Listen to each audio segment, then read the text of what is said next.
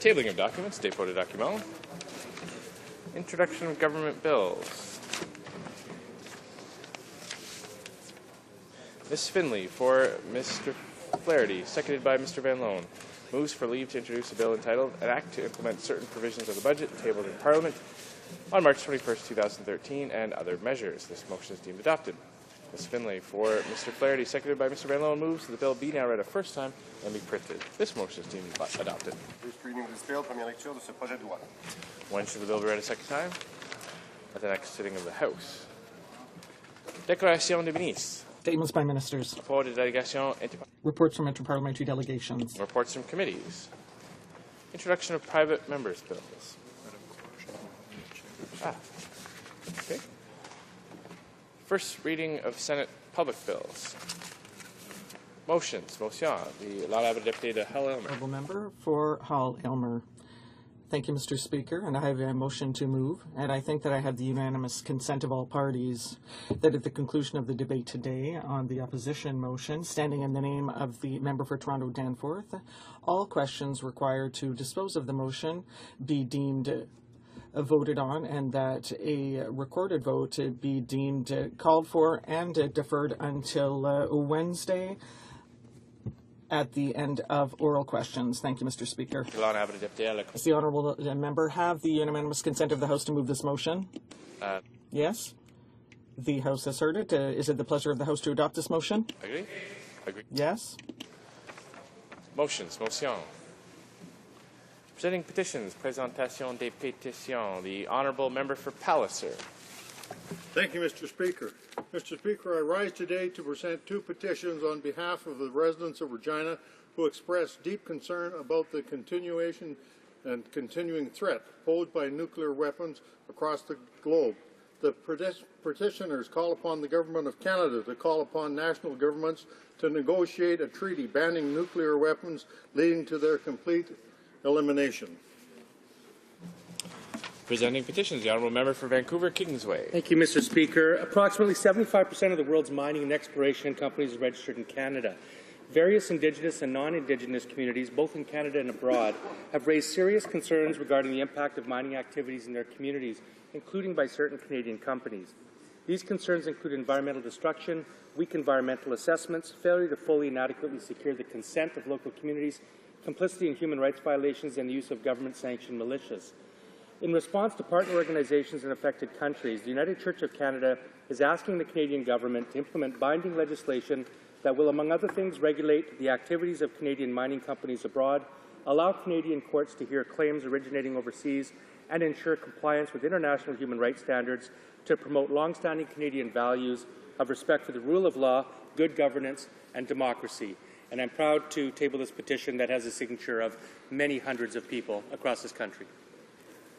The honourable member for Guelph.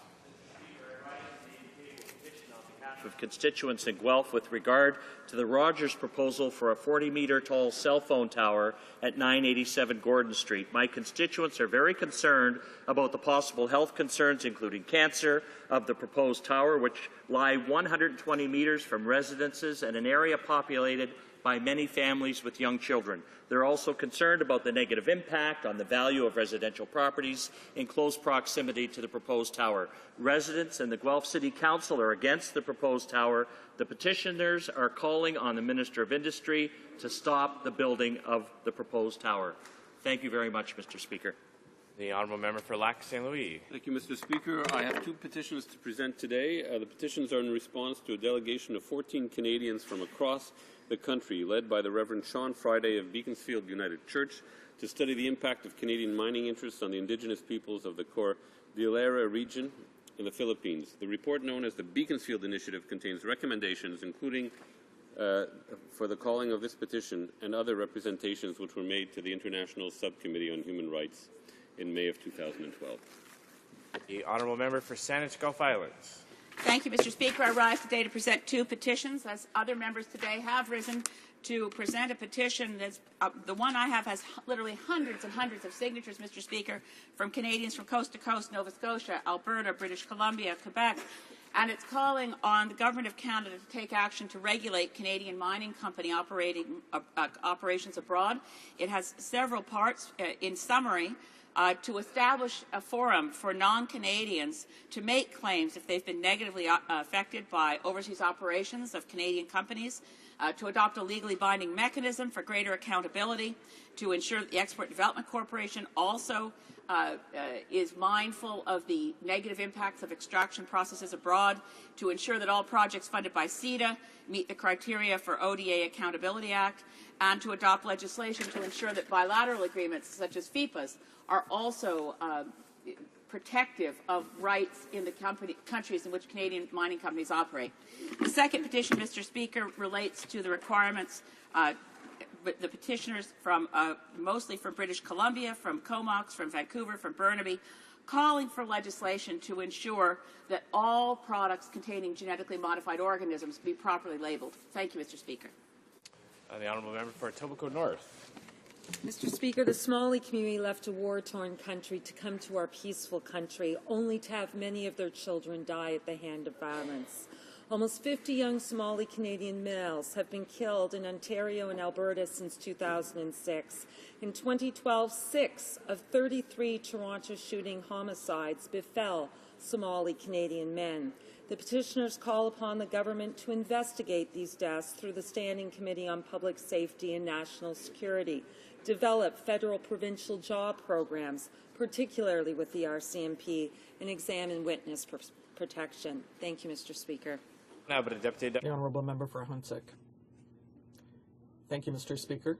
I would like to table a petition today signed by many citizens in Quebec who are concerned about mining companies, Canadian mining companies, and their operations abroad. This is a concern with regard to the environment, to Indigenous peoples, and these people are calling on the government to put in place binding legislation to regulate these companies' operations abroad so that they can comply with international standards concerning human rights and to promote all the values that we hold dear. So I'm very proud to table this petition, which is also sponsored by the United Church of Canada. Thank you, Mr. Speaker. Presenting petitions, présentation des pétitions. Questions on the order paper, the Honourable Parliamentary Secretary of the Government House Leader. Thank you, Mr. Speaker. Mr. Speaker, I ask that all questions be allowed to stand. Is that agreed? Agreed and so ordered. Orders of the day, order du jour. Orders, business of supply, débat sur une motion d'opposition sur la... Debate on an opposition motion concerning Senate accountability, standing in the name of Mr. Scott. Mr. Scott, seconded by Mr. Angus, moves that, in the opinion of this House, urgent steps must be taken to improve accountability in the Senate, and therefore, this House call for the introduction of immediate measures to end senators' partisan activities, including participation in caucus meetings, and to limit senators' travel allowances to those activities clearly and directly related to parliamentary business. Debate. The honourable member for Toronto Danforth.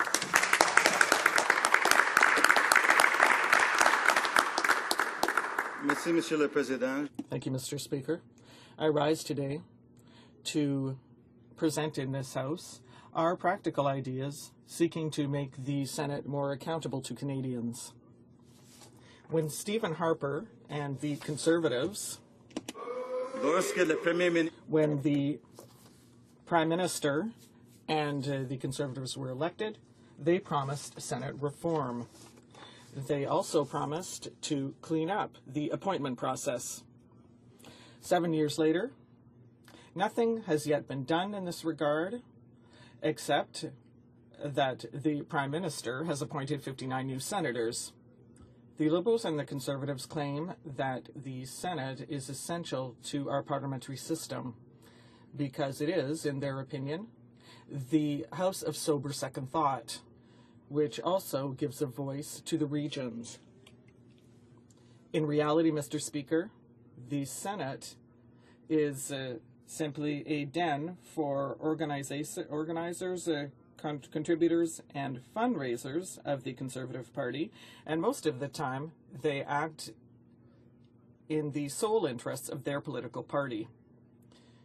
Canadians have had enough. They're fed up, Mr. Speaker, with this unelected and unaccountable Senate that is constantly under investigation.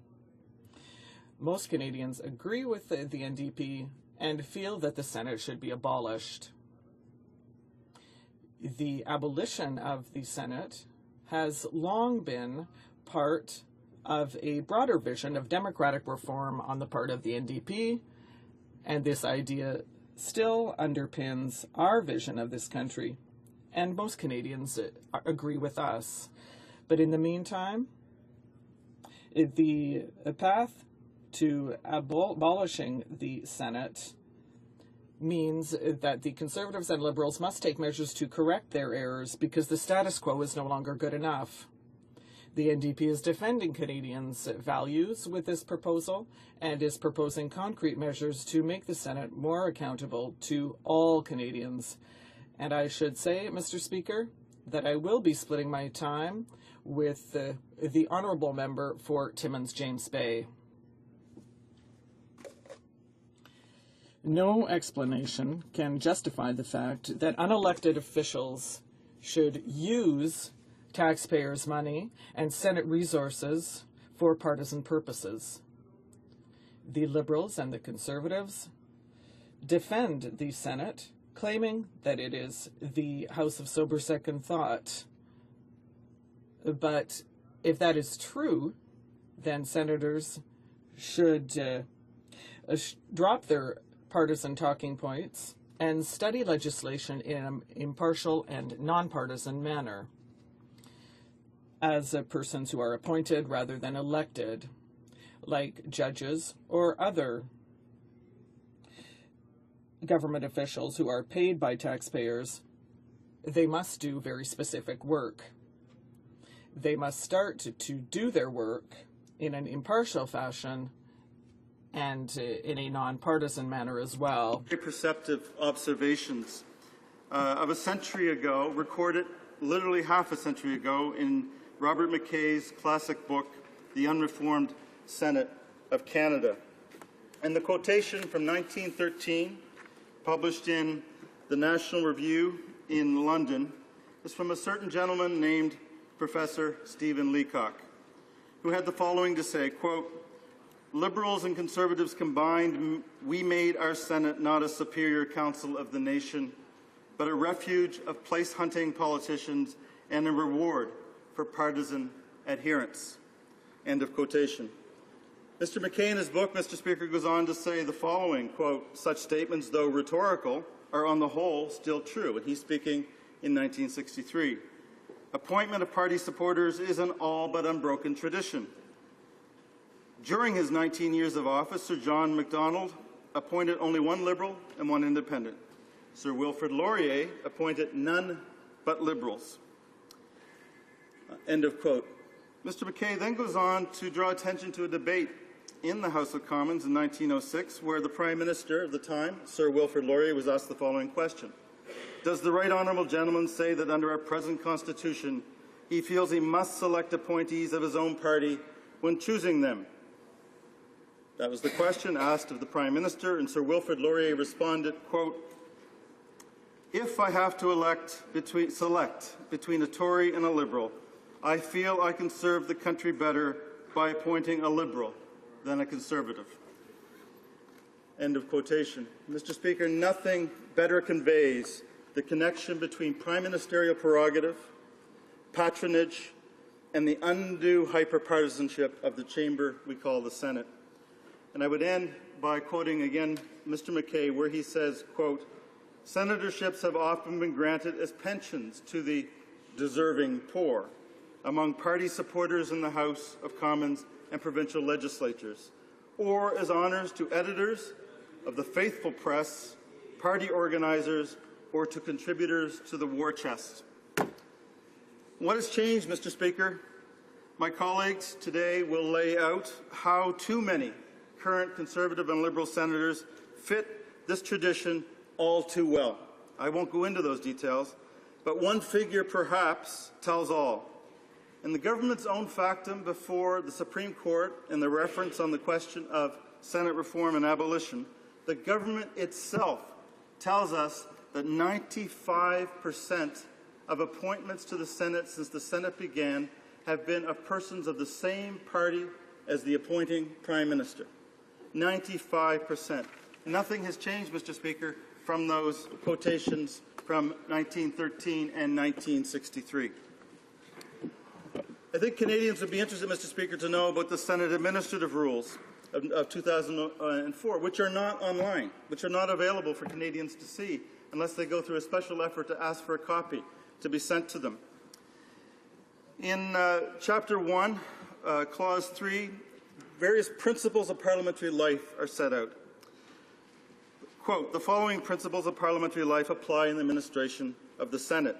B, partisan activities are an inherent and essential part of the parliamentary functions of a senator. How so, Mr. Speaker? I can't wait to hear today from the members of the other parties how partisanship aids in fulfilling the supposed purposes of the Senate, let alone how it is an inherent and an essential function. The Senate has not bothered to remove this provision, even though this last year it did amend some of the administrative rules on travel. A senator, quote, in the principles, is further entitled to receive financial resources and administrative services to carry out the senator's parliamentary functions, and a senator has full discretion over and control of the work performed on the senator's behalf in carrying out parliamentary functions. So this whole question of parliamentary functions continues throughout the rules, and basically a senator is prohibited from using his offices or her offices and other resources for anything but parliamentary functions, but the definition and the approach to parliamentary functions throughout the document and what we know throughout the long-standing practice of the Senate is to include almost everything but the kitchen sink. The rules go into some detail to exclude certain things as expenses that can be recovered. For example, no senator shall request the copying or printing of material by the Senate that is partisan because it is on a party letterhead or includes a party logo, and so on. A senator may not charge the following expenses to the senator's office budget: payments to partisan organizations. Wow. Another provision under travel says you can't actually use Senate money to campaign during an election. It says nothing about outside. These specifications are clear in what they exclude. They exclude from partisanship almost nothing. So parliamentary functions of the Senate include almost everything, Mr. Speaker. I would end there, Mr. Speaker, by making one final comment. It's not a lot better, in fact, it's no better at all, if senators travel around the country as propagandists for the sitting government. If they go around the country showing up on behalf of the government on the Senate dime, not on the government dime. It's not so different from the way in which this government is using advertising through government dollars to convey a partisan message.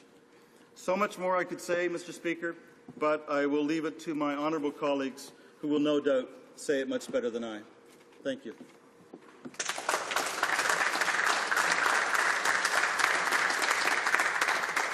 Questions and comments? Questions et commentaires? L'honorable député de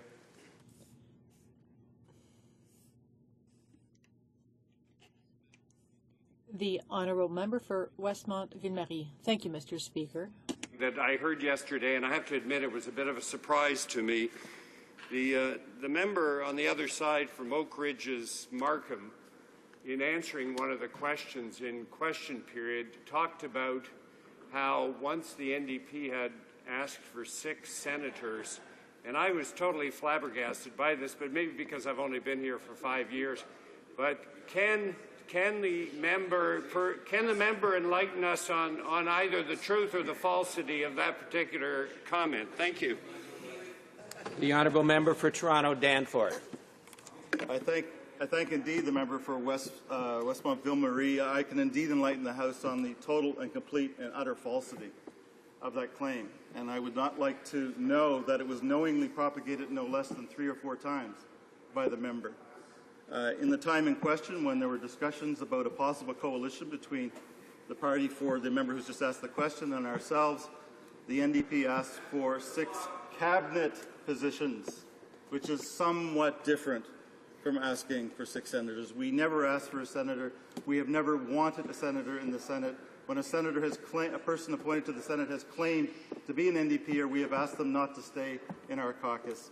So it's a complete and utter mistruth, and I hope it is not more than that. I hope to see this member rise at some point in the House and correct the record. Question commentaire, the honourable member. Questions and comments? Thank you, Mr. President, Mr. Speaker, and thank you to my colleague from Toronto Danforth for an excellent motion. I certainly plan to vote for it. I appreciate the focus on getting rid of the hyper-partisan atmosphere in the Senate. I'd like to get rid of the hyper-partisan atmosphere in the House. Both are threats to democracy in this country. My question is slightly off point of the motion, but as the other side today in that other place is debating something that and my colleague from Toronto Danforth has a distinguished background in law, I'm wondering if he might share any thoughts, if he's prepared to share any personal views of whether the motion for gross negligence against 3 individuals offends principles of natural justice. I'm deeply troubled by it. I have no use for misuse of public funds, but a rush to judgment and a vindictive stoning in the public square of certain individuals without getting to the bottom of what actually transpired offends me, and I wonder if my friend from Toronto Danforth has any thoughts. Honourable member for Toronto Danforth. Thank you, Mr. Speaker, and I thank you so much for the question. I would like to emphasize that I'm speaking entirely for myself in the spirit of the question. I am myself troubled by the procedure. I think it is nothing but veiled vindictive politics. I think that the Senate has to look at its own procedures. If its procedures with respect to finding a senator guilty of a criminal offence are much more protective of the individual than what's about to happen in the Senate. So I have no time at all, from what I know, for the senators in question, but the process being followed in the Senate has to look at the Senate's own rules. Okay? And that's simply my view. Whether or not it's actually the case or not, one thing everybody should know is that one lawyer's view is often matched by the opposite view from another lawyer. Question et commentaire. Questions. Deputy. The honourable member for La Salle Aymar. Thank you very much, Mr. Speaker. In fact, I just wanted to point out that over 600 constituents of La Salle Aymar said they were in favour of abolishing the Senate. I would like to congratulate my colleague for his opposition motion because this is an urgent matter. We have to put an end to partisanship. I would like him to elaborate on that, to come back to the importance of the motion which he has tabled today. That is the importance to put an end to partisanship activities beginning now. You have about 40 seconds. Bon, merci pour la question. Tout ce que je peux dire. Thank you for the question. All I can say is that, yes, this is urgent. We cannot wait for the Senate to be abolished. Canadians have a right to accountability from their government and a functional parliament to the greatest extent possible and in the best way possible. So, yes, it is urgent that we act now, that we act as soon as possible. Resuming debate, reprise de débat. The honourable member for Timmins, James Bay. Thank you, Mr. Speaker. As always, it is a great honour to rise as the elected representative of the people of Timmins, James Bay, who've given me their trust to speak on their behalf in the House of Commons. I make this speech today, however, recognizing that the democratic life of this country is at an all-time low, and that there's an incredible amount of political cynicism out there among ordinary Canadians who look to this House, which is supposed to be the democratic House of the Commons, the common people of Canada, at a time when we see a government that has undermined the basic principles of accountable democracy. The suspension and the shutting down of the independent organizations that provide information, the muzzling of scientists and researchers, the fact that under this first past the post system, a mere 5,000 votes across 15 ridings gave this government their so-called stable and very corrupt majority.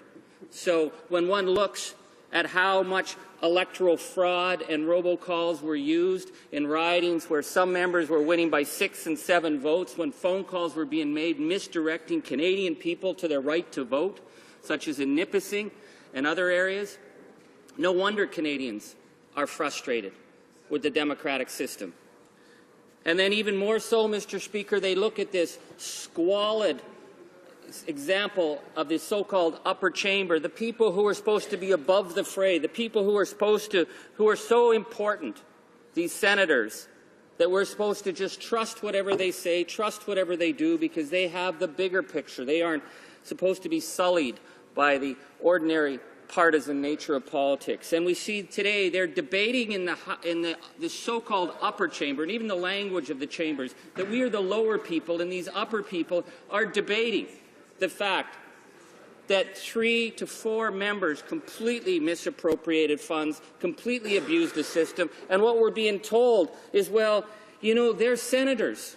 So if a senator says they're entitled to money, they're entitled to it. Senator George Baker the other day stated in the press, he said, the Senate is above all rules. And so they can set their own parameters for rules. And Senator Baker thought it was really unfair that because these senators could set their own rules and decide what they want, that we would actually suspend senators for stealing money. And we had Senator Wallen's lawyer say that the move to suspend her for her abuse of the public trust was, quote, an affront to democracy.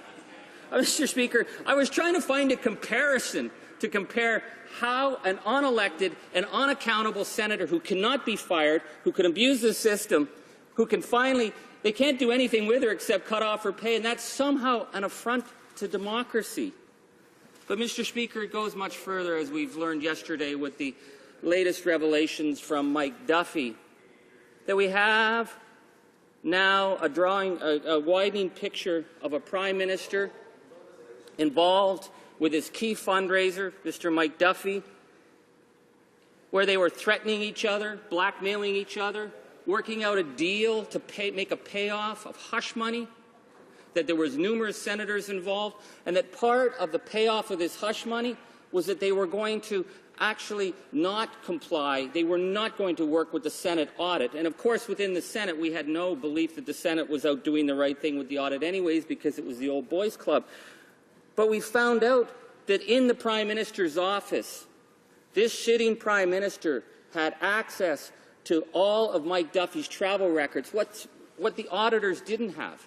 So their knowledge of what Mike Duffy was up to was extensive.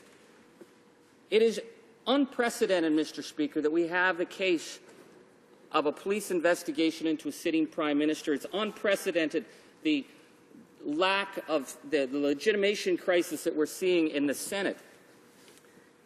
And it's well known, the New Democrat position, that we believe that this is an anachronistic institution that's been full of people who flipped pancakes at fundraisers for the Liberals over the years and got appointed, and flipped pancakes for the Conservatives and were their party hacks and got paid off and were made men. We know that. But, Mr. Speaker, the issue here, if we are not going to move to abolition, is to look at what has been the poison in the Senate. And that poison is their partisan work that they do for the parties, because by being made men in the Senate, they work for their political leaders. Now, I want to give you an example of this idea of sober second thought. Canadians need to reflect that for the next 12 to 15 years, the sock puppets and hacks appointed by this Prime Minister will continue to interfere, undermine, and potentially derail the democratic decisions of an elected House of Commons. That's what sober second thought means in Canada. It allows the Liberals their veto when they're kicked out, that they'll still have their party hacks doing the party work above the rights of the elected House. So perhaps we are not going to move to abolition right away. But, Mr. Speaker, the Senate has completely breached faith with the Canadian people. And Canadian people are fed up with the abuse that has gone on. And we see the bleeding of their friends who are saying, what about due process? What about these poor senators who have a right not only to rip off people, not only to claim whatever they want, not only to say, hey, I live in Saskatchewan or I live in Prince Edward Island because I say so, give me my money, and they can't even be held accountable. So, Mr. Speaker, it's going to take a lot to clean up that mess. But the one way that we could begin is by imposing on all senators the same rule that the Senate has applied to Ms. Wallin. If they're here to do the work of sober second thought, then by all means, they can travel to Ottawa and they can charge for their stay here if they're legitimate, if they legitimately live 100 kilometers near the city and not outside the city and they're not running some kind of scam. If they're doing Senate committee work, they can travel. They have a budget for that. But the days when a senator stands up and says, I want to travel across Canada because I'm going to be doing the cheerleading and the band raising for my political party, that's got to end. The days when senators could travel across the country and attend their various corporate boards and charge it to the taxpayer, that has to end. If the Senate is going to have any credibility in this age, then they have to stop being the puppets, the partisan puppets that do the heavy lifting. And, Mr. Speaker, it has to end when they hire their campaign organizers and their fundraisers and their bagmen and put them in the Senate. I mean, my God, Mr. Speaker, in what possible alternative universe would anyone think that Leo Housakos would be someone you would put in a so-called upper chamber for life because he would put the interest of the people of Canada above his own partisan interest? I mean, Mr. Speaker, that it's unfathomable. The man was a Montreal bagman. That's why he's in the Senate. And those days have to end. And I'm calling on my colleagues in the Senate. They say they're feeling bad that Canadians are noticing how much they've been ripping them off. They feel that, nobody's ever paid attention to what they've gotten away with. I'm asking my colleagues in the Senate. They have a responsibility as well to come forward, because what we're seeing with the latest allegations with Mike Duffy and Nigel Wright is Nigel Wright tells Mike Duffy, well, we're not going to give you a hard time about the fact that he was as much a resident of Prince Edward Island as I am, because if they went after Mike Duffy, Nigel was saying, what about all the other senators who are employing the same scheme? Because it was the so-called honor system, the dishonor system of these made men and women who said, if I'm entitled to the money, I get it. And so the Senate is now in a situation where Canadians are fed up, Mr. Speaker, and we're trying to offer an alternative here. The alternative is, let's clip their wings.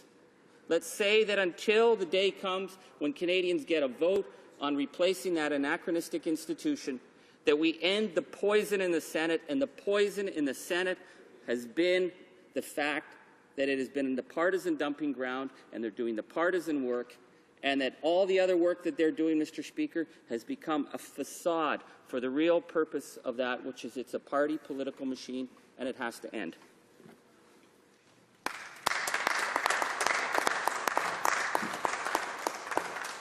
Questions and comments? Question et commentaires. The Honourable Parliamentary Secretary to the Minister of Foreign Affairs.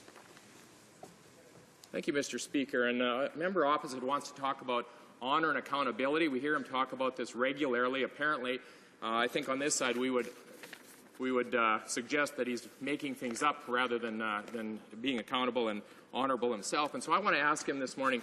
2 weeks ago, he accused me of clearly breaching the ethical guidelines of this House of Commons. He did it outside the House here. I've got a response from the Ethics Commissioner that said that my letter to the CRTC was entirely appropriate. I'm wondering, will he stand up right now, do the honourable thing, be accountable, stand up and apologize to me for the remarks that he made in the media?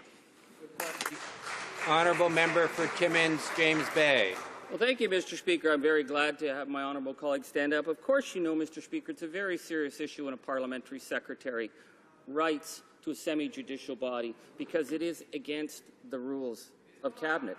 So, Mr. Speaker, I am very glad that my honourable colleague has had this issue dealt with, and I'm glad for him. And so I will continue to ask questions about whether or not these are breaches. But the fact that he has been found that he has been found okay, Mr. Speaker, I think that that's good news for him. Thank you very much. Questions and comments? Question et commentaire. The honourable member for Ottawa South. Well, thank you, Mr. Speaker. And I have a question for my colleague. I appreciated his remarks. I've read the motion now several times. I think there's a lot in this motion that is of merit. Leaving aside the NDP's choice to bring this motion for his first opposition day in this new sitting, I'm wondering if he can explain the area here that personally I'm having the most difficulty with is this question of senators participating in caucus meetings. What is the rationale behind the NDP's call for senators not to be able to participate in caucus meetings? The member knows full well that caucus meetings are, yes, occasionally political and partisan, but they're also very much policy-based. They're discussions about the merits of bills. They're internal meetings about private members' bills, and for that matter, motions like this one being debated today put forward by the NDP. Or, for example, would the member say that the NDP, for example, would agree that, okay, if we're precluding senators from participating in caucus meetings of their own party, then why don't we say that senators, if we want them to be nonpartisan, participate in all caucus meetings, including the caucus meeting of the NDP? Honourable member for Toronto, for Timmins James Bay. Well, thank you, Mr. Speaker. I appreciate my honourable colleague. I think part of the problem for my Liberal colleagues is that, again, the poison that runs through this system, they don't have the ability to step back and see the problems it's causing. For example, Matt Harb. Now, Matt Harb was an honourable member of the caucus, the Liberal caucus, and on June 9th, 2013, the present Liberal leader defended his caucus member, because when you're in a caucus, you have to defend your own. So he said that what Matt Harb did was an honest mistake, and that all Matt Harb had to do was pay the money back, and he would be welcomed, absolutely welcomed back into the Liberal caucus. Now, Mr. Speaker, Matt Harb was under investigation for breach of trust and possible fraud, but because he was within the caucus, the present Liberal leader had to defend him. And I'd point out to my honourable colleague, we find out that Matt Harb's housing scheme included a plan where he basically bought an unlivable house in Cobden. Now, what would an unlivable house in Cobden cost? And then he sold it and kept a 0.01% stake in that house. So what would that be? Say it's a $50,000 house. That would be a $50 investment. You couldn't even get a can of paint to fix up the unlivable house. So for the $50 that he owned in the house, he could collect $20,000 a year. Mr. Speaker, I disagree with the leader of the Liberal Party. That's not an honest mistake. And so if we're going to continue to have these people sit in the caucus, then we're going to continue to see the distortions on ethics that will go from the upper chamber, the so-called upper chamber with its massive distortions, that will go down right into the caucus of the Liberal Party. So I'm trying to help my colleagues in the corner get out of that ethical morass. Come with us into the 21st century. Resuming debate, reprise de débat, the Honourable Parliamentary Secretary to the Minister of International Trade. Thank you, Mr. Speaker. And I'd like to thank my colleagues. It's good to be back in this House. Ironically, Mr. Speaker, this motion from the honourable member from Toronto Danforth decries the partisan activities in the Senate. And who does he have to speak in this House for the NDP on this motion? He has the most hyper-partisan and flippant parliamentarian in Ottawa, the member for Timmins James Bay. I just sat through the speech from this member and heard him refer to parliamentarians, Mr. Speaker, and I quote, as pancake flippers and sock puppets. These words on a motion that's actually critical of partisanship, Mr. Speaker, and demands accountability. Well, I'm demanding that same level of accountability and civility from the NDP. I truly hope that the member from Timmins James Bay discovers a way to advocate for his constituents without diminishing the level of debate in this House and without slipping into name-calling and chicanery, Mr. Speaker. However, as my colleagues and I are on this side will explain today, our government believes that the measures proposed in this motion are not the appropriate way to proceed. In fact, like many of the pronouncements made on the Senate by the NDP, this motion truly is flippant and not truly a sincere measure to reform that institution. And, Mr. Speaker, Canadians want to see reform of the Senate and a meaningful role for that House in our bicameral parliamentary democracy. Canadians expect much from the men and women that serve them as parliamentarians. In fact, Mr. Speaker, this debate reminds me of the famous Canadian political quote about what characteristics are needed for serving in public office. You need the stamina of a water buffalo, the hide of a rhino, and the energy of a go-go dancer. Who said that, Mr. Speaker? Stan Waters, a retired Lieutenant General from the Canadian Forces, a distinguished World War II veteran, and most interesting, Mr. Speaker, the first elected senator in the Canadian House of Commons. In the Canadian Senate. I thank my honourable colleague for correcting me.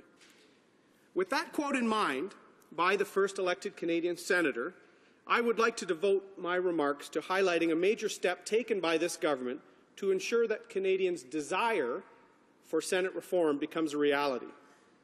This major step is the reference on Senate reform that will be heard by the Supreme Court of Canada in November of this year. Mr. Speaker, reference questions to the Supreme Court of Canada are an important part of our legal development as a nation. Section 53 of the Supreme Court Act provides for this ability, and there have been 75 federal references since 1892. Such questions have been posed for tax clarity, national securities regulation, individual rights, and numerous issues of national importance. Reform of the Senate, Mr. Speaker, is another issue of national importance that only this side of the House is taking seriously. While the last 20 to 30 weeks have led to some public disappointment, understandably, in the Senate, we are actually sending this reference to the Supreme Court of Canada as a result of the last 20 to 30 years of desire for serious reform of the Senate. Mr. Speaker, I do not exaggerate when I suggest that it has been the last 20 to 30 years that Canadians have been demanding more accountability and modernity in the Senate. I quoted Stan Waters earlier in my remarks.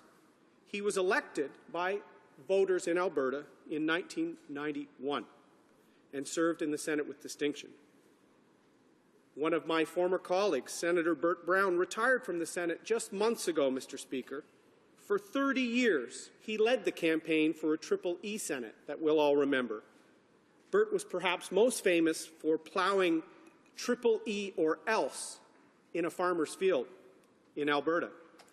Interestingly enough, Mr. Speaker, it was actually his neighbour's field, so hopefully he'd gotten permission before carving that message to Canadians. But it really was a cry from a number of people that weren't being heard in the national discourse in Ottawa.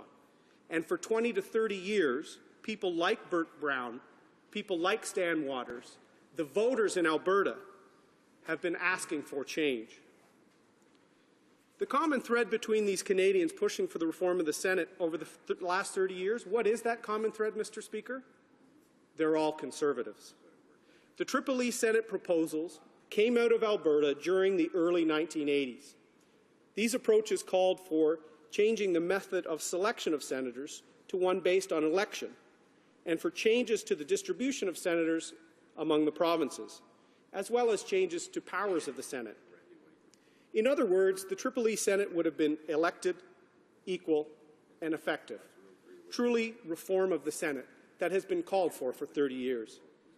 After many years of promoting this reform on the national stage, Mr. Speaker, the movement truly took root in public discourse in Canada.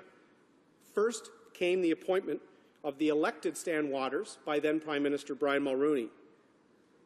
Following that, in the early 1990s, many of the key elements raised by Burt Brown and Stan Waters in the Triple E discussions found their way into constitutional discussions in our country at that time surrounding the Meech Lake and Charlottetown Constitutional Accords. In fact, Mr. Speaker, the Charlottetown Accord would have resulted in a fundamentally reformed Senate. It would have been elected with an equal number of senators for each province and with some limitations on the powers of the Senate. We all know what happened, Mr. Speaker. The rejection of the Charlottetown Accord in the 1992 referendum was a setback for the prospects of fundamental constitutional and Senate reform for many years. The public dialogue and discussion for Senate reform only ended, however, with the election of the Liberal government in 1993. The Chrétien Liberals did not continue the approach to appointing elected Albertan senators in waiting, despite the fact Albertans had chosen people they wanted to serve in the Senate. They returned to the older custom of appointing the few Albertans perhaps brave enough to declare themselves as Liberal supporters in Alberta at that time. While the 13 years of Liberal government saw the movement for an elected and accountable Senate sidelined for more than a decade, the desire for reform, Mr. Speaker, continued to germinate in the public consciousness and in public opinion. Following the defeat of the Liberals in 2006, our government made Senate reform one of its key democratic reform priorities and brought forward proposals to implement term limits for senators and a process to consult Canadians on Senate nominees. And in fact, Mr. Speaker, the only province continuing to elect senators, Alberta, has seen some of those elected senators sit in our upper chamber because Prime Minister Harper appointed them as per the direction of the Albertans. Member's been here long enough to know that he can't use the name of a sitting member of the House. Yeah. My apologies, Mr. Speaker. My passion for this speech has sidelined my adherence to the rules for a moment. Our government believes that the Senate must be reformed, or as with its provincial counterparts, if we can't reform it, it should vanish, Mr. Speaker. Our government is committed to reforming the Senate so that it better reflects democratic values that Canadians have grown to expect. And that is why we introduced the Senate Reform Act. The Senate Reform Act contained two important elements. First, it would limit senators' terms to a one non-renewable term of 9 years. Secondly, it provided for a framework that provinces and territories could use to consult their populations on Senate nominees.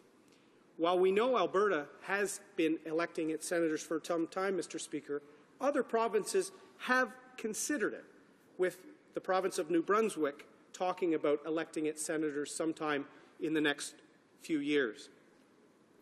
However, in our federal parliament, Mr. Speaker, despite our best efforts, progress on our Senate reform initiatives have been stalled by continued questions really about the constitutionality of that legislation from the lower house, reforming the upper house.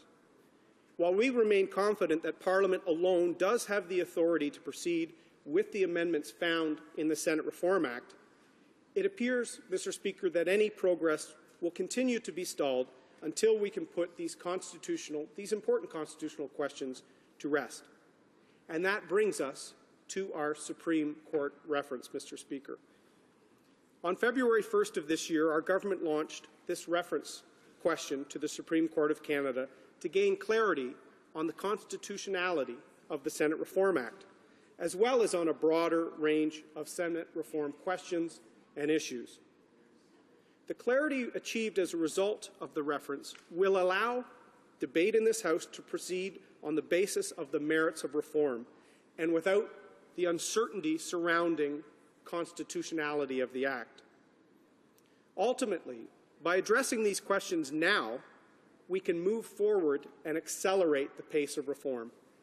And if all the questions and hyperbole in this House, Mr. Speaker, are any indication, truly there must be a desire to reform and look forward, not to the past.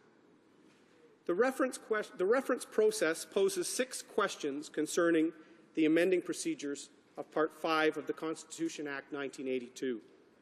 The first 2 questions ask the Court to confirm the constitutionality of the provision for 9-year non-renewable term limits for senators and a non-binding framework for provinces and territories to establish their own processes to consult voters on the selection of Senate nominees. Our government remains confident that these measures separately and together may be accomplished by Parliament acting alone pursuant to Section 44 of the Constitution Act 1982. Mr. Speaker, the remaining questions focus on the appropriate amending procedures for a number of other issues that have been prominent in the Senate reform debate. Being mindful, as I said at the outset, Mr. Speaker, that this debate has been going on for 30 years. These additional issues include a national Senate appointments consultation process, real property, and net worth qualifications for senators, and as a last resort, a question will be posed for consideration of outright Senate abolition. Canadians deserve a more democratic Senate, and the Supreme Court reference will help advance our progress towards that goal, Mr. Speaker. We have been pursuing that goal since assuming government some years ago. At this point, I'll introduce and outline in some broad strokes the key arguments that our government is putting forward in the Supreme Court reference on Senate reform. The Constitution comprehensively sets out the rules for achieving Senate reform. Part 5 of the Constitution Act 1982 exhaustively describes the procedures for implementing any proposed constitutional reforms and sets out amendments that require provincial consent. In relation to the Senate, Mr. Speaker, 4 changes require provincial consent: the powers of the Senate, the method of selecting senators, the number of senators to which each province is entitled, and residency qualifications. Any other changes to the Senate can be made by Parliament alone. The plain language of sections 38 to 44 of Part 5 of the Constitution, the history of the Senate and amending procedure reform, and ordinary rules of statutory interpretation all support Parliament's authority to make the reforms proposed in the Senate Reform Act without obtaining the consent of the provinces. It is our government's position that except for the 4 matters mentioned explicitly in Section 42, Parliament has the exclusive authority to make laws amending the Constitution in relation to the Senate. Term limits, consultation processes on appointments, and the removal of property requirements are not among the 4 matters, Mr. Speaker, set out in Section 42 of the Act. Therefore, Parliament alone can make these real changes to that institution. It's these real and tangible changes related to accountability and reform that Canadians have been asking for 30 years. So as I conclude over the next few moments, Mr. Speaker, our government looks forward to receiving the Supreme Court's opinion on this matter. Arguments will be made next month on this important national reference question. Our government received a strong mandate to pursue Senate reform, and the Supreme Court reference represents another concrete step towards the goal of making the Senate a more democratic, elected, and representative place. Our government strongly supports measures to improve accountability in the Senate, but we do not believe that the motion before this House today would bring us any closer to achieving that objective. In fact, Mr. Speaker, the motion today and the partisanship and hyperbole it's already generated from the opposition members actually undermines the very principles that the motion purports to represent. So to have a serious discussion on democratic reform or potential amendments of the Constitution or constitutional questions, and the removing of partisanship from the upper house, to try and advocate for those things through partisanship in the lower house doesn't, Mr. Speaker, seem to me to be a way to really engage this House on a serious debate about Senate reform, or indeed Canadians like Burt Brown, Mr. Speaker, like the late Stan Waters, who've been working tirelessly for decades to reform that institution. Motions that really promote partisanship and promote division amongst Canadians and parts of this country really undermine our parliamentary democracy, Mr. Speaker, and therefore we certainly oppose this motion today. And I encourage all members, including the member from Toronto Danforth, to encourage his colleagues to speak about reform of that institution in a meaningful and serious way, as Canadians have been asking for, Mr. Speaker. As I said at the outset, Mr. Speaker, Stan Waters was the first elected senator from the province of Alberta.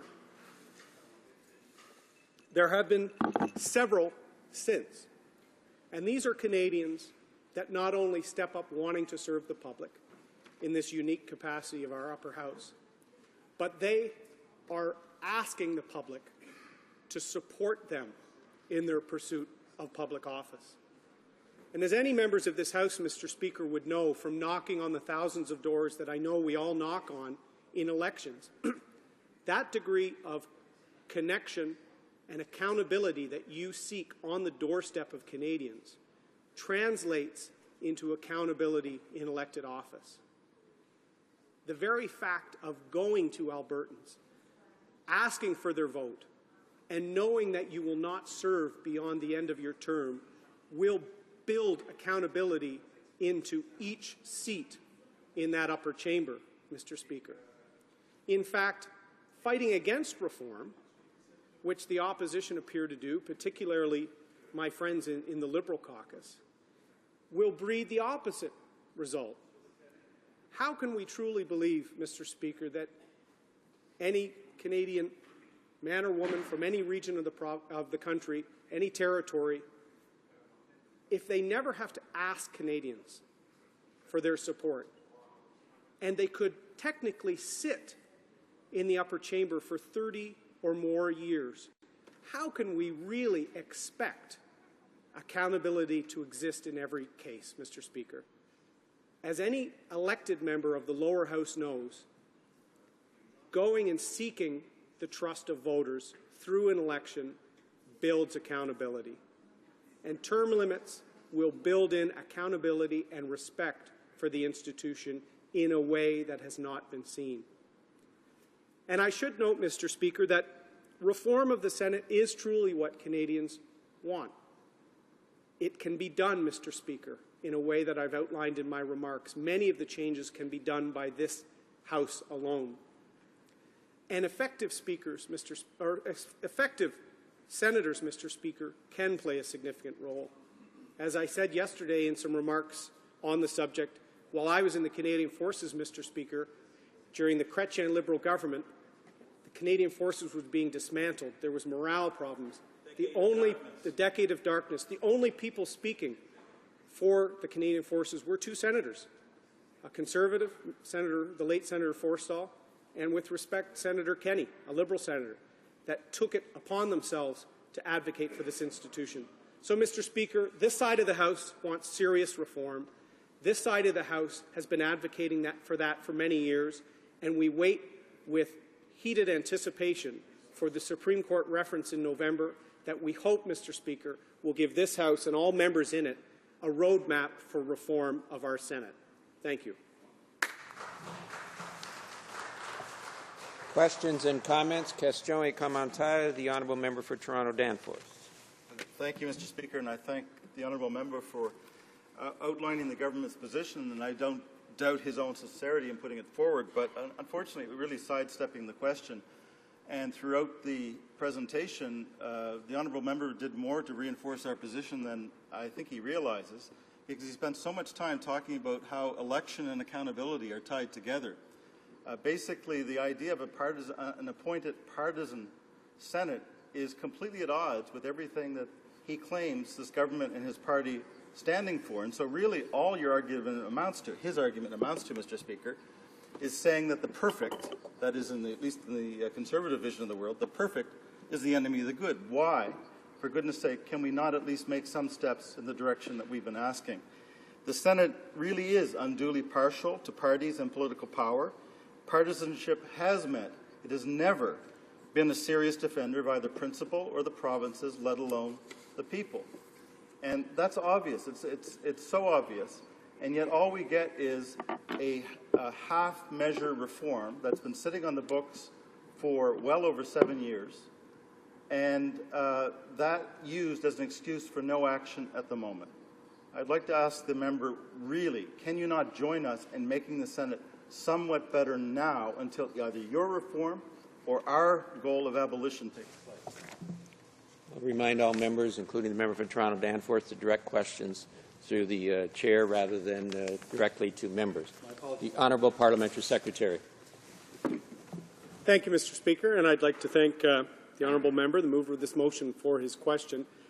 He covered a bit of ground in that question/statement, so I'll try and pull two issues from it, Mr. Speaker. First, he talked about our Senate Reform Act having been on the books and had not advanced in some time.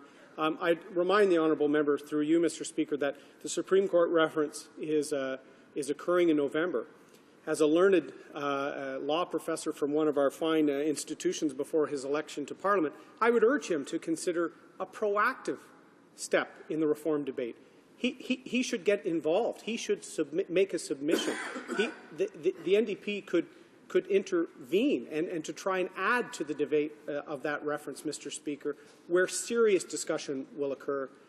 His remarks about partisanship, Mr. Speaker, certainly the upper house and the elected senators I spoke about in my speech did sit in a caucus, Mr. Speaker, as we all do as parliamentarians.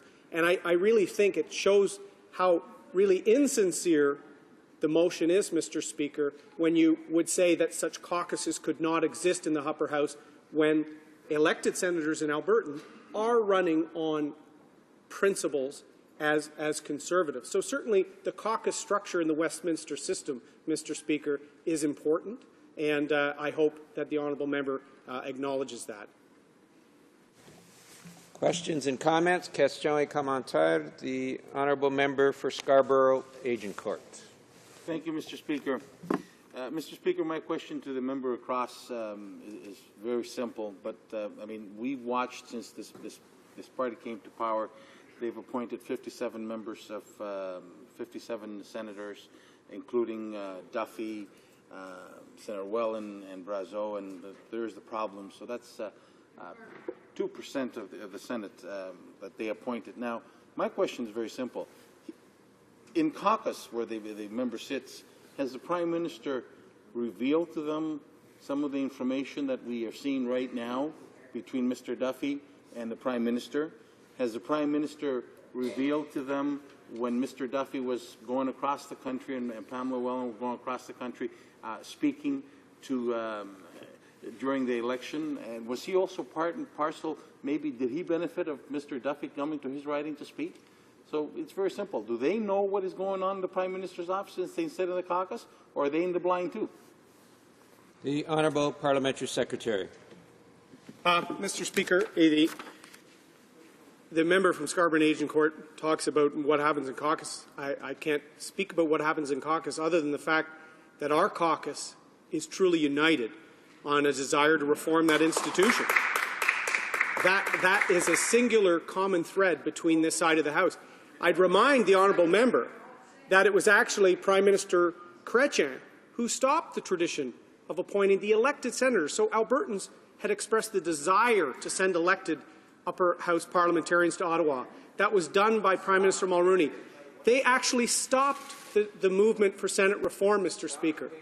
And I think back to the famous Liberal Senator Andrew Thompson, who set new standards for bringing the respect of the House down, Mr. Speaker. So I would encourage the honourable member from Scarborough Agincourt to work within his caucus. I don't need to know what he says, but work within his caucus to get them serious about Senate reform and catching up on the ground lost under their government, Mr. Speaker. Question et commentaire. Questions and comments. The Honourable Deputy de... The Honourable Member for Sherbrooke. Thank you, Mr. Speaker. I'd also like to thank my colleague for his speech, which largely explained the government's position about the Senate. And in all of this, we have to remember why the Senate was created at the very beginning by the Fathers of Confederation. It was supposed to be a chamber of sober second thought. And I think that we can say today that that objective has not been achieved. That chamber is just as partisan and perhaps even more partisan than the House of Commons. And I heard my colleague complain about the partisanship in the House of Commons and the party system, whereas the upper chamber had been created to counterbalance the partisanship that exists in the House. So I am wondering whether the government is aware of the fact that with a second House that would be elected, as they are calling for, as the government is calling for, and as it is going to argue in court in November, if that is going to solve the problem of partisanship, because if senators are also elected, they'll also be political candidates, and that will not settle the problem of partisanship that we are denouncing, because the role of the second House of the upper chamber was supposed to be one of sober second thought, and once the senators are elected, it will not have this effect. It's going to create a dysfunctional dynamic because there will be two elected houses, and so I don't know whether the legislation produced is going to be legitimate. I'd like to hear what the member has to say about that. Secretary. Thank you, Mr. Speaker, and I'd like to thank the member through you from Sherbrooke for the question. A few times in his question, he mentioned the Senate as a chamber of sober second thought. I briefly in my remarks, Mr. Speaker, did talk about some of the good work done by the Senate in the last number of decades, and it can be effective, and I think will be more effective when senators are elected and accountable for their region. But I mentioned Senators Forrestal and Kenney advocating for defense and military members and their families during a decade of indifference. I think of another Liberal senator, here I'm being nonpartisan, Michael Kirby, and some of his work on health care and an important other public policy element. I'm also thinking of Senator Hugh Segal, who I met while I was a cadet at the Royal Military College of Canada, the only senator talking about engaging foreign policy, all these sorts of things, defense procurement, a number of these issues that were not in the media to the same degree they are now. He was advocating for them then, and in fact, he was appointed by a Liberal Prime Minister. So there can be effectiveness in the Senate, Mr. Speaker. It's our government's firm belief, and in fact, it's Canadians' desire for the last 30 years to see the accountability through election and through term limits that will make the Senate even more effective and really a compliment to the parliamentarians in both houses, Mr. Speaker. Reprise de débat. Resuming debate. L'honorable député de... The honourable member for Saint-Laurent-Cartierville. Thank you very much, Mr. Speaker. Identify the part of the NDP motion that the Liberal caucus supports and the parts that we found wrong and we cannot support.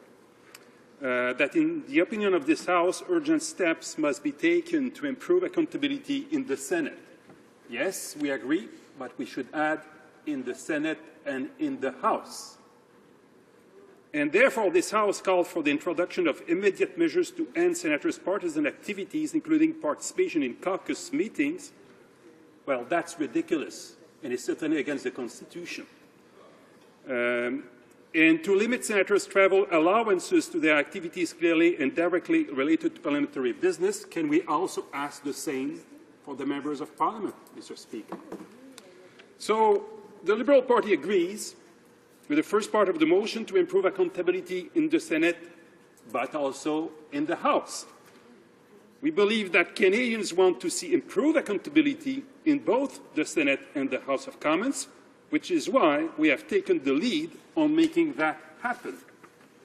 As of today, Liberal senators and MPs are the only ones who have begun to proactively disclose the details of their travel and hospitality expenses online for Canadians to see.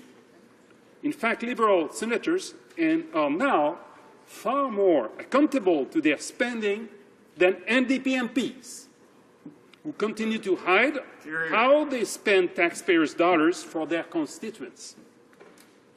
Today, what Canadians are wondering is why the NDP won't disclose their expenses. Is it like if they would have something to hide? Or Or maybe it is in their political culture to be accountable for the others, but not for themselves. So,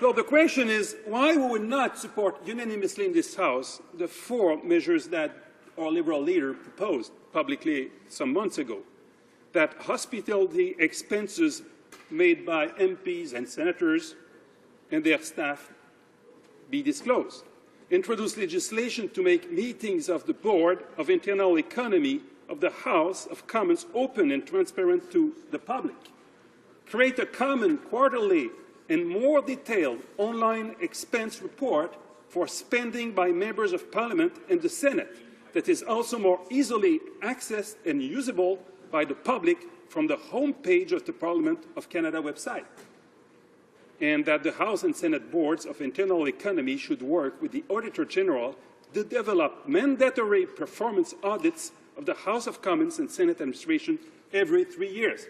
Agreed? Unanimously? Certainly. I'm sure NDP colleagues will applaud to that if they want to be as much as comfortable by themselves than they want the Senate to be. Now, the second part of this motion cannot be supported by the Liberals. To end senators' partisan activities, including participation in caucus meetings, would be certainly, Mr. Speaker, against the Constitution. Because we have no right, okay, I will explain to my NDP colleague who was so surprised. We have no right to say today that you have 2 kind of parliamentarians, some with some powers and prerogative and others with other powers and prerogative when it's not written in the Constitution of Canada. That's as simple as that. Yes. You cannot say that, oh, you are a parliamentarian, but not the same than the one of the House. You cannot be part of your caucus. Let me tell you, this would change the character of the Senate, its relationship with the House, and you will have a constitutional problem. So I think c'est très amateur, Monsieur le Président. So this is very amateur, Mr. Speaker, on the part of the NDP colleagues to continually rise in this House with motions that are nonsensical and that waste this House's time. The motion today shows that a House cannot limit the powers of another House. I cannot support it. I think I have made my point clear. Another example of the NDP amateurism about all these issues, in June 2013, we have a debate of the opposition, the motion. We call for the complete defunding of the Senate, the complete defunding of the Senate. Adult MPs are asking for that. The Liberals oppose this motion on the ground that the defunded Senate could not achieve its constitutional mandate. Can we agree about that, Mr. Speaker? The NDP are falling into the trap that the Prime Minister has set. They are making a constitutional issue rather than an issue about the Prime Minister's judgment in his appointments, and distracts from scandal and cover-up in the PMO on the Wright Duffy affair. Yesterday we learned that Mike Duffy was told to take the $90,000, keep his mouth shut, and go along with the cover-up of conservative senators who kicked him out of the Senate. On June 5th, the Prime Minister said in the House it was Mr. Wright who made the decision to take his personal funds and give those to Mr. Duffy. It was not communicated to me or to members of my office. It's what he said. And now he's saying, oh, it was on my best knowledge of the time. What a change, Mr. Speaker. Indeed. So a lot of questions come to that. The Prime Minister, shamefully, does not want to answer to Canadians. That's completely unacceptable. Who tell him that at that time? If somebody told him only Mr. Wright was aware of the $90,000 check, who told them that? The Prime Minister should give names and should explain why these people misled him. If it's the case, if it's not him who misled Canadians, he should explain himself. And the fact that he's not explaining himself is completely a scandal an attack against the good sake of our democracy. And the fact that my conservative colleagues accept that day after day the Prime Minister stand up and instead of answering specific questions, deflect all the questions. They should be, I guess they should be very, very embarrassed that this is the Prime Minister of Canada behaving this way. I may tell you, Mr. Speaker, that as a minister, I have always answered to the questions in this House. Always. The opposition may not have been always pleased by my answers, but by matter of respect, if they ask me a question on something, I give an answer.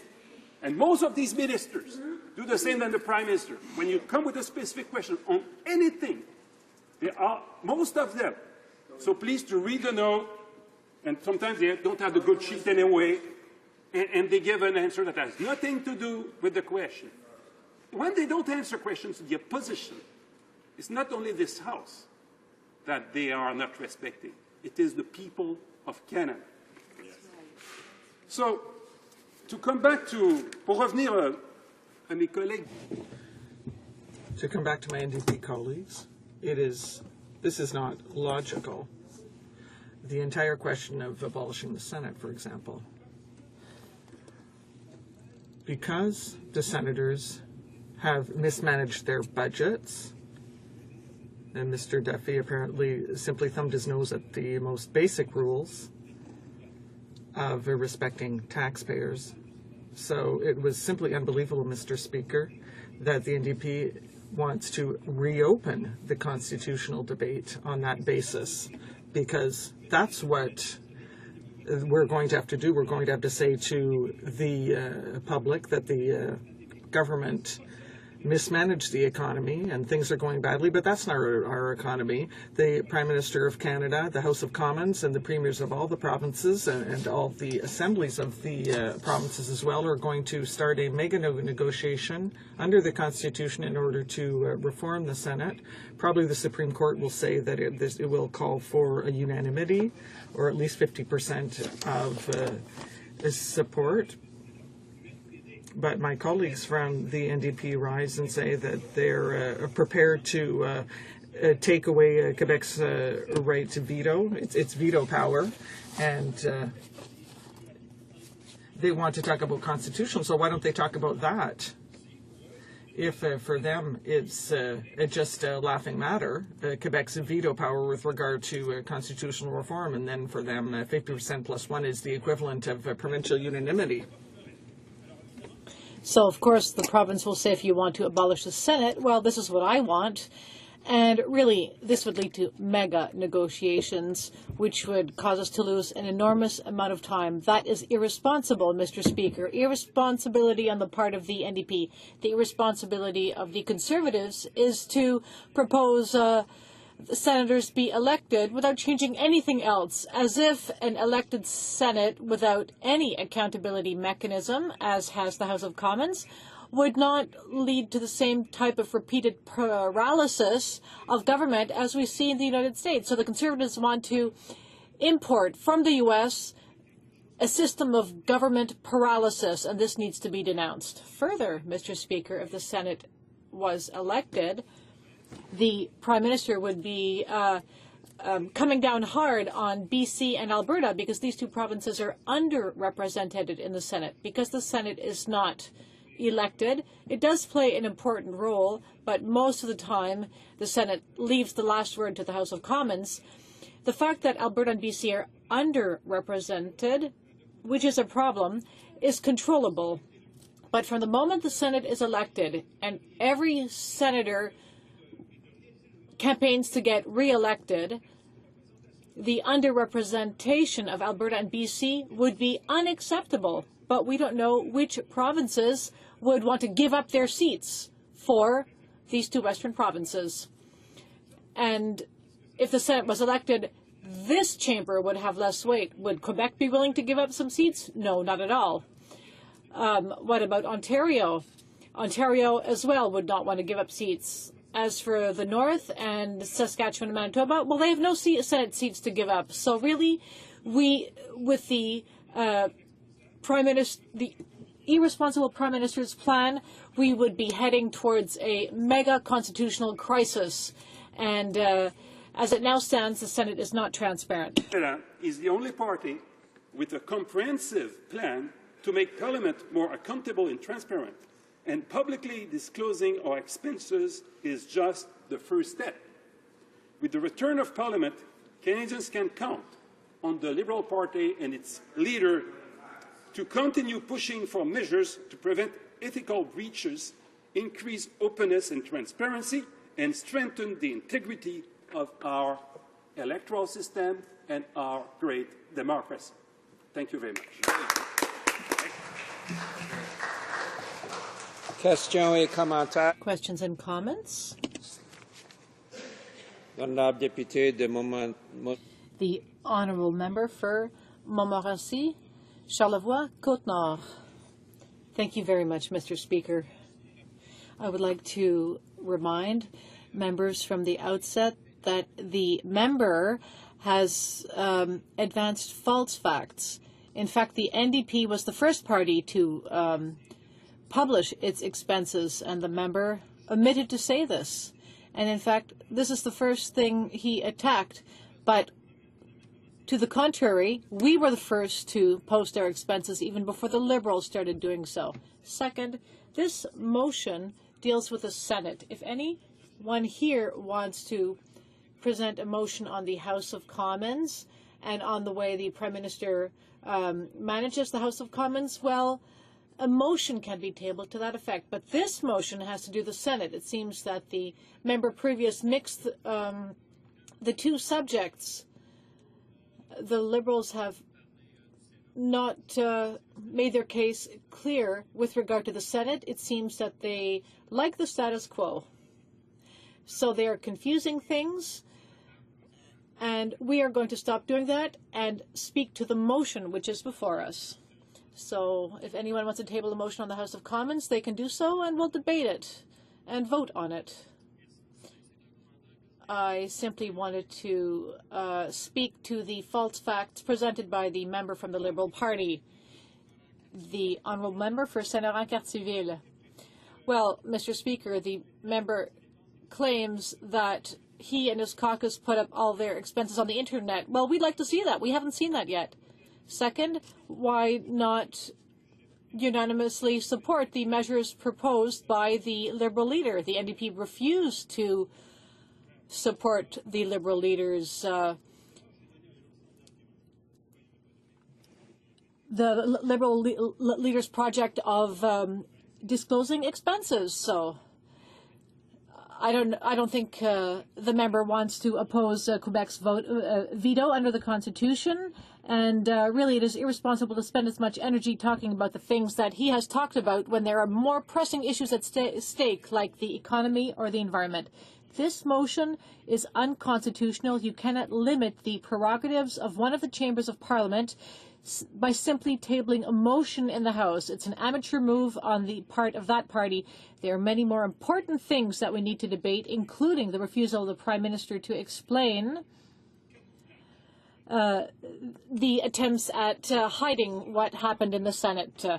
Comments, the honourable member for Toronto Danforth. Thank you, Mr. Speaker. Normally I'd hold my counsel, but I really do have to take exception to being called amateur on a point of law from somebody who has proven to have no serious training in the law in his positions on constitutional matters.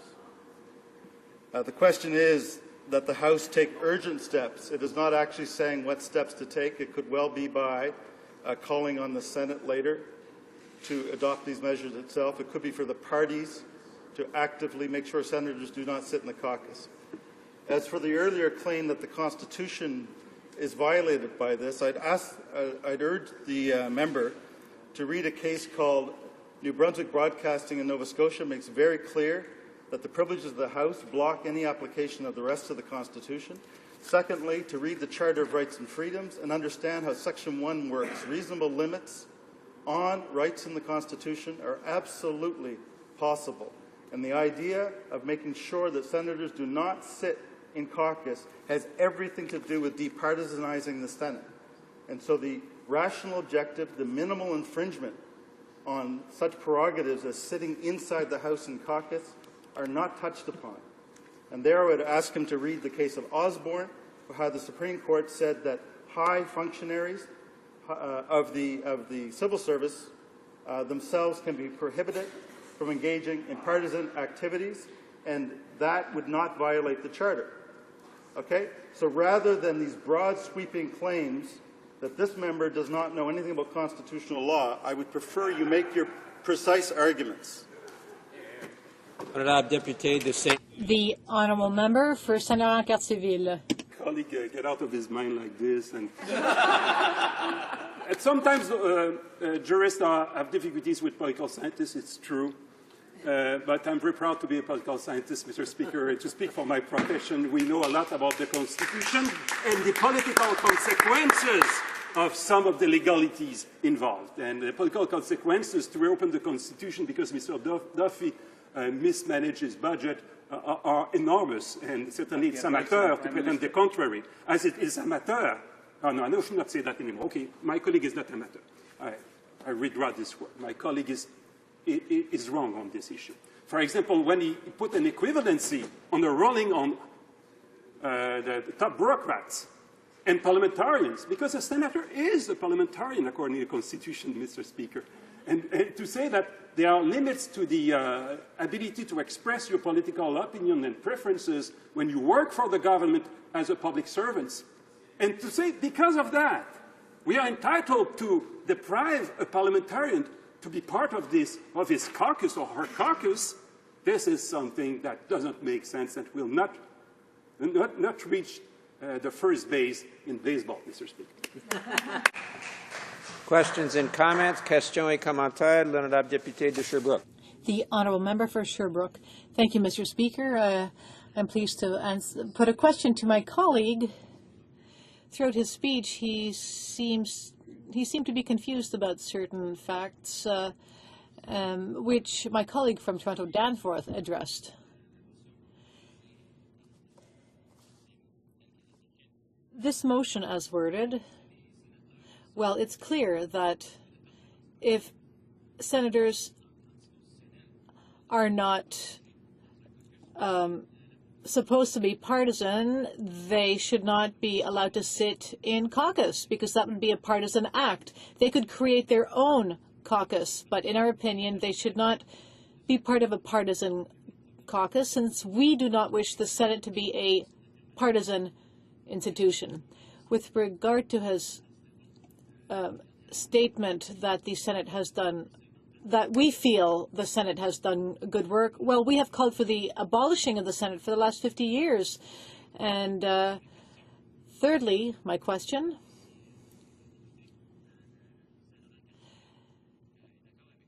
would the member from Saint-Laurent-Cartierville agree with us,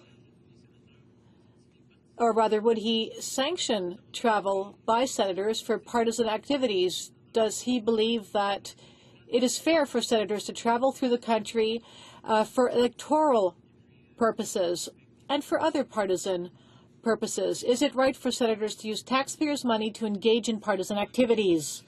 The honourable member for Saint-Laurent-Cartierville. Thank you, Mr. Speaker.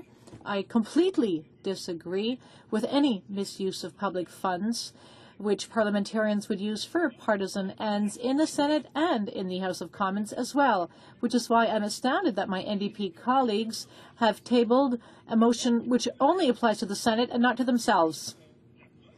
This shows that in a political culture, it is easier and better to demand accountability of others, but not of themselves. So if we are to work together to prevent abuses from the past from happening again, we have a very clear proposal put forth by the Liberal leader, which unfortunately was rejected by our NDP colleagues. And I would also ask why my colleague has not talked about respecting Quebec's veto on any constitutional amendment. Questions and comments?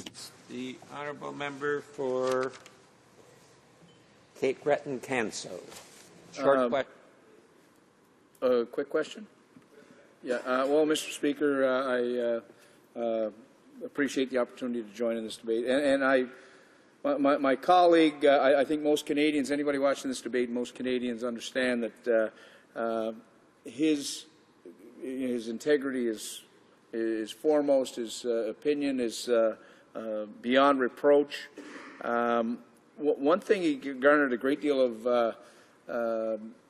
I think, recognition for, and justifiably, was the work he did as Intergovernmental Affairs Minister in past governments, and certainly worked hard at getting an understanding of all provinces and the province's position on the Senate. And, you know, I would ask that, you know, that what's being presented in the motion here today, I fully appreciate his comments on the accountability, and I think it's just to point the guns at the NDP in this motion and saying, you know, why haven't they been more accountable? I think that's fair.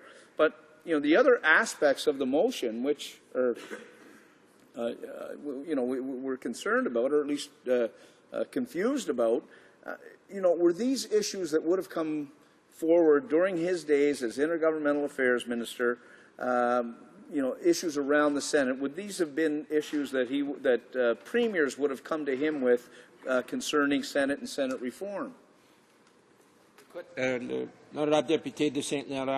The honourable member for Saint Laurent-Cartierville. A brief answer, please.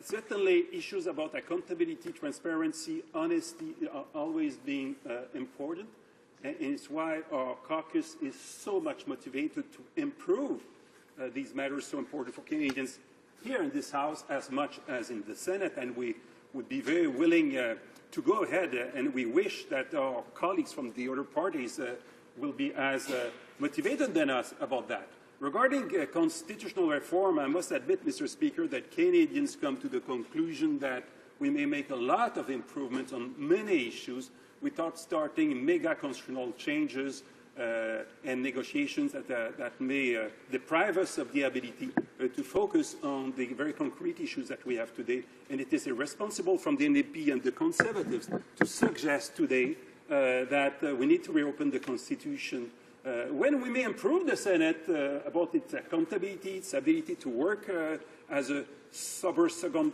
top chamber, a chamber of scrutiny. The obligation for the Prime Minister to justify his choices, and not by a press release the Friday afternoon, by a speech in this House explaining in the Senate explaining why he made these choices, and also an ironclad guarantee that when he's appointing a senator, this senator is living really in the province he's supposed to represent.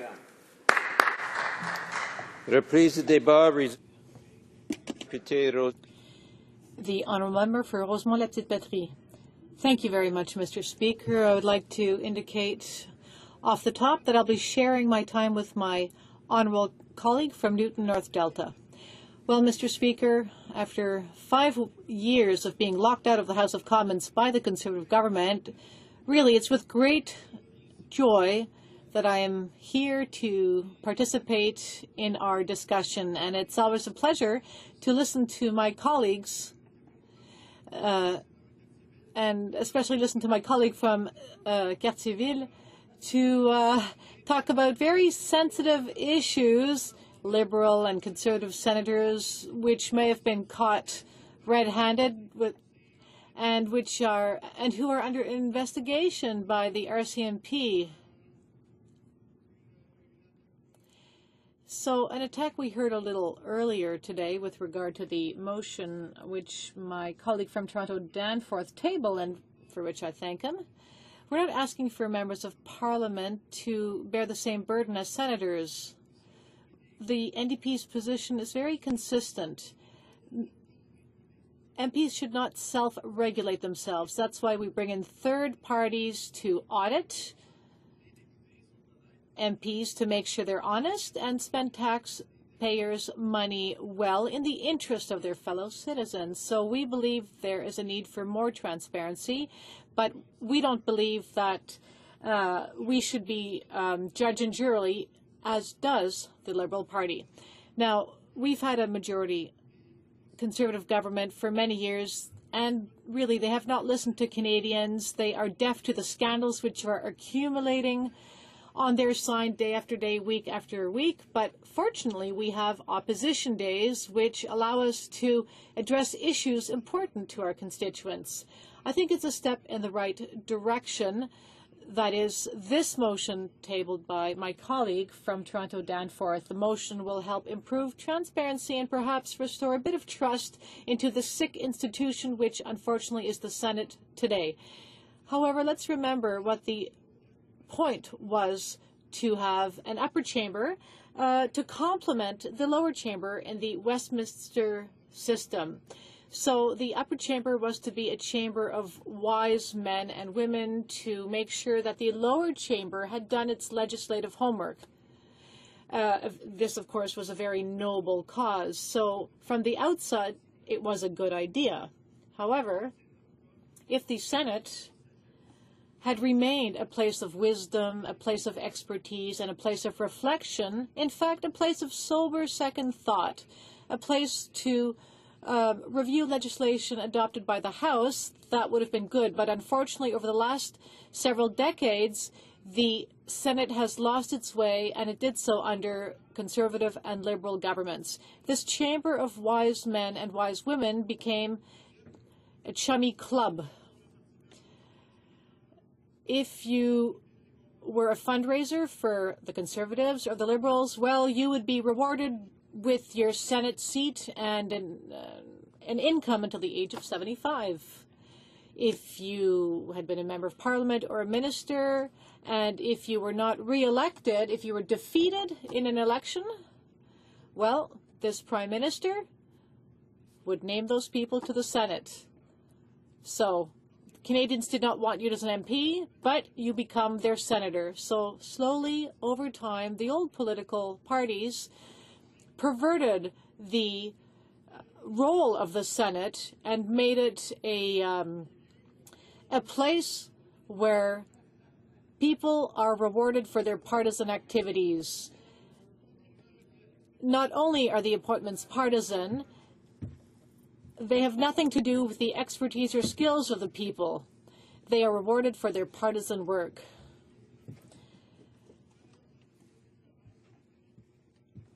People who are celebrities, if you will, are appointed to the Senate, and then they travel the country, visit communities to raise funds for the major political parties. Now, is this what the Senate should be all about? We don't think so. We think that the Senate is so sick, so ill, that it should be abolished. It is not enough to remove the smaller irritants which the Senate poses, and that is the meaning of this motion, that is to limit partisan work carried out on behalf of senators. Taxpayers' money should not be used to pay for senators traveling across the country to engage in partisan work. So why not then proceed with this motion, standing in the name of the NDP, to put an end to that practice and to remedy these problems that have come into play in recent years and decades. Now, the member for Sherbrooke talked about it earlier. It's not new. We've stated that the Senate is not necessary. We could do without it, especially with this current state it's in. Remember, when the current Prime Minister was in the opposition, never, never will I appoint senators who are unelected. That's what he said. 59 he's appointed. That's really filling up a room, and it works. That undemocratic institution, which is outdated and archaic, should be forgotten. But in the meantime, before looking at how we can do so and what we can do, we need to look at improving the situation. And that is what we're doing in the NDP. We're trying to improve things. La Chambre haute. Now, the upper chamber. The Red Chamber in Quebec was abolished in 1956, in Nova Scotia in 1928. And it was abolished in that province as well. There aren't many people who will take to the streets to demonstrate, to call for the return of the Senate in Quebec, of the Red Salon, the Red Lounge or Room, or in Nova Scotia. there's lots of demonstrations in Montreal and in the province of Quebec, but I've never heard anyone calling for that kind of situation. Over the course of this summer, my team and I went to many doors, thousands of doors in Rosemont, La Petite Patrie, and we called for the Senate to be abolished. You should have seen, Mr. Speaker, the enthusiasm of certain of my constituents. Several of them, in fact, have said, can we sign that petition twice? And I said, no, you can't sign twice. No, we'll get the message through, don't worry. But people are fed up, they are exasperated with the government's partisanship, with respect to the partisan appointments, people who are supposed to be the wise people in this country and who are misappropriating funds and using them for political parties or for their own personal benefit. And we saw that with the Wallen, Duffy, Brazo, Harb sagas.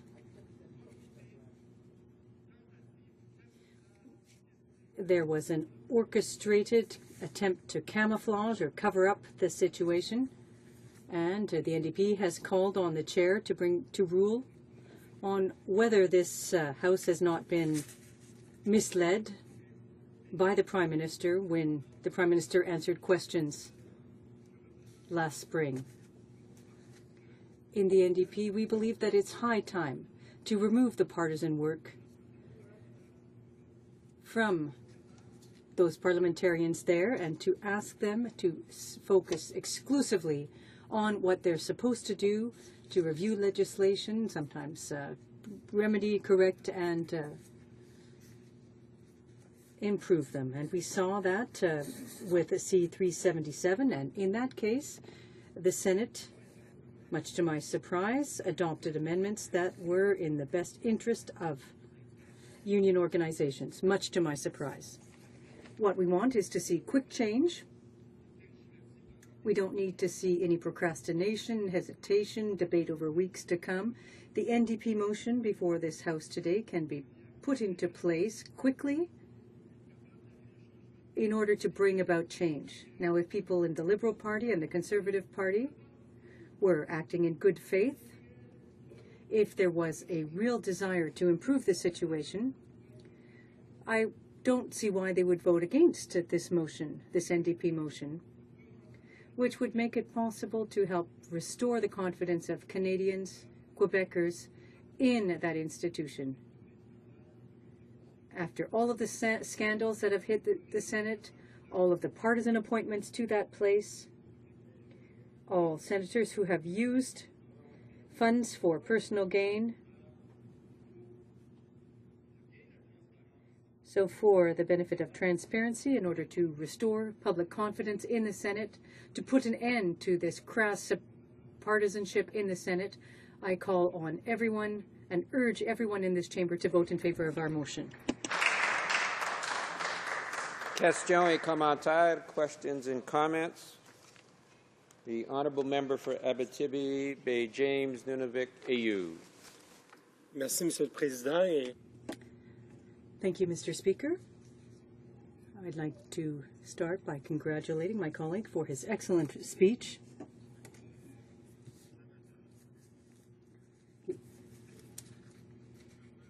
He's not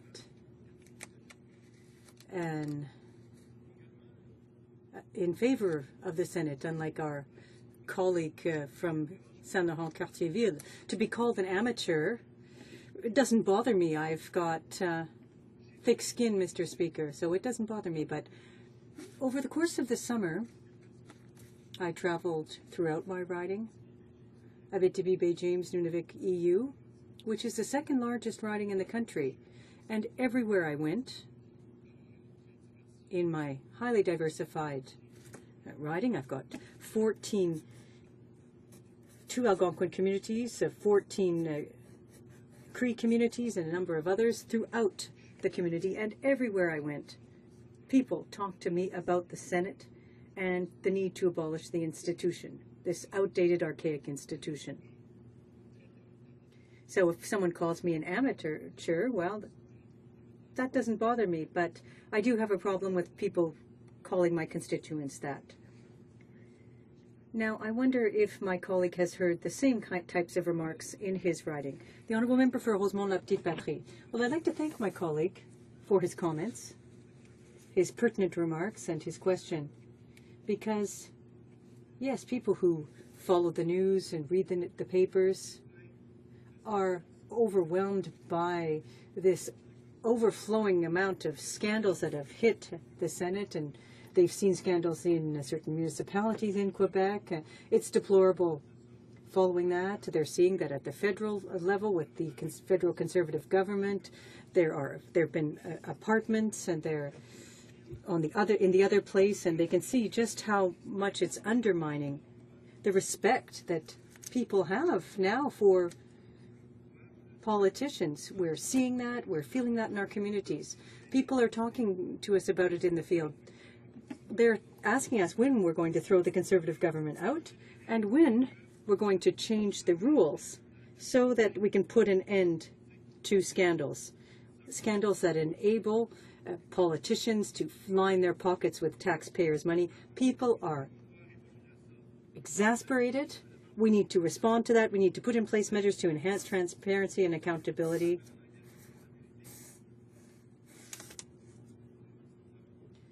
To improve accountability. That's what people want. They want honesty, justice. So let's adopt this motion and let's remove partisanship from the Senate. Questions and comments. The Honourable Member for St. Laurent-Cartierville. Mr. Speaker, I'd like to thank my colleague for his remarks, and I'd like to ask him if he would agree that senators would disclose all fees for travel, if the Board of Internal Economy meetings would be made public, and if all expenditures by senators and members be put on a website, and if the House of Commons would work in conjunction with the Auditor General to have mandatory audits of all of these things.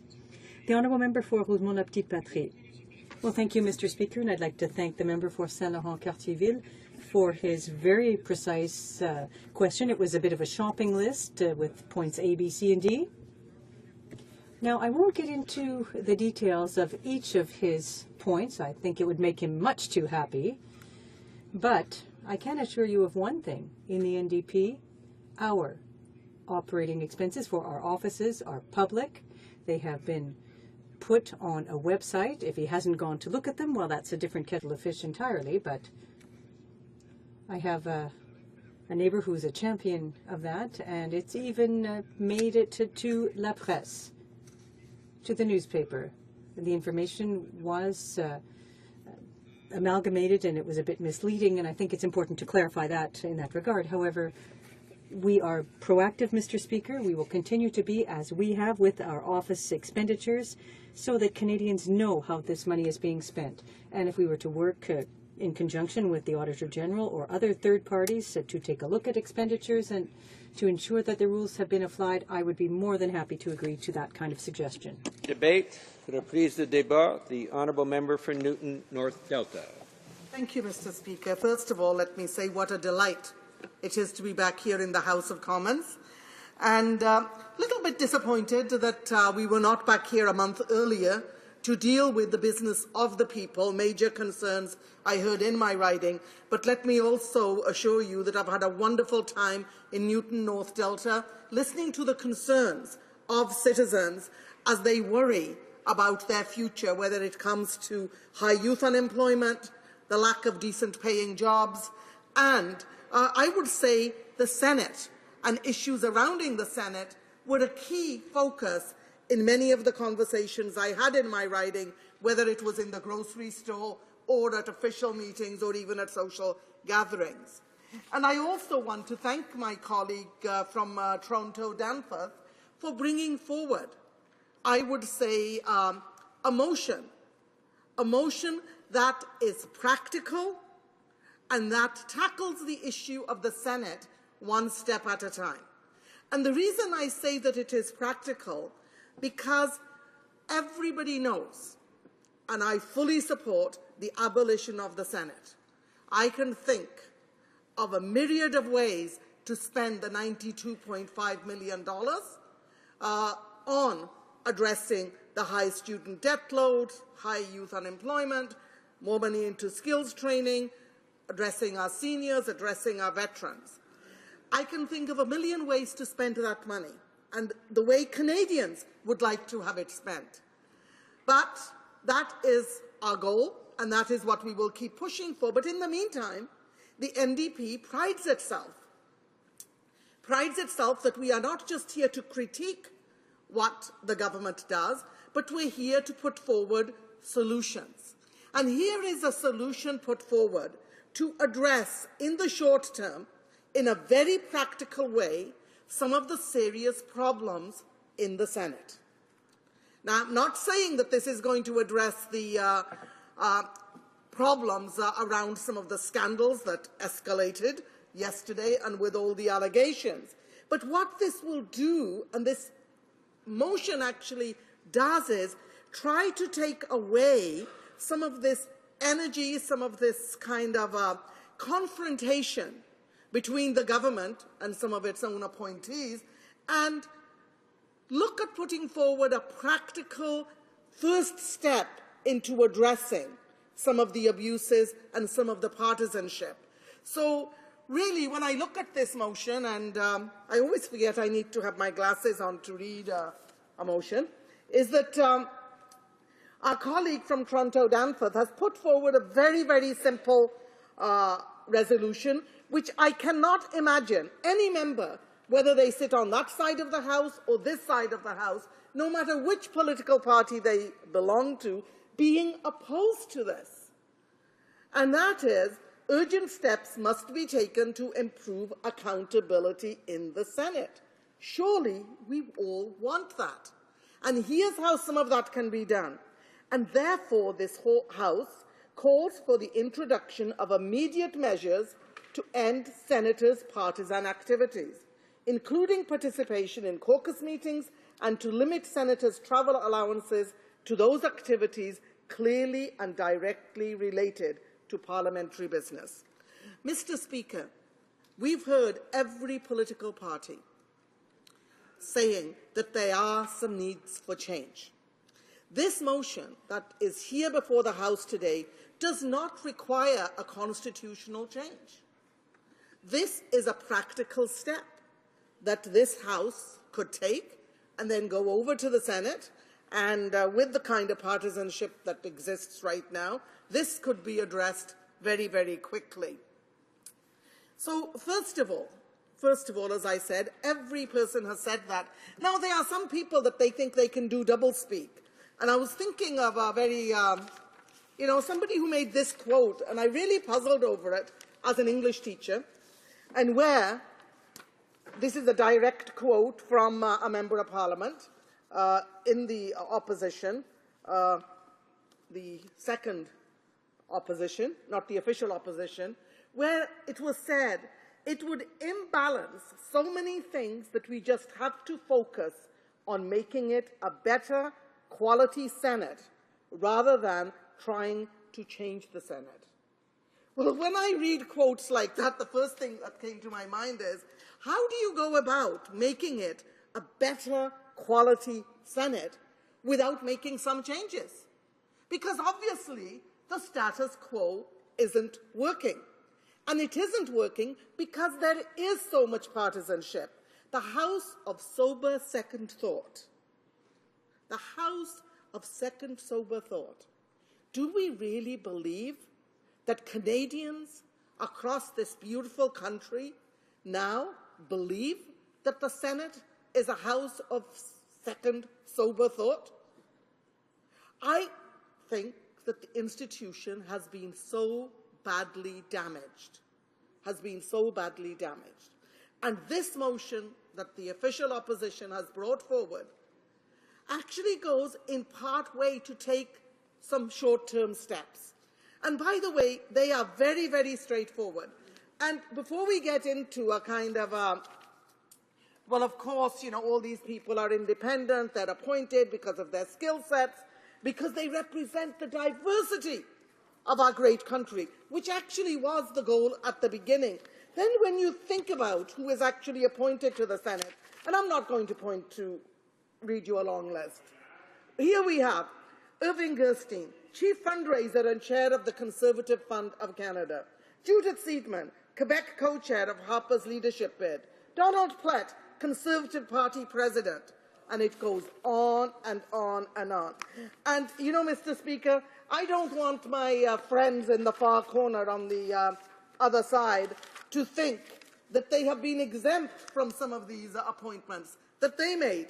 David Smith, National Campaign Co-Chair; James Cowan, Nova Scotia Campaign Co-Chair; Grant Mitchell, Leaders Alberta Outreach Coordinator. So let's call the Senate what it is. It is appointees, and the appointees are either failed candidates or big-time fundraisers or big operators within the respective parties. And both parties have to take responsibility, both the Conservative and the Liberal, for the damage that they have done to the institution of the Senate and the damage they have done. And I don't even know how they can even say it's an institution of second sober thought, because I just do not see how they can say that. But what this motion does, and let's get back to that, it's, as I said, very small steps, but very significant steps, and I'm sure everybody will support these. And one of those is for senators not to take part in caucus meetings. I find it absolutely bizarre that anybody thinks that the caucus meetings that occur for all the parties in this House are not partisan. It is so bizarre. If they're not so partisan, why aren't they happening under the public eye, in the media? And why can't we just walk into each other's caucus meetings whenever we wish to, depending on what is being discussed?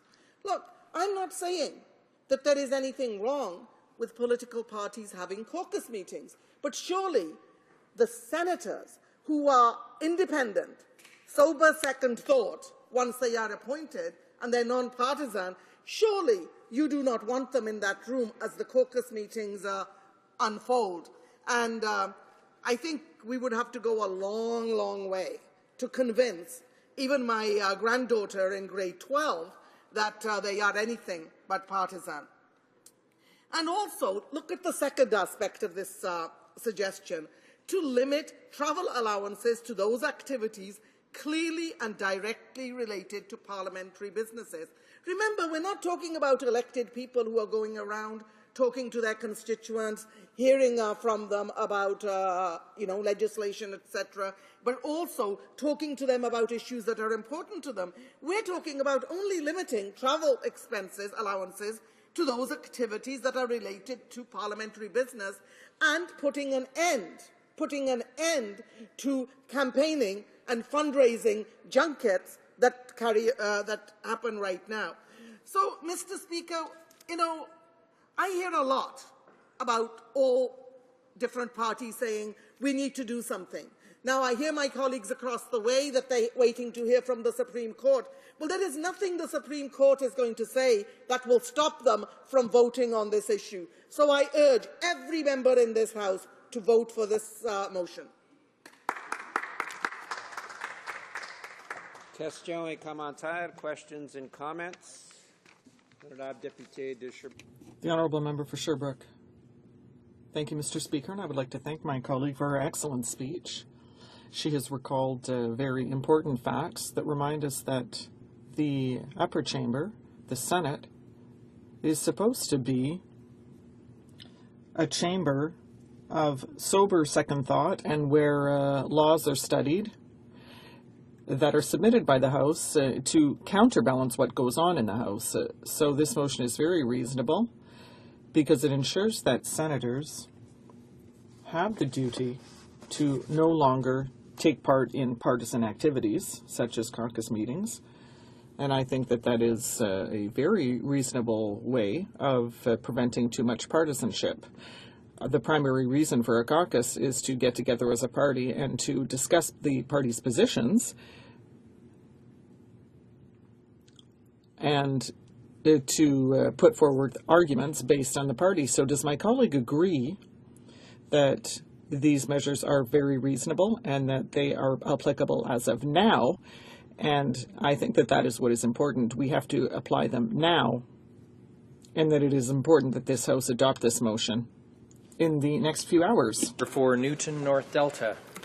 I want to thank my colleague for his question, and I want to say I'm always so impressed by his thoughtfulness, both at committee and in the House, and the way he does his research and speaks on issues and represents his riding. And, you know, the motion that's put forward here is so reasonable that I am finding it hard as to why anybody would be opposed to taking these very simple first steps. While we hear from the Supreme Court, while we look at abolition, and while we look at other dramatic changes as some parties want to do, and I have heard for ages, and we've been hearing this for ages from the Liberal Party, that they've got tweaks to the status quo, a new appointment system. But we've heard nothing so far. So let us assume Liberals are serious. Surely any such system has to exclude partisanship as either the basis or the outcome of appointment. And if that is so, then Liberals should embrace today's motion because it tries to make a dent in the problem of partisanship for current senators. Unless they're just hoping to, just wait out the time and keep delaying, which I know is their favorite pastime. So rather than delaying on this, let's all pass this so we can show the Canadian public that we are taking steps to protect their tax dollars and make sure that they are used properly, and also that we're trying to limit the abuses in the Senate. Questions and comments. The Honourable Member for Laurentides-Labelle. Thank you, Mr. Speaker. I would like to ask my colleague if she agrees with me, that is, that if this motion is adopted today, and if the Senate started doing the work that the senators are paid for to fulfill the mandate for which the Senate was intended, it would become useless. That is, it would be useless for the Liberals and the Conservatives because it would no longer be skewed and partisan. Thank you, Mr. Speaker. Member for Newton North Delta. Thank you, Mr. Speaker, and I want to thank my colleague for a question. Another hard-working Member of Parliament who I know is much loved in his riding because of the amazing work he does right out there with the constituents. It is in the interest of the current government and the other party in the House to keep the partisanship alive. It appears. Because if that is not so, they will be supporting this motion. Look, if we want the Senate to be that sober second thought institution, then everybody should be supporting this motion. This motion isn't about abolition, though that's what I favour. All it's saying is don't go to caucus meetings and only travel on parliamentary-related business and stop your fundraising and stop doing partisan politics out across this country. Very simple. Questions and comments? The Honourable Member for HoC. Thank you, Mr. Speaker. I would like to understand this motion. I share the opinion, I share the position about accountability in the first part of the motion, but when we talk about partisanship of a Senate which is appointed, so already the senators are appointed in a partisan fashion, obviously.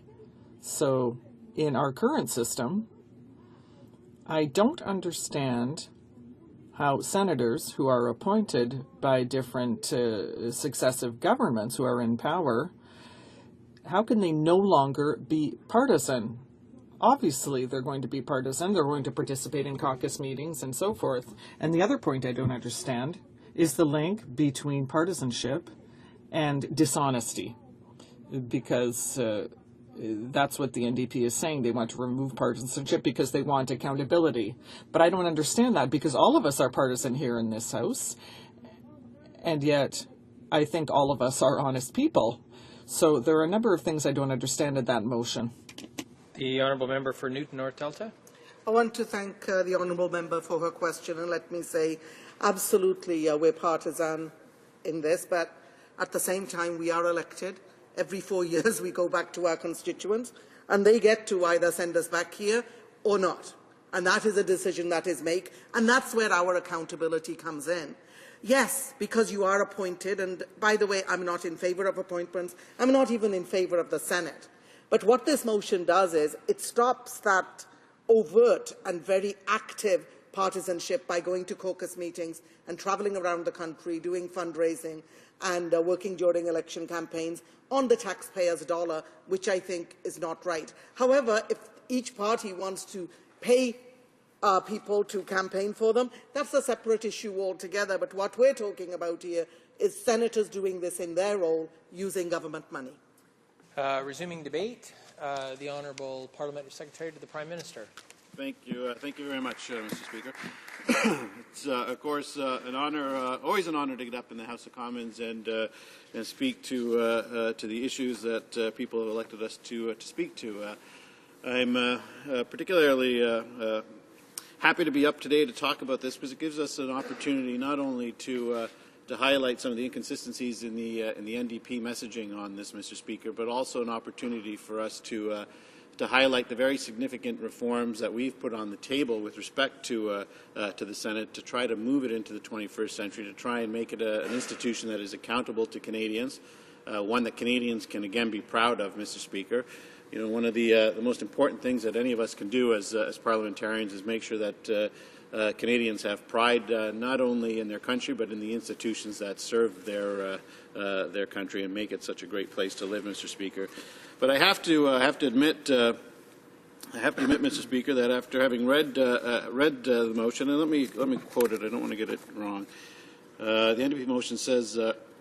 And I quote, urgent steps must be taken to approve accountability in the Senate, end quote, Mr. Speaker.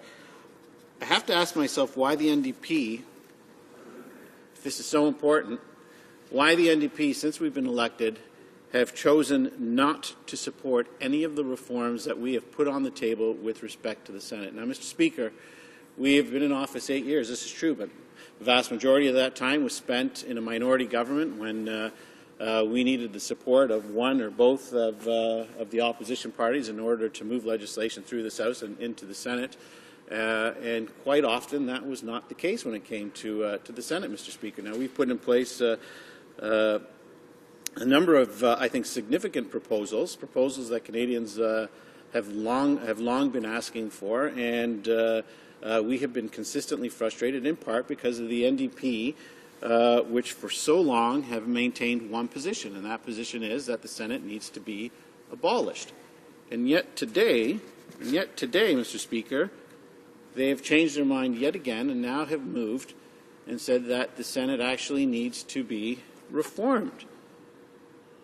And when you look at some of the inconsistencies, we know that the member for Outremont, the leader of the NDP, has also brought a bill forward in this House that would actually give the Senate even more powers. So in the span of a short period of time, we have seen the NDP move with respect to Senate reform in all kinds of different directions, Mr. Speaker. It's very confusing, and it's very hard to understand what the NDP actually wants with respect to Senate reform. Now, one of the things that we've been talking about, and I think it was brought up by the former leader of the Liberal Party, I'm not sure of his riding, and the member for the Bloc, or excuse me, the now independent member. And one of the discussions was with respect to nonpartisanship in the Senate, Mr. Speaker. Now, this is something that is very difficult to understand, Mr. Speaker, because you know, the only way that you could actually guarantee that a senator would be nonpartisan would be then to strip the right of that senator to actually vote in an election.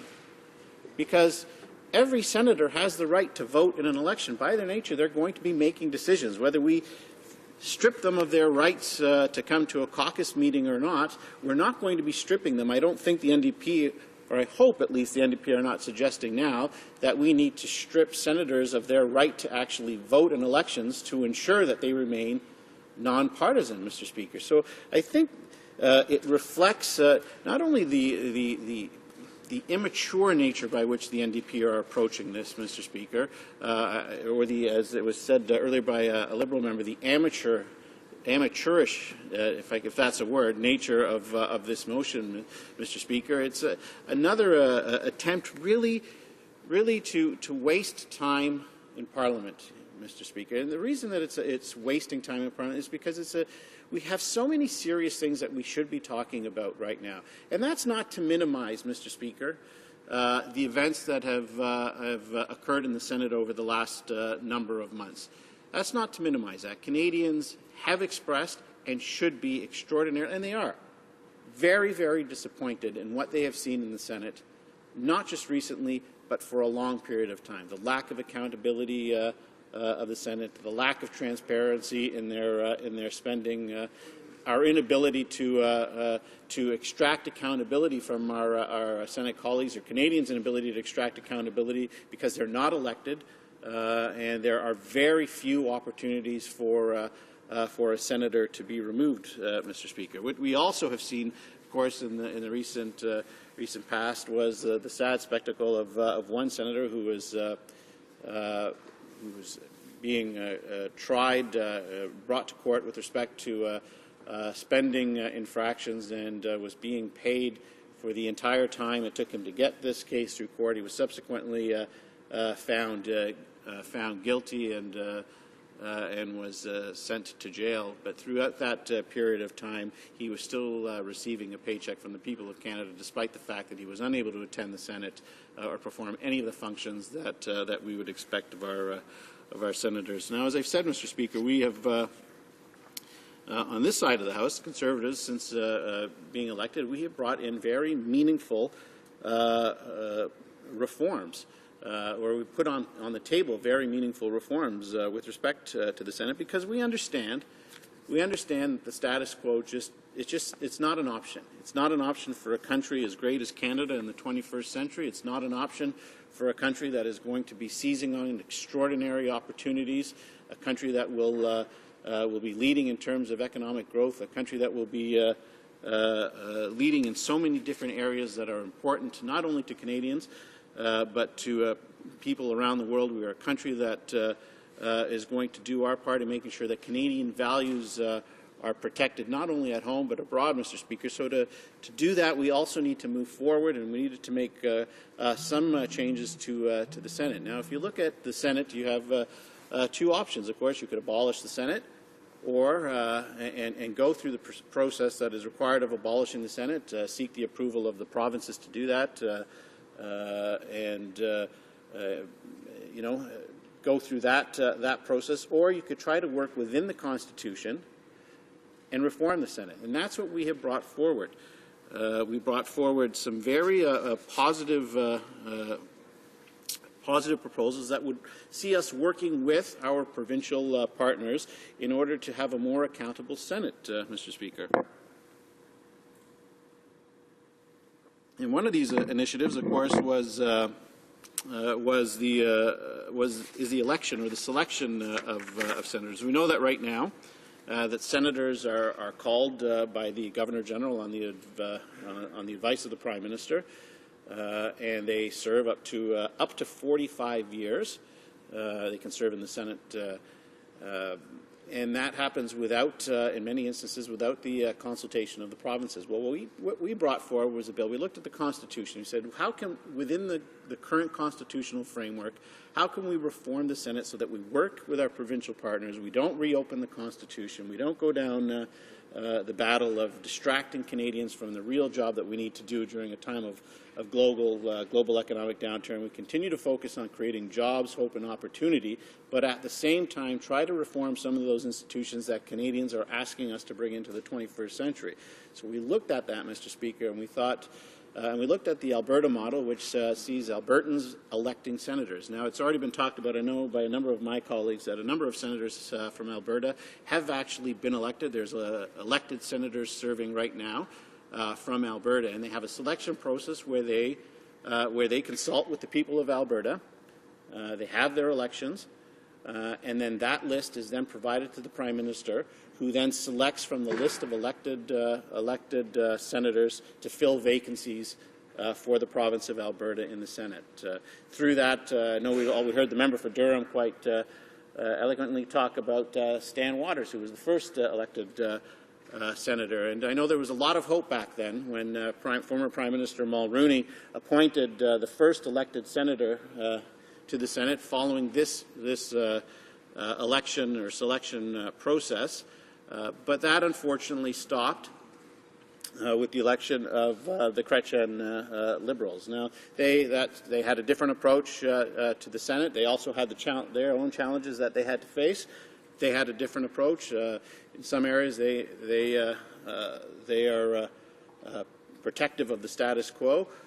We came to power in 2006 with a different agenda. We consulted Canadians, and Canadians asked us to move forward with the selection process. So we wanted to work with our provincial partners to see if we could bring this process, the Alberta model, throughout Canada, thereby taking it out of the hands of a Prime Minister, putting it back in the hands of the Canadian people, making the Senate more accountable.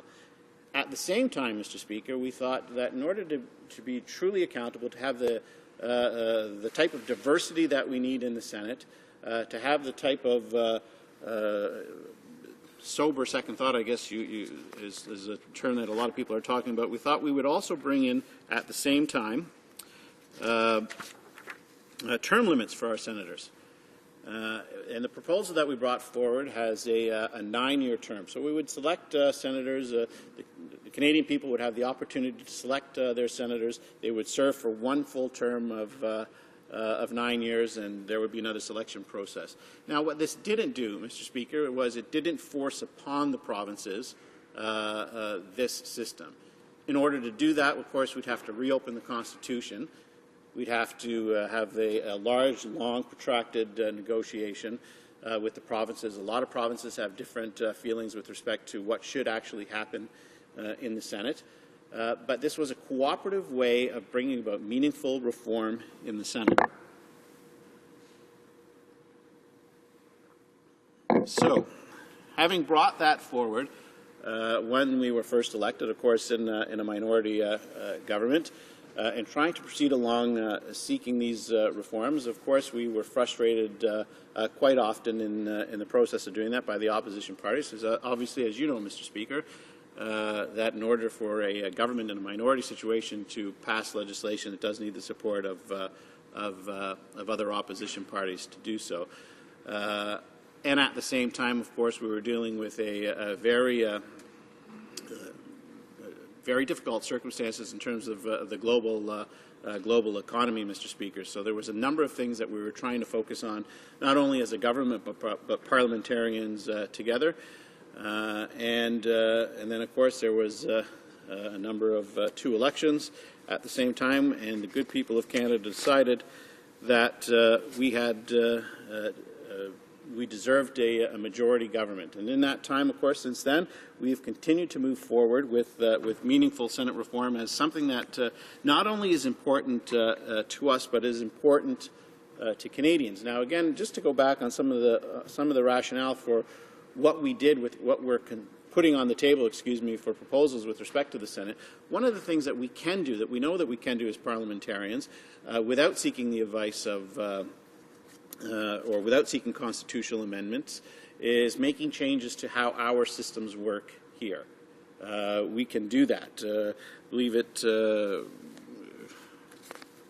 me a second, Mr. Speaker. I just want to make sure I get the right section. Section 44 of the Constitution Act 1982 grants Parliament alone the power to make laws amending the Constitution of Canada in relation to the Executive of Canada, the Executive Government of Canada, or the Senate and the House of Commons, Mr. Speaker. Now, that's important. That's obviously a very important section, because that gives us here, that gives us the House of Commons and the Senate together the opportunity to make changes to how we operate, to make changes within our rules without having to seek the approval or the constitutional amendments that we, as we know in the past, have not always been successful, have sometimes diverted Canadians' attention from what, or government's attention, away from what Canadians have been asking us to do, especially right now in a time of global uncertainty, to focus on jobs and economic growth. But that's a responsibility that we have through the Constitution to make changes right here. Now, having said that, Mr. Speaker, we also know that that some of the reforms that we've put on the table, some of the reforms are not universally accepted by the members of the opposition. They're not by some of the provinces. As I said earlier, have differences of opinion on what we should do with the Senate, how the Senate should be reformed. Individual members of Parliament, individual senators, all have a lot of different ideas, and that's one of the reasons why we then referred a series of questions to the Supreme Court of Canada so that we could have a proper roadmap on how we are to, on what we can do, how we can move forward with Senate reform in a way that is cooperative, in a way that doesn't open up the old constitutional battles of the past, that won't see this Parliament, that won't see this House being diverted from the main goal, which is to continue growing the economy, to continue tackling crime in our communities, to work with the provinces to expand and make our healthcare system better, to tackle the very urgent needs with respect to infrastructure, to do better things, to build on the success of our Canadian Armed Forces over the last number of years, to provide them the appropriate equipment, Mr. Speaker. So there is a lot of work that we need to do. At the same time as we look at reforming the institutions that the House of Commons and the Senate. But it is clear, Mr. Speaker, one thing that is very, very clear is that we need to move in the direction of reform. The status quo is no longer acceptable to anybody. And I guess the circumstances or the activities of some senators over the last number of months have really highlighted for Canadians why it is so important that we reform the Senate. And it's highlighted, I think, for Canadians why, since 2006, we've been so focused on trying to move forward this reform agenda with respect to the Senate. And now I'm at least happy that I'm hearing from the opposition, at least from some of the opposition, that we need to move away from the status quo and make some changes to the Senate to expand accountability in the Senate and make it a more responsible institution for the 21st century. And, Mr. Speaker, I guess in conclusion, I'm not sure how much time I have left. 3 minutes, so I can talk a little bit longer. Thank you. Let me just say this, Mr. Speaker.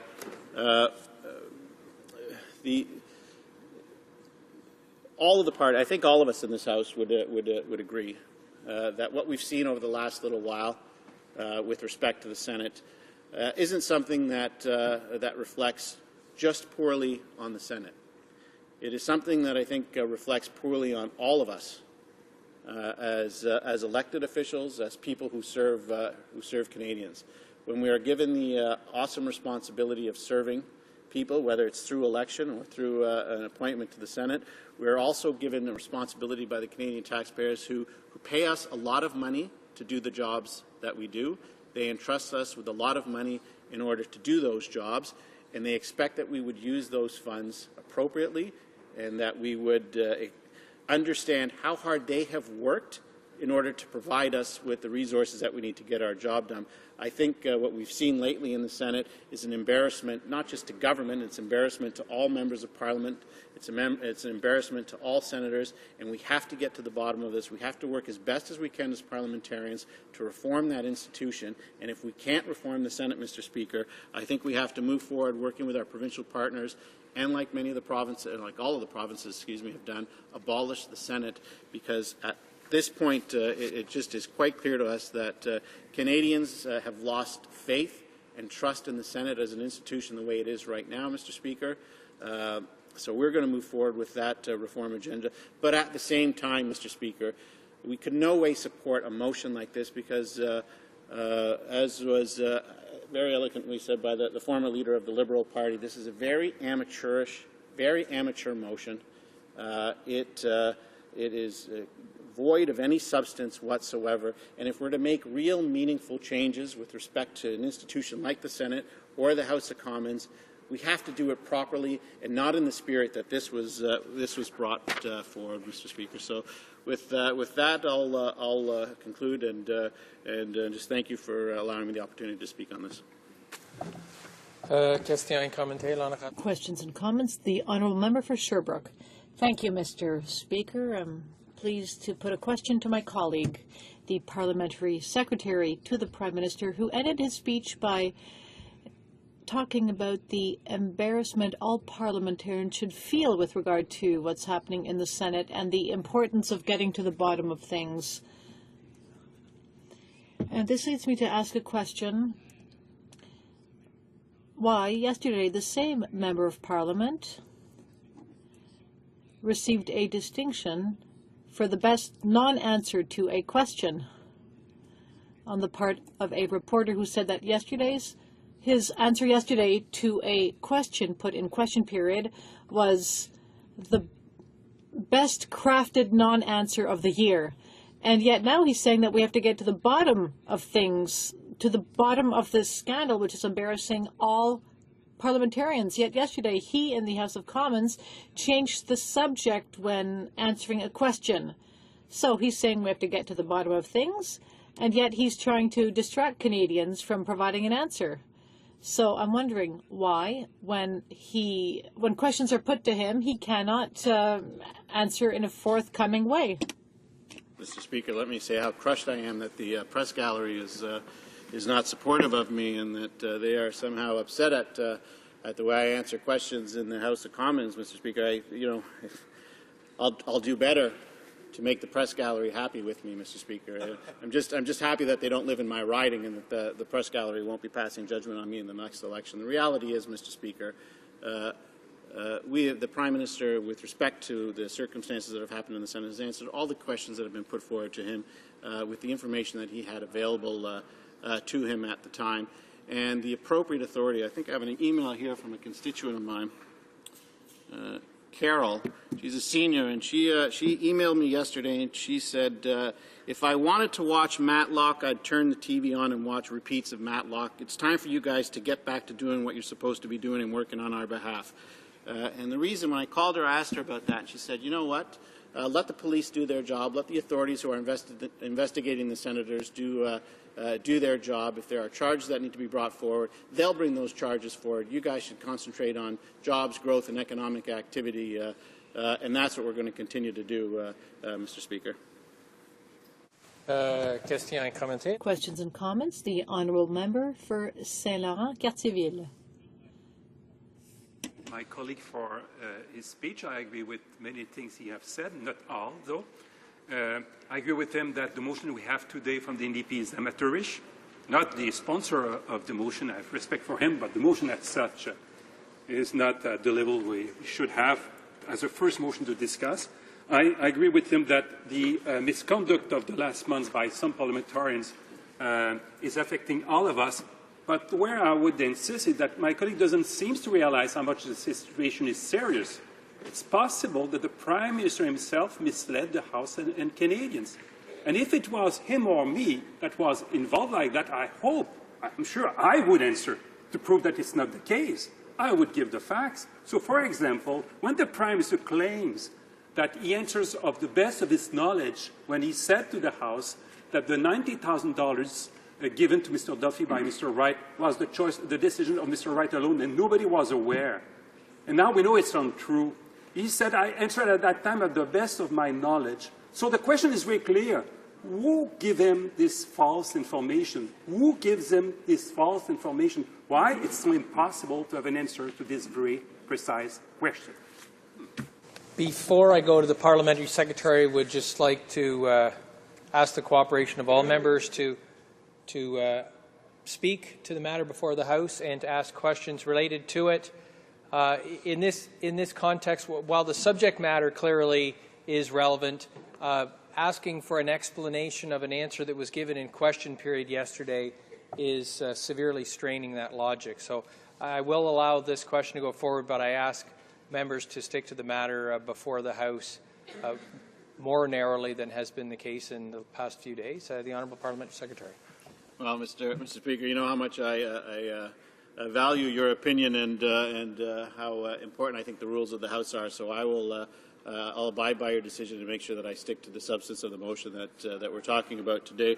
I do agree. Let me say this. I do agree with the honourable member that I do have a lot of respect for the member opposite who has brought this motion forward. I think that he's been asked to do something by his party that he probably wouldn't do if he was still practicing law and representing a client. He's been asked to do something pretty quickly in order to try and score some partisan political points in a debate with respect to Senate reform, which is ironic in the sense because they are what they are saying in their motion is they want to remove partisanship from the Senate by bringing forward a incredibly partisan bill at a time when we should be working together in order to elevate people's respect and prestige of the institutions that support this country. So we'll continue to work for amendments or improvements in the Senate because that's what I think Canadians are asking us to do, and we'll work not only with the opposition, both opposition parties, if that's something that can happen, but we've been waiting since 2006 to bring some very meaningful reform to the Senate and been very frustrated by the lack of support that we've been given from the opposition. Question and commentaire, l'honorable député. Questions and comments. The member for La Salle-Aymar. Thank you, Mr. Speaker. I would like to remind members again that over 600 of my constituents said they were in favor of abolishing the Senate. As with the NDP, my constituents believe that the Senate is an archaic institution and should be abolished. In light of these scandals which have emerged, we are now aware of the fact that we need measures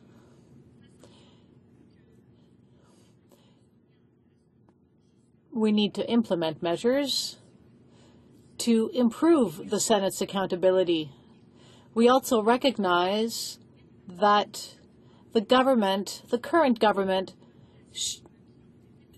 shares responsibility for the partisan appointments to the Senate and the fact that the current government has used current senators to raise funds for election campaigns, partisan campaigns. So I would like to ask my colleague how he can, why he doesn't recognize that his government is responsible for the current Senate scandals.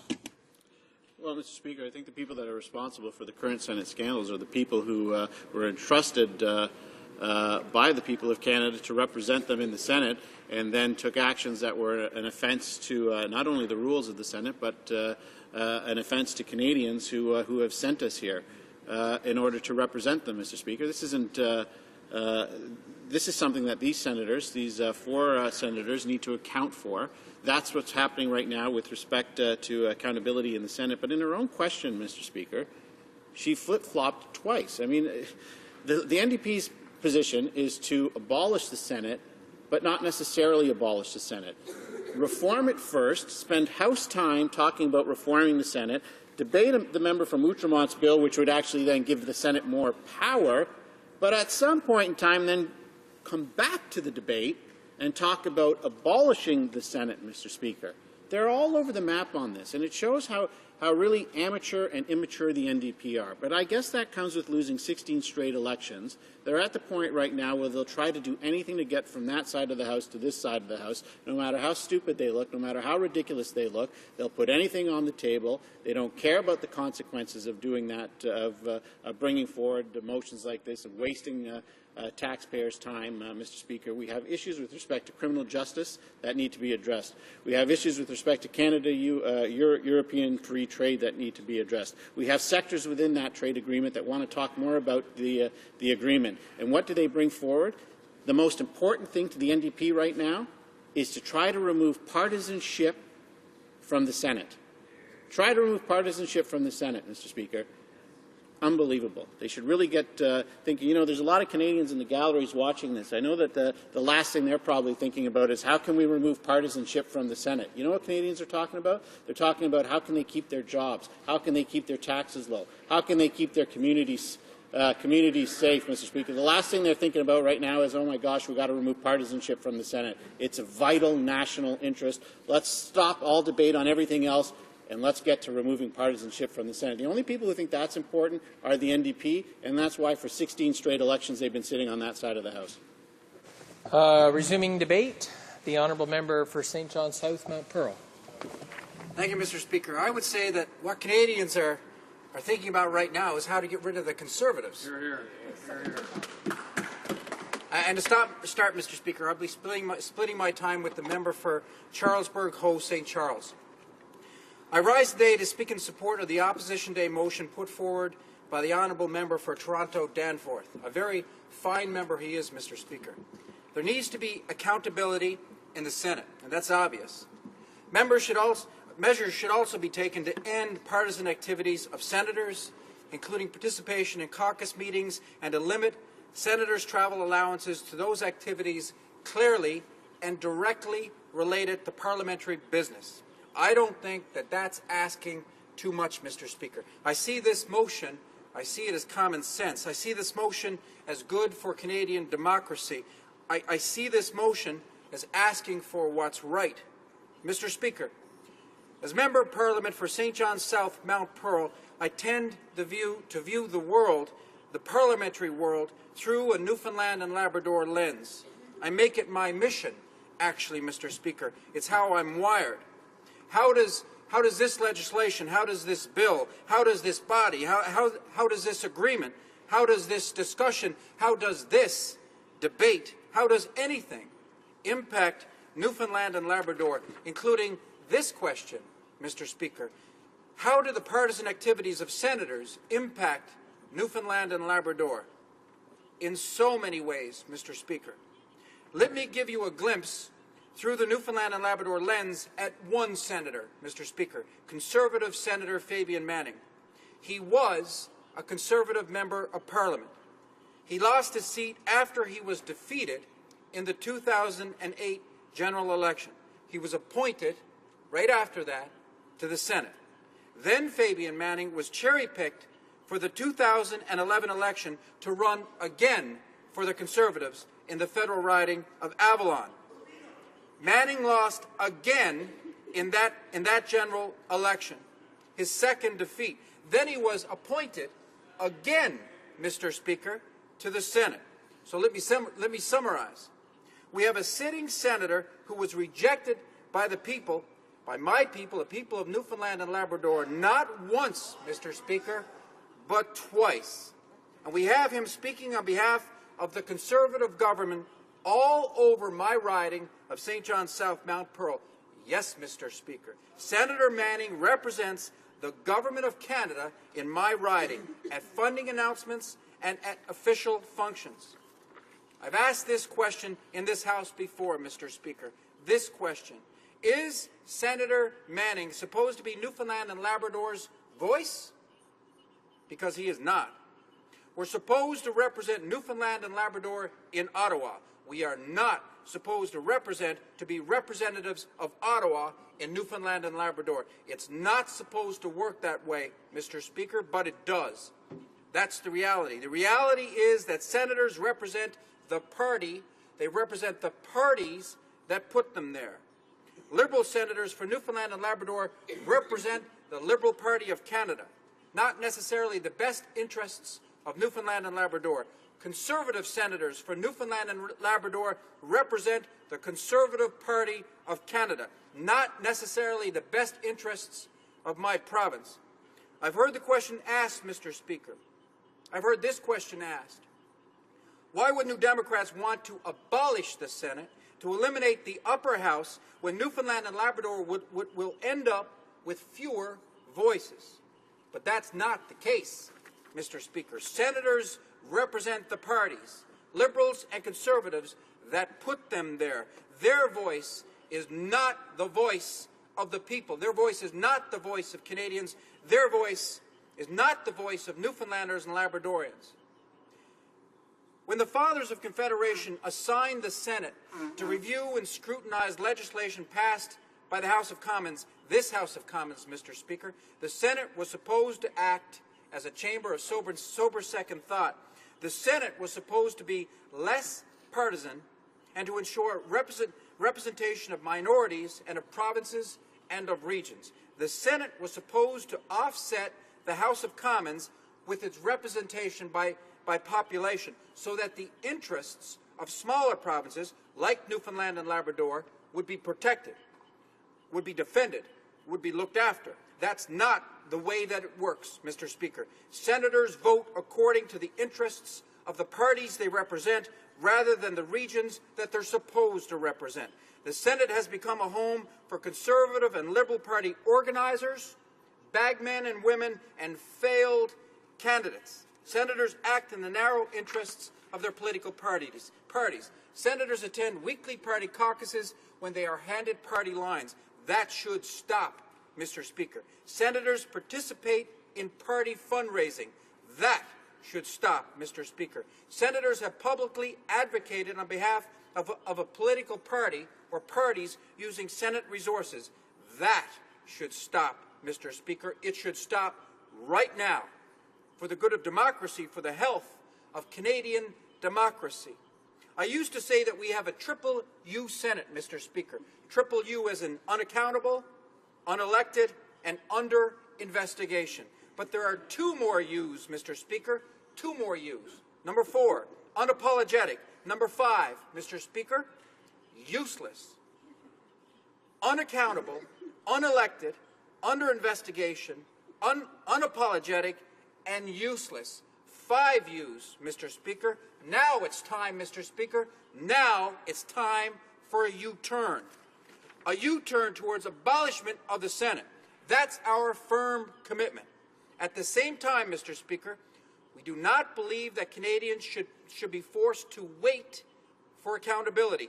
Not when things could be done right now. Mr. Speaker, the Senate will cost taxpayers $92.5 million this year.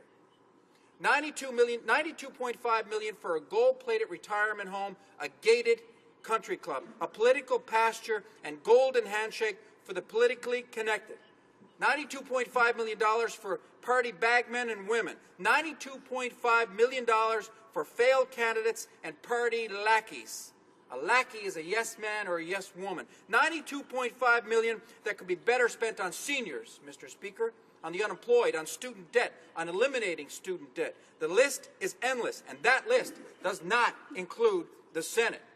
The Senate is an embarrassment to Canadians from one end of this country to the other end. It is an embarrassment to real politicians, Mr. Speaker, like the elected members of Parliament in this House today. Real politicians. Senators do not have to run for election. They are not accountable to anyone. They do not have to apologize to anyone when they fleece the taxpayer. And we have seen example after example after example of that. The Senate absolutely should be abolished, Mr. Speaker. Meantime, again, Canadians should not be forced to wait for accountability. They shouldn't be forced to wait for accountability when things could be done right now, right this moment, today in this House. Finally, Mr. Speaker, there is a bigger debate taking shape in this country, a debate about a need for democratic reform. A bigger debate about how smaller provinces like Newfoundland and Labrador, with a population of 514,000 people, half the population of the city of Ottawa, can have an equal seat at the Confederation table with larger provinces like Ontario and Quebec that have more representation because they have bigger populations. The question is this, Mr. Speaker. How do we ensure that smaller provinces have an equal say at the Confederation table? How do we ensure that? How do we look after the interest of smaller provinces like Newfoundland and Labrador, like Nova Scotia, New Brunswick, PEI, Saskatchewan? How do we do that? From Newfoundland and Labrador's perspective and the perspective of smaller provinces, that is a debate that must happen, Mr. Speaker. That is a debate that is destined to happen. Thank you. Questions and comments? The Honourable Member from Westmount Ville-Marie. Thank you, Mr. Speaker. I'd like to, I know this motion is about the Senate, but more broadly speaking, it is about accountability, and I'd like to ask the member from St. John South Mount Pearl whether he considers it acceptable for a parliamentarian to go on parliamentary business, in other words, at taxpayers' expense, to go help in a by-election. For St. John South Mount Pearl. Thank you very much, Mr. Speaker, and I thank the honourable member for the question. We had a by-election in Newfoundland and Labrador in the riding of Avalon earlier this year, and I went to Labrador during the by-election myself. As Member of Parliament for St. John's South Mount Pearl, as a Member of Parliament for Newfoundland and Labrador, I went to the riding of Avalon during that by-election, and I participated, for example, in meeting after meeting with community representatives, activists, about a whole host of different issues in the riding of Avalon. So my main priority, for example, and this example is my example, my main priority when I went to Labrador was to represent my party in that riding, and that's exactly what I did. Questions and comments? Questions et commentaires. L'honorable député. The Honourable Member for Saint-Bruno-Saint-Hubert. Thank you, Mr. Speaker. I'd like to start by thanking my colleague for his eloquent remarks. In giving the example of the Senator for Newfoundland Labrador, it's clear that senators don't work in the interest of their regions, but work in the interest of the parties that appointed them. I'd like to ask my colleague the following question. Shouldn't the government roll up its sleeves and start cleaning up the situation before waiting for constitutional amendments? And should it not start immediately, not 6 months from now, but right away? For St. John South Mount Pearl. Thank you, Mr. Speaker, and I thank the honourable member for the question. And again, as I said in my speech, I thought I clearly said in my speech, my party, the New Democratic Party of Canada, believes in the abolishment of the Senate. Absolutely, the Chamber of Sober Second Thought. Again, there are 5 U's: unaccountable, unapologetic, under investigation, useless, the whole 9 yards. But that may take some time, and the changes that need to happen in terms of partisanship of the Senate should happen right now. And we urge the members opposite, on the opposite side, and on both sides, to actually follow our lead and make those changes right now. Questions and comments?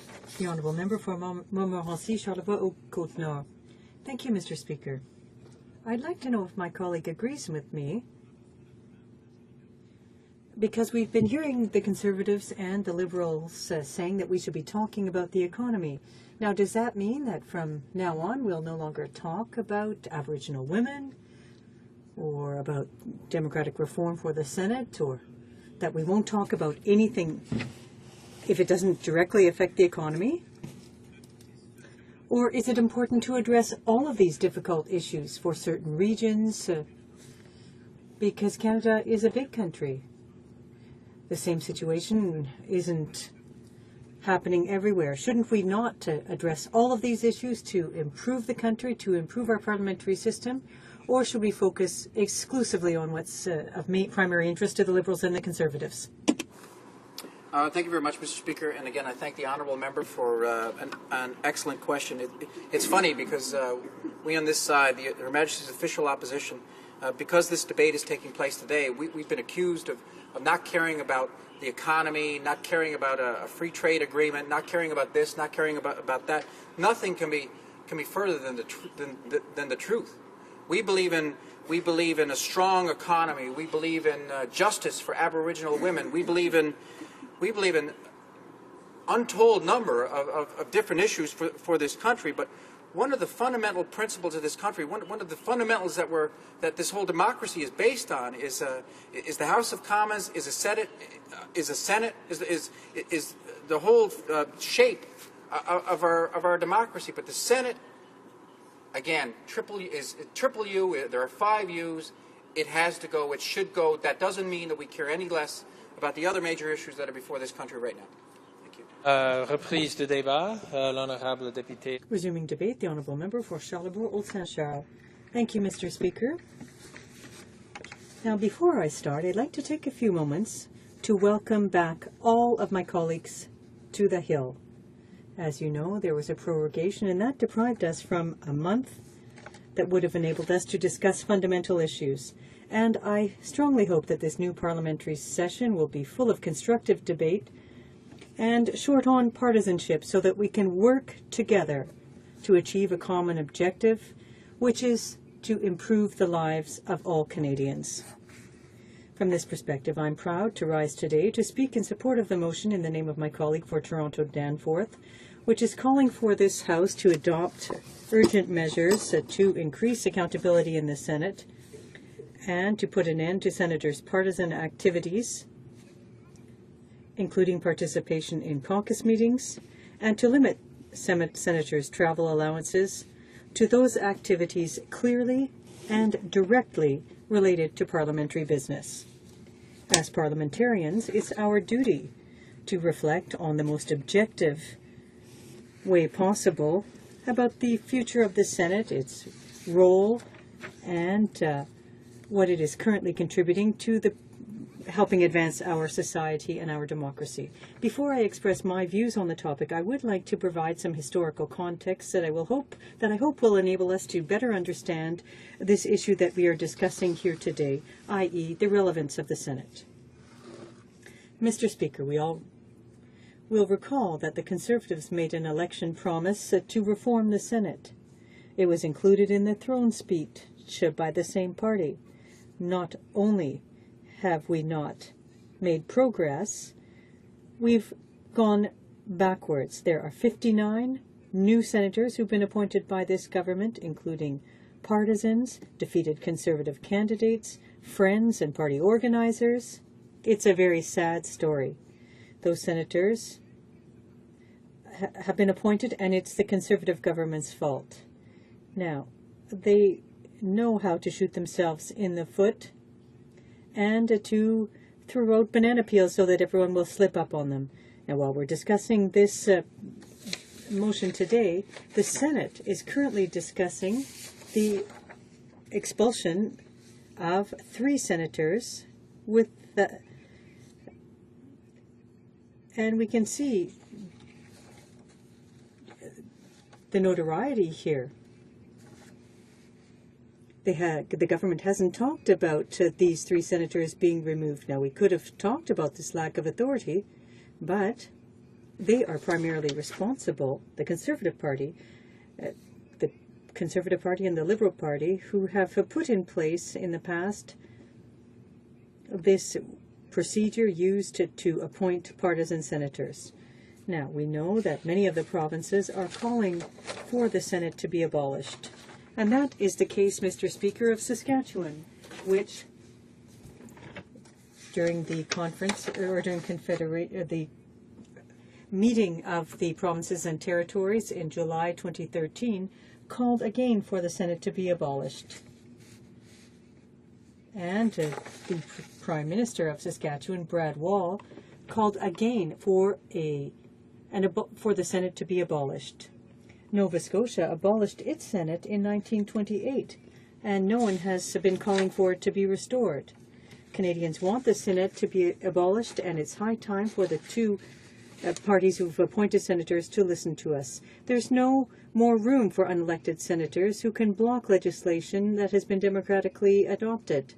Canadians would be fine without a Senate. An unelected Senate filled up with bagmen and women does not have a role in our democracy, nor is it necessary to wait for the Senate to be abolished to take action, to take concrete and immediate action. The NDP is therefore calling for the following measures to be taken.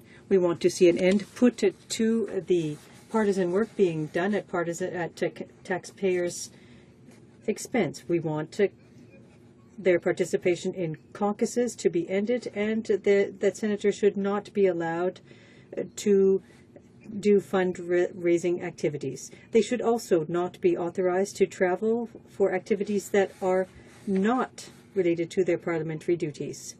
The NDP is proposing for the abolition of the Senate.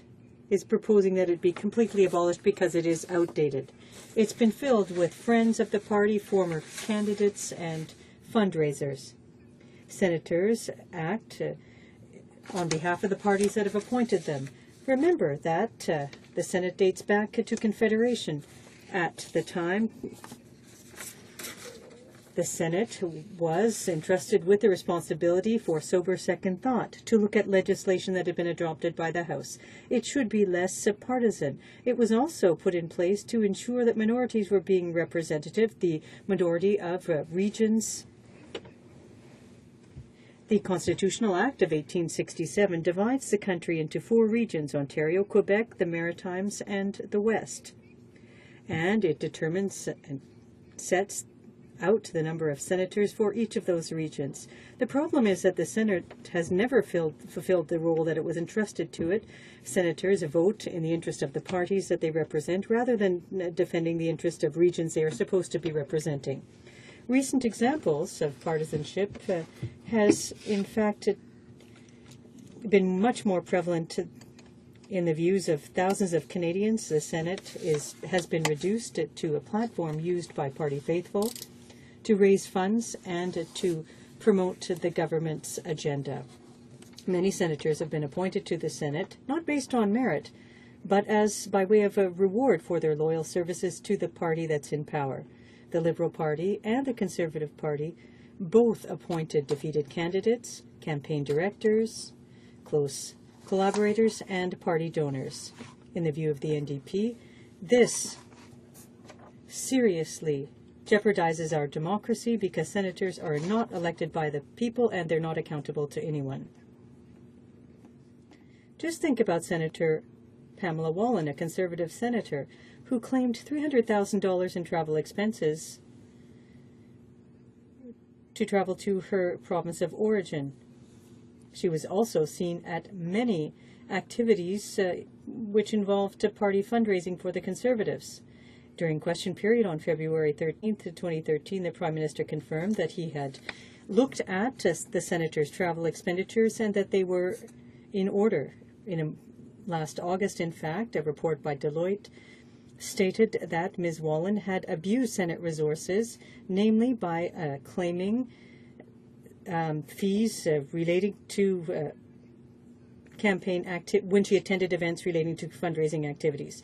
Carolyn Stewart Olson was a Conservative senator appointed by the Prime Minister in 2009. In 2010 and 2011, she claimed more than $4,000 in housing and food expenses when the Senate wasn't sitting and when she didn't work in Ottawa during that same period. Senator Gerfsting was the party's main fundraiser for Canada. He was appointed on January 2nd, 2009. He is the most important financial agent for the Conservatives. He's accused of having violated the Elections Act for having filed misleading statements and having exceeded electoral expenditures for advertising campaigns. Judith Seidman was vice president of the leadership campaign for the Prime Minister in Quebec. Senator Donald Plett was president of the Conservative Party of Canada. Senator Bradley was one of the main donors to the party before he was appointed. David Bradley donated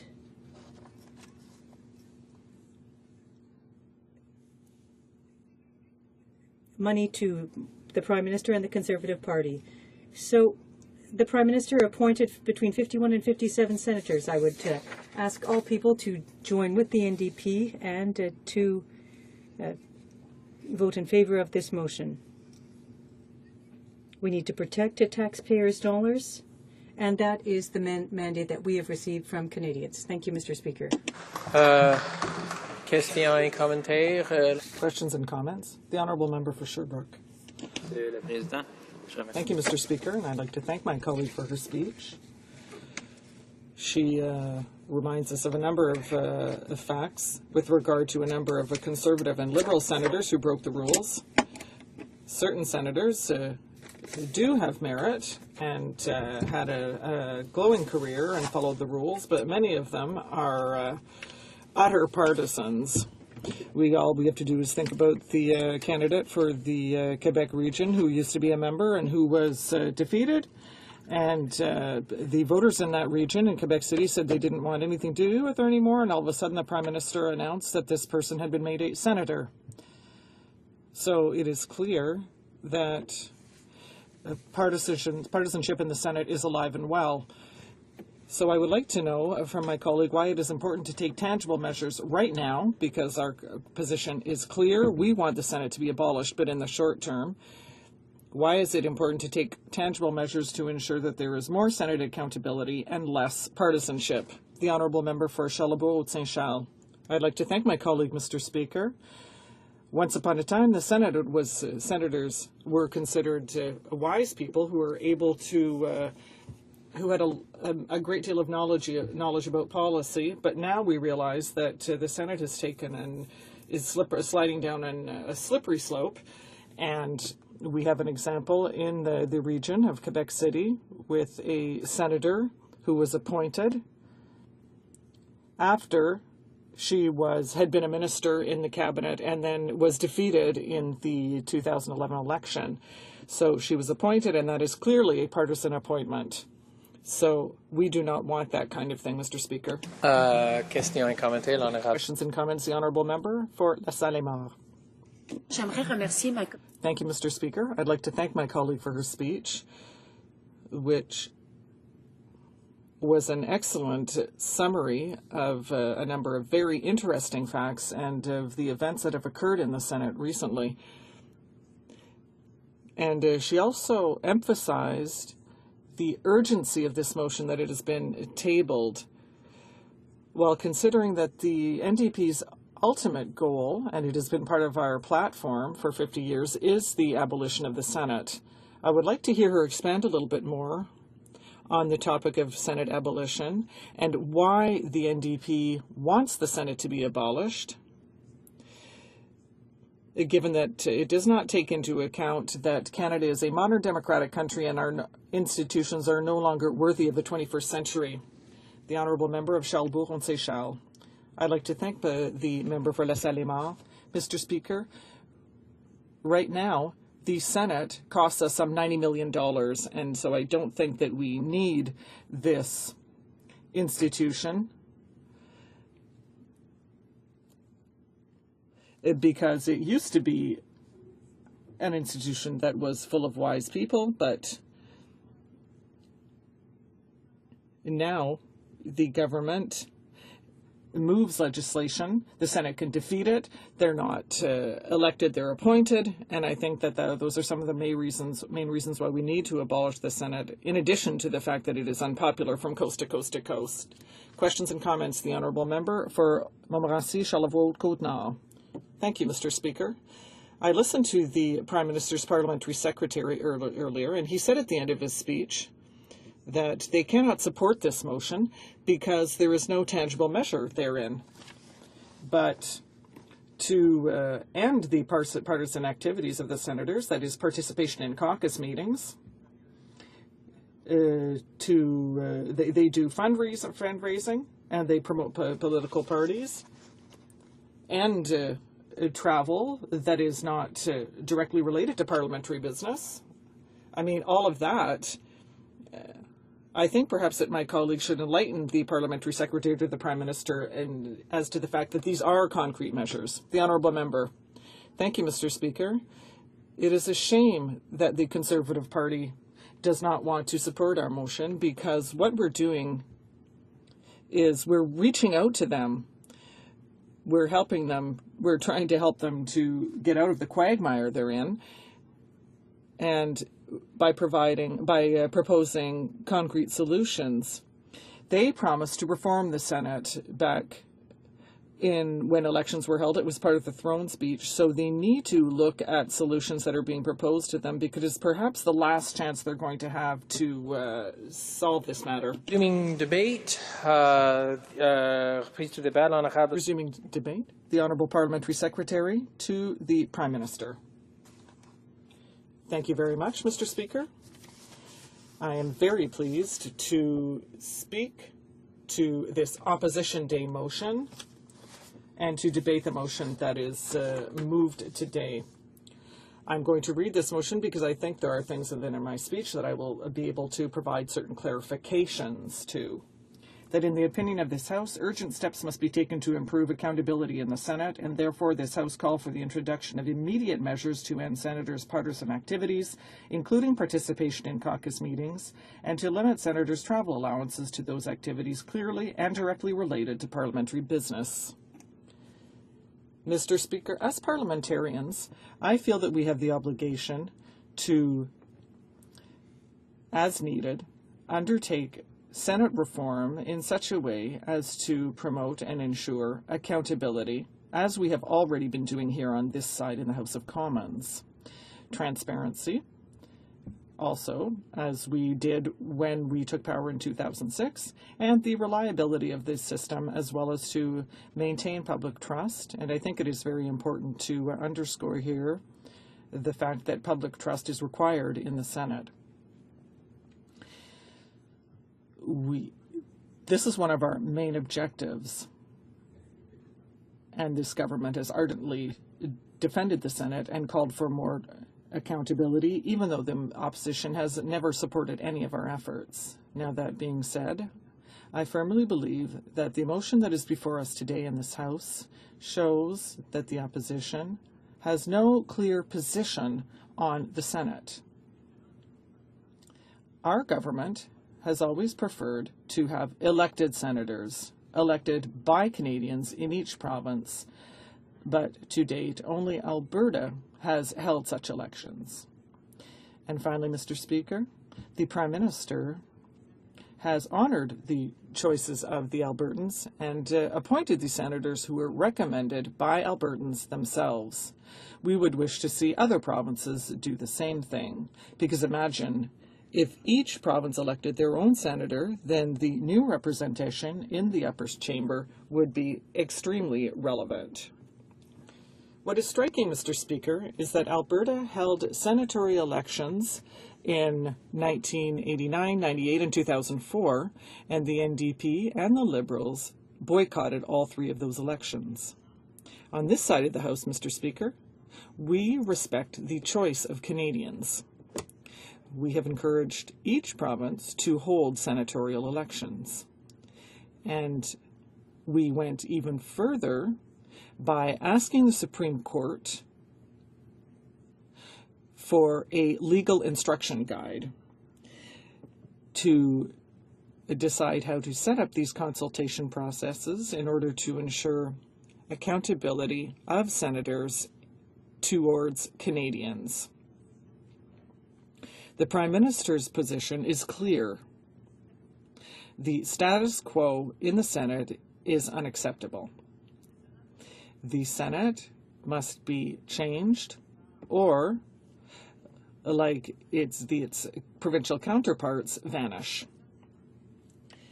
This was expressed clearly in the speech from the throne, which inaugurated the current session of the 41st Parliament last week.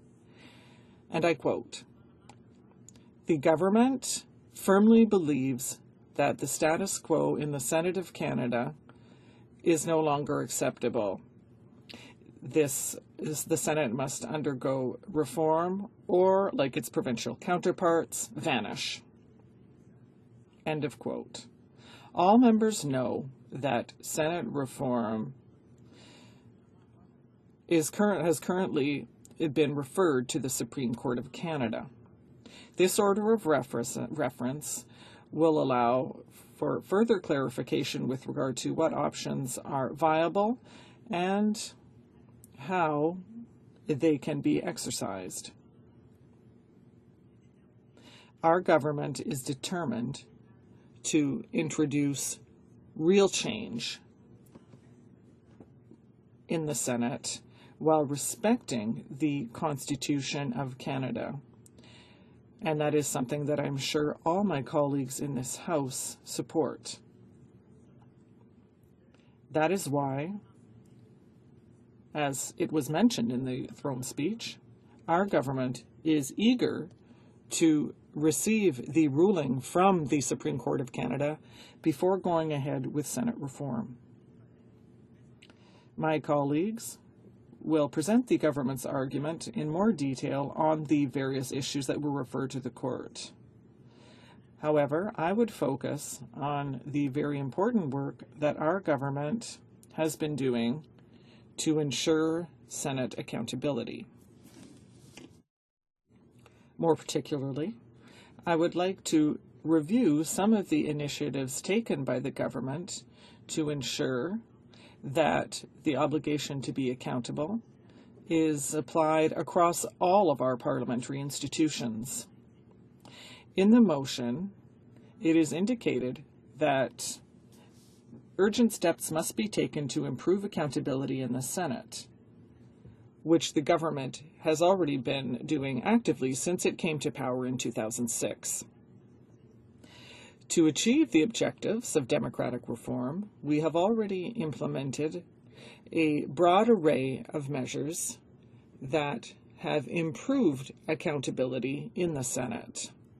In fact, our government can be proud of its record with regard to making the Senate more accountable.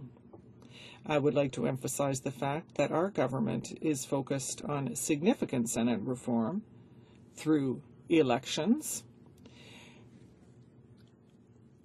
fixed-term mandates, and disclosure of expenses. Now, it became clear that Senate reform had become mired in constitutional debates, so we took action. So I am very pleased to give you an overview of breakthroughs with regard to responsibility and accountability in the Senate that our government has been proposing since 2006. With this in mind, I would like to reiterate the government's commitment to Canada's democratic institutions, including the fundamental principle of accountability.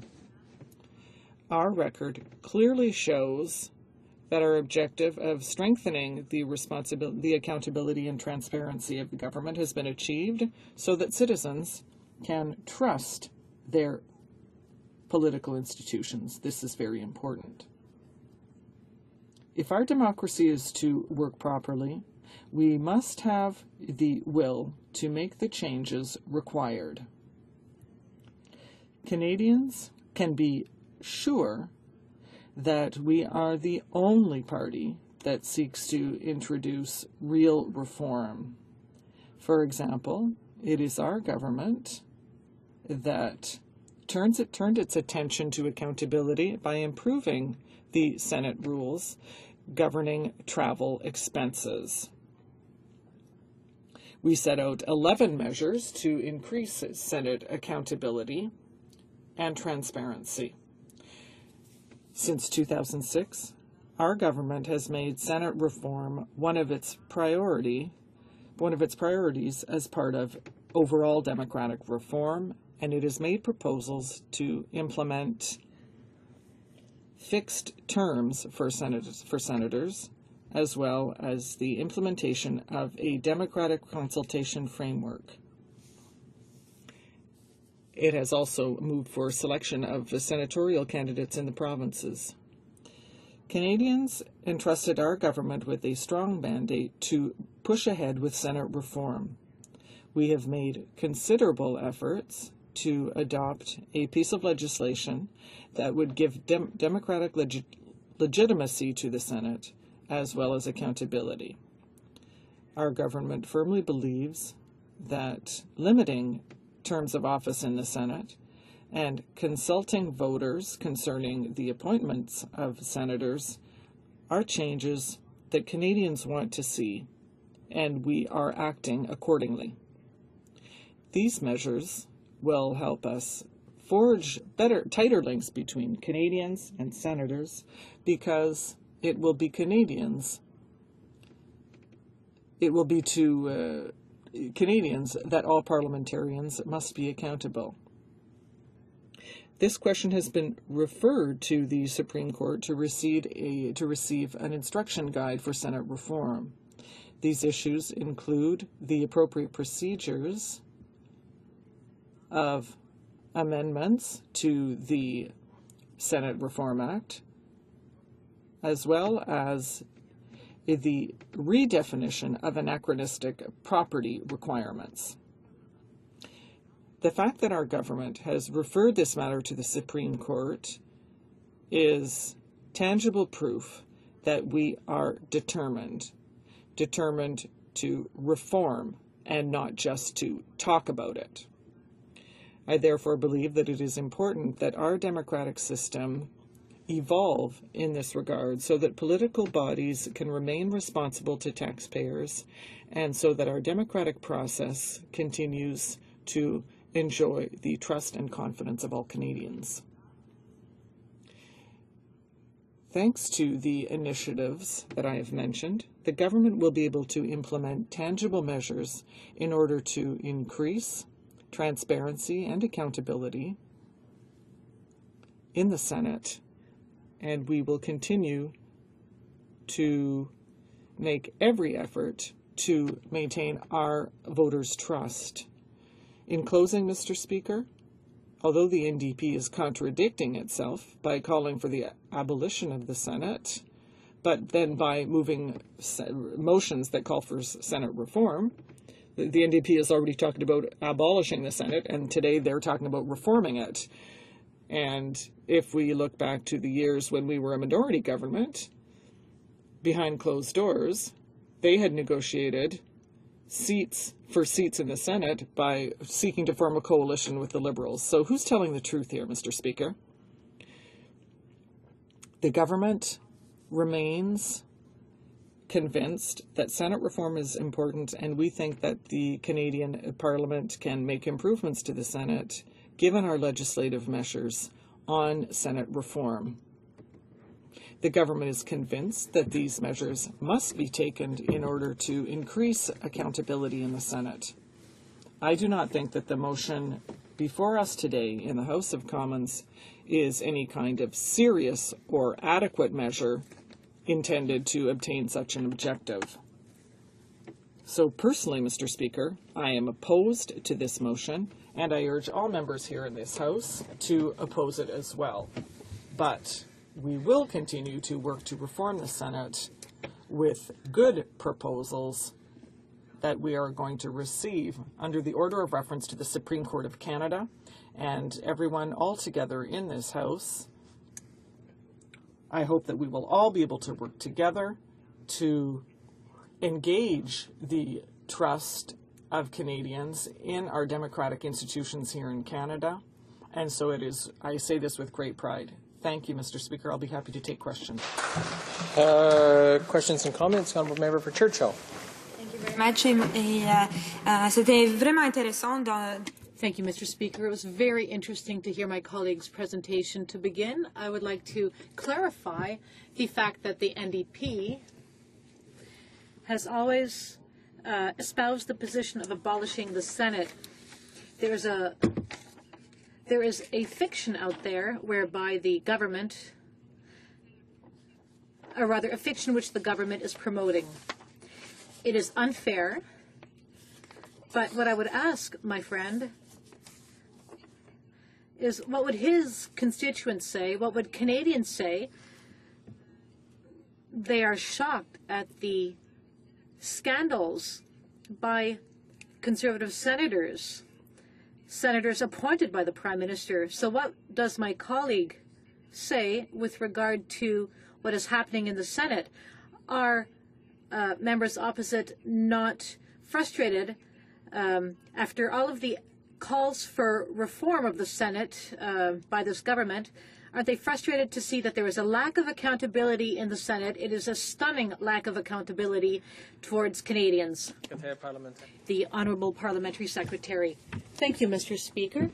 I would like to thank my colleague for her question, and I would like to reiterate that it is the responsibility of each and every parliamentarian, of each and every senator, to manage his or her own expenses. For us, this is essential. On this side here, we have done our homework. We have implemented measures to allow the Senate to do its work, and each senator has the moral duty to respect taxpayers' money. Thank you, Mr. Speaker. Questions and comments? The honourable member for Laurentide.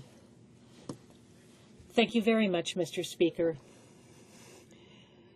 Since my brilliant colleague from Toronto, Danforth, tabled his motion, we've been hearing Conservatives and some Liberals repeat that the motion is, rather that my colleague is an amateur and that this is an improvised motion. But I have a question for the Parliamentary Secretary.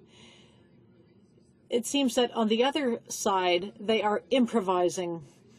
In the proposed Senate reforms, that is, the reform to make the Senate an elected chamber, there is no election legislation which has been proposed. There are no Canada-wide, there's no consistent approach for all of Canada. Each province improvises on its own. The reason why the Senate is still partisan, each senators will engage in partisan campaigns, and will they have access to their respective parties' funds to run for a Senate seat? There are so many questions which cannot be shunted aside. Once you start to sweep questions under the carpet, well, you start to improvise. So I would like the Parliamentary Secretary to respond to that. Thank you very much, Mr. Speaker. The Honourable Parliamentary Secretary. Thank you very much, Mr. Speaker. I'd like to thank my colleague for his question, which is very interesting. We have offered the provinces, and we will offer the provinces, the possibility of electing their own senators from lists. I think that this would be an important gain for our democracy. If in Canada each province could choose the people who would sit in the Senate, this would be a good thing, and it would be a privilege to sit in the Senate under such a system. So, if every province, for instance, including Alberta, would submit a list of Canadians who could sit in the upper chamber. It's the honourable member for Saanich Gulf Islands. Thank you, Mr. Speaker. I just wish to pursue that point that was just made by my honourable colleague.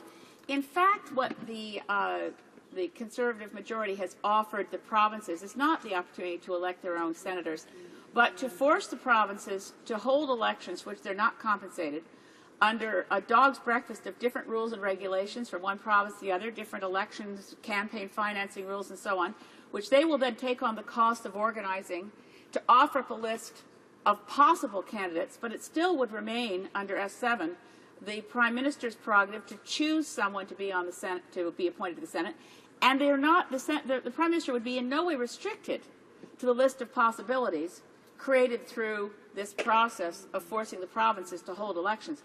So I'm just wondering if perhaps it could be clearer about what currently is before this House, which emanated from the Senate side, as I think a very inadequate attempt to create real reform in the other place. The Honourable Parliamentary Secretary. Thank you, Mr. Speaker. I would like to thank my colleague for her question. It's a very interesting question. Mr. Speaker, I would like to remind her that if every province can hold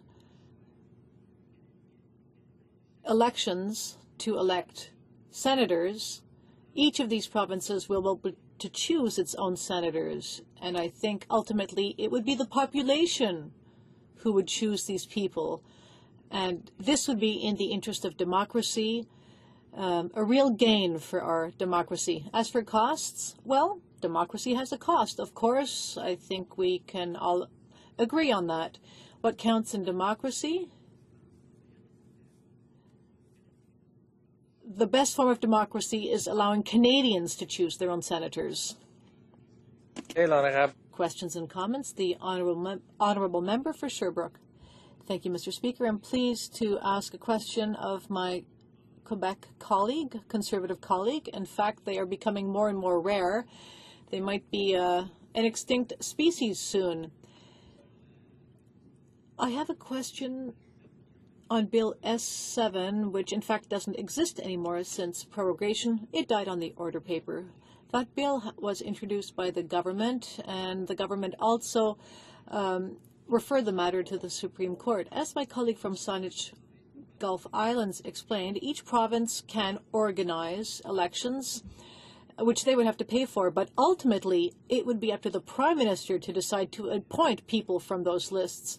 For instance, if in Quebec there was a Senate seat to be filled, and if Quebec presented a list of 5 names, ultimately the Prime Minister could decide to appoint whom he wants to. In fact, this measure is quite ridiculous, and it was presented to get around the Constitution. So the Prime Minister ultimately would have the prerogative to appoint senators. So how would this measure empower citizens to choose their citizens when at the end of the day, the Prime Minister will decide? And the Prime Minister doesn't even have to choose a name from the list provided by a province. The Honourable Parliamentary Secretary. Thank you very much, Mr. Chairman. I would like to thank my colleague for his question. I would like to remind him that democracy is important to Canada, and in 2 years, Canadians will see democracy in action by choosing an MP for each riding. In politics, you can sometimes win a first time, but it's hard to win a second time. Mr. Speaker, we respect the Canadian Constitution, and under our Constitution, the Prime Minister has the power to appoint senators. If we are to amend the Constitution, we must open it, and we cannot open it every year for any old reason.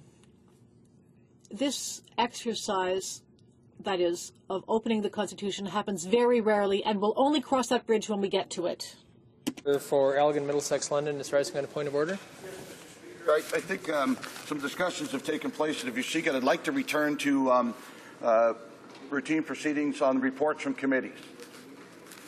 The honourable member have unanimous consent to do this. Granted. The honourable member.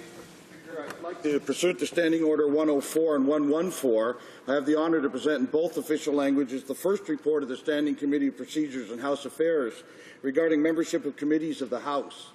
And if the House gives its consent, I'll move concurrence in that motion after.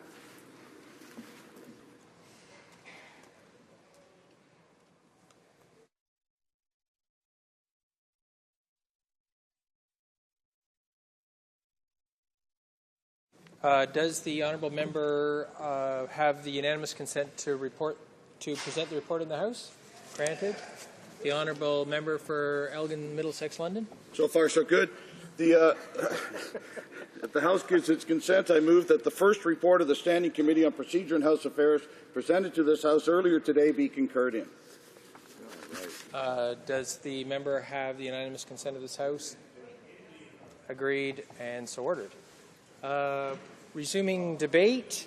Reprise de débat, l'honorable député du Québec. The honourable member for Quebec City. Thank you, Mr. Speaker.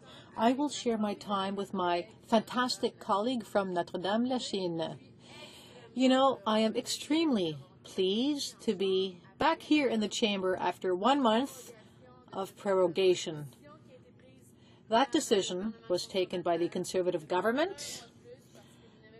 It wanted to be away for another month because it did not want to talk about the Senate. But now we're here, and I'm very pleased to speak today to our NDP motion, which deals with Senate accountability. With this motion, the NDP is proposing concrete solutions.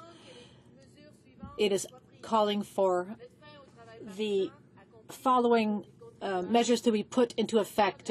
Senators should not waste taxpayers' money by participating in weekly caucuses, by engaging in fundraising activities, political organizations, or doing work on behalf of the party by using Senate resources. Second, we want to limit senators' travel allowances which are not directly related to parliamentary business and which are reimbursed by taxpayers under current Senate regulation. Partisan activities are essential to the activities of a senator. The rules also contain details explaining activities for which a senator can be reimbursed or not. In May, the Senate Internal Economy Committee, Board of Internal Economy, brought about 11 changes to the rules, yet under the rules, senators are still allowed to engage in some partisan activities.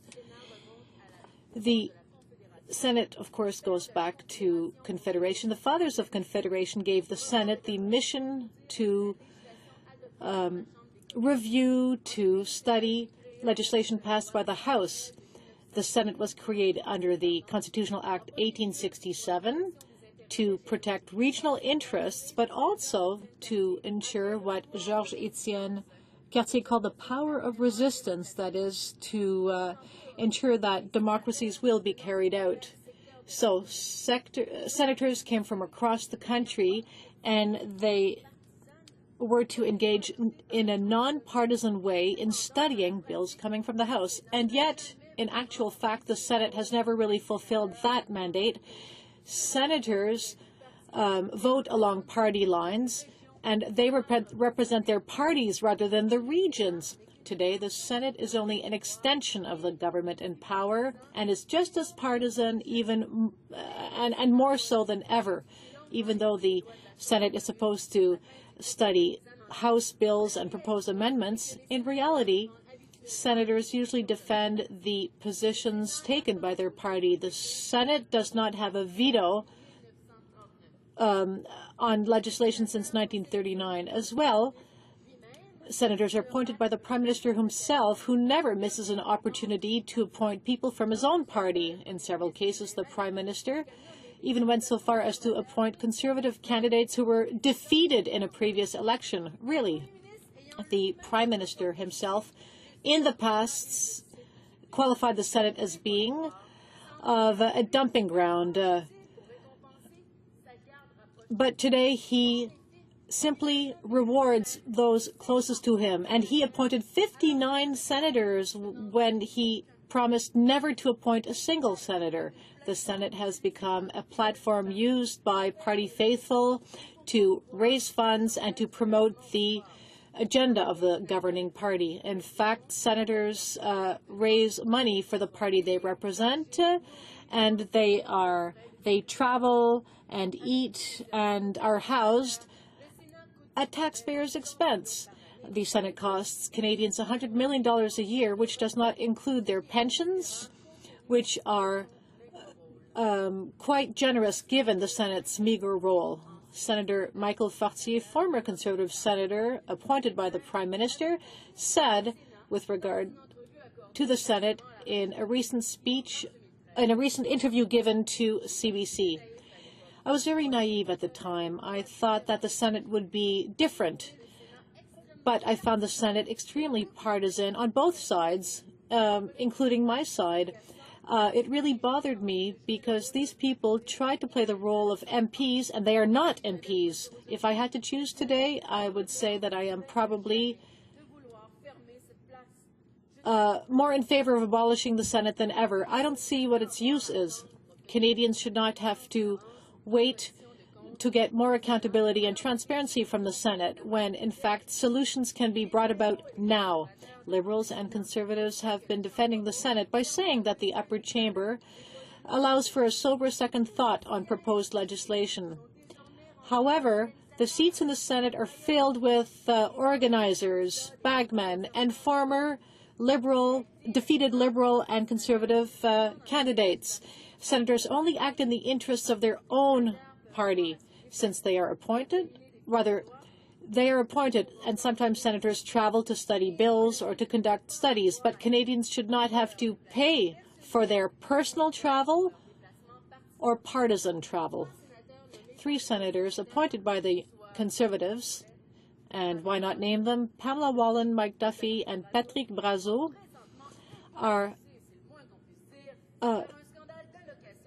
have currently been tainted by a travel and housing scandal. They are all under investigation by the RCMP. Since 2010, Pamela Wallin claimed $300,000 in travel expenses, which had nothing to do with her work. It had nothing to do with her home province. She has participated in many fundraising activities for the Conservative government. On February 13th, 2013, the Prime Minister said he had only found out, said that all of the expenses of Senator Wallin were in good order. But Senator Wallin, in the end, had to reimburse $140,000. However, she feels that the process was unfair. As for Senator Mike Duffy, on May 17th last, because of the entire controversy, the former Chief of Staff of the Conservatives paid Mike Duffy $90,000 to help him reimburse his housing allowances, which had been illegally claimed since he had been appointed to the Senate. The name Mike Duffy also came up in another situation. He allegedly paid $65,000 to someone who allegedly paid for him, worked for him, but who really did not, according to the RCMP. Lastly, coming to Senator Brazeau, Senator Brazeau did not reimburse the $40,000 which he had claimed for housing. However, he was not entitled to that money. At the end of the day, the government blamed Senator Brazeau for trespasses. The NDP has called for more transparency and for the abolishing of the Senate. Up until this point, the Conservatives have not listened to us. Conservatives have tried to reform the Senate for 7 years, but they have failed completely along from start to finish. As with the Liberals, they are now part of the problem. So here we are on this first opposition day. We've just come back to the start of a new session, and we are dealing with a critical situation. The government in Ottawa is not working anymore. Why? Because it is stuck with scandals in the Senate. So what does this Conservative government intend to do? Does it again intend to sweep everything under the carpet and minimize the entire situation, saying that the Senate will be reformed in 5 or 7 years? Or will the Conservative government finally act as the NDP motion calls it to do? And will it finally make senators accountable? Will it finally make force senators to look taxpayers in the eye and admit that Canadians deserve better? So the government must act now. Thank you very much, Mr. Speaker. Questions and comments. The Honourable Member for Abitibi, Bay James, Nunavut, Vic, EU. Thank you, Mr. Speaker. And I'd like to thank my colleague, the member for Quebec, for her passionate remarks.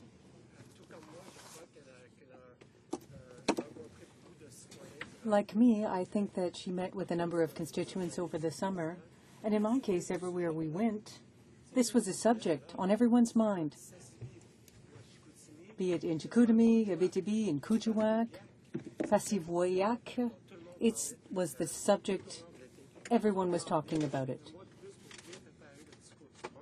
The government asked us for an additional month to prepare the throne speech, but in that very speech, it was silent on this issue. How can my colleague explain that? How can she explain the silence of the government on such an important issue for the democracy of this country? The Honourable Member for Quebec. Thank you, Mr. Speaker. And I'd like to thank my colleague for his excellent question. It's true that the Conservative government didn't want to have to face questions on the Senate, because the Senate is visibly its Achilles heel. It shows where the Conservatives have failed.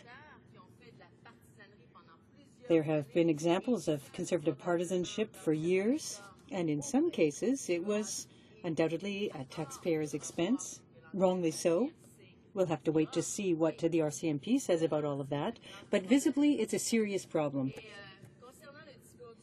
On the throne speech, it is true that the Prime Minister didn't see fit to address the issue.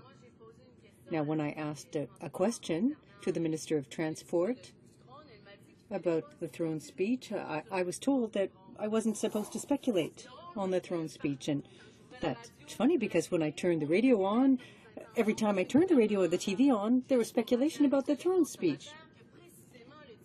And in fact, what the throne speech is supposed to do, I will remind my Conservative colleague, is outline the government's initiatives. Questions and comments, the Honourable Member for Chicoutimi-Le-Fjord. Well, thank you very much, Mr. Speaker. I have a question for my NDP colleague, and I'd like to congratulate her on her great speech. I hope that she's helped the Conservatives open their eyes and see more clearly the situation in the Senate. Falsehoods came out, and I'd like my NDP colleague to remind Canadians of our position on the Senate. The Honourable Member for Quebec. Well, as many of my colleagues did, I too went out in my riding because we're people who work in the field, and we went out to ask people about the Senate. People are disgusted with what's happening. It's become a cycle, and we need to put an end to it, absolutely, to all of the scandals. In the NDP, we know just how difficult it is in reality to make ends meet. We would never think of spending $100,000 here, $100,000 there, because we know that every penny that people earn is earned as a result of hard work. So it's time to put an end to all these scandals and to show more respect for Canadian taxpayers. Questions and comments. The Honourable Member for Saint-Bruno Saint-Hubert. Well, thank you, Mr. Speaker. I'd like to thank my colleague for her eloquent remarks. Now, I went door to door in my region, and people everywhere said enough is enough. We're fed up with seeing the Senate use our taxpayers' money to promote their parties. In going door to door, I'd like to know what she heard her constituents say in the Quebec City region. The Honourable Member for Quebec. Well, in Quebec City, like elsewhere, taxpayers are of the view that they're already paying too much. The burden that they bear has increased. Household debt is now 168%. That is horrible. So when this happens at the same time as these scandals, well, at the federal level, as members of Parliament, we're disgusted with that. Now, people in Quebec are saying, well, Ottawa's not working, can't you see? Every time I look at the paper and I hear news from Ottawa, all I hear about is the Senate, the dysfunctional Senate. It's a symbol of collusion, corruption, and so on. And in Quebec City, as well as elsewhere, people are denouncing it. I'd like to offer Canadians a more positive image of what we're doing here in Ottawa. And that's why I would invite all of my Conservative colleagues to support this motion, because it's a fair, honourable, reasonable position. And if everyone in this House voted unanimously in favour of it, well, then perhaps this problem could be dealt with. Resuming debate, the Honourable Member for Notre-Dame-de-Grâce-Lachine. Well, thank you very much, Mr. Speaker. I'd like to thank my colleague for her remarks. The speech just before mine was excellent. And I, too, am happy to have an opportunity to speak to this Opposition Day motion, our NDP motion, in the name of the member for Toronto, Danford. Now, for me, too, I went door to door. I did a lot of work in my riding. I went to Dorval, into NDG, Notre-Dame-de-Grâce, all over. And I met with literally thousands of people in my riding. And I asked them all what they thought about the job I was doing, about the government, about what they are interested in, what they're passionate about. And there was a lot of talk about the economy, the problems with the economy. We know that in the aerospace industry in Montreal, there have been some problems. There's youth unemployment, and a subject that came back often was related to the problems in the Senate. In the last session, we ended it, in fact, with all of the surfacing of the problems relating to Senator Wallen, Duffy, etc.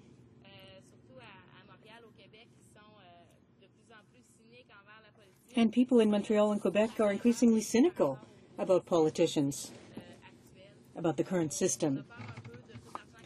People are afraid of all the money that's being wasted in the Senate and by the Senate. They wonder really if it's useful, in fact, and why we need a second chamber here. They wonder what the Senate does for them and why they have such large spending accounts, expense accounts. And so those are the questions that I fielded over the course of the summer. And I said, well, I'm in favor of abolishing the Senate completely, and I'm going to continue to hold that position. So today I'm very happy to have an opportunity to speak to the motion in the name of the member for Toronto Danforth. And it reads as follows, that, in the opinion of this House, urgent steps, and I emphasize the word urgent steps must be taken to improve accountability in the Senate, and therefore this House call for the introduction of immediate measures to end senators' partisan activities, including participation in caucus meetings, and to limit senators' travel allowances to those activities clearly and directly related to parliamentary business. Now, when I read the motion prepared by the member for Toronto Danforth, I said, what an excellent motion. What a good way of telling Canadians just how absurd we think it is to see senators participating in the caucuses of the parties they represent. Now, if we look back at the reasons why the Senate was created as part of the Constitution, it was, in fact, to ensure that there were people to review legislation for sober second thought and to put forth a nonpartisan opinion.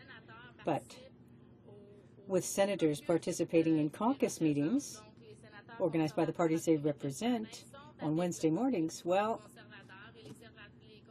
the Conservative senators sit in on the Conservative caucus, the Liberal senators in on the Liberal caucus, and how can those people be nonpartisan?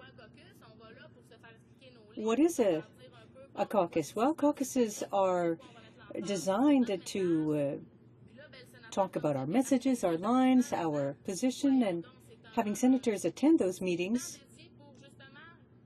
makes no sense.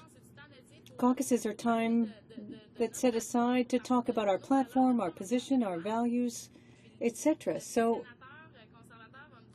a Conservative or a Liberal senator will say after attending those meetings that, well, no, they're not partisan. There's really something completely absurd about that notion. Now, we know that at present, senators are not elected, they're appointed, they're not accountable, as we saw in the past session. Many of them are subject of investigations. They're under investigation, in fact. And in the summer, some people said, well, I don't know, maybe there's some use for it. Well, I gave them the example of the National Assembly in Quebec City. I said, it's easy to understand. We had an upper chamber in the province of Quebec, and in 1968, parliamentarians consulted. They said it makes no sense to invest taxpayers' money in that second chamber. They're not elected. They're appointed.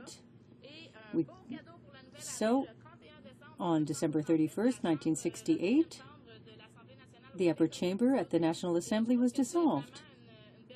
And I think that that was a good thing. And when I asked people about whether they see a difference between the National Assembly and the House of Commons with respect to the relevance of relevance of debate, etc., people say, well, that's very true.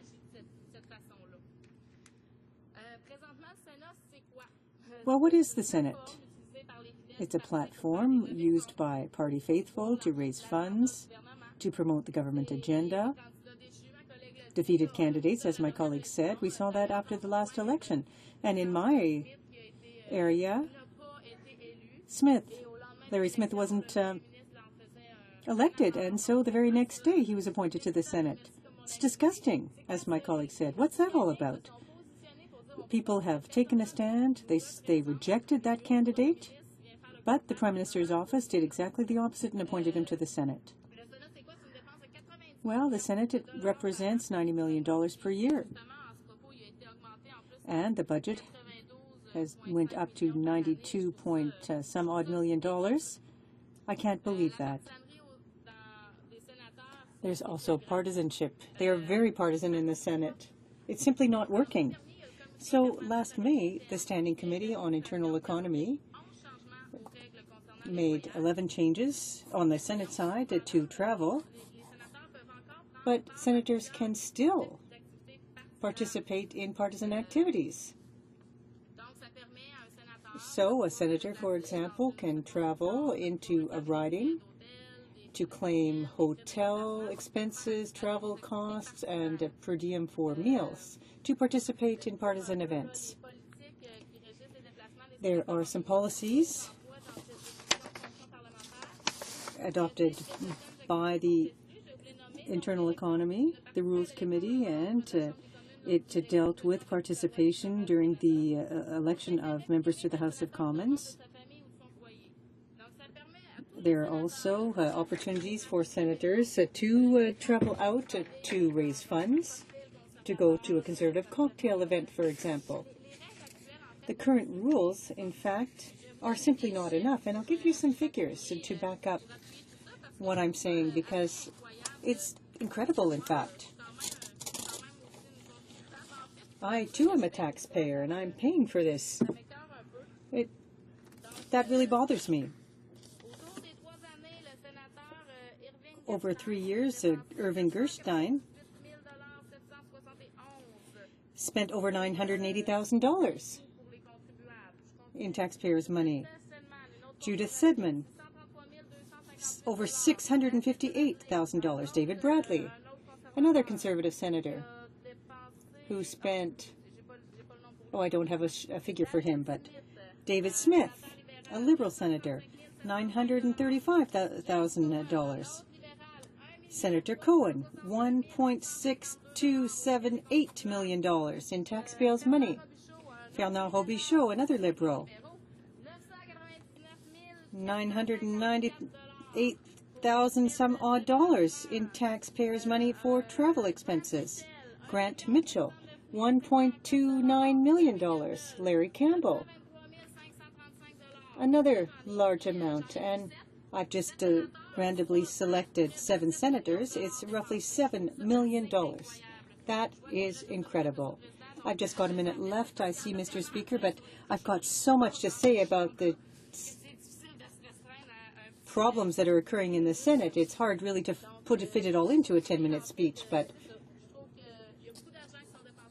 a great deal of money is being spent by the Senate.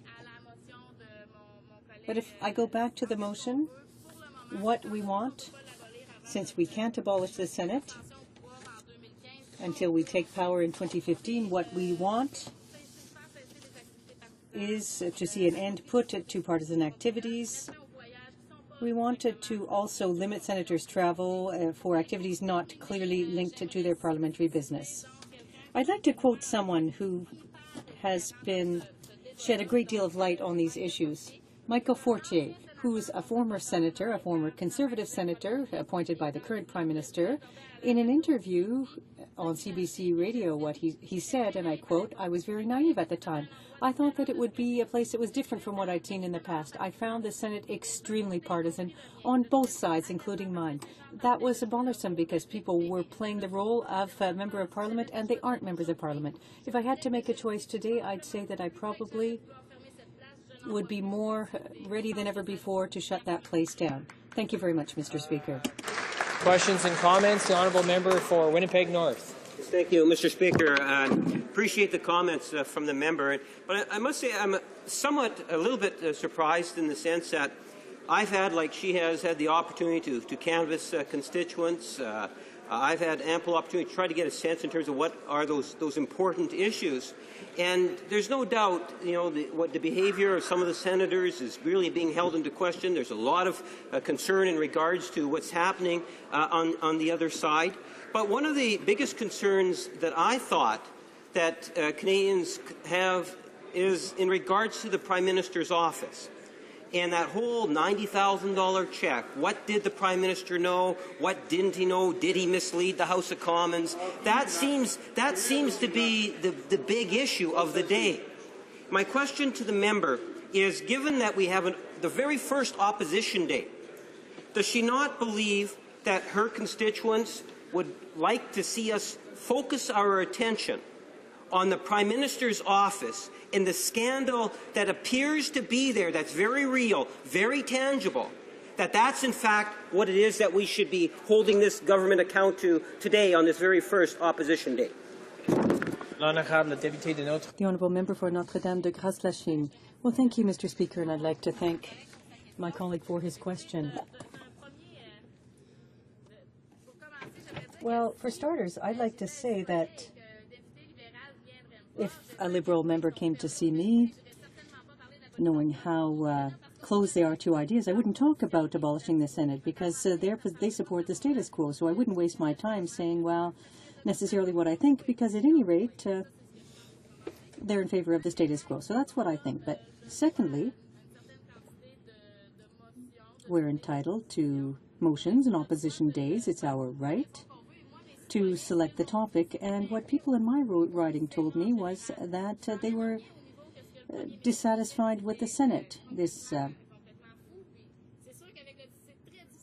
of course, it's very different at present to understand who's telling the truth in all these Senate scandals. That there are problems with the economy. There's rail safety. That wasn't addressed in the throne speech. We selected this motion today. It was our choice. Questions and comments. The Honourable Member for Sherbrooke. Well, thank you very much, Mr. Speaker, and I'm happy to have an opportunity to question my colleague who made an excellent speech. All members must follow the same rules. The member for Ajax-Pickering, whether you represent that riding, whether you represent Chaudière-des-Appalaches, Lévis-Bellechasse, Kitchener-Waterloo, the Yukon, or a Western riding, we all must respect and follow the same rules. We can't travel for partisan purposes. Now, I couldn't travel, for example, to go to a riding association meeting at a taxpayer's expense. So why can they do that? Why can they travel for partisan purposes and charge it to their expense accounts? We need to have similar rules. I hope the government will take action so that senators and members all play by the same rules. The Honourable Member for Notre-Dame de Grasse-Lachine. Well, I'd like to thank my colleague for his question. It's very worrisome for me to know that my money, my family's money, the money belonging to my constituents is used to fund a trip for a senator to make a partisan speech somewhere. It's very worrisome, in fact, and senators should, they don't, but they should, take a position on legislation and work on that. So I really don't see them participating in partisan activities at taxpayers' expense. I don't see how that can help the senator in any way to better understand legislation or to do their jobs. It's very unfortunate. I think it's a bad thing, and that really is what's behind our motion. We want to put an end to partisan activities. If people want to participate, they should be paying it out of their own pockets. They earn a good salary, but it shouldn't be done at taxpayers' expense. The time for government orders has now expired. The Honourable Member for Richmond, Athabasca. Thank you, Mr. Speaker. Public safety must not be taken lightly.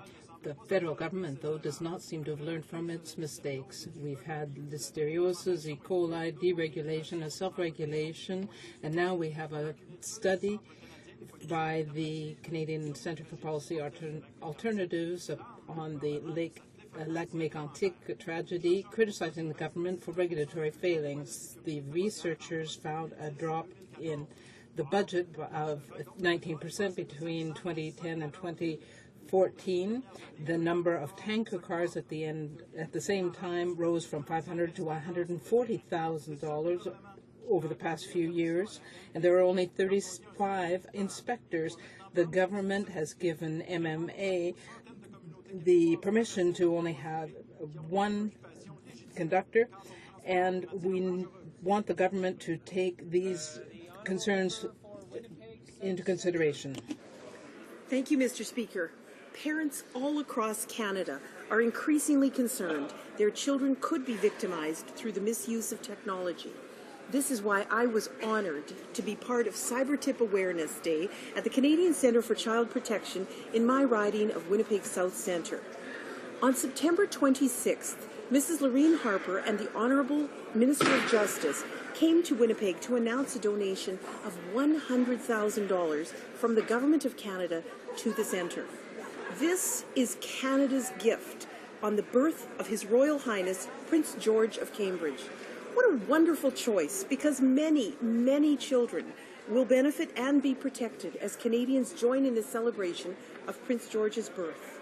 I would like to commend the contribution of the Canadian Centre for Child Protection in ensuring that all Canadian children and youth are safe, online and in their communities. Je vous remercie. Thank you. The Honourable Member for Quebec. Mr. Speaker, this is BDC Small Business Week, and we are celebrating the contribution of small business to the Canadian economy. Every year, we celebrate entrepreneurs through some 200 activities, and we are expecting nearly 10,000 business people to attend. Across Canada, small business represents 99.8% of all businesses and is an important economic driver. In Quebec, in my constituency, we have many success stories. I want to take this opportunity to pay tribute to the Chamber of Commerce of Quebec and the Entrepreneur Award that is given at the trade show in Quebec, in Canada. Entrepreneurs, men and women, are creating jobs and innovating. Join with me in paying tribute to these hard workers who make sure that our country is very competitive abroad. For Kitchener-Waterloo. Mr. Speaker, I rise today to recognize the winners of the annual Canadian Consulting Engineering Awards presented by the Association of Consulting Engineering Companies Canada. Very good. Our prosperity and quality of life depends on building and maintaining our public infrastructure. That's true. Engineers play a critical role in ensuring the safety and integrity of our public buildings, water systems, roads, and bridges. Sure do. We all must work together to provide quality infrastructure for our communities. Our government has announced our new Building Canada plan, which will invest an unprecedented $53 billion over 10 years to ensure that Canada's public infrastructure continues to meet the needs of Canadians. Good news. The Canadian Consulting Engineering Awards recognize outstanding achievements in engineering and celebrate the highest level of innovation and ingenuity. Mr. Speaker, congratulations to all of the winners. The Honourable Member for Scarborough-Agincourt. Mr. Speaker, on May 10, 1990, David Lewis Public School opened its doors for the first time. Since then, thousands of young students have walked through those doors in pursuit of an education. Karen Peach, the principal, has been at David Lewis for the past 11 years. She and her staff teach 362 students ranging from junior kindergarten to grade 8. The school serves a culturally diverse community which is celebrated by the school community and a community at large. Over the last 5 years, the Fraser Institute School Report Card, the overall rating for students' academic achievements out of possible score of 10 ranged between 9.3 and 10. I wish the staff and students at David Lewis Public School a happy 25th anniversary and continued success over the next 25 years. The Honourable Member for Calgary Centre. Mr. Speaker, I have never been more proud to call Calgary my home. In June's floods, the largest natural disaster in Canadian history, the people of Calgary showed incredible spirit and pulled together in the face of overwhelming adversity. They showed the world how friends and strangers help each other. And I want to thank everyone who sacrificed time, money, and effort, including our Prime Minister and his wife, cabinet ministers and members of Parliament who helped Calgarians dig out their basements after the floods. In a record-breaking 8 days, Cabinet approved federal disaster assistance financing, and from sending in military helicopters to help people get rescued from their rooftops, the government was there for Albertans. Then, in the speech from the throne, we announced the National Disaster Mitigation Program to reduce the impact of natural disasters like this one. This is what people in my riding have been calling for. Bravo.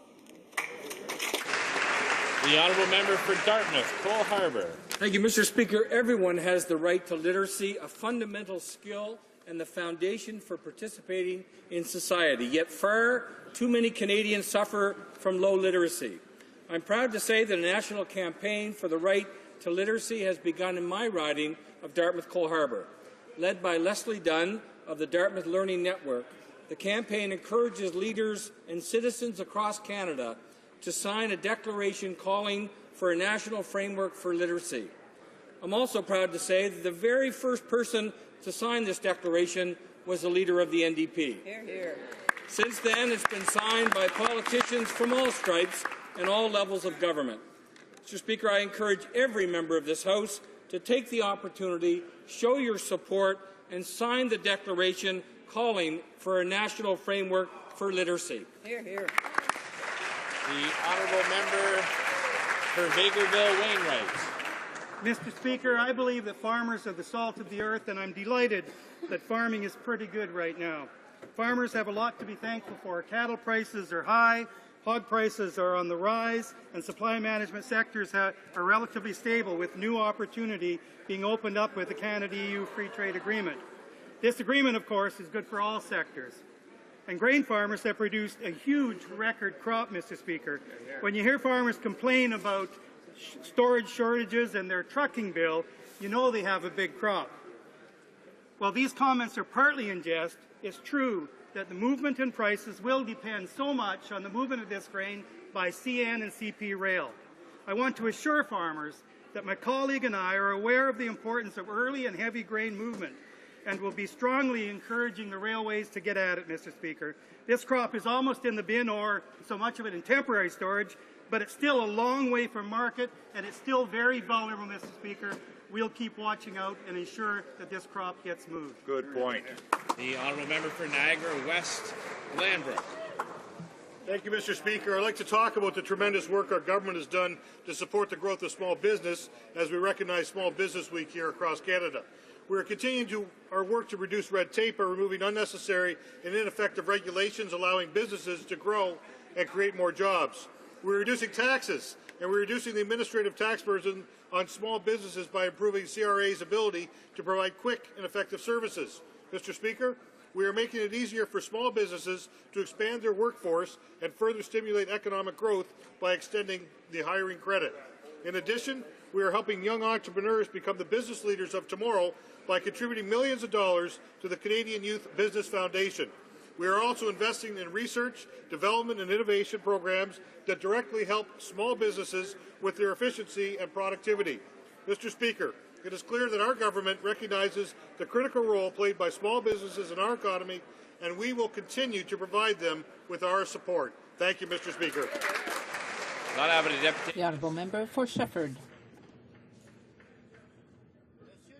Mr. Speaker, I would like to pay tribute to the exceptional contribution made by two people who received the National Assembly Medal last week.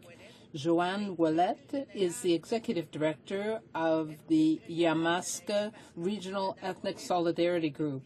She is a visionary who is strong-willed and open-hearted. Serge Tremblay is a businessman who started the fundraiser for Lucan and a ski fundraiser as well for the same organization. He has contributed to many other causes as well. I also would like to mention that Chantal Bossé, who is the CEO of Chabos, is the second Canadian woman to be recognized by Microsoft for her expertise in 2013-14 and is only the only Francophone. I would like to personally congratulate all three of these Quebec citizens for their contribution to their community. The honourable member for Scarborough Centre. Mr. Speaker, Omar Ahmed Khadr pleaded guilty to heinous crimes. He pled guilty to the murder of Sergeant First Class Christopher Spear, an American Army medic. He also pleaded guilty to providing material support for terrorism, conspiracy, and spying. Last week, the courts rightly decided that he must continue to serve his sentence in a maximum security federal facility. Too often, this serious criminal gets all the attention, especially from the soft-on-crime friends from the NDP and the Liberal Party. In fact, the member from Gatineau referred to the tragedy of Omar Khadr. Mr. Speaker, the real tragedy is that on August 6, 2002, Tabitha Spear lost her husband, and Taryn and Tanner Spear lost their father. Rather than focusing on the rights of confessed terrorists like Mr. Khadr, the Liberals and the NDP should join our government standing up for the rights of the real victims of crime. Honourable Member for Chicoutimi-Le I rise today to indicate that it is Autism Awareness Month, which takes place every October in Canada. It was estimated recently that nearly 1% of Canadians live with autism. My colleagues from Vancouver Kingsway and Sudbury have introduced motions on autism, and I'm pleased to say that the NDP is working very hard to find solutions and help Canadian families. In recent discussions with groups involved in the autism question, the federal government was shown to have lacked compassion. It ignored the practical solutions proposed, such as setting national standards and helping Canadians better. As the Deputy Health Critic for the NDP, I hope that this month will help Canadians better understand this disorder and help Canadians who are dealing with it better. Mr. Speaker, Canadian Forces College in Toronto is amongst the premier centres of military education in the world. CFC plays a vital role in the professional development of selected Canadian officers and prepares them for senior command positions at the global strategic level. CFC includes international military members, RCMP, senior public servants, and private sector leaders addressing future strategic responsibilities in a complex global security environment through many programs offered at CFC. The National Security Program is CFC's year-long senior course, and this week is their annual field study exercise to Ottawa, visiting key federal departments and varied experts. The international cadre are from Brazil, the U.S., Pakistan, United Arab Emirates, Saudi Arabia, Trinidad and Tobago, Kenya, the Netherlands, and Poland. As a former graduate and staff member at CFC, I welcome the Canadian Forces College National Security Studies Program to Ottawa on their annual field studies exercise. Thank you, Mr. Speaker.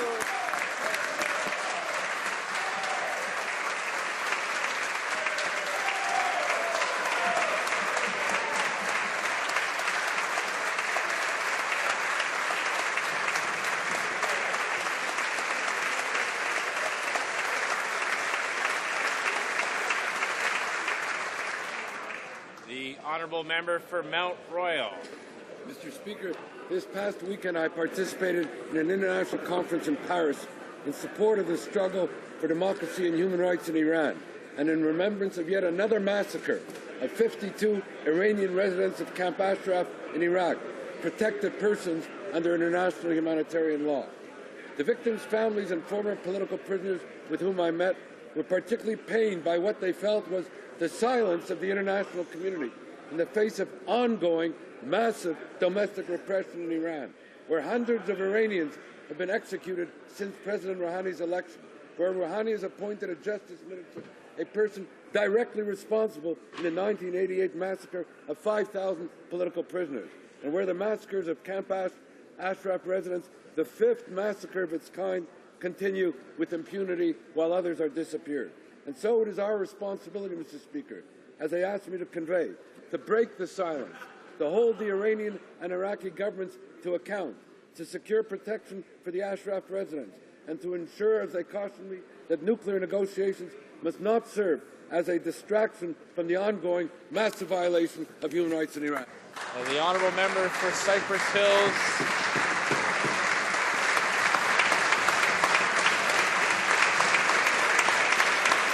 The honourable member for Cypress Hills Grassland.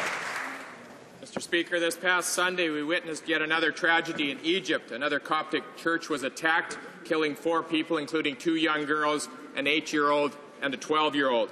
I'd like to express my sincerest condolences to the family and friends of the victims. This assault represents the latest attack targeting the Coptic community in Egypt. Our government condemns this. Places of worship should be places of safety. We call upon the Egyptian authorities to protect Coptic Christians and bring those responsible to justice. Our government firmly believes that implementing a transparent, democratic system that respects the voices of Egyptians, including the members of all religious communities, is the best way to restore calm. It will give all Egyptians a stake in the future stability and prosperity of their country. Canada will continue to support the transformation to a pluralistic, democratic Egypt that protects the rights of all Egyptians, regardless of faith, to live in peace.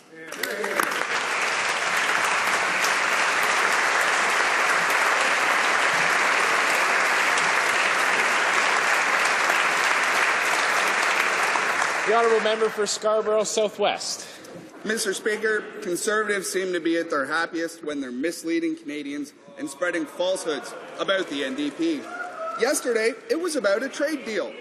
Last week, our excellent trade critic sent out a statement saying, and I quote, "New Democrats welcome progress towards a comprehensive new trade agreement with the European Union.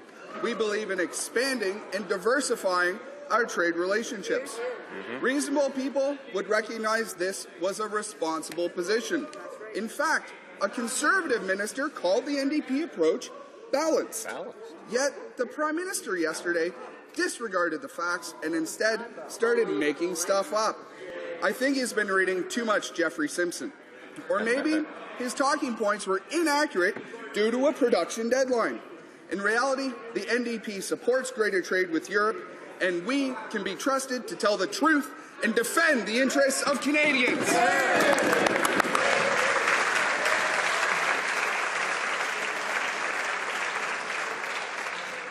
The honourable member for Selkirk Interlake. Mr. Speaker, through the Canada-Europe Trade Agreement, our government is creating new and historic opportunities in Europe for our agriculture producers. Almost 94% of EU agriculture tariff lines will be duty-free when the Canada-Europe Trade Agreement comes into force. Good news. Our government has successfully negotiated an outcome that provides our exporters access to 500 million new hungry consumers. Our government is standing up for Canadian farmers and ranchers. Good. In fact, the Canadian Agri-Food Trade Alliance said, CAFTA fully supports this deal, which we expect will expand agriculture and food exports to the EU by an incredible $1.5 billion a year. However, the NDP is an anti-trade party beholden to unions and radical anti-trade activist groups. Union friends of the NDP have already denied the benefits of a Canada-Europe trade agreement, and the leader of the opposition said last week there's going to be a hell of a price to pay for trade with Europe. Mr. Speaker, on this side of the House, we support free trade and new jobs and opportunities for Canadians, while the NDP supports no trade and the Liberals support the drug trade. Oral questions, questions orales. The honourable leader of the opposition.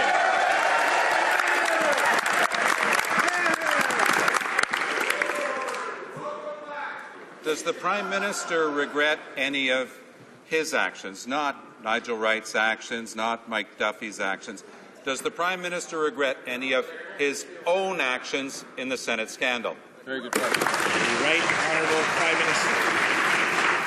Mr. Speaker, once again, as I've said before, we expect that when people are parliamentarians in either House that they'll respect rules, particularly rules obviously regarding expenditure. If they don't, we expect there to be accountability. And that's what we expect when people make mistakes, that we will continue to operate on that basis going forward, Mr. Speaker.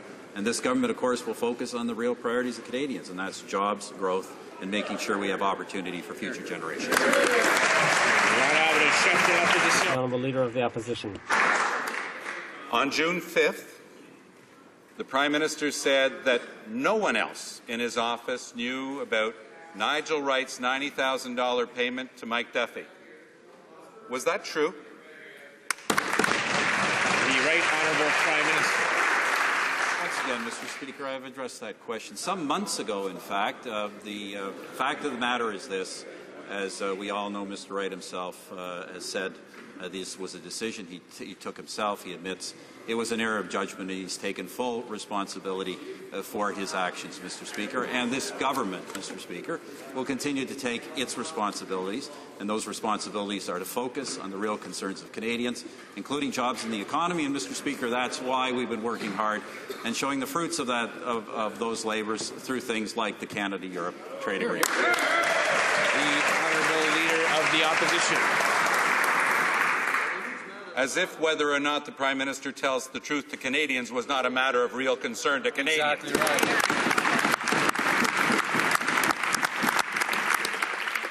right. Did Nigel Wright tell the Prime Minister that nobody else in his office, not a soul, knew about the payment of $90,000 to Mike Duffy? Did he tell the Prime Minister that or not? The Right Honourable Prime Minister. Mr. Wright was quite clear. It was his decision, his responsibility. He accepts responsibility for that decision, just as this government accepts its responsibilities. Our responsibility is to boost growth, job growth, and economic prosperity for Canadians, and we will continue to deliver on those goals. The Honourable Leader of the Opposition. When the Prime Minister told all Canadians here in the House that no one in his office was aware of the $90,000 payment to Mike Duffy, did anyone ever tell him that was wrong? Did he even ask himself that question? The Right Honourable Prime Minister. Once again, Mr. Speaker, I've addressed this question a number of times. Clearly, Mr. Wright made a decision alone. It's his responsibility. He's accepted his responsibility in this matter, just as this government accepts its responsibilities, which is to run the Canadian economy.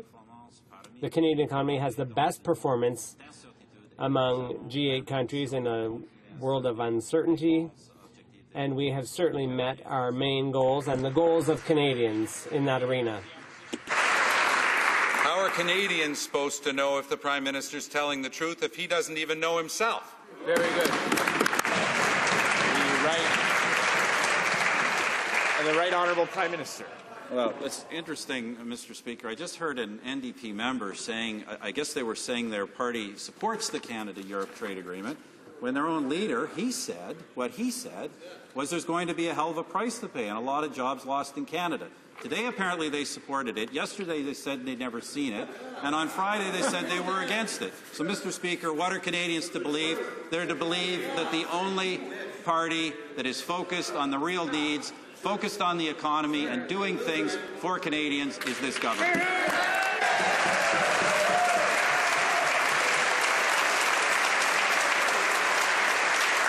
The Honourable Member for Papineau. Mr. Speaker, I'd like to offer my sincere congratulations to the many Canadians at all levels of government and in the public service who played a role in the achievement of the agreement between Canada and the European Union, including the Prime Minister, the Minister of International Trade, and people like former Premier Jean Charest. Congratulations.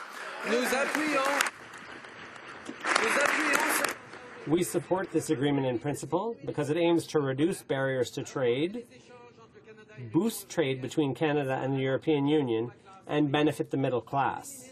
Can the Prime Minister tell us when the House will have access to the details of this major deal? The Right Honourable Prime Minister. Mr. Speaker, obviously I appreciate the Liberal Party's support for this historic agreement with Europe. As you know, last Friday I announced the largest and deepest trade deal in Canadian history with the European Union. It's a very important step forward. We've released a compendium of the impacts of that on every single sector of the economy, which I think is why you see such a strong support. And I can assure the honourable member and his party that in the days to come, the government will be releasing additional detailed information. The honourable member for Papineau. Leaders take responsibility when things go well. but also when things go wrong. Clearly, when it comes to the scandal engulfing the PMO, things have gone very wrong. The Prime Minister appointed Mike Duffy. He hired Nigel Wright. His inner circle, with whom he meets daily, has worked for months to cover up this scandal. Will the Prime Minister take any personal responsibility for this abuse of Canadians' trust? The Right Honourable Prime Minister. Well, Mr. Speaker, as I think I've said, it's unacceptable, and those individuals who have been engaged in this particular affair have been dealt with and continue to be dealt with. And, Mr. Speaker, as I've said repeatedly, we don't assure Canadians that everything will be perfect, but we do assure Canadians that when anything goes wrong, people will be held accountable. The misuse of expense accounts is not acceptable and will be dealt with appropriately. The honourable member for Papineau. There's nothing to understand here. When it comes to a deal involving hundreds of players, various departments, and several levels of government over a number of years, the Prime Minister is happy to take full credit. But when it comes to what his right-hand man has done, he takes cover. When will the Prime Minister finally take responsibility for this sordid affair? The Right Honourable Prime Minister. Mr. Speaker, it's quite the opposite. In reaching a historic deal with Europe, that was the work of many, not just myself, but from this government, from all the provincial and territorial governments as well. Of all levels of government, of stakeholders in the business community, and of course strong public servants who in this country don't work in silos but work across government. Mr. Speaker, I'm the first one to acknowledge on Friday that the achievement of this historic agreement was a Team Canada effort, and it will continue to be going forward as we implement it. The Honourable Leader of the Opposition. Nigel Wright said to Mike Duffy, and I quote, "We have been working on lines and a scenario for you that would cover all of your concerns, including cash for repayment." Who's we? The Honourable Permanent Secretary to the Prime Minister. Well, What a response. Very excited. Where's the order?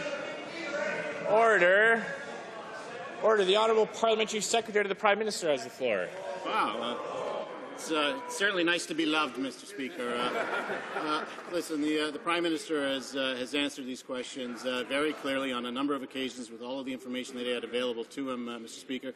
We're continuing to work closely with authorities on this, and we are providing them any information that they require. In the meantime, there are a lot of issues facing Canada, and we're going to continue to move forward with jobs and economic growth for such things like the Canada-European Union Free Trade Agreement, which brings lots of jobs and opportunity across this country. The Honourable Leader of the Opposition.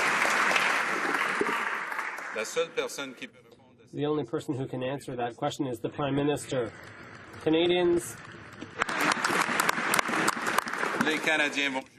Canadians will harshly judge the Prime Minister's silence, Mr. Speaker. When the Prime Minister spoke to Mike Duffy in person on February 13th, was Nigel Wright there too? The Honourable Parliamentary Secretary. Mr. Speaker, the question shows the fact that we've continued to work with the authorities. We've answered all questions on this topic to the best of our information. At the same time, we've continued to work on real reform to the Senate. From the Senate, that's why we're continuing to move those forward, including elected Senate with term limits, Mr. Speaker, unlike the opposition today, which brought forward a silly motion to apparently end partisanship in the Senate. There's lots of things that are confronting this government, the Canadian people, and we'll get the job done for them, Mr. Speaker. And the Honourable Leader of the Opposition. I don't know why the Prime Minister can't tell the truth. Canadians can handle the truth. Yeah, exactly right. On August 21st, long after he resigned, Nigel Wright gave the RCMP a binder full of documents related to the Mike Duffy affair. What's in the binder?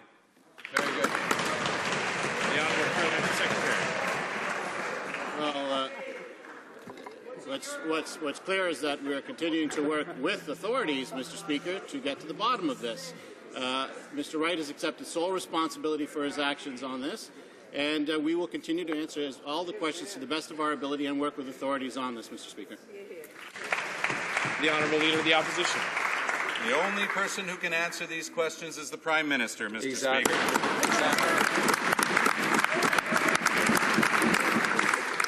Did the Prime Minister or anyone else in his office threaten Mike Duffy with expulsion from the Senate if he didn't go along with the, quote, cash for repayment scheme cooked up in his office? Very good. The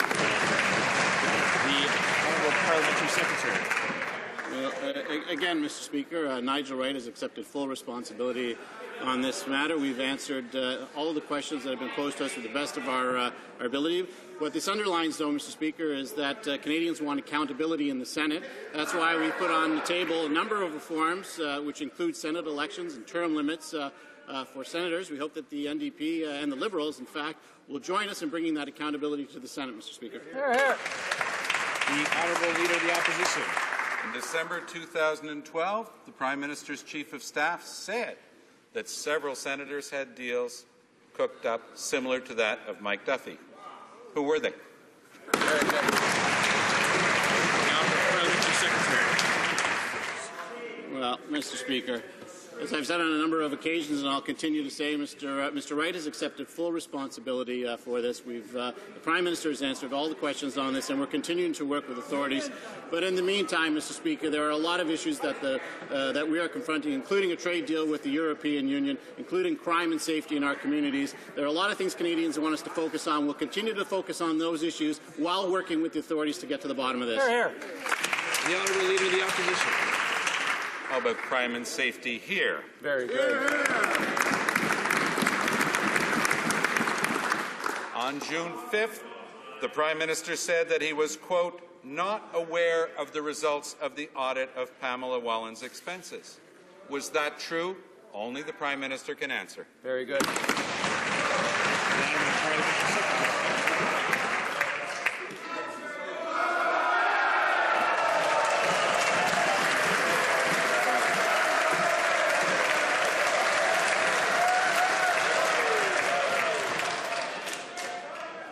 Order. The Right Honourable Prime Minister. Answers, of course. The Honourable Leader of the Opposition. On May 17th, when the Prime Minister kicked Pamela Wallen out of the Conservative caucus, was he aware that the audit of Pamela Wallen's expenses had already turned up $40,000 in illegal spending? The Honourable Parliamentary Secretary. Here is not loud. And Mr. Speaker, the Leader of the Opposition's questions highlight the importance of us continuing to work with authorities to get to the bottom of this, Mr. Speaker. We've answered all questions that have been posed to us to the best of our ability. We'll continue to do that, Mr. Speaker. At the same time, Nigel Wright has accepted sole responsibility for this, and we will continue to move forward with Senate reform. We'll continue to move forward with opening opportunity and jobs for Canadians across this country, Mr. Speaker, such as the Canada-European Free Trade Agreement, which will benefit our communities, which will benefit our small businesses, Mr. Speaker. We're going to continue working on behalf of Canadians. The Honourable Leader of the Opposition. Mr. Speaker, what changed? What changed between February 13th, when the Prime Minister personally vouched for Pamela Wallen's expenses, and May 17th, when the Prime Minister kicked Pamela Wallen out of the Conservative caucus? If the Prime Minister was not aware, as he claims, of that $40,000 in illegal expenses, then what changed? Very good. The Honourable Parliamentary Secretary to the Prime Minister. Mr. Speaker, what's clear is this.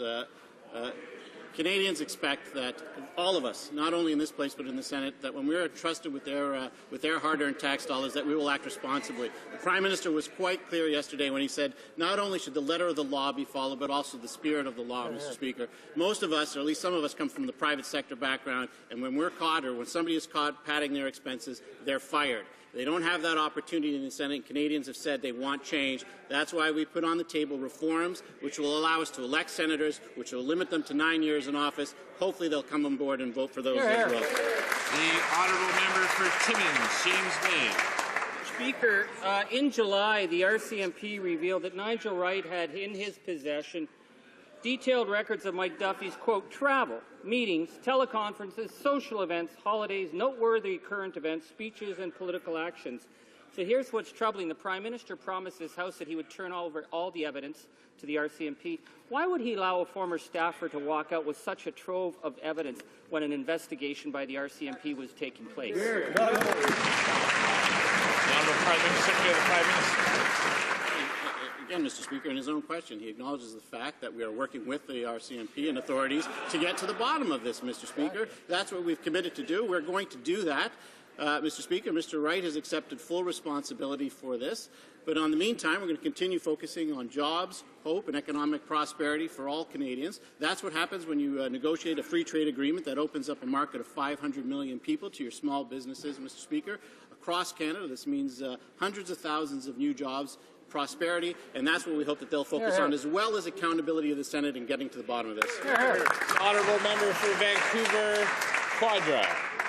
Chris Woodcock, former PMO Issues Manager, was sent the February 20th email from Mike Duffy detailing his deal with Nigel Wright. The Prime Minister misled Parliament when he claimed that no one else in his office knew of the deal. It was a PMO office-wide strategy to subvert the work of a committee, buy Duffy silent, and cover the whole thing up. Nixon used to call his cover-up experts the plumbers. Why did the Minister of Natural Resources hire Chris Woodcock, the PMO's disgraced plumber, as his Chief of Staff? Good question. The Honourable Parliamentary Secretary of the Prime Minister. Well, Mr. Speaker, as I've said on a number of occasions, we're working closely with authorities. Nigel Wright has accepted full responsibility for his actions on this matter. In the meantime, I was pleased to hear that the Liberals have tentatively supported the Canada-Europe Free Trade Agreement, and we're going to continue to focus on jobs, hope, economic prosperity for all Canadians, Mr. Speaker, because that's what they've asked us to do. The Honourable Member for Wascana. Mr. Speaker, the Prime Minister's story about the PMO deal with Mike Duffy has been contradicted by the police and by Nigel Wright himself. Mr. Wright was no solo freelancer. The Prime Minister's lawyer, his Director of Issues Management, and others were also intimately involved. The cover-up went on for months, with threats, hush money, spin lines, a Senate report doctored by Conservatives, in this Prime Minister's office, on this Prime Minister's watch. It's his responsibility, not Nigel Wright. Why doesn't he get that basic fact? The Honourable Parliamentary Secretary to the Prime Minister. Again, Mr. Speaker, and I'll speak a little bit slower for the Liberal Party. We are working very closely with authorities. It's very important. It's very important that we get to the bottom of this. But in the meantime, Mr. Speaker, Conservatives are able to work on more than one thing at one time.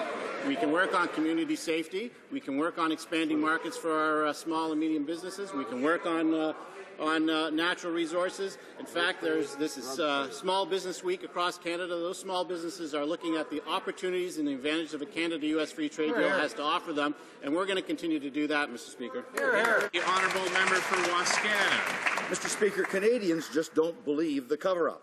Mr. Wright might try to assume responsibility, but that's a fiction. He clearly did not act alone.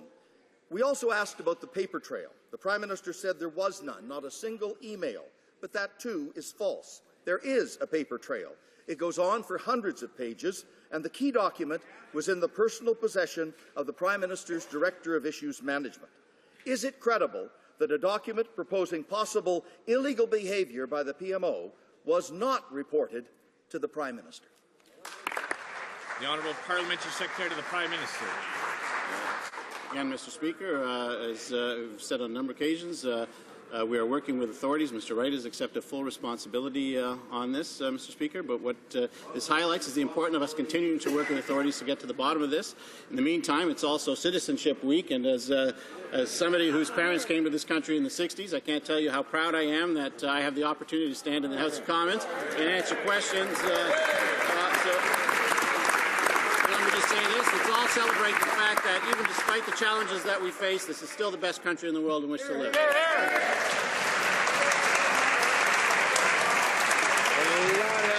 The Honourable Member for Manicouagan. Mr. Speaker, the Conservatives today are tabling the most recent version of their First Nations education bill. This in a climate of extreme distrust and general concern towards the government. Let's remember that the United Nations rapporteur himself asked Canada to move this forward. Its time is left to change direction and repair the education system that suffers from chronic underfunding. What will the minister choose, confrontation or collaboration?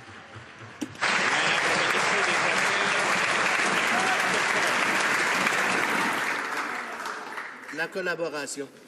Collaboration. Member for Nanaimo, Cowichan. Well, Mr. Speaker, the minister's words don't match his actions. Any First Nations Education Act must be backed up with adequate funding. Former Auditor General Sheila Fraser said it would take up to 28 years to eliminate the education gap with First Nations students.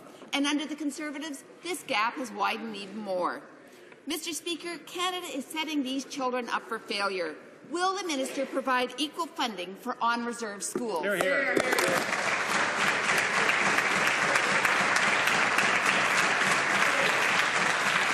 The Honourable Minister of Aboriginal Affairs. Mr. Speaker, what this government will not do is throw more money at a non-system of education that proves failing too many First Nations students across the country.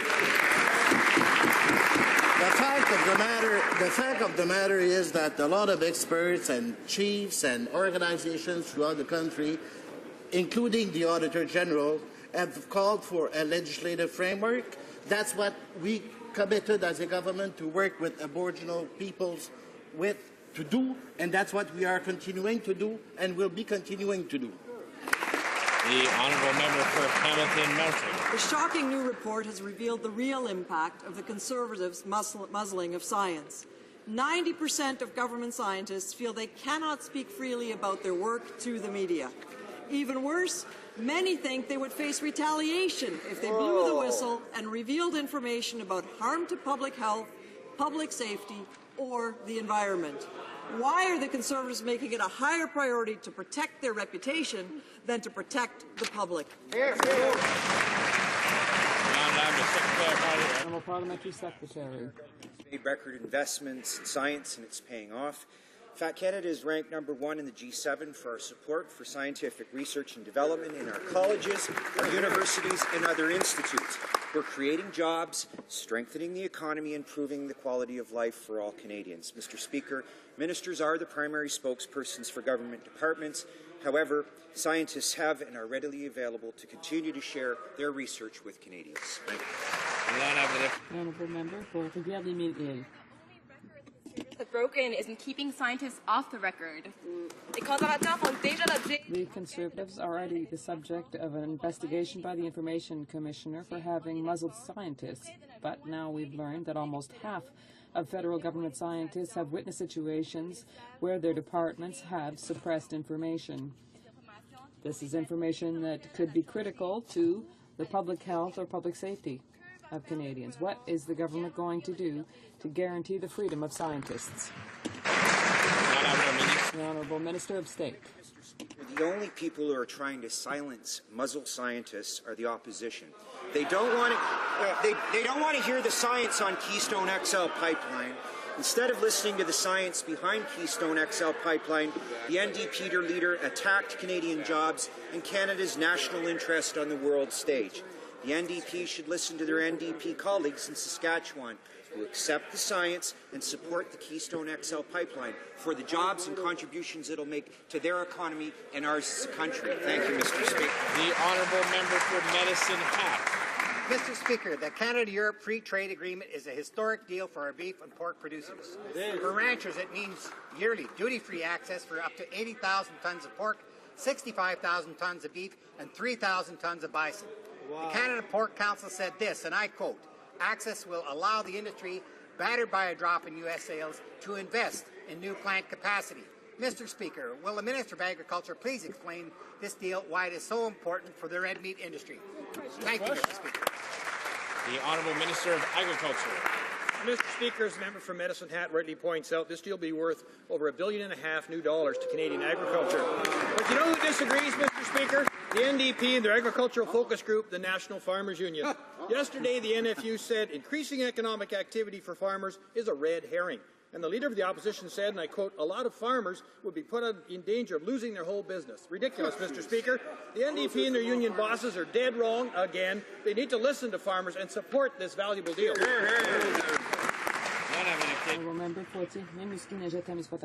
Mr. Speaker, it's not difficult to understand.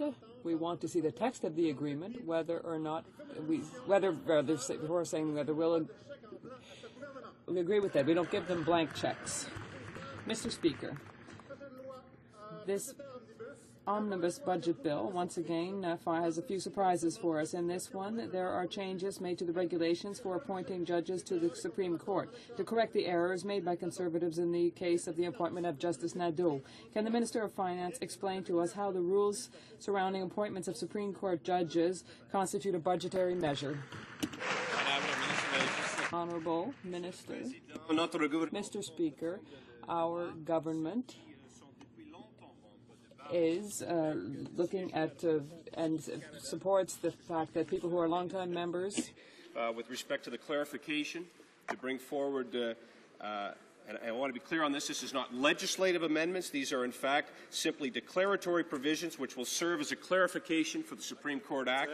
And, Mr. Speaker, I should also indicate to the House that we have also now taken steps to ensure that the Supreme Court itself will clarify the situation so that Mr. Justice Nadeau can join them and have a full complement of Supreme Court justices.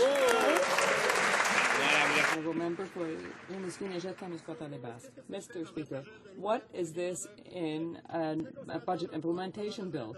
If the Conservatives weren't ashamed of their agenda, if they weren't pulling the wool over the eyes of Canadians and trying to circumvent laws, they wouldn't be behind an omnibus bill. This bill greatly weakens the powers of occupational health and safety officers and makes it more difficult for employees to refuse to work in unsafe conditions.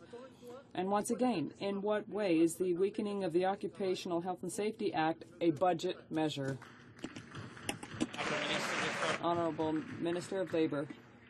Our government remains focused on the economy, keeping Canadians' workplaces safe, fair, and productive. These amendments ensure that employees and employers remain on the forefront of resolving occupational health and safety issues. Building and sustaining safe workplaces contributes to Canada's overall prosperity. Thank you. The honourable member for Parkdale High Park. Mr. Speaker, Conservatives have introduced another 300-page omnibus budget bill. And of course, they threw everything in but the kitchen sink. Yep. Supreme Court appointments are now a budget matter to Conservatives, as are attacks on workers' health and safety. Health and safety officers are to be stripped of their powers and rules weakened around workers' health and safety rights. Mr. Speaker, why is the Finance Minister using a budget bill to attack workers? Hear, hear. The Honourable Minister of Labour. Thank you very much, Mr. Speaker. As I just said, and maybe the member opposite did not hear, health and safety officers will receive additional supports they need, in fact, enhancing the quality and consistency of their decisions and improving the overall safety for Canadians in the workplace. We're about making sure Canadians can be safe and productive. That's why we're investing in this area. I asked the member opposite, why doesn't she think Canadian workers should be safe? The honourable member for Parkdale High Park. Well, Mr. Speaker, the Finance Minister is also getting himself into trouble with the international business press. Bloomberg reported that he, and I quote, fully exposed his lack of understanding of what the Federal Reserve's bond buying program actually entails. Reuters says he confused printing money and quantitative easing. And Business in Canada said the Finance Minister's position is, and I quote, at odds with what Canada's monetary policy makers have said. Can he now clarify his statements? The Honourable Minister of Finance. Well, it's been called different names. The most recent one was monetary accommodation. Before that, it was called quantitative easing. It's still printing money. And it still means that the next generation will pay for it. And I'm not in favor of that.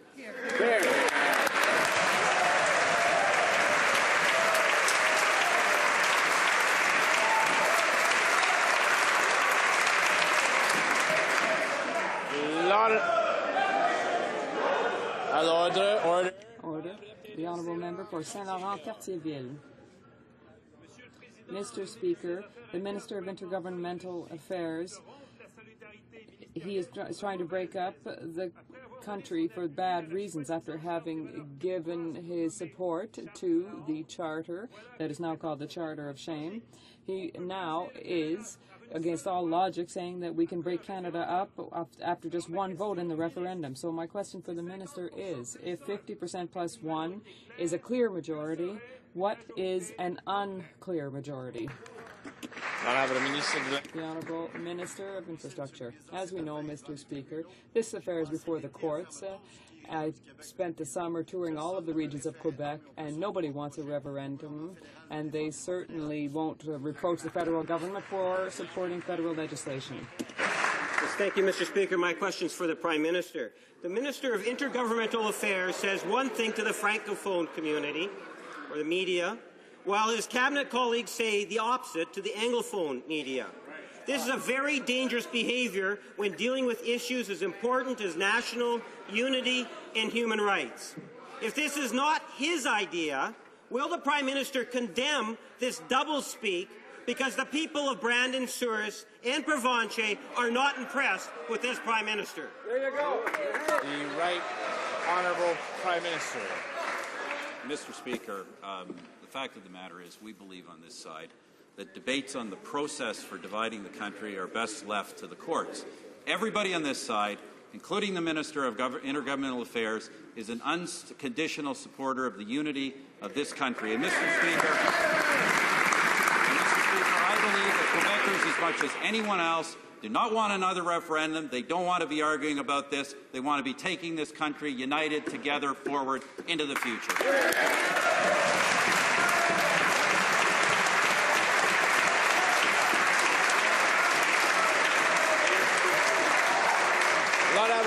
Honourable Member for Saint-Lambert.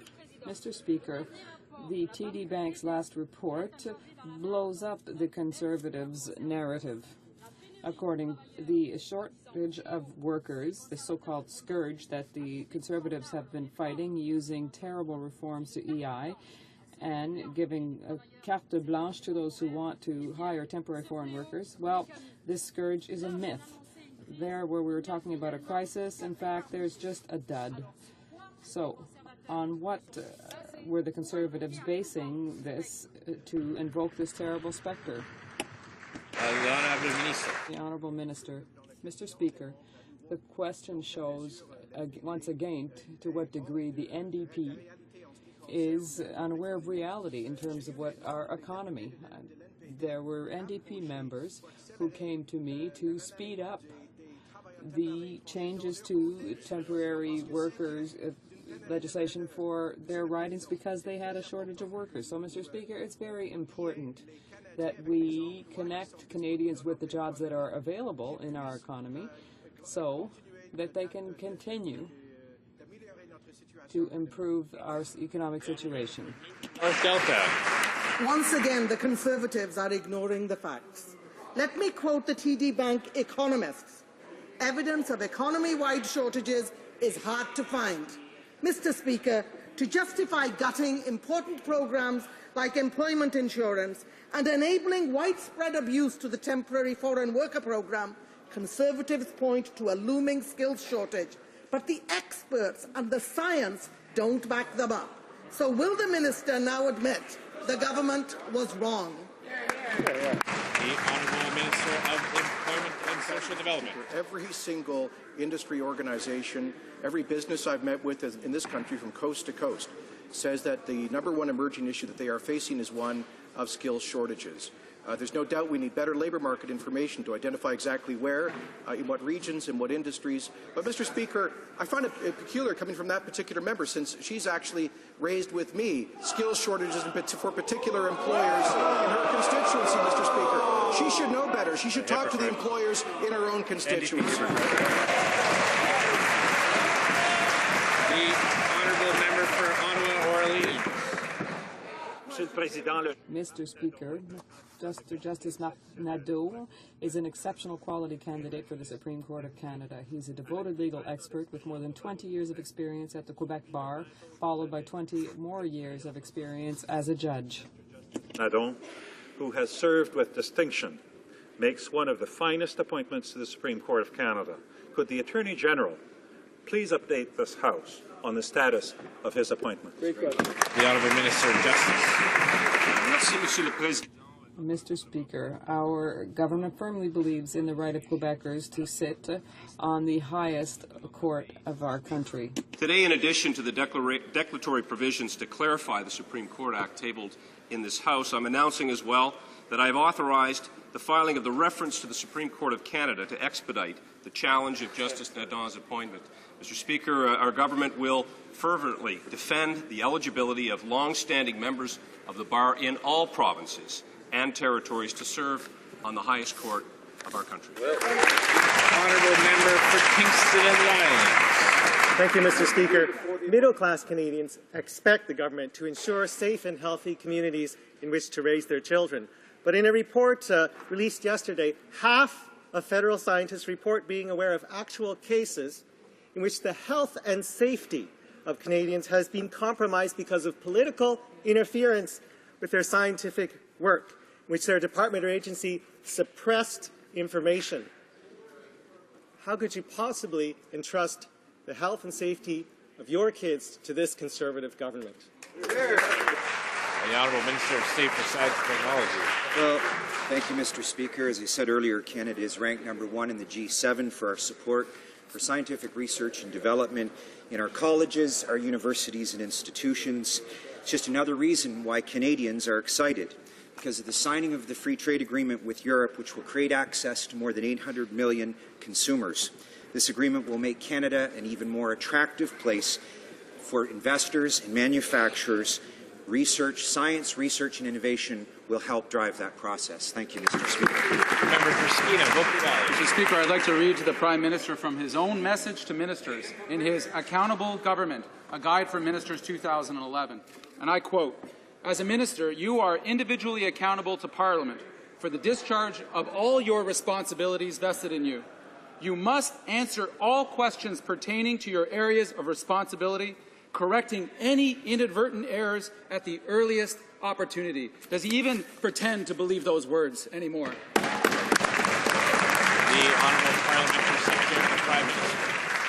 Mr. Speaker, what's clear in what he's just talked about is the fact that this is the government that brought in the Accountability Act. After years of corrupt Liberal government, the Canadians demanded a more accountable, open government, and that's what they're getting from this government, Mr. Speaker. We know that the President of the Treasury Board has undertaken an open government initiative that is seeing millions of documents put on the table that were never there before, Mr. Speaker. We've shone the light of information on 70 different departments of the government that previously were not open to the Freedom of Information process, Mr. Speaker. When it comes to accountability, when it comes to honesty, when it comes to democratic reform, it is this government that Canadians can count on to get the job done all the time. The Honourable Member for York Centre. Merci, Monsieur le Speaker. My question for the Minister of Democratic Reform. Liberal leadership candidates who have large debts dating back to 2006 are not in compliance with the law. Ken Dryden's lawyer is now bragging publicly that the former Liberal MP will not even try to pay the money back.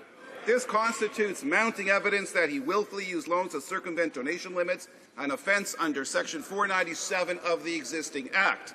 What can Elections Canada do under the existing law to combat such lawbreaking? The Honourable Minister of Democratic Reform. Investigate, Mr. Speaker. Under the present law, the Commissioner of Elections Canada has the power to investigate whether anyone has used loans to circumvent donation limits, a clear offence under Section 497 of the existing Canada Elections Act. Elections Canada is right to point out that non-repayment of political loans, while illegal, is not enough to deem that an offence has occurred. More evidence of willfulness would be required. That takes an investigation, and there is nothing under the listing law to stop such an investigation from starting right now. The Honourable Member for Trois-Rivières.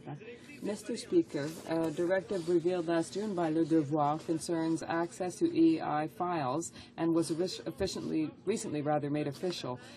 The advocates for the unemployed were worried because someone collecting EI could no longer send written components of their own file in when applying for a review. The unemployed will now have to present their arguments without even knowing what the reason why was for their application being refused. The movement supporting the unemployed is demanding an explanation from the minister. When will he answer? Honourable Minister, I will answer when I receive the letter. Honourable Member for Edmonton St. Albert. Thank you, Mr. Speaker. Mr. Speaker, last week's speech from the throne makes a vague reference to balanced budgets and reducing the cost of government.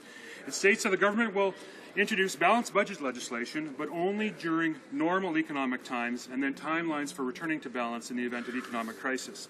My questions are for the Minister of Finance. Does the government intend to pass balanced budget legislation or merely to introduce it?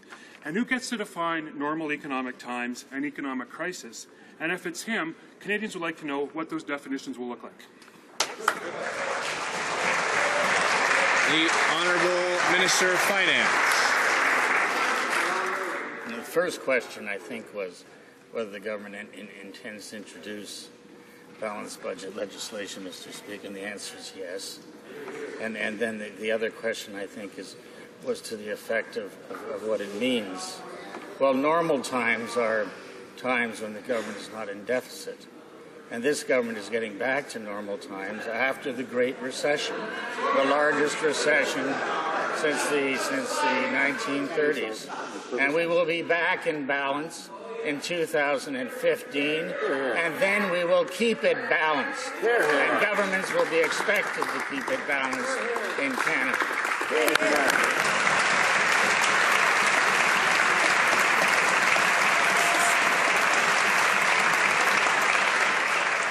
That concludes question period for today. Orders of the day, order du jour.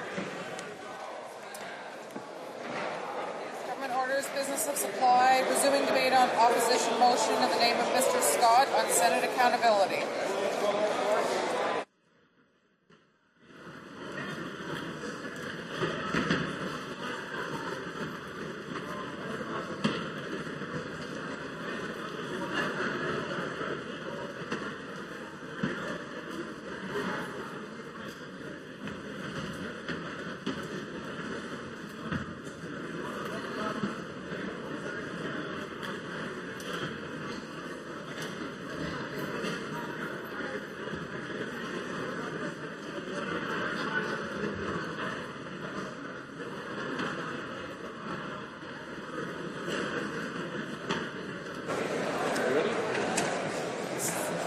Order.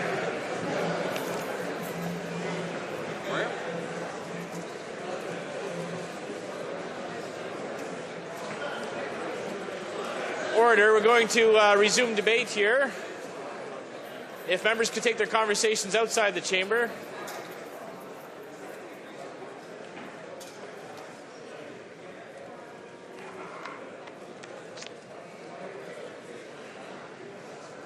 The honourable member for Kootenay, Columbia is standing in front of the member for Lanark, Frontenac, Lennox and Addington. And I'm about to recognize that member, so if the member for Kootenay, Columbia could take his conversation outside, that'd be great. The honourable member for Lanark, Frontenac, Lennox and Addington.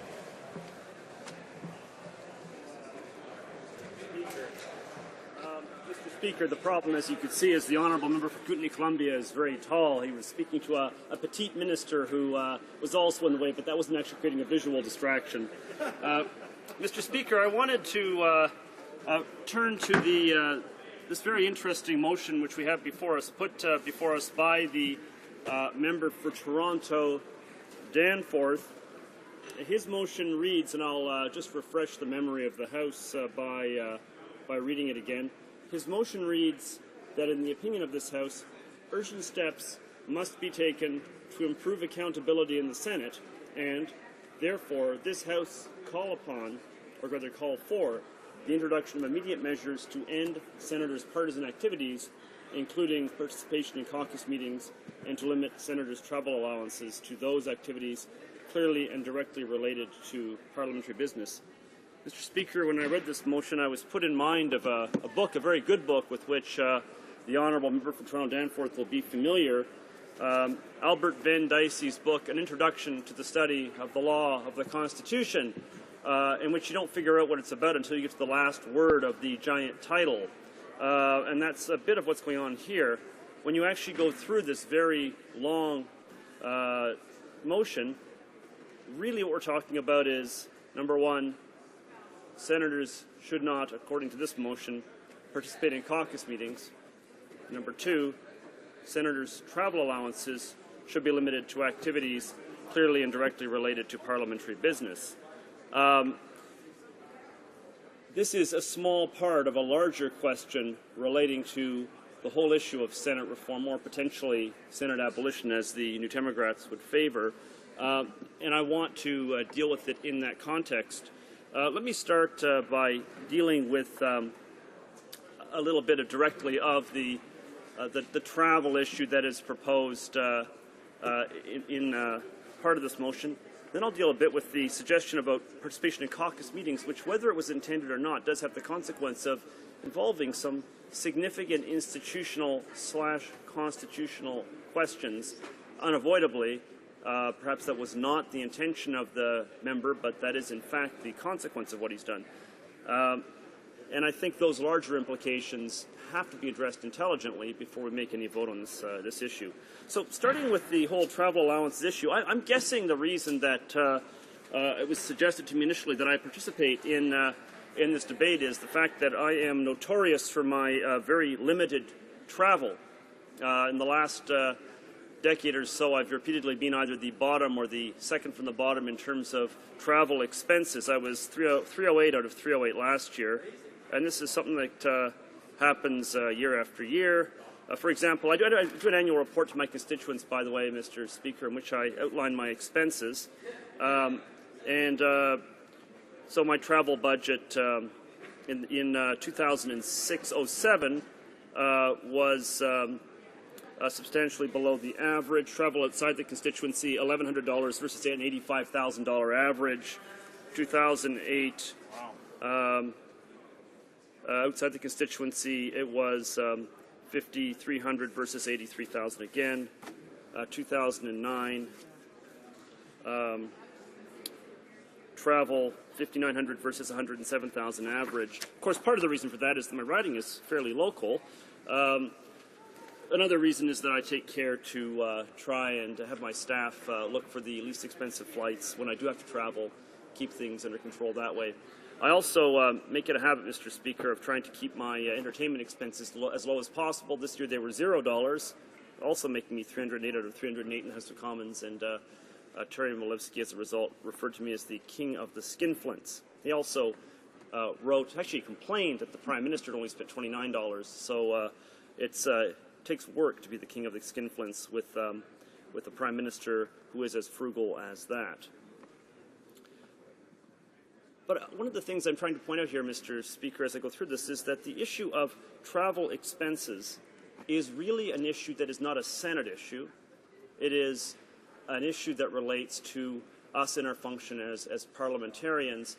And the report that is made about me is made, and all MPs, is made in our capacity as members of Parliament, and is made to the House of Commons, the Speaker of the House of Commons, to you. So I'm not sure that we're in a position here to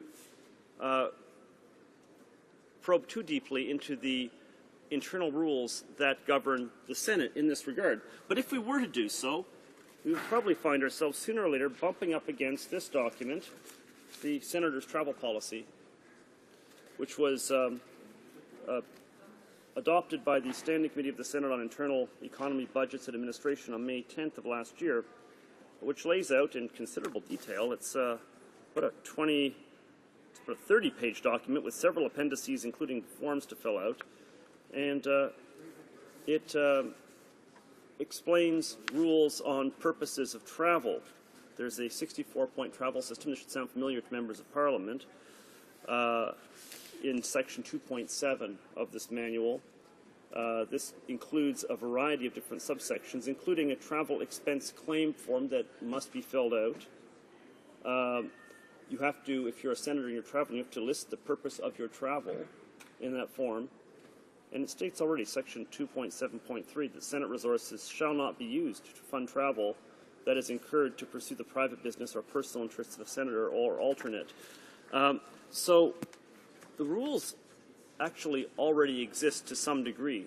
It may well be that there's need to change them, improve them. I'm fairly willing to accept that. And I gather the Senate is too, because there have been several tweaks to that policy since it was adopted in May 2012. But the rules already exist in some form or another. I think when we examine some of what gets discussed about what is going on over in the Senate, in the case of certain senators, we're discussing whether or not the rules were simply violated, and perhaps even egregiously violated, but not whether there is an absence of a rule effectively that says that senators' travel allowances, to quote from the motion, be limited to those activities clearly and directly related to parliamentary business. I actually think the rules already say a version of that. So I'm not sure that we are crossing some great divide in what we do here. But as I say, these are Senate rules. They pertain to the Senate.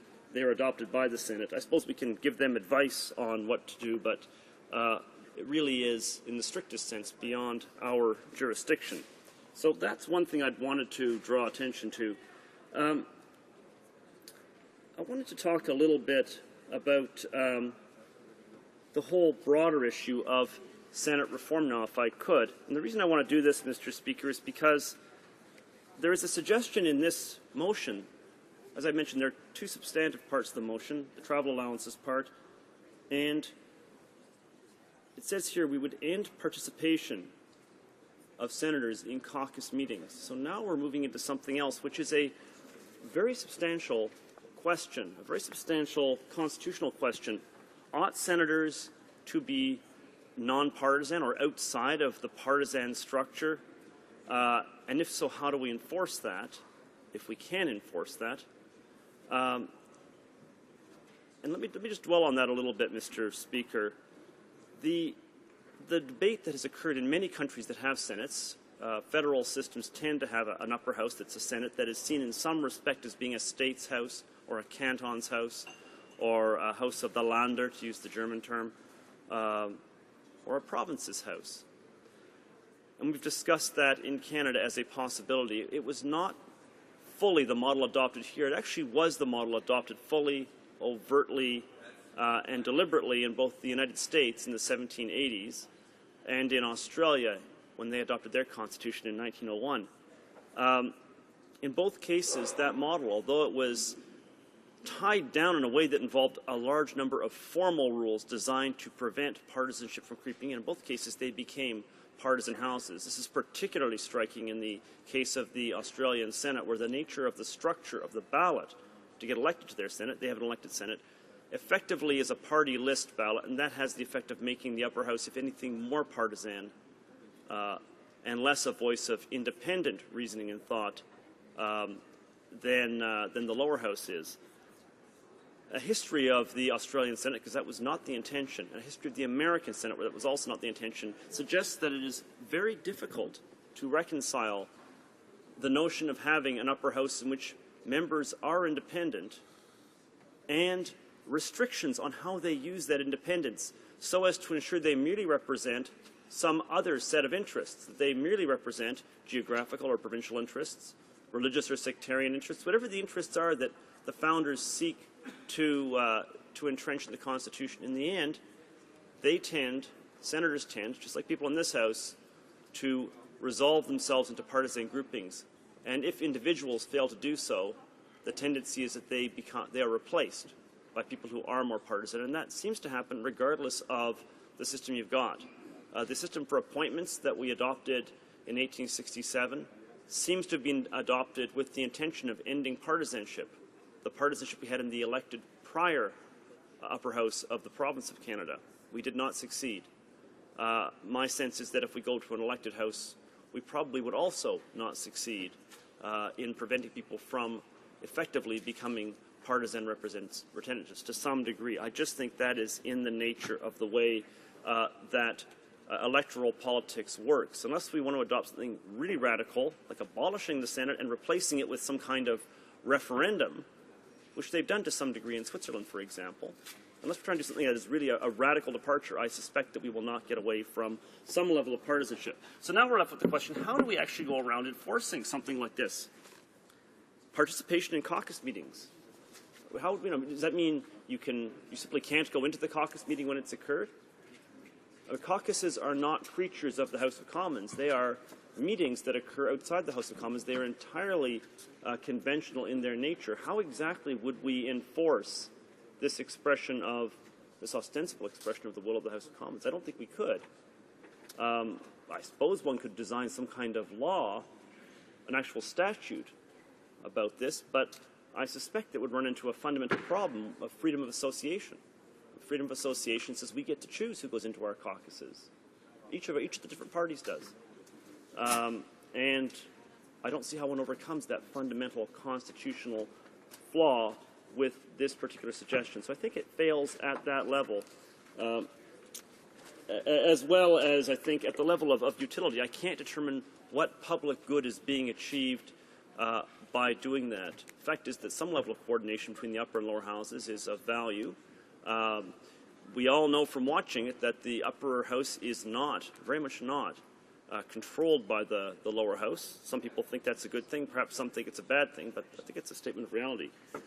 Let me turn now in the remaining few minutes I've got, Mr. Speaker, just pointing out the fundamental problem that exists when we're talking about Senate reform, including the suggestions made by my colleague from Toronto Danforth. The problem is that the Senate is dysfunctional in several ways and at several levels. And it is unclear which kind of law, which kind of constitutional formula or amending formula is required to make which change. The changes that are the most important are perhaps not the ones that are the easiest or the hardest to make. There is almost a random relationship between different aspects of the Senate and the amending formula that's being used. There's an attempt, this government is attempting to ask the Supreme Court to assign an amending formula to each of the different proposed changes that either are being proposed by the government, such as elections to the Senate, or that could be proposed by the government, such as the abolition of the Senate. Because it is very, very much an unclear question what rules apply. One of the questions that has to be resolved, for example, is if you try to move to an arrangement with elected senators, at what point are the terms you establish for those elected senators, unless you make a term election for life, which I don't think anybody supports, at what point does the election, the term, become too short to allow the senator to be independent, something which we are told has a constitutional weight, the independence of senators. The assumption being that a senator elected for a one-year term would be unable to be fully independent. So the Supreme Court is being asked the following question. In relation to each of the following proposed limits on the tenure of senators, is it within the legislative authority of the Parliament of Canada, acting pursuant to Section 44 of the Constitution Act 1982, which is another way of saying under a certain section of the amending formula that lets the Parliament of Canada act unilaterally, to make amendments to Section 29 of the Constitution Act providing for A, a fixed term of 9 years for senators, B, a fixed term of 10 years or more for senators, a fixed term of 8 years or less for senators, and then it goes on, a fixed term of the life of 2 or 3 parliaments for senators as an alternative, a renewable term for senators as opposed to a non-renewable term, limits to the terms of senators appointed after October 14, 2008. That's, of course, the senators appointed by the present government or under the term of the present government. And finally, retrospective limits the terms of senators appointed before that time, before October 14, 2008. The reason for asking all of these questions is that in the past the Supreme Court was indicated that a term that is too short, is too limited, is problematic in terms of the independence of senators, but it never specified what it meant by that. And it effectively said, in fact it did say, ask us a specific question, and we'll tell you the answer. Now, I think the assumption then was make a specific proposal, try and enact a piece of legislation and see what happens. But when that was tried by this government in 2006, the opposition said, look, if you do that, you will have constitutional issues. It will be unclear whether senators who've been elected to fixed terms are really elected to those fixed terms, whether the terms extend beyond in practice because you're unable to limit them. So you say you're electing someone for a term of X years. They can plausibly within that term say, no, I refuse to retire at the end of this term because I had to be appointed for a longer period because it is unconstitutional to change the law to limit my term to the length given. That's the reason for this kind of question. And we are simply going through and listing all the different possible considerations that need to be taken into account so that there is no legal or constitutional limbo. That's just on the issue of Senate terms. There are also questions relating, and I mentioned there were many dysfunctions in the Senate, to how consultations take place, whether the kind of advisory elections proposed by the government would be constitutional, whether the abolition of the property qualification. You have to own property worth about $4,000 in, or you can have a lease within the province that you are representing. Can that be abolished unilaterally, or do we need to get the consent of 7 provinces with half the population? Whether we could abolish the Senate. Of course we could abolish the Senate with the consent of all the provinces. Nobody questions that. Could we do so with the 750 formula? Could we do so unilaterally just through parliamentary action? That's got to be established. And in the question asked of the Supreme Court on that, there are 3 separate sub-questions to deal with different possible ways of abolishing the Senate to make sure that we don't find ourselves in a position where we start down some constitutional road and realize that we have, in fact, acted in a manner that, in the judgment of the Supreme Court, is unconstitutional. Those are some of the issues that relate to the Senate. They're important issues, and I think they reflect the spirit that the honourable member from Toronto Danforth was trying to get at in putting forward this motion. But I have to say, despite his good intentions, I think he missed the mark, and he's got a proposal here which is simultaneously outside of our jurisdiction, is addressing major points in a roundabout way, which is unwise and something as complex as this, and finally might potentially, if taken too seriously, put us in a position where we are actually violating the freedom of association protection in the Charter of Rights. To say nothing of the fact that I think all of this would actually be unenforceable in the end. So those are some pretty significant objections, and these are some reasons why I think members probably should vote against this motion. Thank you. Here. Questions and comments. The honourable member for Skeena-Bulkley Valley. Thank you very much, Mr. Speaker. I listened with intent to my colleague across the way. I noticed, while I disagreed with the arguments he used, I noticed that he consistently tried to back up his arguments with evidence as he saw it, as proof as to why one would be swayed this way, and as to what the what the consequences of adopting the New Democratic motion to try to help fix the mess in the Senate, which is what we're attempting to do.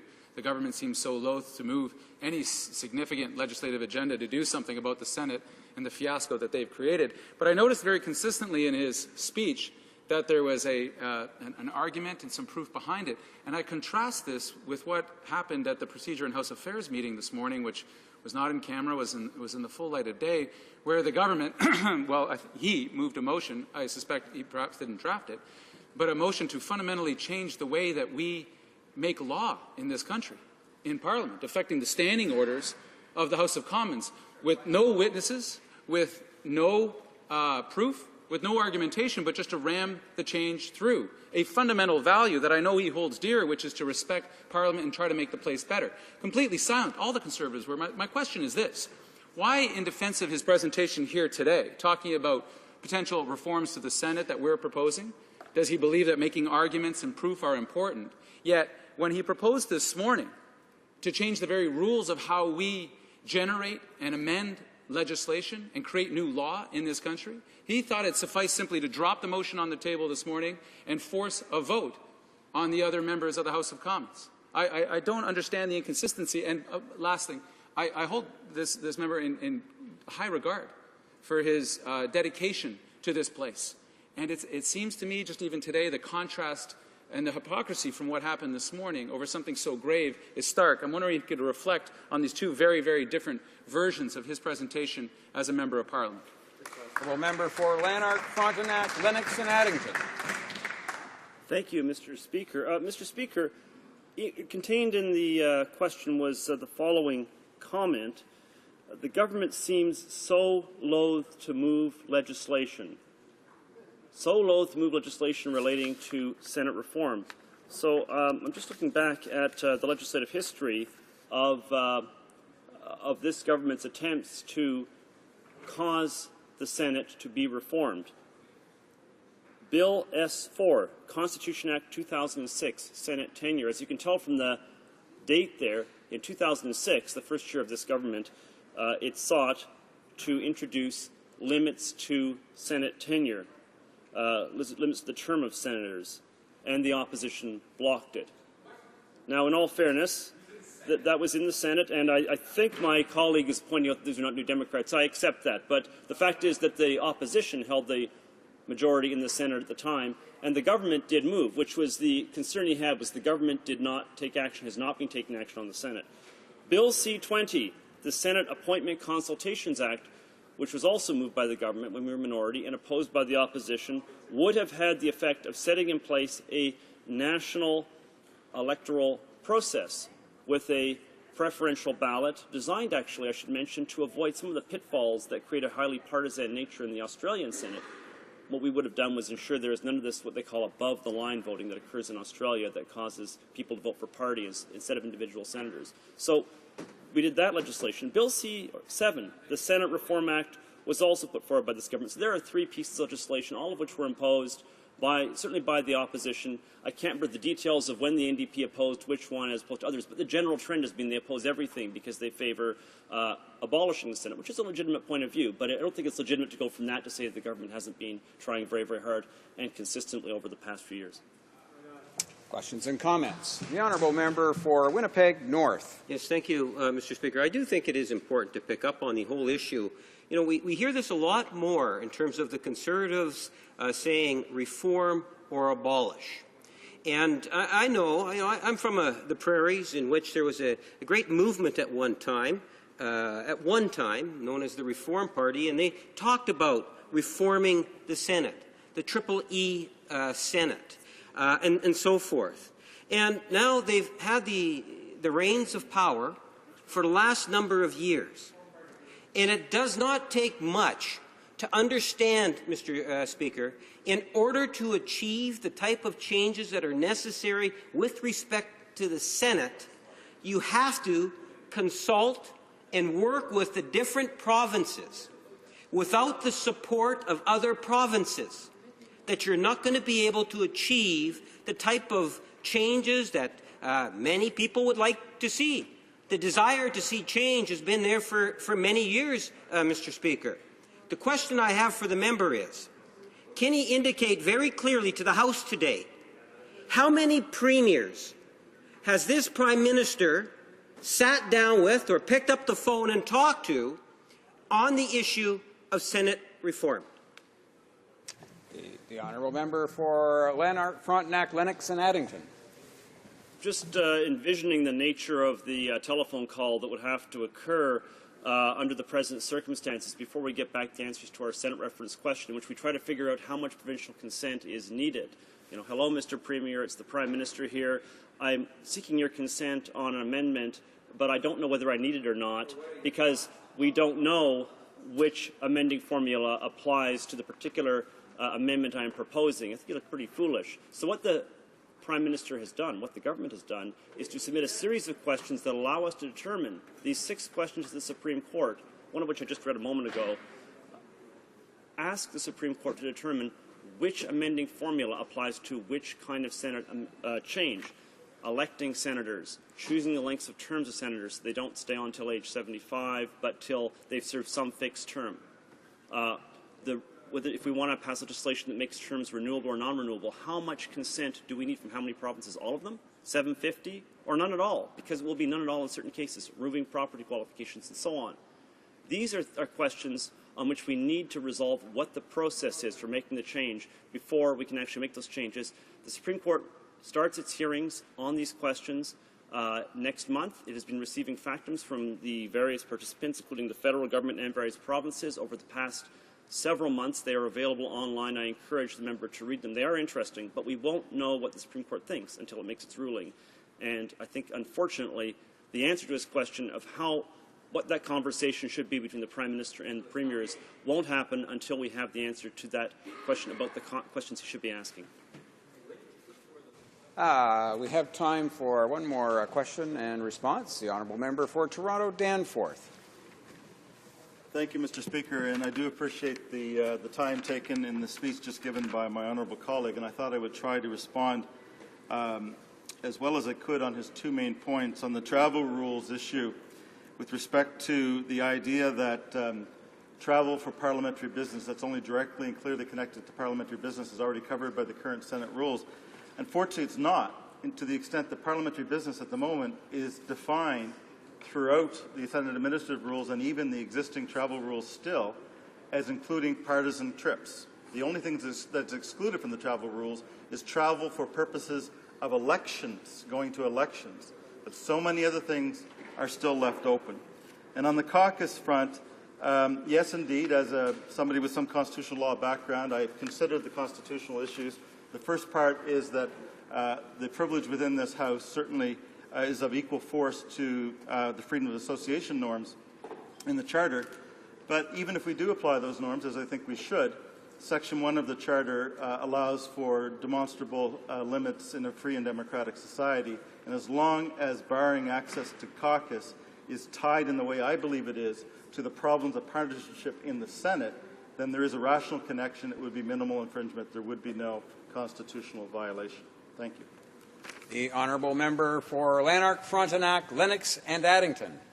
I have to say I respectfully disagree with my colleague with regard to the use of Section 1 to override Section 7. He's quite right that the Supreme Court can always accept an argument that a limit on freedom of association, freedom of religion, freedom of speech, and other vital freedoms, including your freedom of life, can be suspended when the court deems this is compatible with the norms of a free and democratic society. I actually think that's a very problematic part of our Constitution, to be honest. And this is a good example. Are we really going to say that it's constitutionally permissible to limit freedom of association so that elected legislators are unable to participate in the kinds of meetings that would allow them to fully fulfill, by their own judgment, fully fulfill their roles as legislators? So that would be very problematic, I think. With regard to the travel expenses, I take his point. It's a good one. Thank you, Mr. Speaker. Speakers are here. Before we go to resuming debate, I do see that our next two speakers have proposed or will be proposing to divide their time.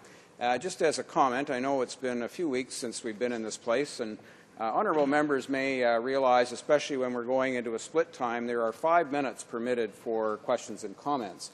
This usually requires, and the chair typically looks to see how many members, for example, may be standing to participate in the questions and comments, and based on the numbers that are standing, we'll kind of gauge how much time to permit. But generally speaking, we would ask members, not knowing how many others may wish to participate, to try and limit their time to about a 1-minute question and perhaps a 1-minute response, thereby giving more time for other honourable members to pose questions to the member who had just spoken. So just as a general rule of thumb, I will be watching for that a little bit more carefully. Questions and comments time is not a time to, in fact, extend one's speech. There are other opportunities to do that. So we're going to resuming debate. The Honourable Member for Chambly-Bordua. Thank you, Mr. Speaker. I'm a bit closer to you now, closer than I was in June. And thank you for allowing me to share my time with my colleague from Trois-Rivières. Today, this is my first speech since returning from the summer break, and I think this is an appropriate subject given the feedback that I got all through the summer about this Senate scandal. Not just senators, but also the mentality and the attitudes. And we got a good example of this during question period. So there's a whole lot of problems that go well beyond just the Senate. And so my colleague from Toronto Danforth and my party decided to go ahead with this opposition motion to attempt to slowly, gradually start solving some of these problems. As you know, we are for abolishing the Senate, but we know that that's a big job. But I think it reflects well on us that that's our position, because if you really want to deal with problems in the Senate or elsewhere in society, in politics, you have to have a certain amount of courage and conviction, and that's what we're showing. But meanwhile, we have to look at practical ways of solving some of the problems that have cropped up in recent months. And even further back, if you look back over history, we know that there have been a number of incidents over time. And the two very concrete steps that my colleague has proposed in this motion are, first, to eliminate partisan activities for senators.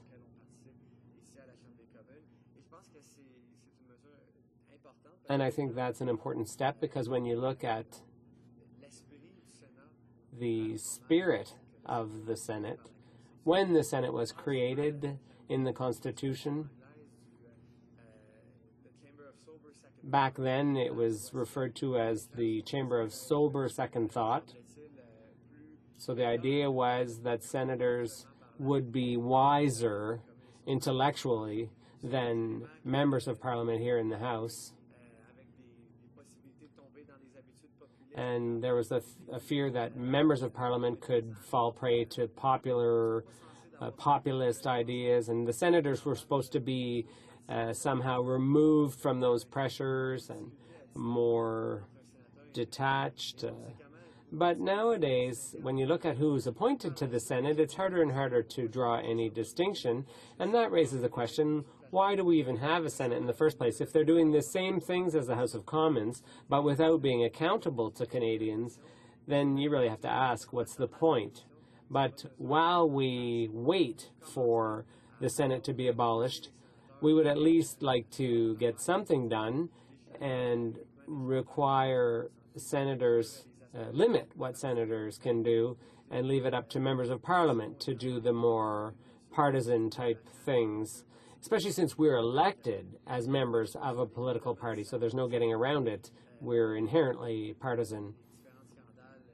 When you look at the various scandals that we've seen in recent months, we've asked a lot of questions here in the House. Unfortunately, we don't get any answers, but questions about expenses, about travel expenses, about second homes, about second residences, claims for those expenses.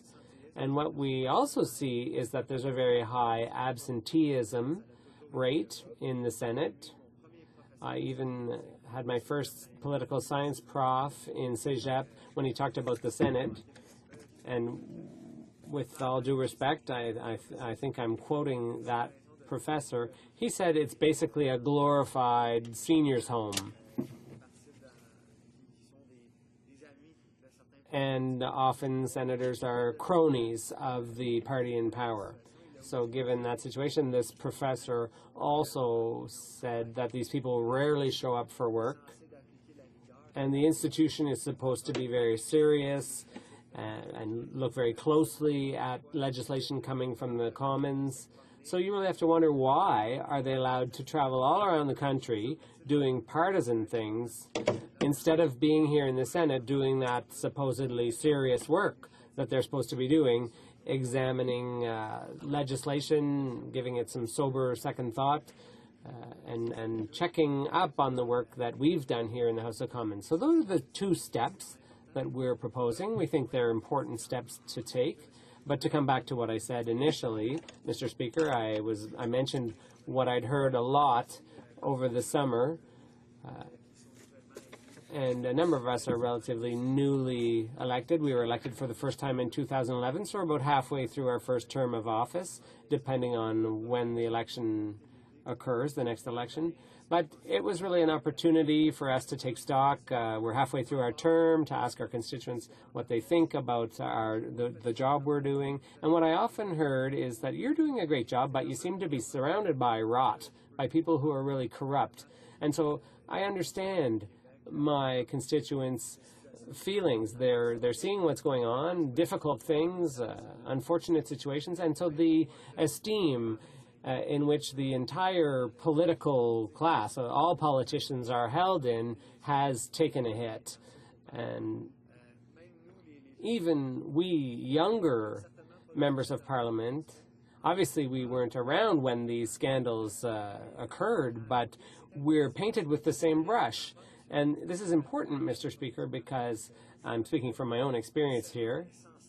The Senate, under the Constitution, and given its philosophical and academic definitions, it's supposed to be an institution that's above the fray, that's above all the muck. And so when people ask questions about how serious we younger MPs are in attacking our work, well, I think it's important to say that we're doing a good job, but then people get appointed to the Senate because they're supposedly great people who've done great things in their lives, but then when you look at how they're behaving in the Senate, it's quite shocking. They knock on people's doors, and we've seen that the lowering of people's opinions of the work that we're doing is maybe a result of that. Rather than helping us do our work, the people in the Senate are really causing us problems. It means that we are losing our time or wasting our time with a lot of these issues. Now, a government member might say to me that there isn't time to ask questions, but this is taxpayers' money. This is a democratic institution, supposedly, here in Parliament, and I think that that's the most important thing, that we get to ask questions. So, despite the remarkable good work that the official opposition does, we'd rather be talking about other concerns as well. But I think we have a duty to tackle these problems head-on. It's democracy itself that is at risk here. The work done by the two chambers is threatened by this. And I think of my Conservative colleagues who spoke before me. A lot of the questions really surround constitutional issues, with the changes that will have to be made. And if we look at the changes proposed here, I think, first of all, that it doesn't require a huge change to be able to move forward with the measures we've proposed here today. But I think that in the future, abolition, which is what we have recommended and what we support, can be tackled at that time. I think that often this is a point raised by the government. The changes that they themselves have proposed would require constitutional changes. So, I mean, at some point in time, we have to ask ourselves the question, if we have the courage to try and really tackle these problems and solve them. And I think that we in the NDP have been very clear in this regard. We are acting very responsibly, if you look at the motion before us today, because we're very aware, I'm repeating myself, Mr. Speaker, but it's extremely important. We are aware of the fact that this is something that will be dealt with in the long term, but if we can act responsibly now to make changes that are responsible changes that will limit the damage being done, it's something that we can only support. And if we look at the two parties represented in the Senate, the Conservative Party and the Liberal Party, we can see that there's no appetite for change. They like the status quo, and that's what they support. So they want us to support their reform, but it's difficult to support a reform that hasn't even been tabled, or it's been proposed and then withdrawn. If you look back in time, they need to propose concrete steps to limit the damage in these various scandals in the Senate, and also provide the tools to them to do their real work, which is to participate in the legislative process. And I hope that in making these kinds of changes, that I'll still be able to continue visiting the various areas of Chambly, Bordure, and feel less ashamed. because there are people there for sure who have no respect for the mandate of the senators and the work that they're doing. And I think that my colleagues in every party, not just the NDP, all have the best of intentions to defend our constituents. But I think we want to work together and once and for all settle the problems facing the Senate. So, Mr. Speaker, I see that my time is up, and I'm prepared now to answer questions and comments by my colleagues. And I thank you for your time. You have a question? Questions and comments? Questions and comments? Member for Charleswood, St. James, Assiniboia. Thank you, Mr. Speaker, and I listened to the members' comments with interest. The NDP, by advocating abolition, is in fact advocating for the status quo, no changes. And the reason is because it is right now, with the Constitution as it is, it's too difficult to abolish the Senate. Like, is PEI going to give up, or Atlantic Canada going to give up their seats? What is a more practical solution is one that the government introduced. Actually, when I was Minister for Democratic Reform a few years ago, is term limits, non-renewable term limits. Will the NDP support an initiative like that, non-renewable term limits, say 8 years? Honourable Member for Chambly-Belzra. Mr. Speaker, I believe that my honourable colleague is mixing us up with the other opposition party, which is the only party proposing the status quo. That's the Liberal Party. We in the NDP, our position is clear. It's abolition outright. My colleague, in the meantime, is talking about the difficulty of achieving that objective, but that's all right. We didn't come into politics to have easy goals, and at the end of the day, while being aware of the challenge we are facing, we believe firmly in this. And this is what we hear when we go around our ridings. At least this is one of the priorities, is to get rid of the Senate. But in the meantime, we're proposing measures such as the one tabled here today that my colleague from Toronto, Danforth, has tabled to bring about changes in the meantime, so that at least for so long as the Senate exists, they would show some ethics and work on their mandate. The Honourable Member for Saint-Maurice-Champlain. Thank you, Mr. Speaker. I'd like to ask my colleague, who stated that senators must do their work, that is to say, participate in legislative work. How can they, for what reason do they say that during any kind of caucus meeting with any party, it's not part of legislative work? They can't work in a bubble, in isolation, without being aware of what's happening among members of Parliament in terms of legislative work. So how can he say something like that? That seems, I mean, obviously they don't have any senators in their party, but I don't know how he can make that kind of a statement. The member for Chambly-Belzra. Well, Mr. Speaker, I make such a statement because the very goal of the existence of the Senate is to work on legislation. It's to analyze, and they say sober second thought, the chamber of sober second thought in English. So I have a lot of difficulty believing that a senator can make a rigorous analysis of what is before them in terms of legislation from what they've heard in caucus. In caucus, we talk about what our approach is.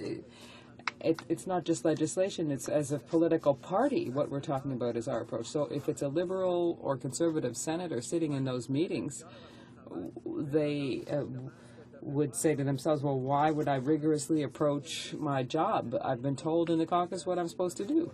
And we're supposed to take into account what happens in the House of Commons. Well, everyone makes mistakes, and the Senate's there to correct the errors. And I have a lot of difficulty thinking how they could do that if they are in the caucus process in the first place. Reprise de débat. Resuming debate, the honourable member for Trois-Rivières. Mr. Speaker, before launching into a carefully tacted critique of what's happening in the Senate, also an explanation of our proposal, really make a distinction between the institution of the Senate and the members that make it up. In fact, I must say I have a lot of respect for a good number of senators who have contributed to building this country and whose competence and experience are not challenged by anyone. However, even the best are often grappling with this partisan approach that really comes and taints all of the work that they're doing, that sometimes thwarts the very spirit and letter of what the Senate should be and should have been since its creation. Let us remember that the Constitution does not make any mention of the partisan nature of the Senate, whereas today everyone can clearly see that this practice has begun, or that it has practically become a political circus. When unelected and unaccountable people are elected to this or appointed to the Senate, we expect that at least the process, and I know that it's awkward to make comparisons, but it should be something like that of a lawyer who becomes a judge and who immediately takes a step back in terms of their public statements or political opinions. But this upper chamber, supposedly some kind of conscience of Parliament and a place that allows for a second review of bills, has lost all credibility. The reasons for this loss of credibility are many, and allow me to mention a few. When senators are unelected, we have a problem of credibility. When candidates that have been defeated in elections find themselves in the upper chamber, we have a problem of credibility. When the principal bagmen from one of the two parties find themselves in the Senate, we have a serious problem of credibility. When we appoint people for their popularity or for their capabilities in terms of attracting more voters, once again, we have a problem of credibility. When the Senate represents a payback for services rendered, needless to say, we have a problem of credibility. And when the growing number of bills begin their life cycle in the Senate rather than being reviewed there, we have a problem of credibility. And I could carry on with this list almost indefinitely, but I think those few examples are quite sufficient for everyone to understand that the time has come to move on to other things. And in this regard, the NDP's position is well known as supported by a greater and greater number of citizens. We must abolish the Senate, period. And for all of those who feign shock when this is put on the table, I would ask this simple question. What parliaments in this country, having abolished their upper chambers, are trying by any means possible to reestablish them today? Or where are the people who are protesting and demanding that the upper chambers be reinstated in the provincial parliaments, who abolished them? I've never seen one. So the answer is obvious. Mr. Speaker, this is a sign of an institution that was created in another era and that no longer reflects the needs of our times. Moreover, if we're trying to suggest the usefulness of the Senate makes it worth the cost, I think the majority of Canadians tune out and move on to something else. The Senate, if it had no scandals, still represents $90 to $100 million per year in expenses. Imagine what we could do with that. Let's take a few examples just for fun. Senator Wallin's travel expenses, for example, represent in and of itself the federal taxes paid by 28 Canadian families. That same $350,000 is also the equivalent of a year's OAS benefits that 57 seniors might receive in the course of a year. So I know the government's strong on half measures when it comes time to get people out of poverty. So if we had to make a correlation between the salaries of senators and the day's work, and now I don't want to shock Canadians, but let's move ahead with that because time is past just keeping up appearances. For the 2011-2012 fiscal year, the average number of days worked by a senator was 56. For the same year, 19 senators missed more than 1/4 of the sitting days. I could also make a list of the biggest spending senators during the last federal election, but still what I've said shows that there's a problem of objectivity with this second chamber that is supposed to represent the wisdom of our parliament. Today, however, despite the NDP's firm will to abolish this institution, we have to put measures into place to better manage its finances and the ethics of that chamber, which is always scandal-filled, because we should abolish it in 2015, the day that we represent the Conservative government, mired in its various scandals that they themselves put in place. During the last speech from the throne, we once again heard the demonstration of their strategy to try to gain time, and as they do with many problems, sweep them under the rug rather than deal with them. Nothing about the rules, only short-term solutions. The NDP, never at a loss for good ideas, proposes this motion to them. It's simple, effective, and applicable as of today. Put an end to the partisan work of senators. What does that mean? No more participation in the weekly caucus meetings, no more right to organize fundraisers, no more right to participate in any political organization. Put an end to trips that are not directly related to the legislative functions of senators. But rather than moving in this direction, the Conservatives are adding another layer. Whereas they reduced the budget of the House of Commons, where we might remember that all members are duly elected, the Conservatives have just increased the Senate's budget to a total of $92.5 million. As to the administrative rules that rule the Senate, or govern the Senate, even in this century of technology, they're not available on the Internet. In order to obtain a copy, you have to make a special request of the Senate administration. And what do we find when that request is made? There are pearls, indeed. So for the great pleasure of my constituents, I will share some with you. The partisan activities are inherently part of the senator's parliamentary functions. Well, somebody's going to have to explain that one to me. And despite the 11 changes made to the rules concerning travel, this still allows senators to participate in partisan activities. Secondly, the policy governing Senate travel employs or uses this definition of parliamentary functions, including during the election of a member of the House of Commons, that's us, during an election held under the Elections Act. Well, that's funny. I have never seen a senator in my riding to come and soak up the orange wave in an effort to appreciate the vast changes that the majority of the voters are seeking. The policy that governs Senate travel also uses this definition of parliamentary functions. The private interests of senators or a member of his or her family or his home. Now, in terms of latitude, it would be tough to make that one much broader. Well, but I wouldn't like to let you think that this is the exclusive lot of the Conservative Party. This is the same thing for the Liberals. They've used the Senate in the same way, and I have this statement to prove it from Mr. Trudeau Jr., who in essence said that the problem with the Senate is that there weren't enough Liberal senators.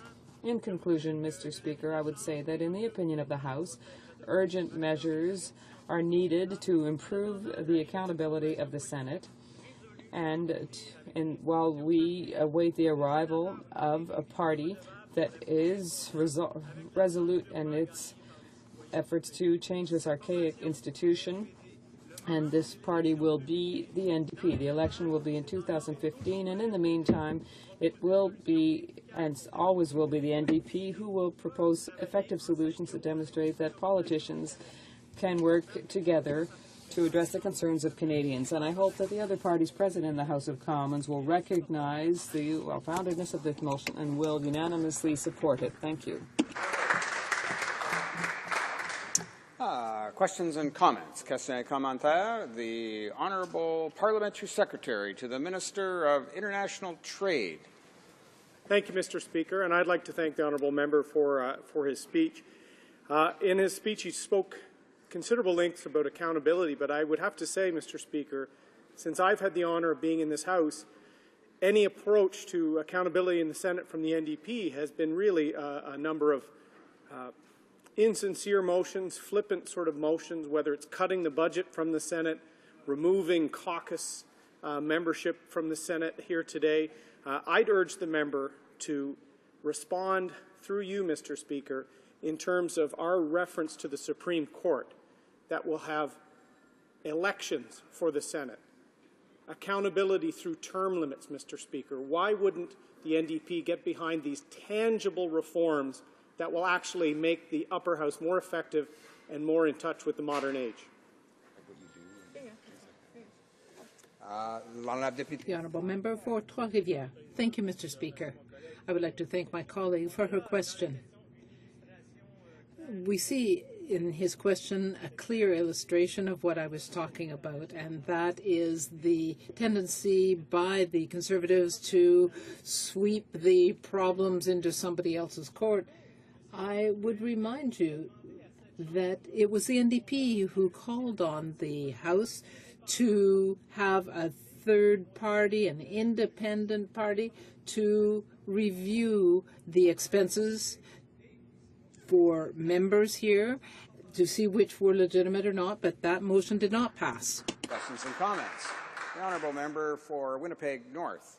Yes, thank you, Mr. Speaker. And I've heard whether this member or other members from the Democratic Caucus talk about their constituents. And one of the concerns that I have is that the Democrats often will say that what they would like to do in dealing with the issue of Senate reform is to see a referendum. Let Canadians ultimately decide what it is they would like to do with the Senate. And the question I have to the member is that if the NDP got one of their wishes of allowing Canadians to make that decision through a referendum, and they lost the referendum, would that then cause the NDP to change their party position? And then would they be in favor of a Senate? The Honourable Member for Trois-Rivières. Well, with all roads can lead to Rome, Mr. Speaker, but I think that my perception is based on what I am told. I can't believe today that, given everything that is being said, that Canadians would say anything but thank you, Mr. Aubin, thank you, NDP government in 2015, for giving us this chance to express ourselves in a referendum, because we wanted to get on to other more important things. We need to work on the economy, to create jobs. Let us get rid of this archaic institution that does not meet the needs of a modern society. The honourable question, the honourable member for Témiscouata-les-Basques. Thank you, Mr. Speaker. Something that is not working in the Senate, and this has been mentioned numerous times today, is that it is supposed to be an institution of sober second thought, but it is ultra-partisan at the moment. The Senate and senators only see their work in terms of whether they are following the party line or not. Now, when we look at alternatives to the Senate, perhaps we could give more resources to the officers of Parliament, like the Auditor General, the Parliamentary Budget Officer, and other watchdogs that are more respected than the Senate and that can keep Parliament more accountable than it is right now.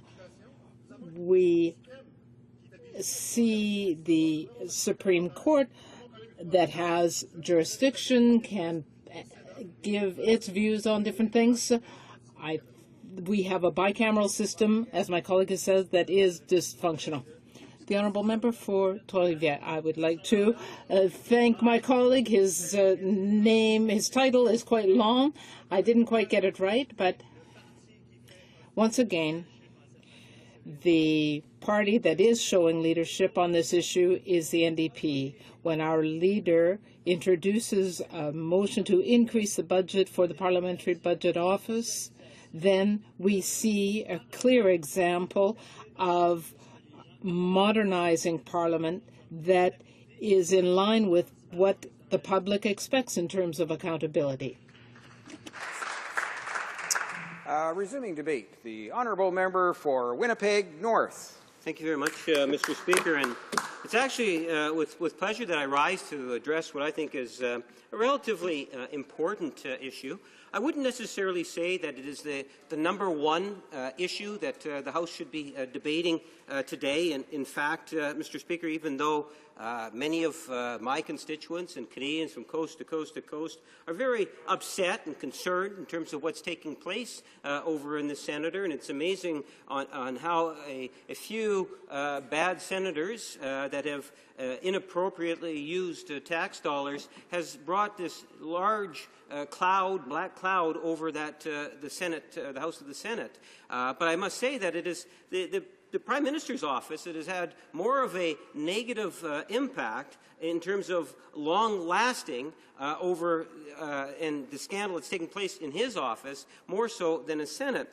But I say this because, Mr. Speaker, there are many different issues that are out there, and we need to recognize that this is the actual first Opposition Day motion that's been brought forward. I personally would have thought that there might have been something more pressing that Canadians would have wanted the parliamentarians here in the House of Commons to be talking about. An example of that could be the EU trade deal. Another example of that could be the middle class. And look at how big of an issue the middle class is. You know, the cost of university, personal debt that's there, that's very real, and it continues to increase.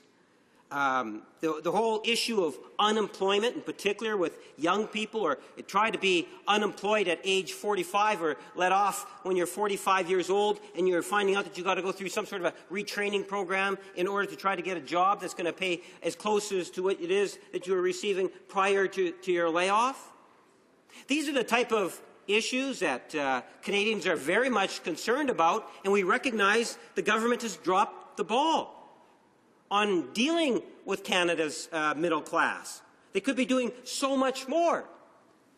Mr. Speaker, yesterday I made reference to the Prime Minister's office and the scandal that's taking place in the Prime Minister's office. You know, that has been a huge issue.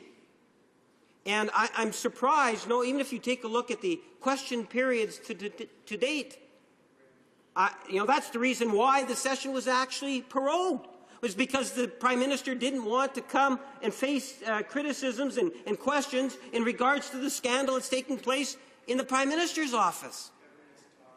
Yet, we have the New Democrats, in their wisdom, and that could be a contradiction in terms, making a statement that, no, we need to talk about reforming the Senate. And that's really what this is all about, Mr. Speaker. This has more to do with their idea of abolishing the Senate. And I'll get to that particular argument as to why I believe that, Mr. Speaker. You know, in the motion itself, it talks about, well, we want more accountability. Well, I'll tell you, action speaks louder than words. And the leader that has failed the most on the issue of accountability in terms of the Senate and the members of Parliament here is the leader of the New Democratic Party. The New Democratic Party had the opportunity to ensure that, in fact, there was going to be more accountability in the Senate chamber. But not only the Senate chamber, Mr. Speaker, but also here inside the House. And we could have made that happen back in June, when the leader of the Liberal Party stood in his place and asked for unanimous consent to ensure more accountability inside the Senate and inside the House of Commons. And what did we see? One political party, one leader of a political party say no. They didn't want accountability back in June, Mr. Speaker. And it is shameful There was a wonderful opportunity. As opposed to bringing forward a motion, try to throw in a few things and see if we can get the Liberals to vote against the motion, being a little bit mischievous. Instead, Mr. Speaker, of doing what was right for Canadians and recognizing that there was a substantial initiative that was taken back in June, and even the Conservative Party stood in its place, Mr. Speaker. And Hello. Order, please. The honourable member for Ottawa-Orleans has a point of order. I wonder if we could advise the honourable member for Winnipeg North that his microphone is actually on. Thank you very much. I thank the honourable member for his intervention. In fact, I'm quite certain that that's not a point of order, but perhaps a casual suggestion for the honourable member for Winnipeg North. Mr. Speaker, I'm not too...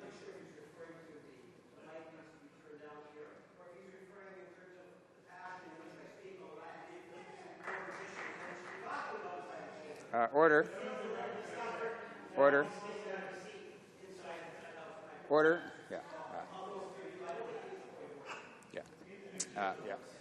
As I just said, it's actually not a point of order, but, perhaps the honourable member could carry on with his remarks. The honourable member for Winnipeg North. Yes, thank you, Mr. Speaker, and I appreciate being able to continue on, and I suspect I'll get a little bit more time added because of the point of order, I trust, Mr. Speaker, hopefully. Anyway, Mr. Speaker, the point that I was trying to make is the fact that we do need to recognize that even though we have this motion before us today that is asking for more accountability, that there was an opportunity for us to have more accountability inside the House, inside not only the House of Commons, but also inside the Senate. And there is only in the other place. And there is only one political entity inside the House of Commons that said no to more accountability and transparency, and that is the New Democratic Party of Canada, Mr. Speaker. And I find, so when I look at and I read the motion that we have before us, one might say it's somewhat hypocritical when they had the opportunity to be able to ensure more accountability in the Senate, and they chose not to do that. Now, having said that, we were not prepared to leave it at that. We moved forward, Mr. Speaker. We call it proactive disclosure. Today, Liberal senators and Liberal members of Parliament are providing proactive disclosure on travel, on hospitality. This is something that was done for ministers a number of years ago when former Prime Minister Paul Martin instituted it for cabinet ministers, Mr. Speaker.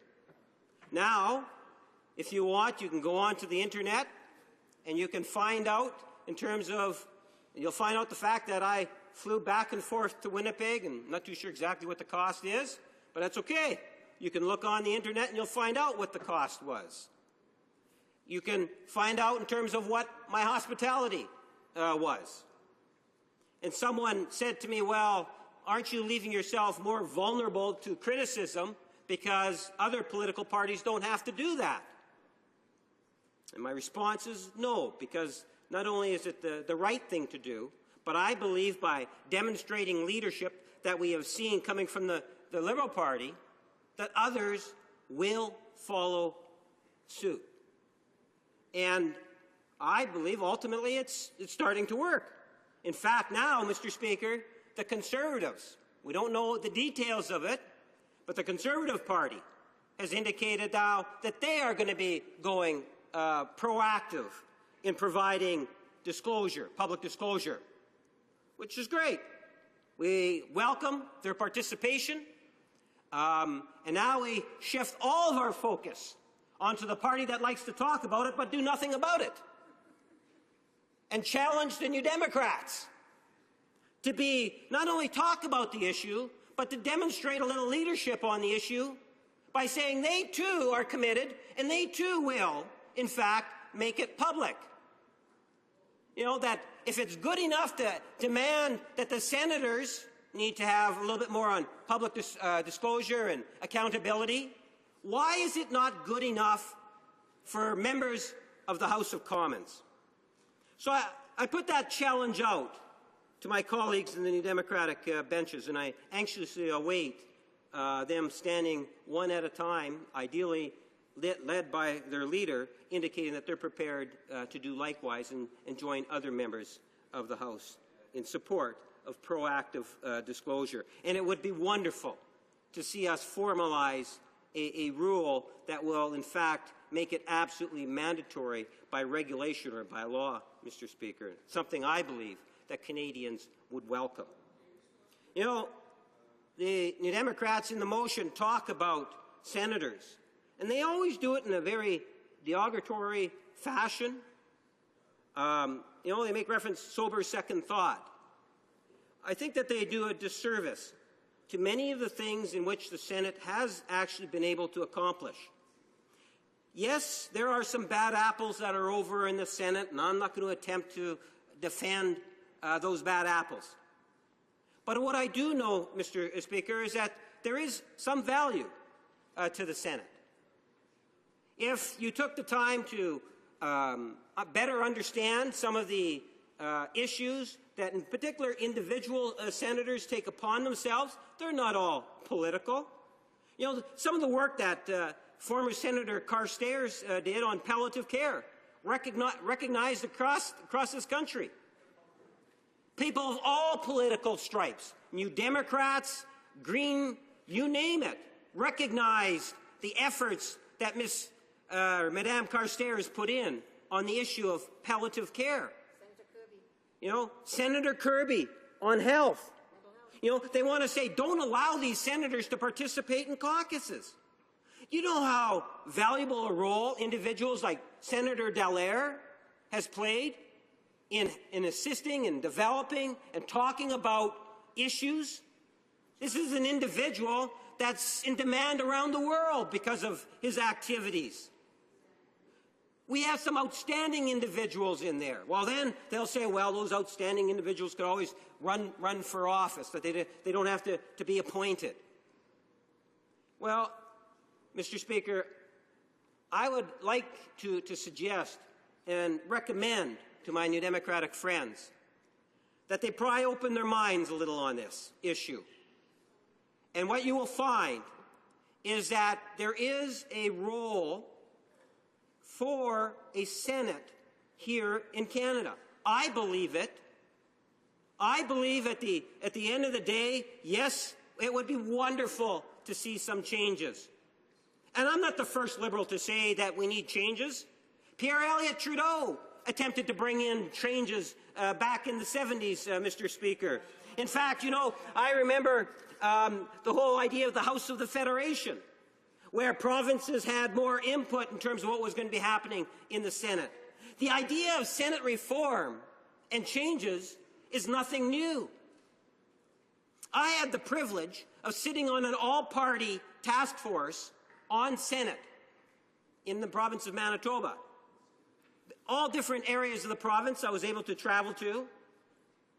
And I can tell you that the overwhelming majority of individuals that made presentation to the Senate or about the Senate to this group of MLAs, which was majority NDP, I must say, was that we need to change and reform the Senate.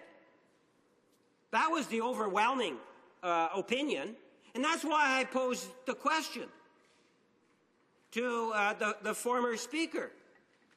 Is there not value in terms of acknowledging the important role that a Senate could play? Don't write off Western Canada's needs.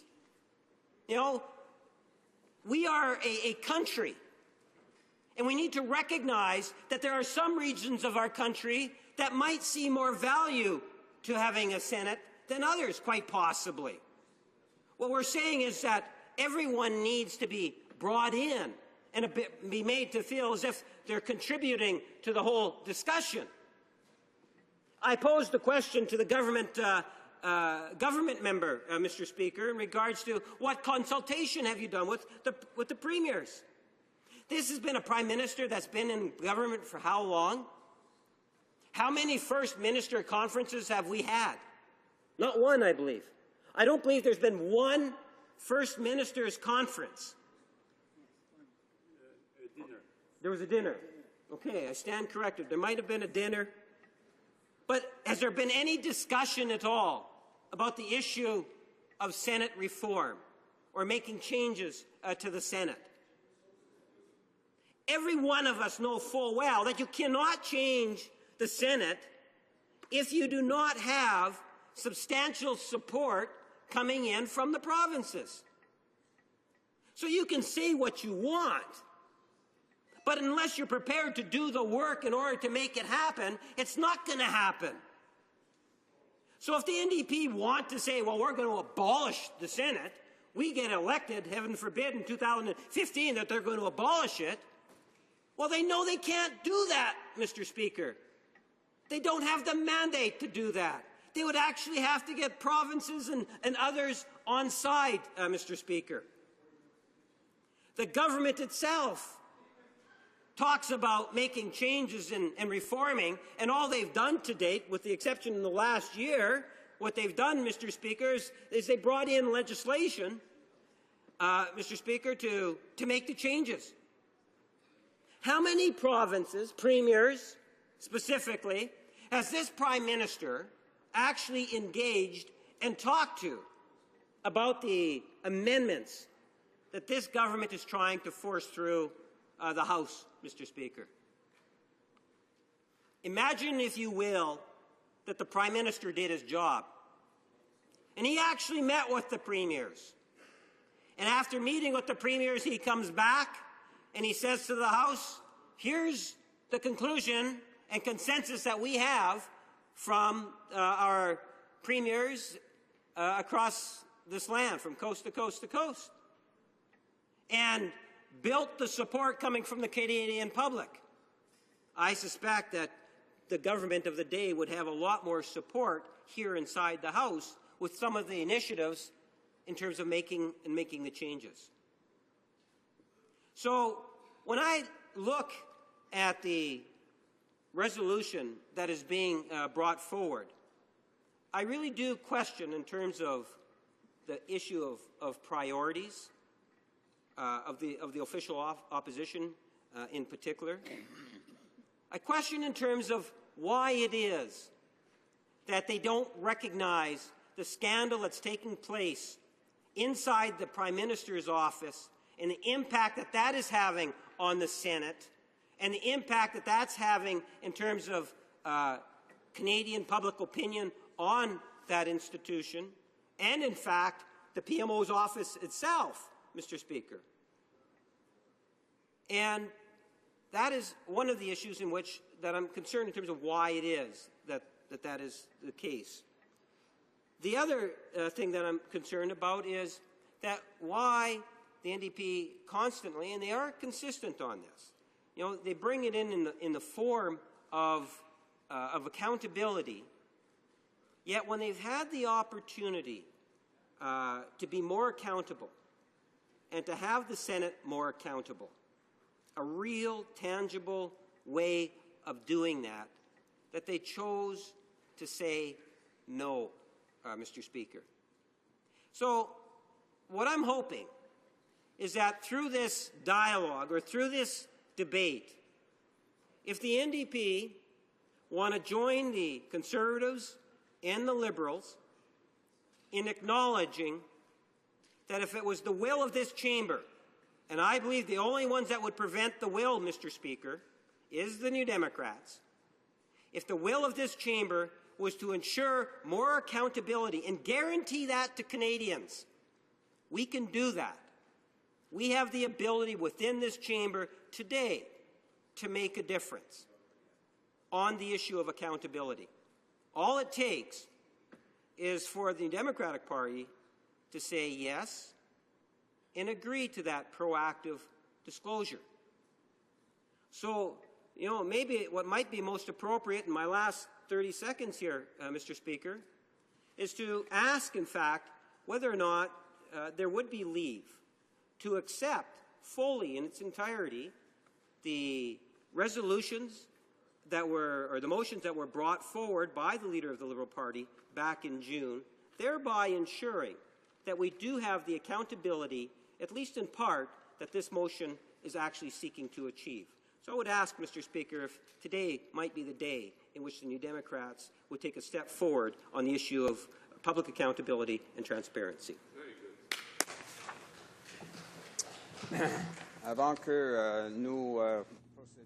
Before proceeding to questions and comments, it's my duty, pursuant to Standing Order 38, to inform the House that the question to be raised tonight at the time of adjournment is as follows.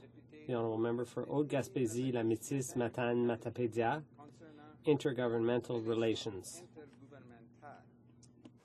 Questions and comments. Questions et commentaires. The Honourable Member for Toronto Danforth.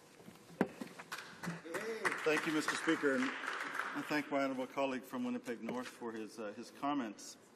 I think the way we've been thinking about the whole question of the Senate has to do with effectively the government has a set of reform proposals that we don't think they've been taken seriously, but at least they are reform.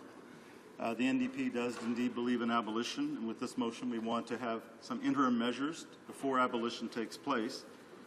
But we've heard nothing, frankly, from the Liberals besides various forms of defense of the status quo.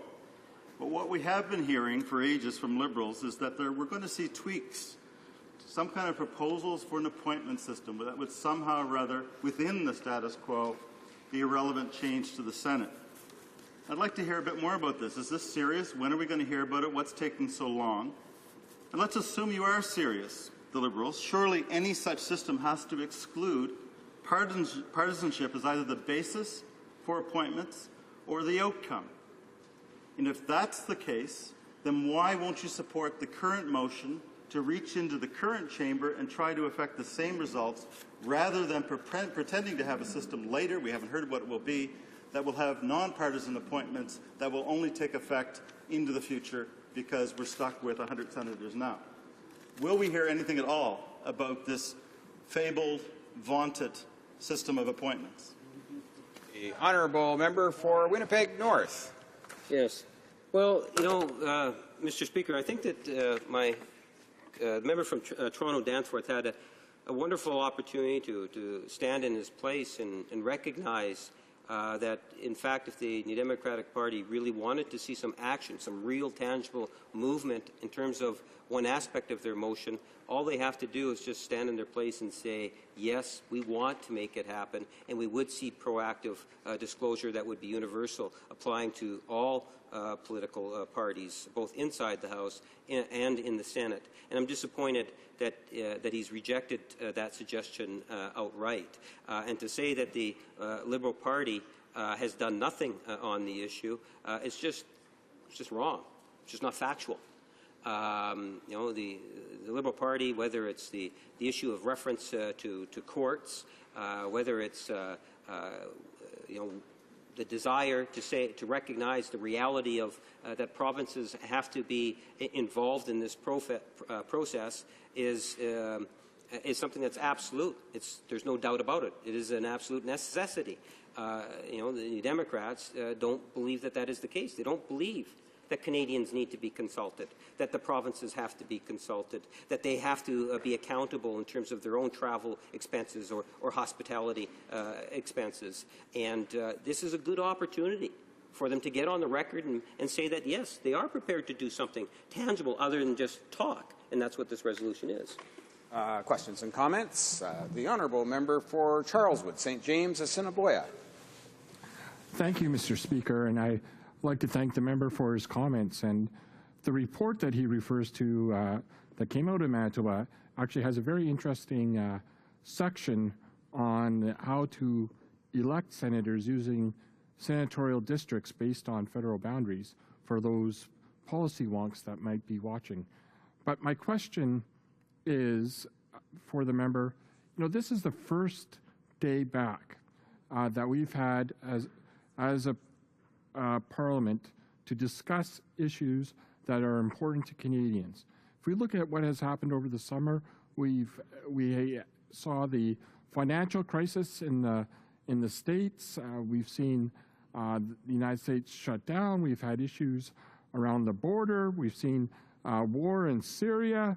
We've seen many things that are of profound importance to Canadians, and yet the opposition picks the Senate.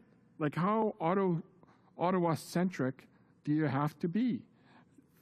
Why will the member agree that Canadian priorities, this is not a Canadian priority, the economy is the #1 priority for Canadians? The honourable member for Winnipeg North. I agree with the member in the sense that I, too, was quite surprised in terms of what it is that the New Democrats had chosen as their first opposition day motion. This is not what I would have, it's a roundabout way. This motion is a roundabout way for them to deal with the abolition of the Senate. For whatever reason, they love talking about that particular issue. That is not the issue I would have talked about. I cited that there are other issues that I wouldn't have been as surprised on.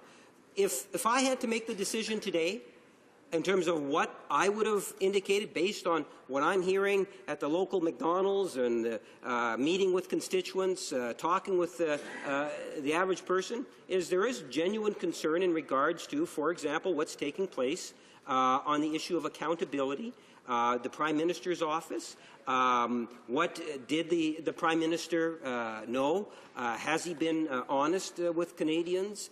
This is something that goes right to the core of democracy going into the Prime Minister's office itself. And it's not to marginalize the need for more accountability and transparency in the Senate chambers. As I say, we've taken great strides at ensuring that would actually take place. The Liberal Party. Questions and comments? The honourable member for Saint-Laurent-Cartierville. Thank you, Mr. Speaker. He is so willing to look at the accountability of others, but not of itself.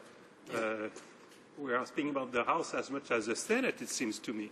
So why is that so? I asked my colleague after his wonderful speech.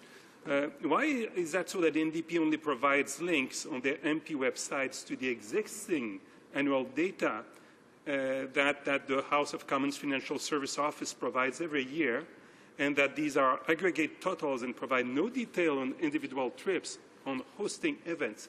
How to explain that the NDP has done practically nothing to provide more accountability over the status quo?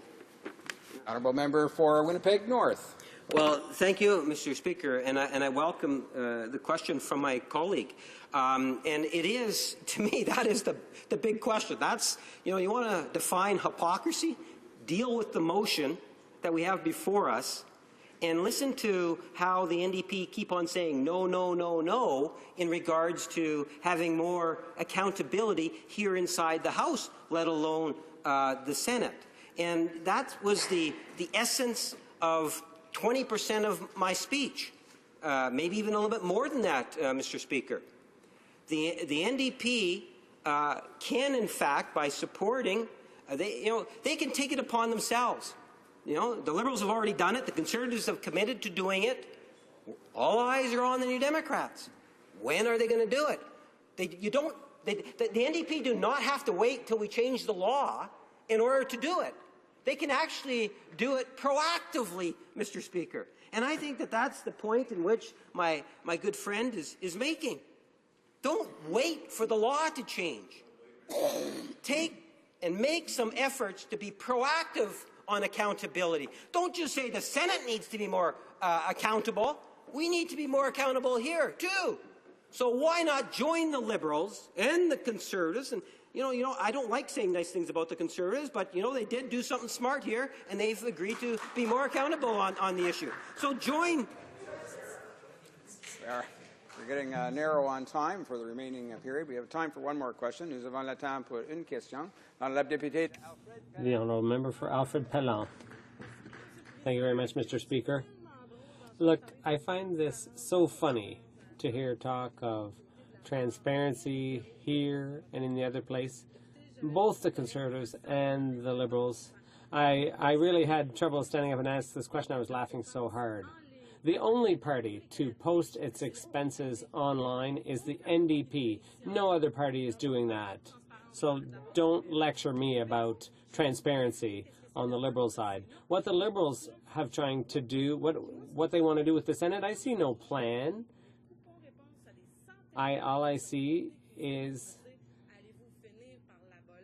people writing to me, my constituents, day after day saying, when are you going to scrap the Senate? So I'm very disappointed that in my home riding of Laval and in all my colleagues' ridings, people write in calling for the Senate to be scrapped. I think this is really underhand what the Liberals are saying. Where's your plan? You have absolutely no plan for the Senate.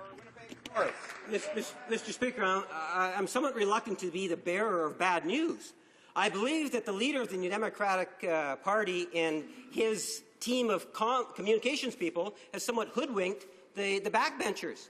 If they believe that they're more transparent and accountability by having a link that goes to another link that goes to a site which says, in total, here's what we've spent, is more accountable than what it is that the Liberal Party has done in terms of their proactive disclosure, I would suggest that she gets outside of her leader's bubble and the New Democratic line that they're giving her, because it's not the case. What I would suggest that she do, Mr. Speaker, is go to the Liberal Party website. You can find out when I flew to Winnipeg. You can find out how much money I spent on hospitality, and you can do that for not only the Liberal MPs, you can also do it for the Liberal senators. All we're saying is join us, share with Canadians, stop laughing at Canadians, and join us in sharing with Canadians and tell Canadians how and why you're spending what kind. I think we're moving on to resuming debate. Reprise de débat. The honourable member for Pierrefonds-Dollard. Thank you, Mr. Speaker. And I would like to point out that I'll be sharing my time with my colleague from Compton-Stanstead. Mr. Speaker, it's a pleasure for me to stand and make my first speech in this parliamentary session.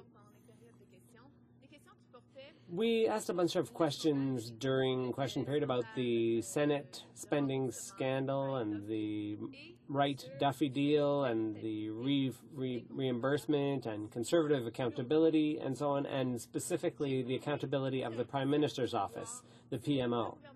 I asked whether the government could deny what they'd already said, whether there was any contradiction with the previous statements, whether the facts contradicted that. And what were the answers? Well, the answers were along the lines of, well, we've already answered all those questions. Well, how can you have already answered a question when the questions were asked months ago, and just a few days ago, new information came to light, which caused us to ask new questions. So obviously that was an attempt to avoid answering. They also answered that they'd done great things for the economy with the trade deal, and sure, that's great. But how are people supposed to trust a government that can't even answer questions about accountability and transparency? When the government doesn't even try to dodge the question, they just say, we don't want to talk about it. They're saying, maybe I lied, but I don't want to talk about it. I'd rather talk about something else. Well, we understand that, but the fact remains the Prime Minister and the government in office are accountable to the public. They have to be transparent, and that's all we're looking for. Other questions, all those questions on the Senate accountability and the Prime Minister's involvement led to the NDP motion today, which highlights this Senate spending scandal and the Senate itself. Few emails recently. Emails from Caitlin, Leslie Ann, Christine, Tom, Steve, Don, Edward, Donna, Tim Pimir, and Shema. Emails saying, and I would like to quote a few sentences from those emails. This is now about more than a Senate spending scandal. This is about the potential cover-up of the abuse of public money for partisan political purposes. And I would like to quote another part of the email saying, in addition, the public inquiry should fully investigate all senators to determine if they are using public money to pay for partisan gain. Here we heard few people of my riding very concerned about the expenses of the Senate and the use of the public money for political partisan purposes. And this is exactly what the motion of the NDP addresses today. I would like to say specifically for those people who write me their concerns and others who write me different kind of mail and email, and I will come back to that later. But yes, I heard what they had to say. The NDP is aware of that concerns that we can find in general in the Canadian population. And that's why we brought a motion to answer those specific concerns, saying first, asking to prohibit senators from taxpayer-funded partisan work. Senators would no longer participate in party caucuses or do fundraising, organizing, or public advocacy on behalf of a political party using Senate resources. So you see the link with the emails I received recently. Another thing that we ask in that motion is to end taxpayer-sponsored travel, not directly related to senators' legislative work.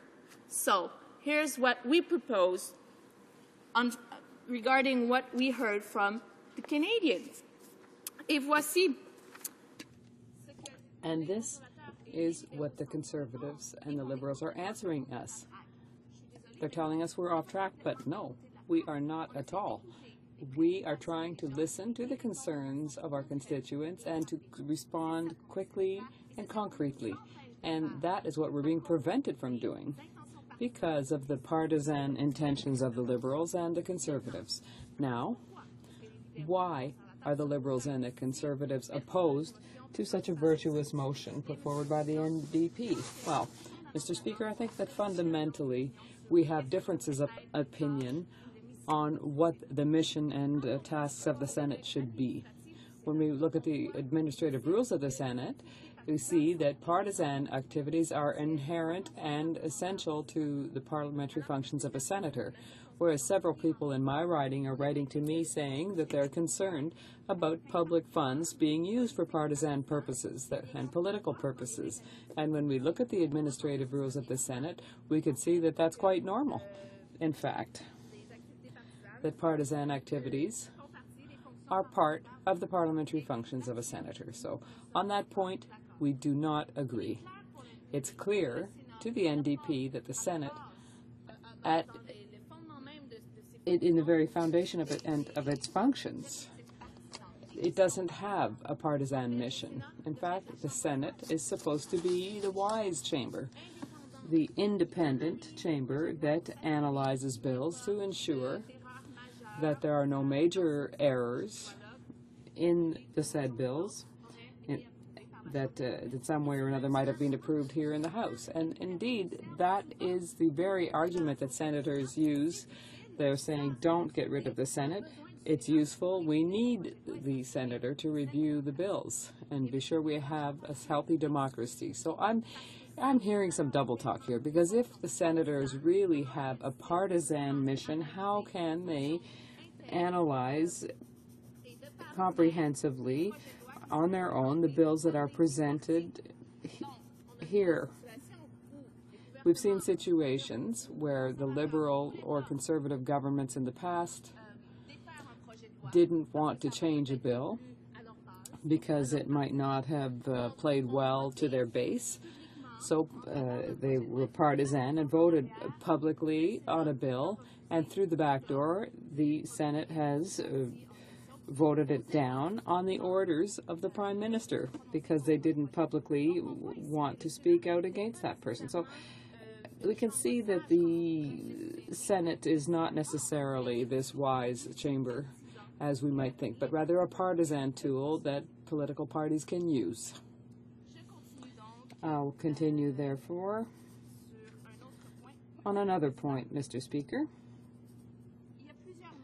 there are several things that make no sense about the Senate in terms of its partisan role. And I would like to say, for example, that if the provinces have all abolished their upper chambers, I haven't heard any clamor or for their reinstatement by the population of those provinces. And no one says that the provinces are any less democratic because of that, or that they're at risk because they abolished their senates. Not at all. When we look at it from that angle, we can see that $90 million is spent per year in the Senate. That is money that several community organizations in my riding, for example, would have some advice about how to use and how to invest. I heard earlier a Conservative MP say that, in fact, no, voters will never be ready to see their senators go, the ones that represent them. But I'd like to tell them about a rather odd situation that is happening in my end of Montreal. There's a senator who, in fact, decided to run. Oh, you know, I can see that my colleague here is aware. He knows this person, who's also my neighbor. So I think he must find this rather funny, too. A senator that leaves his job in order to run, he loses the elections, doesn't even come in second, comes in third in 2011, and, Mr. Speaker, this person was reappointed to the Senate. So if it's true that if the voters didn't want to lose this precious senator, they would have supported him at the polls. But on the contrary, no, he was defeated and reappointed once again to the Senate. And that's not all. Several people have said that this same senator would be ready to try again, to run again to be a member of Parliament. So this is only one example that I'm very well aware of, because it's one I've seen in my own writing. But this explains the frustrations of people in light of everything that doesn't work in the Senate. So I'd like to conclude and say that, yes, there are several reforms needed. My colleague was saying earlier that they want to reform the Senate, but I'm sorry, the Liberals have been talking about this for a long time, and we haven't seen these reforms. The Conservatives were saying, we are going to reform the Senate. It was an election promise, electoral promise, and where are we now? Let me see the bill that proposes the reform of the Senate. Perhaps I was a little distracted, but I didn't see it go by, and I didn't see it because it isn't there.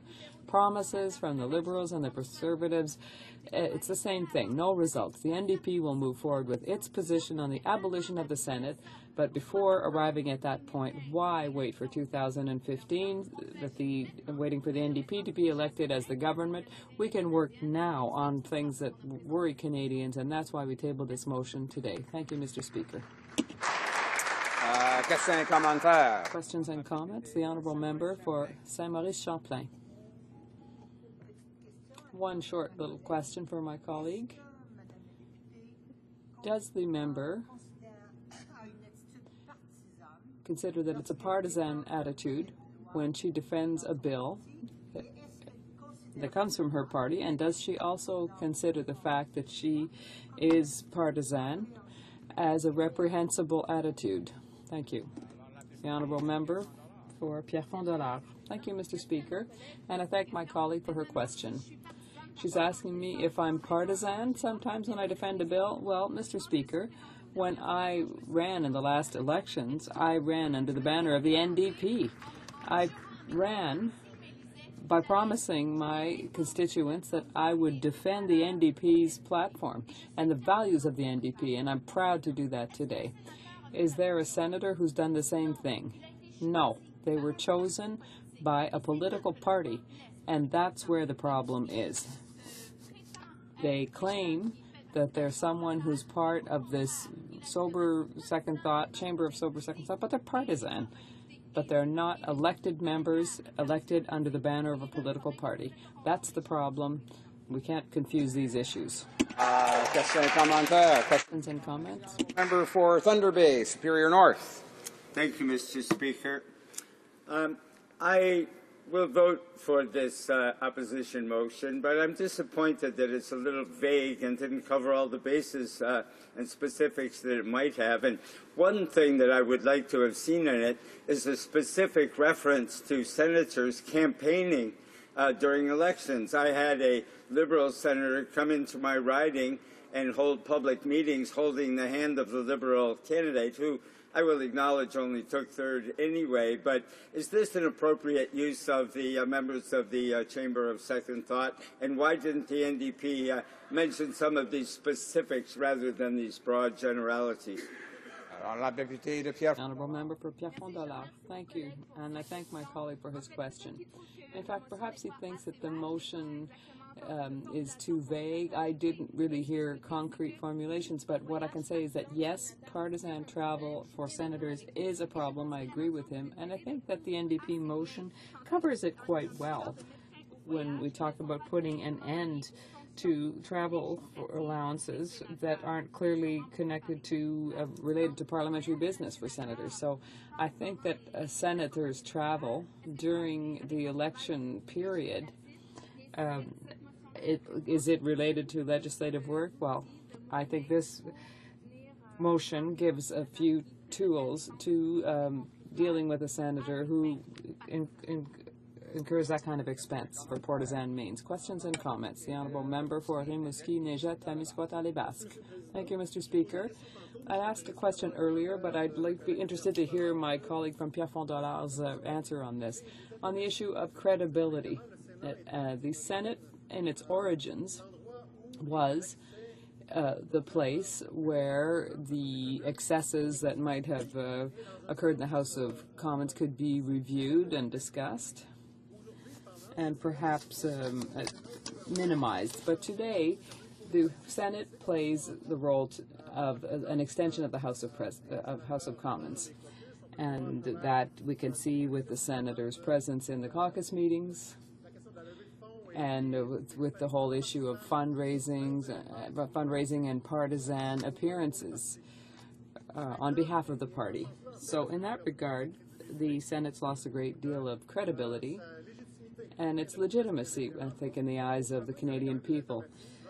There were alternatives, which could have been to strengthen the mechanisms through the officers of Parliament, like the Auditor General. There could have been other watchdogs, like the PBO, for example, office, to ensure that this role was still played by the Senate. So I'd like to hear what my colleagues' comments are on these possible alternatives, rather than have the status quo of a dysfunctional Senate that's lost all of its legitimacy and credibility in the eyes of the Canadian people. The Honourable Member for Pierrefonds-Dollard. A brief answer.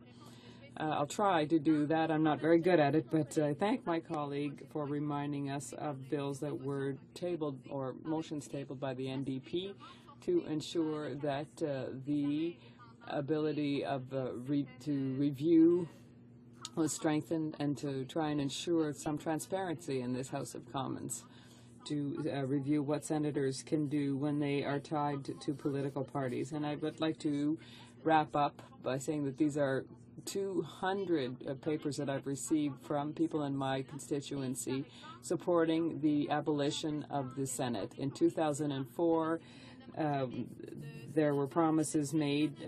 Stephen Harper said he would never appoint a senator, and he's appointed 59 since. So we can see that the Conservatives and the Liberals both depend on the Senate. Resuming debate, the Honourable Member for Compton-Stanstead. Thank you very much, Mr. Speaker.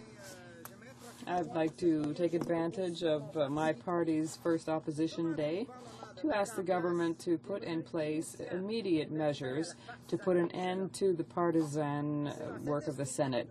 It's in this spirit that I will unreservedly support the motion put forward by my colleague from Toronto, Danforth, and is especially relevant in light of the scandals of last spring. Do I need to elaborate on that? The senators that are under investigation and those that will be in court soon. Furthermore, the first part reads as follows, that in the opinion of the House, urgent steps must be taken to improve accountability in the Senate, and therefore this House call for the introduction of immediate measures to end senators' partisan activities. It's unacceptable. We in the NDP firmly believe that it is not necessary to wait for the abolition of the Senate in order to take corrective measures here. And this will happen in 2015 when we'll form the NDP government across the country. But from here until that time, concrete steps must be taken immediately to make the Senate more accountable and more transparent. We want these measures to be taken and that they would not require any constitutional amendment. That is to say, to abolish the partisan work done with taxpayers' dollars. Senators should not be able to participate in caucus meetings, organize fundraisers, or work on political organization or the promotion of political parties while using Senate resources. It's unacceptable. This is almost a betrayal of Canadians, Mr. Speaker. It's completely unacceptable. The original mission of the Canadian Senate really relied much more on the protection of citizens, of regions that were abandoned, and between you and me, that's pretty much all of Quebec and rural Canada that feels abandoned by this government that is unfair to the Canadian people. One thing is clear, yes, one thing is very clear. Too much public money has been spent for partisan activities, for partisan means. And Mr. Speaker, this is absurd in a democratic context, and particularly at a time of reduced budgets. I'll say that what many or a great majority of Quebecers and think about the Senate, that they call it the senile chamber. Well, I wouldn't go that far myself, but because I know some senators, I've met some here in this House, and they have good intentions. They have very good intentions. That's not the problem. But Quebecers and Canadians from coast to coast to coast have had enough of a non-elected and unaccountable Senate that is currently the subject of inquiries. It doesn't make any sense when we think about the middle class, which is daily fighting to make ends meet. It's an insult to the middle class, not just in Quebec, but across the country, and consequently, that's one of the reasons why the NDP proposes the only true solution, which is the pure and simple abolition of the Senate. Yes, Mr. Speaker, the NDP really wants to abolish the Senate. It's expensive, that institution, almost $100 million that could be used to take people out of poverty. Canadians shouldn't have to wait to obtain more transparency and have real accountability and to put an end to all this partisanship, whereas there are solutions that could be brought forward now. The Liberals and the Conservatives defend the Senate by saying that the upper chamber allows for sober second thought to bills that are put forward. But can you tell me how we can act in this way when Senate seats are filled with friends, organizers, bagmen, and failed candidates from the Conservative and Liberal Party? Honestly, this is taking people for fools when we see senators who are traveling around the country during the election, the writ periods, and they're using public funds to do so. It's unacceptable. Because in truth, you know that most of the time senators are acting only in the interest of the party that appointed them. And that is why this motion proposes another interesting measure, putting an end to travel that's not directly related to parliamentary business and that is paid back by taxpayers. This is absurd and an insult to our intelligence. Of course, senators may need to travel in order to do their work, but please, Canadians shouldn't have to pay for their personal travel if it's partisan or if they are setting up a second residence. Canadians are telling us more and more that there's no place for an unelected and unaccountable Senate in our democracy.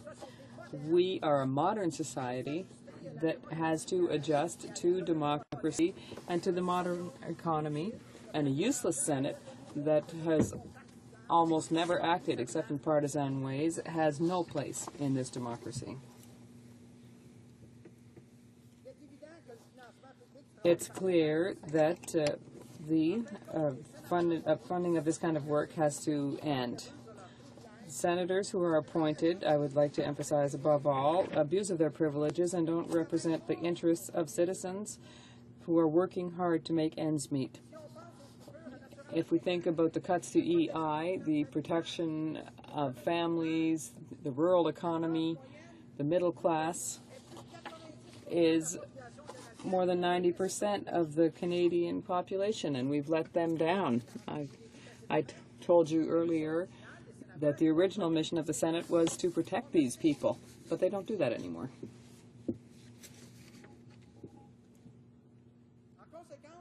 As a result, the Senate is fundamentally an undemocratic institution and has no role to play in the Parliament of Canada. It was the Fathers of Confederation. I'm sorry, I thought you were telling me my time was up. The mission of the Senate has been to refine legislation adopted by the House of Commons. That was its original mission. But, in fact, that has not been the case very often.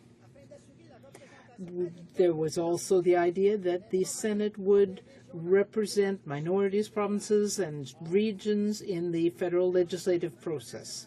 But, in fact, the Senate has not really fulfilled that role. Senators tend to vote according to the interests of the parties they represent rather than the regions that they are supposed to represent. So what we want on this side of the House, of course there are always a few foot draggers even on this side of the House, we want to abolish the Senate.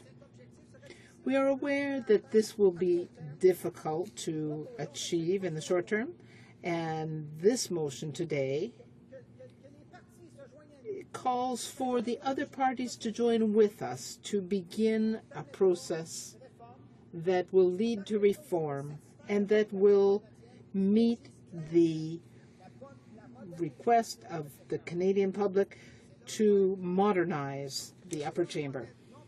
The Senate needs to be non-partisan.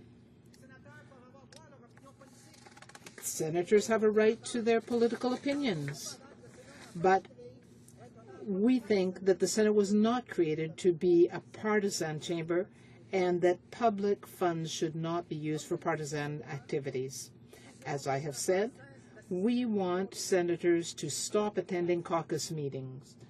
That is something that should not happen. Their time and resources should be used properly, and they should not be attending partisan meetings. They should be objectively reviewing bills as was originally intended. Thank you, Mr. Speaker. I would like to close by congratulating my colleagues for their speeches up to this point, and I will let other colleagues go into greater detail on the second part of this excellent motion by my colleague from Toronto Danforth about the administrative rules, about the parliamentary duties that exclude partisan work. Senators will no longer be able to use public money for activities other than those directly related to their duties. Thank you. Questions and comments? Honourable Member for Winnipeg North. Yes, thank you, Mr. Speaker. And I look to my NDP colleague and ask him in terms of whether or not he believes that the constituents that he represents is entitled to a little bit more accountability and transparency in terms of how MPs and senators both have, in terms of bringing forward to the public their travel and their hospitality, two things in which cabinet ministers currently do. Does he believe, for example, that his constituents have the right to know when he's flown, where he's flown, at taxpayers' expense, and where he's spending money in terms of the hospitality. Does he believe that his constituents should have a right to see that, how that member has spent? I'm not sure that the question's actually completely irrelevant to the question that's before the House. Si vous voulez, If the honourable member for Compton-Stanstead would like to answer the question, yes, certainly. Well, when a citizen, a constituent asks me why I spent money this way or that way, can I see your accounts? Yes, of course. On the website, there are details, but if people want more details, we can look at the information together. All of the activities, all of the expenses in my constituency and the expenses of my staff are open. I have a large constituency, and so I have certain expenses, but I try to be efficient in my use of money. We have paid very careful attention, and it is difficult because I have this large constituency. The Honourable Member for Beauport-Limoilou. Thank you, Mr. Speaker. I'm very pleased to rise in the House to deal with this issue. I listened to the question by the member for Winnipeg North. The NDP is innovative, and we don't use the same marketing approach as the Liberals. They like to steal our ideas. I listened to my colleague, the member for Compton-Stanstead, and he gave reasons for abolishing the Senate. One of the criteria for becoming a senator is that you must own property worth at least $4,000. This makes the chamber an elitist institution, and I would like to know from him whether we can cure the problem without throwing the baby out with the bathwater. Answer: well, that is a very good question. In fact, the upper chamber is elitist. It was perhaps not intended to be so, but when we look at the situation today, well, the original intentions are no longer applicable. I know that there are good intentions. There are people who are from the sports world, the economic spheres, and so on in the Senate. But when we look at the geography of Canada and all of the people, well, then we should have people from the middle class. We should have people who have done community work, who have worked in all sorts of different areas. People who come from different ethnic backgrounds. Because Canada, as we know, is so diverse, it is unthinkable that an upper house should be elitist. And what does that really mean? We should have an elected upper chamber and think about Canada's population when we look at our upper house. So we should have Aboriginal people and so on. But what we want to do is eliminate this chamber because it is a waste of money. Member for Hamilton Centre, under resuming debate, he'll probably know this, of course, but I'll just remind him that there are about 6 minutes remaining in the time allocated for the business of supply this afternoon, so he may want to guard his comments around that time frame. So, resuming debate, the honourable member for Hamilton Centre. Thank you very much, Mr. Speaker, and I do appreciate your caution on the time. You're probably fully aware it takes me almost 6 minutes just to clear my throat, so I'll do my best to keep it as tight as I can. But I'm so glad to have a chance, because this is one of my favorite subjects, and that is the Senate and the fantasy land that exists between what people think's happening over there and what's really happening there. And that's why I'm very proud that my caucus, the official opposition, has put this motion forward, and in there they've said, and I'll read it, that in the opinion of this House, urgent steps must be taken to improve accountability in the Senate, and therefore this House calls for the introduction of immediate measures to end senators' partisan activities, including participation in caucus meetings. There's a little bit more after that, but for the sake of time, I'm going to focus on the caucus meetings. Now, what's interesting, Speaker, is that the fallacy, the fantasy that exists right now is that that House is there for sober second thought.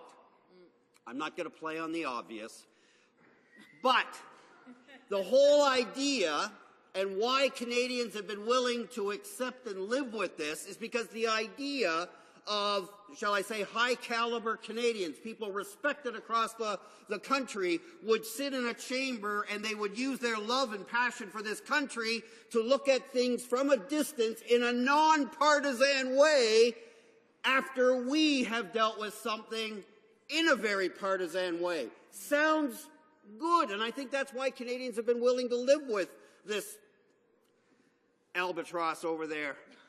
The fact is that there is nothing independent about the Senate. Most of them, there are some, I give them that, but most of them, overwhelmingly, they're partisan. And if there's any doubt, Speaker, look at the way the House is structured. There is a position called Leader of the Government in the Senate. Leader of the Opposition. They have whips, the same as we do.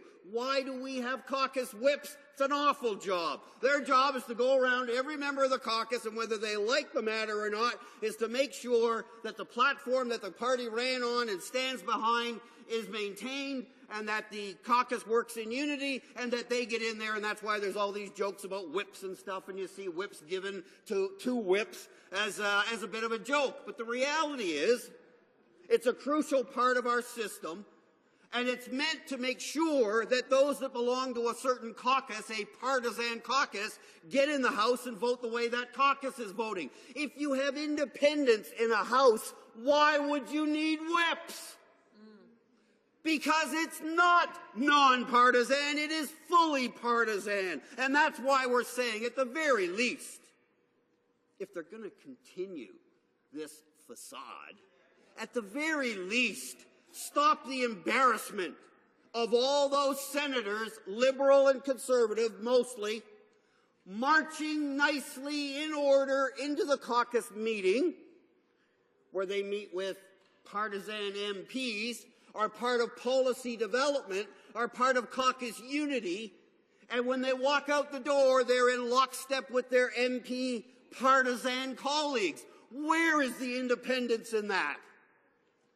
There isn't any independence. So at the very least, we're saying, could we at least not have them participate, obviously, in the weekly caucus meetings? Is that so much to ask? Now, I realize there's some questions about constitutionality and how you do all that, but it is a motion. It's an expression of intent. It's an expression of the opinion of this House. And in our opinion, this House should reflect the fact that we don't want the Senate. We don't want any partisanship. Can we at least get rid of some of the blatant evidence that points to the contrary? That at the very least they get their marching orders by email rather than walking into the caucus meeting when they're supposed to be wearing a label that says independent. Nobody tells me what to do except the Prime Minister and the caucus and my whip and the leader in the Senate. There's no independence in that. And yet, the Conservatives and the Liberals will continue to play this fantasy that there's some kind of independent thought going on. There is in the hands of a few senators, some excellent ones. I want to give them their due. But the vast majority are entitled to wear the title of a partisan hack. So let's call it for what it is. Thank you, Speaker, indicating I've only got 1 minute. It goes so fast when you're having fun. I want to end on this note. If anybody doubts the partisanship, Senator, and I don't normally name individuals, but Senator Duffy really did take it to a whole new level. The ink was hardly dry on his order in council, and he was attacking the opposition and praising the government. Where is the independence in that? And let me leave you with this, Speaker. The idea that electing senators is going to solve our problem is equally a fallacy, because even the Supreme Court of Canada has said that an elected Senate would be a radical change to our parliamentary system. They don't use the word radical lightly. So, the current system doesn't work. Electing them just creates the kind of nightmare gridlock that exists down in the United States. The only thing that makes any sense is abolish the Senate.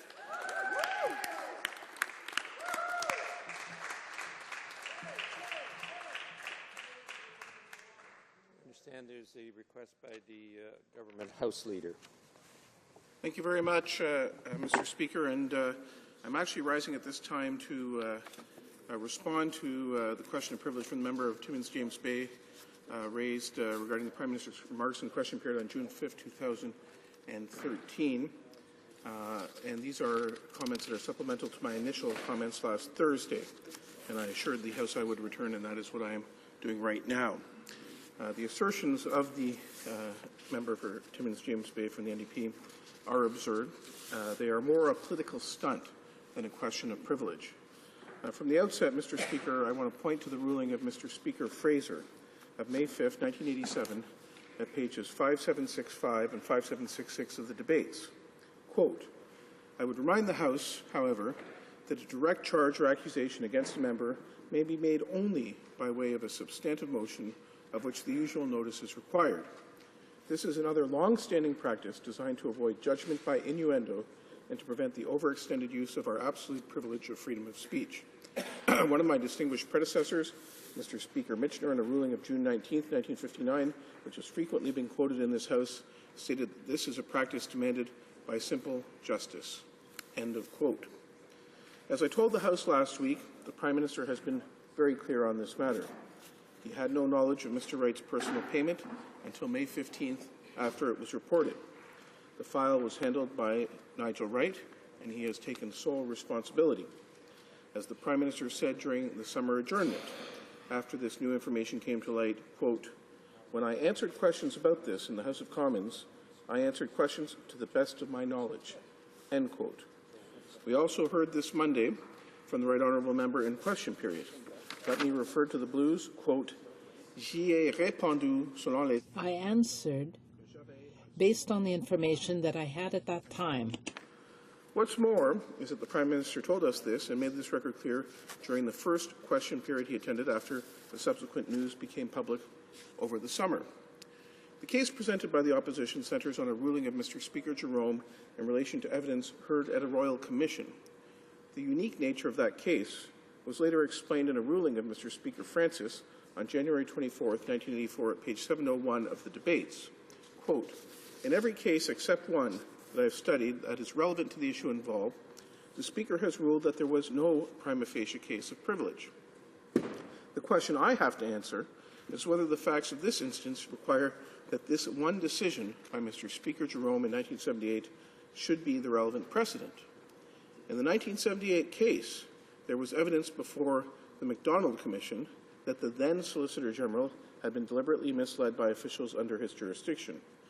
That evidence was the specific element which led Mr. Speaker Jerome to find a prima facie case of privilege and to allow the usual motion to be put to the House.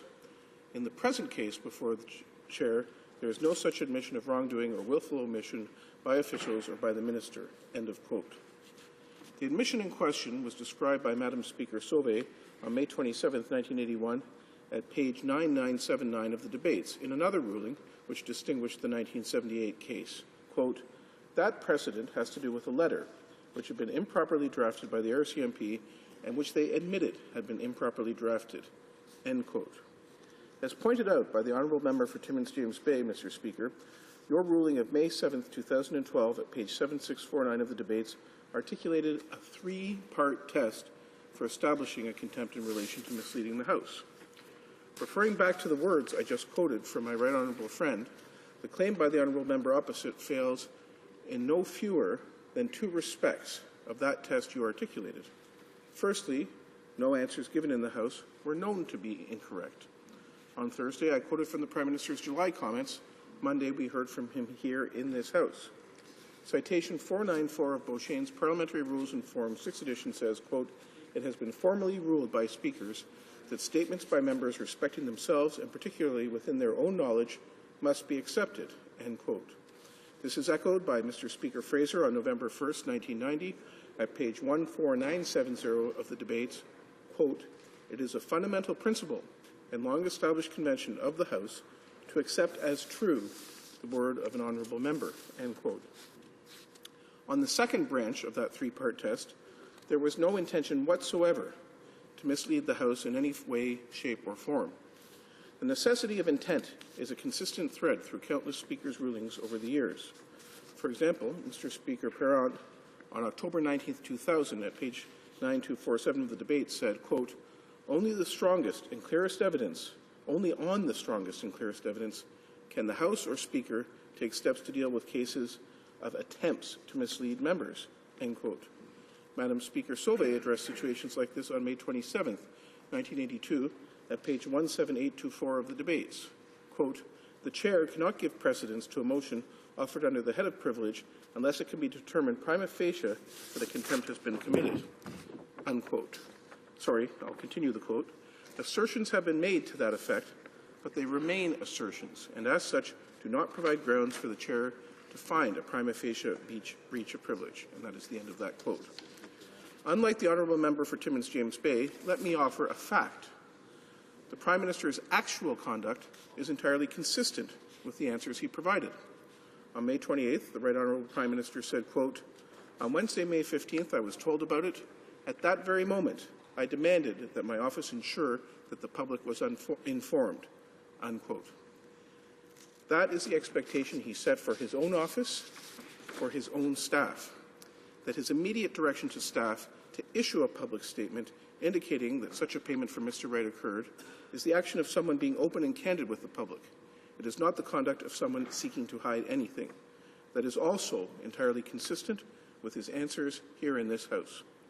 Mr. Speaker, if the Prime Minister set such a clear expectation for his staff, how can the honourable member for Timmins James Bay reconcile his allegations with the word from the Prime Minister? As I mentioned earlier, it is long established that members are taken at their word. The Prime Minister has been forthright, he has been public about this matter, and he has been clear about this, in both word and in deed. In conclusion, Mr. Speaker, I respectfully submit that there is no prima facie case of privilege. Therefore, you should be able to dismiss the question based on the ample arguments here presented without the need for further interventions on the point. Thank you, Mr. Speaker. The honourable member for Skeena Buckley Valley. Thank you, Mr. Speaker, and I thank my colleague across the way for his intervention. We were looking forward to it, and I would ask the indulgence of when the Speaker has returned to the chair. I know he'll be looking at the blues from this intervention by my friend across the way. There may be a small supplemental that we will seek to further enhance and perhaps counter some of the arguments that the government House Leader has made. Just a few very brief ones right now, just with respect to a couple of the points that were raised. The gravity of the situation is obviously serious and significant, because what we were talking about is an ongoing police investigation into the Prime Minister's office involving all of his hand-chosen staff and having implicated and led to the resignation of Nigel Wright in the involvement of the Mike Duffy scandal and the payoff of the $90,000, which, according to Mr. Duffy's lawyer, was done under some considerations. And what was specifically raised earlier this week, which I rose on this point of privilege just yesterday, was that Mr. Duffy contends and has evidence to this effect that is now before the courts and in the hands of the police, that the Prime Minister's own contestation in this place, when we took his word last spring, was that Mr. Wright acted alone, that there was no one else involved. And yet we now find out that the correspondence between the Prime Minister's Chief of Staff and Mr. Duffy in many occasions involved the terms "we" and "we will coordinate," and lawyers were involved, the Prime Minister's own lawyer with the lawyer representing Mr. Duffy, at various points, that the Prime Minister is now seeking somehow to be believe that he has plausible deniability, that his Chief of Staff, his lawyer, several of his senior aides within the Prime Minister's office were all working on this file for many weeks and months, It was dominating the national news, and the Prime Minister never at any point asked any questions of them and was never at any point briefed about the most serious scandal affecting his government of the day. For maybe some Prime Ministers in our past, that somehow might be possible if they were the more laissez-faire and casual kind. I would not suggest that this Prime Minister has ever been accused of being casual about his control of the agenda and his own staff, as my colleague just said. Allow me, Mr. Speaker, that to quote from something that arose also in question period, that my friend has said that the Prime Minister has always been forthright in these conversations, yet just today, when given very specific questions by the Leader of the Opposition about a specific element of this case and this scandal, the Prime Minister stands and the first thing he says is, "I've already answered that question." And it would be laughable if it weren't tragic, because the specific question was clearly not answered, because then the Prime Minister would go on about something else. He's continuing to lose credibility, but I wanted to quote this because I think it's important in terms of the accountability and what we're seeking here as a government principle, and also the prima facie case that we're seeking with you and through your office, Mr. Speaker. The Prime Minister's message to his ministers, this was the context around ministerial accountability, being accountable for your ministership. It was called the Accountable Government, a Guide for Ministers and Deputy Ministers, 2011. Or excuse me, Guide for Ministers and Parliamentary Secretaries, 2011. And now I'm quoting, Mr. Speaker. As a minister, you are individually accountable to Parliament for the discharge of all your responsibilities vested in you. You must answer all questions pertaining to your areas of responsibility, correcting any inadvertent errors at the earliest possible opportunity. Now, the definitions that we also use about telling the truth in this place, which is the case that's before the Speaker's table now, as to whether the Prime Minister lied or not, knowingly misled the House or was misled by his staff, and as Minister is still accountable for that misinformation which he continued to say, that Mr. Wright acted alone in the Duffy affair, that there was no conversation had within the PMO, that there was only one actor, but those things have now proven to be untrue. It's the Prime Minister's duty and obligation to follow his own words and his own direction to his ministers. The government is seeking distinction, but with no difference. So I would allow, Mr. Speaker, that even today in the House Leader's submission to this place in defense of his Prime Minister, that we saw just 3 hours ago the Prime Minister on his feet using the exact same tactics that have gotten him into this trouble to this point, which is when we ask for accountability, when we ask for any level of regret from his Prime Minister, we see none. And in terms of answering questions, I think you can literally count on one hand the number of questions the Prime Minister has actually taken from the media on any of these things. And the audacity of any of the member of the media to ask a question inadvertently then gets them barred off prime ministerial planes, it seems.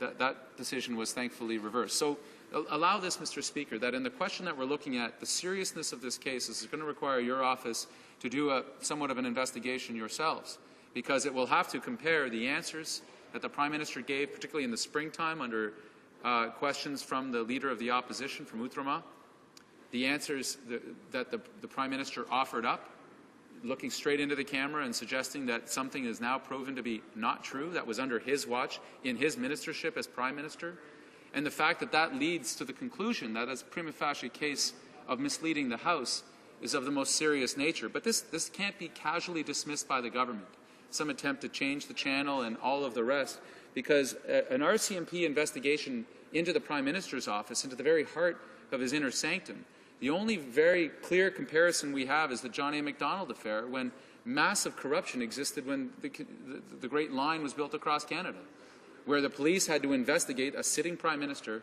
through his Chief of Staff and all the way down. We've not seen that before. In the worst years of the Liberal scandals in Quebec, in the worst years of the Brian Mulroney regime, in the years going back, we never saw the depth of concern that Canadians now have over a Prime Minister who seems to have, in the initial case, such profoundly restricted judgment and a sense of right versus wrong, and then a Prime Minister who is so unwilling at any point in this entire conversation to come forward and say, the facts as I knew them in the spring of this year were then proven to be wrong. I regret that.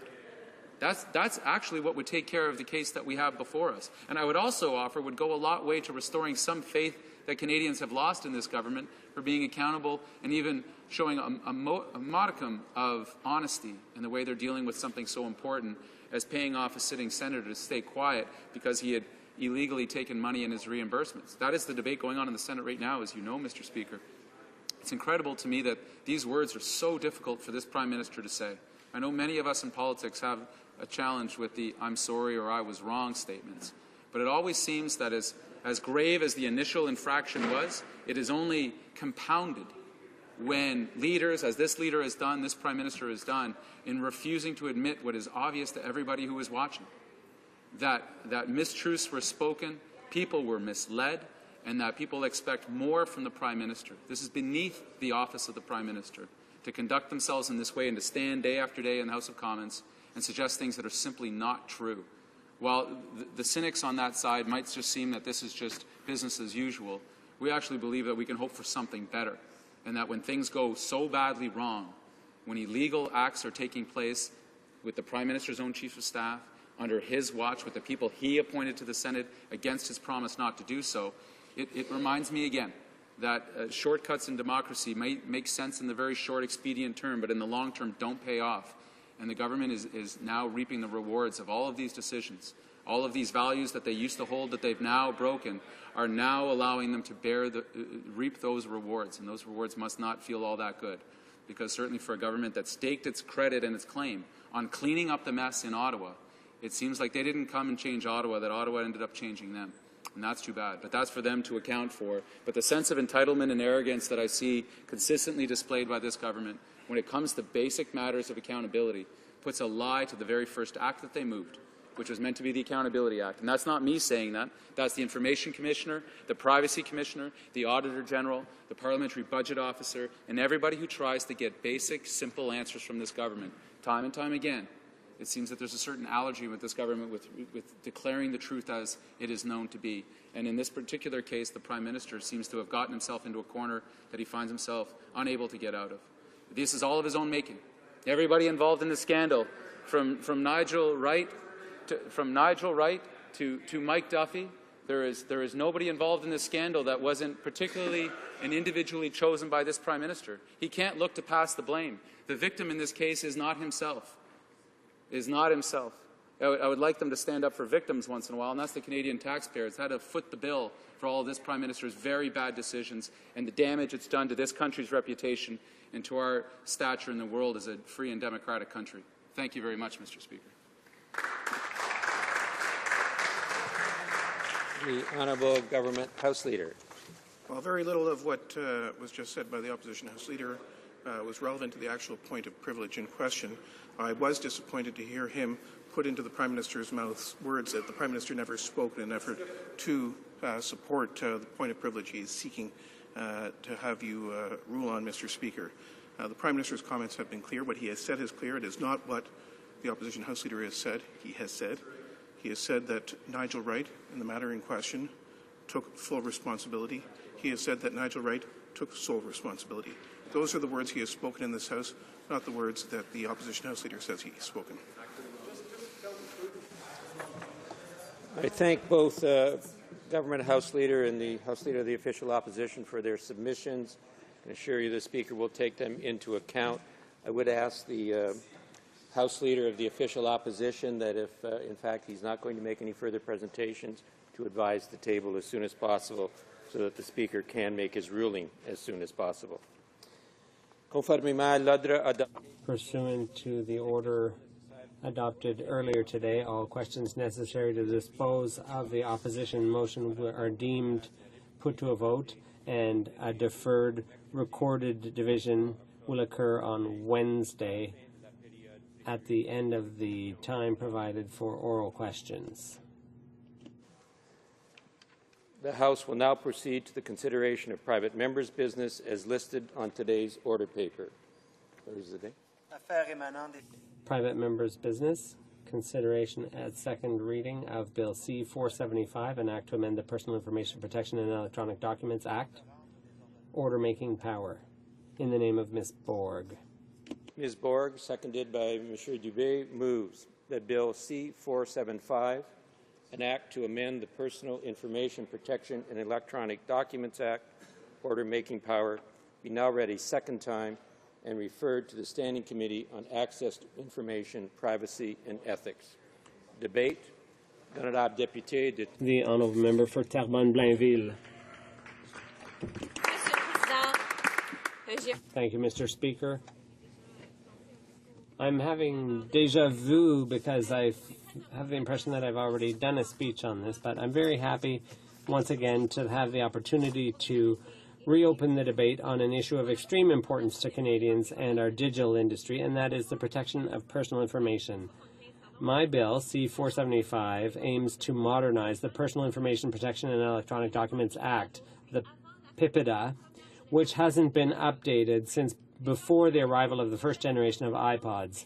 Millions of Canadians have never lived in a world without smartphones. That's an eternity in a modern society that's constantly changing, like ours. This bill, which governs, or this legislation, which governs crucial elements of our lives, isn't meeting the challenges of our times. As I already said, we use the internet every day on the web, we socialize, we share ideas with others, we work, we take part in the economy, both here domestically and internationally. We participate in our democracy, we learn. The internet is indispensable. It's a tool for our personal development, academic development, and professional development. The internet is at the heart of our lives, as much for children as for adults, whether it's leisure or as a work tool. However, all these activities on the web create or leave traces of our digital information, which demonstrates the need, a greater need, to protect them. I'd like to share with you a few outstanding facts that show how important the internet is to our daily lives. Quebecers and Canadians spend about 45 hours a week on the web. Over 70% of Canadians use it daily. Canadians have over 18 million Facebook accounts. The digital economy is growing exponentially. Our democracy is increasingly digital. There are petitions that allow our constituents to intervene and get involved in regional, national, international causes. Canada is a country that is resolutely connected. Increasingly, we're running our lives digitally, and this huge change means new rules have to be created. Rules that take into account the new risks involved in this evolution. Since early this year, we have had to see how damaging the loss of personal information is in our communities, for our fellow Canadians, regardless of their vulnerability or their degree of digital literacy. These losses affect millions of Canadians and are increasing yearly, according to the Privacy Commissioner. A study published in 2011 showed that every publicly traded Canadian company reports an average of 18 breaches of personal information. Recently, it was revealed that 7 million Canadians have lost $3 billion to cybercrime, to identity theft, to invasions of privacy. And this is information that should have been protected by private businesses. These reports show that 94% of businesses say they've never experienced violations of their data. These are alarming figures, Mr. Speaker. And this only encourages the very lucrative phishing market, which is run by criminals who trick thousands of Canadians into giving up $76 million just last year through simply using email to trick people. The problem is an international one, but we have to deal with it without any delay. Unfortunately, the current legislation to protect privacy is insufficient. It hasn't been updated to deal with these new risks. The current legislation doesn't provide for any warning to Canadians affected by a violation of their personal data. Organizations are not required to disclose that there's been a violation, no matter how serious. Because of this, Canadians can't take the necessary steps to protect their identity or their credit. Sharing of information, of personal information, is a major problem in Canada. In September 2011, the Privacy Commissioner indicated that a quarter of websites, the most visited websites in Canada, don't comply with the Canadian legislation, and they disclose information without our consent. What's worse, companies who choose to flout the law face no consequences. Canadians have been waiting for 10 years for better legislation. They're waiting for results, and rightly so. It's in this spirit that I propose Bill C-4785. I'd like to quickly remind my colleagues about two simple and easy ways in C-475 to increase protection of the privacy of Canadians' information. First of all, under the bill, the Commissioner would have to be informed immediately by organizations whenever there was a violation of privacy that might harm users. Experts evaluate the seriousness of the situation and would recommend whether or not the organization should inform affected users. This mechanism would provide for an objective analysis of the risk and provide for better risk management thanks to heightened security expectations. It wouldn't be a subjective analysis based on the interests of the businesses in question. Moreover, the objective risk analysis would guarantee that they wouldn't be bombarded by notices about lost data and that don't affect them, or if they are very low risk. In this way, the structure would assure users that they wouldn't be bombarded by useless notices. This process would give citizens back the power to take measures to protect themselves more quickly and to reduce the harm that might be caused.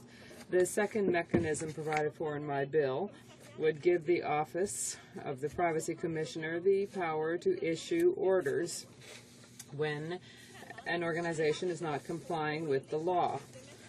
And finally, the federal court, for its part, would be able to issue penalties. These mechanisms are simple and they clarify the area of jurisdiction of the office. In sum, the office would have the power to make sure that the legislation is complied with, which is not the case right now. Currently, there are too often recommendations that the office cannot have respected.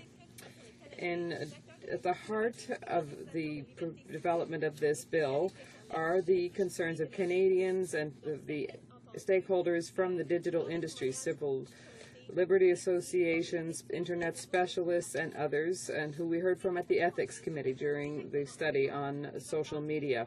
C-475 responds directly to what the stakeholders were asking for, and taking into account our digital era and also protecting the role of the Ombudsman. This bill, therefore, has a very balanced approach, contrary to what my colleagues across said last May. Last October, the Commissioner and the Ombudsman, the Privacy Commissioner rather, and her counterparts at the federal, provincial, territorial level met in Vancouver for their annual General Assembly, and they voted in favor of resolutions to reform these measures that are a key part of my bill. These measures follow recommendations put forward by Commissioner Stoddart last May, intended to modernize PIPEDA in order to strengthen the enforcement powers in the Act, as well as the ability of the Commissioner to issue orders when there is some data breach. The bill is balanced towards businesses because the clarity of their roles and the process allows us to provide for policies and actions. The Commissioner, they will have to report to the Commissioner, but they won't have the responsibility to decide on the final level of risk. Finally, this bill allows us to come to the same standard level as countries such as Germany, Great Britain, Australia, and France, and even provinces like Quebec and Alberta. Canada, as a world leader in technology, has to have international standards. A study revealed last April by the Privacy Commissioner and carried out in all regions of the country revealed that 97% of Canadians want to be informed of any data breaches that involve their personal information. 80% of them also would like to see the office have more power. And these principles were supported, and they are in my bill. They were asked for by the industry, by defense or civil liberty organizations, academics, and also organizations devoted to protecting consumers and even the ombudsman who met last fall. In last fall, consultations carried out in the West also supported my bill. And the Consumers Union said that through this bill to update PIPEDA would better protect consumers. Michael Geist, who is the Canada Research Chair in Internet Law at the University of Ottawa and a recognized expert, said that Bill C-45 is a much better proposal because its provisions would assure greater respect for Canadian privacy law. It would ensure that Canadians are informed about data breaches when it involves their personal information. My colleagues across a few years ago tabled a bill to modernize PIPEDA. I don't know, therefore, that they share my concerns in terms of the Canadians' privacy. Moreover, in the speech from the throne last week, they also reiterated their wish to defend consumers' rights, which is a very sensitive part of which is privacy. However, Bill C-12 did not go through all the steps, and today it doesn't represent the reality and respond to our current needs. It died on the order paper following the prorogations. My bill is more up to date, and it's the only one on the table. So I urge my colleagues across the way to reconsider their support for Bill C-475, not only because it meets the needs of citizens and the current oversight organizations, but because reevaluating the old law would take months, if not years. People need to be protected now, and they need to have confidence in businesses as well as in our institutions. Canada already shows poorly internationally in terms of protection of privacy, and these costly and increasing attacks mean that we just cannot wait any further. As she said so well last October 9th, Jennifer Stoddart, Canada's Privacy Commissioner, said, and I quote, "We live in a world where technologies are evolving at lightning speed and organizations are using our personal information in ways previously unimaginable, creating new risks for our privacy. Our laws need to keep up. Canadians expect and deserve modern, effective laws to protect their right to privacy." By voting in favor of Bill C-475, my colleagues would respond to Canadians' expectations. If the members of this House really are concerned about the protection of privacy for Canadians, they have no reason to vote against C-475. If the Conservatives take their commitment to consumers seriously, they must vote in favor of C-45.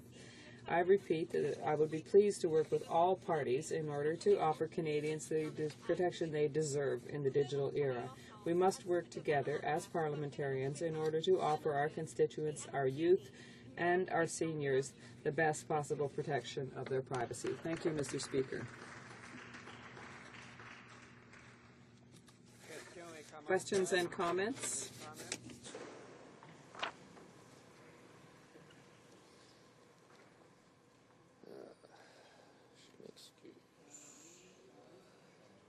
The Honourable Member for Chambly-Baldura. Thank you, Mr. Speaker. And I'd just like to take this opportunity. I know my colleague already spoke about déjà vu with the prorogation. Of course, she had to do this, but I'd like to congratulate her in any case, to say how happy I am to be able to second and support her bill. She touched on so many different points. It's such a complex issue, but more specifically, she said, literally in the last sentence of her speech, she spoke about youth and seniors, and that's what makes this so interesting. Even in the comments that I've heard within my own writing, if I made presentations in school, I heard from students and from parents who were worried about the internet and privacy. But when I go to the seniors' residence in Chambly, the police go and talk about all of the dangers that a data breach could represent for seniors being defrauded and other things that could happen. And so I would just like to allow my colleague to elaborate on the kinds of consultations that she carried out and to talk to us a little bit I know she spoke to a great many people. I would just like, I'm sure as my colleagues would be, to hear more on the kinds of comments that she heard, because I know there's been a great loss of confidence in the population. I feel it at home, and I'm sure that it's true for many colleagues, so I invite her to comment on that. The Honourable Member for Terrebonne-Blainville. Thank you, Mr. Speaker, and I'd like to thank my colleague for his question, as well as for supporting my bill. And indeed, he's raising an excellent point, because I really did consult with many Canadians. I organized briefing sessions on my bill, and also I tried to explain to seniors and to youth what is going on with their private information when they put it up on the internet. I'd say that many were really astonished to realize the scope of what happens, and often it's something that they haven't agreed to what happens to with their information. The problem is that we have legislation, the PIPEDA, which is Personal Information Protection and Electronic Documents Act. This is supposed to protect Canadians from the disclosure of information without their consent, but it doesn't often work. We have giant web-based companies, and it's a more and more international issue. Unfortunately, these companies don't always respect Canadian laws, and I think it's our duty as parliamentarians to put into place modern protections that will ensure that when a young person or an elderly person uses the internet, they'll have protection, and they'll have in hand the protections that are already in the law but not really enforced. Questions and comments? The Honourable Member for Beauport-Limoilou. Good afternoon, Mr. Speaker. I want to congratulate my colleague from Terrebonne-Blainville for her speech, and particularly for the bill that she's tabled. And Mr. Speaker, I have training as an archivist, and as part of that, we discussed issues of privacy and protection of personal documents. This is something we've talked about for a long time, and what we call the more traditional aspect of this, protection of paper documents and so on, but that was all before the internet era. What's really worrisome is to see the multiplication of means that people have to exchange this information in a short period of time. So can our colleagues give us an idea of how this possibility of sharing this information in terms of theft or distribution of personal information can go so far? The Honourable Member for Terrebonne-Blainville, you have 45 seconds. Well, thank you. I'll answer very quickly in that case, because clearly in the digital era, when we take personal information, they are sent and disclosed from person to person very, very quickly, and it takes less than seconds to do it, so the risk is very present. The other thing is that given that there are so much personal data in the base of the internet is, everyone can have a certain access to that, whether they're pirating that information or using some other system. When an organization has their information pirated, the person will be informed under this legislation. They'll know that their personal data was stolen, and they'll be protected. Thank you. Reprise the débat. The Honourable Parliamentary Secretary to the Minister of Industry. Well, thank you, Mr. Speaker, and I'm pleased to speak to Private Members Bill C-475 as presented by my honourable colleague from across the aisle. C-475 proposes to amend the Personal Information Protection and Electronic Documents Act, known as PIPEDA, a law that has been in place for over a decade. PIPEDA has proven its value and retained its relevance in the face of unprecedented technological change. At its core, PIPEDA gives individuals control over whether and how their personal information can be collected, used, or disclosed during commercial activity. This protection fosters trust and confidence in the online marketplace, an important part of the Canadian economy that is growing by leaps and bounds. Mr. Speaker, the government is committed to updating PIPEDA. In fact, the Minister of Industry met with the Privacy Commissioner only yesterday. However, any changes that are proposed should have been discussed thoroughly with business, consumer advocates, and academics, or fall within the framework of the existing legislation, as was the case with the former Bill C-12. The proposed new measures put forward in Bill C-475 were not. The proposed amendments in C-475 give the Privacy Commissioner new powers and present a major change to PPIDA and the role of the Commissioner. The impact of such a change on all stakeholders has not been considered. The Privacy Commissioner's role, as defined in PPIDA, is to serve as an ombudsman, a role which she has performed impressively to the great benefit of Canadians. Indeed, the Commissioner has been internationally recognized and applauded for her success. It was in recognition of this that her term was extended for 3 years in 2010. As the Commissioner's term enters its final months, the government is pleased to have this opportunity to express its gratitude for the Commissioner's dedication to the protection of the privacy of Canadians. Let us begin by highlighting some of the successes so far, Mr. Speaker. PPIDA's ombudsman model has proven very successful in setting a high standard for the protection of personal information in Canada. PPIDA allows for mediated solutions to privacy conflicts that can give both individuals and companies a clear understanding of their rights and responsibilities. A less formal dispute resolution mechanism is far less intimidating for individuals and is easier for them to navigate. PPIDA's current oversight and redress regime reflects a deliberate decision by Parliament to adopt a mechanism that avoids litigation when resolving privacy disputes. PPIDA also provides the Privacy Commissioner with a range of powers to address privacy issues. She can investigate, enter premises and compel evidence. She can mediate a settlement, make recommendations, publish the names of those who contravene PPIDA, and take matters to the federal court. Bill C-475 would give the Privacy Commissioner new quasi-judicial enforcement powers. Unfortunately, the enforcement regime proposed by the Private Members Bill is fraught with procedural failings. As my colleagues will note, the bill contains a list of consequences for non-compliance.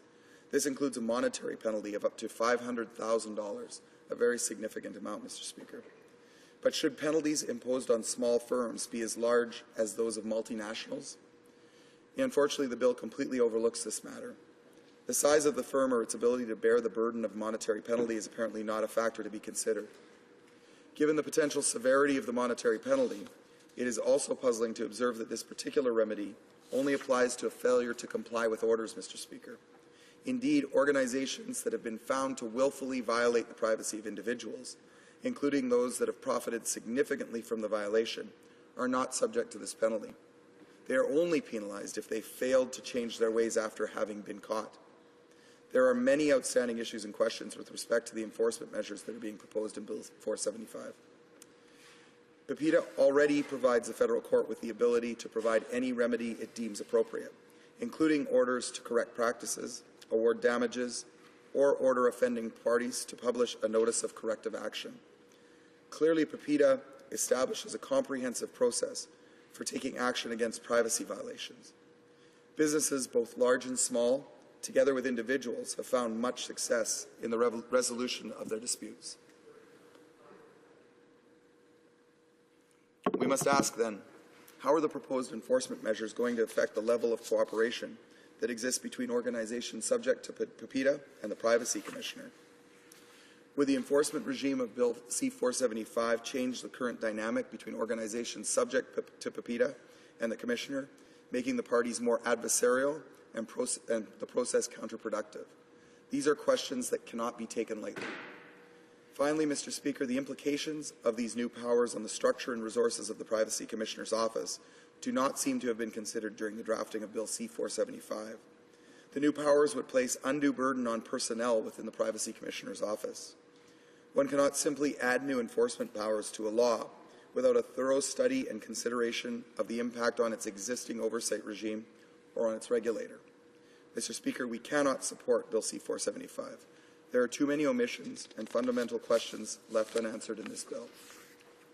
In spite of the difficulties with this private member's bill, though, the issue of compliance with PPIDA certainly warrants further exploration. The government will continue to send a strong message about the importance of complying with PPIDA, given its critical role in building trust and confidence in the online marketplace. Furthermore, Mr. Speaker, there must be an opportunity for all Canadians with an interest in privacy issues to be comprehensively canvassed and thoroughly heard. To conclude, Mr. Speaker, the government does not support Private Member's Bill C-475. Instead, the government remains committed to updating PPIDA in a more considered and comprehensive manner. Our government will have a balanced approach, one that takes seriously the protection of private information while establishing a regulatory framework that is workable for businesses. Thank you, Mr. Speaker. Reprise de débat. Resuming debate.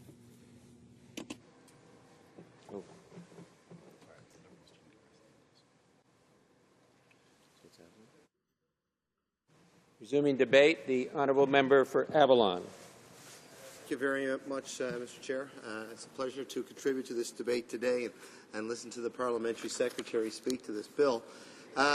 He left out a few interesting facts that since Bill C-12, which was this government's bill, was introduced in 2007, 5 long years have passed since then. And this government hasn't shown that its commitment to changing PPIDA and the necessary changes that need to be made. It's gone through twice. It's fell off the order paper. So they haven't been very serious in taking PPIDA very seriously at all. So I commend the member for bringing forward this bill. And it does two small measures.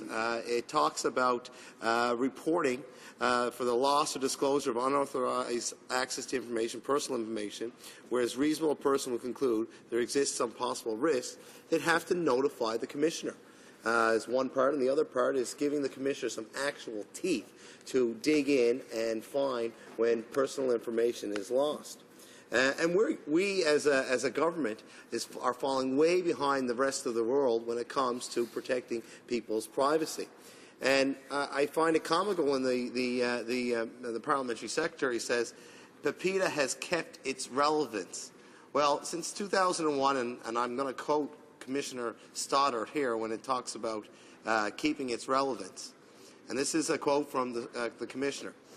Back in 2001, when PPIDA began coming into force, and even when I became the Privacy Commissioner in 2003, there was no Facebook, no Twitter, no Google Street View, phones weren't smart, the cloud was something that threatened picnic plans, and predictive analytics was largely the domain of tarot card readers. So, you know, a lot has changed since 2001, and our PPIDA legislation just hasn't kept up with it. So this is a good first start. It'll give the Commissioner more powers, more enforcement powers. Currently, right now, the Commissioner can only publicly shame a company for breaching PPIDA. And it's time for this Commissioner to have the strong enforcement powers that is needed. And some of that may have been contained in the government's bill of C-12, but that bill hasn't seen the light of day. So this bill is with us now. It's something that we should need to refer to committee, and we need to update our privacy laws, and we will be supporting that. Reprise de débat. Resuming debate. The The honourable member for Chambly-Bourgeois. Thank you very much, Mr. Speaker. I'm very pleased to be able to speak in support of my colleague's bill. The member for Terrebonne-Blainville, I congratulated my colleague for the work done already on this issue because it is a very complex one. But when we look at the fact that the Privacy Act has not been updated since 2000, that is quite surprising.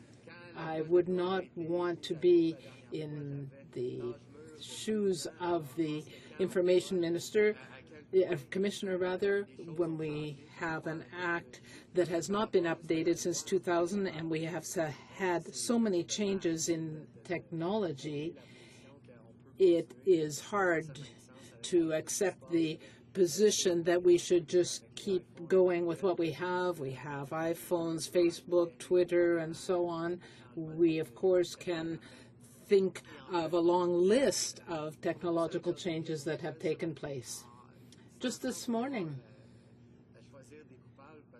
without wanting to point the finger at anyone, but we heard the news that Bell is going to take a different approach to people's data.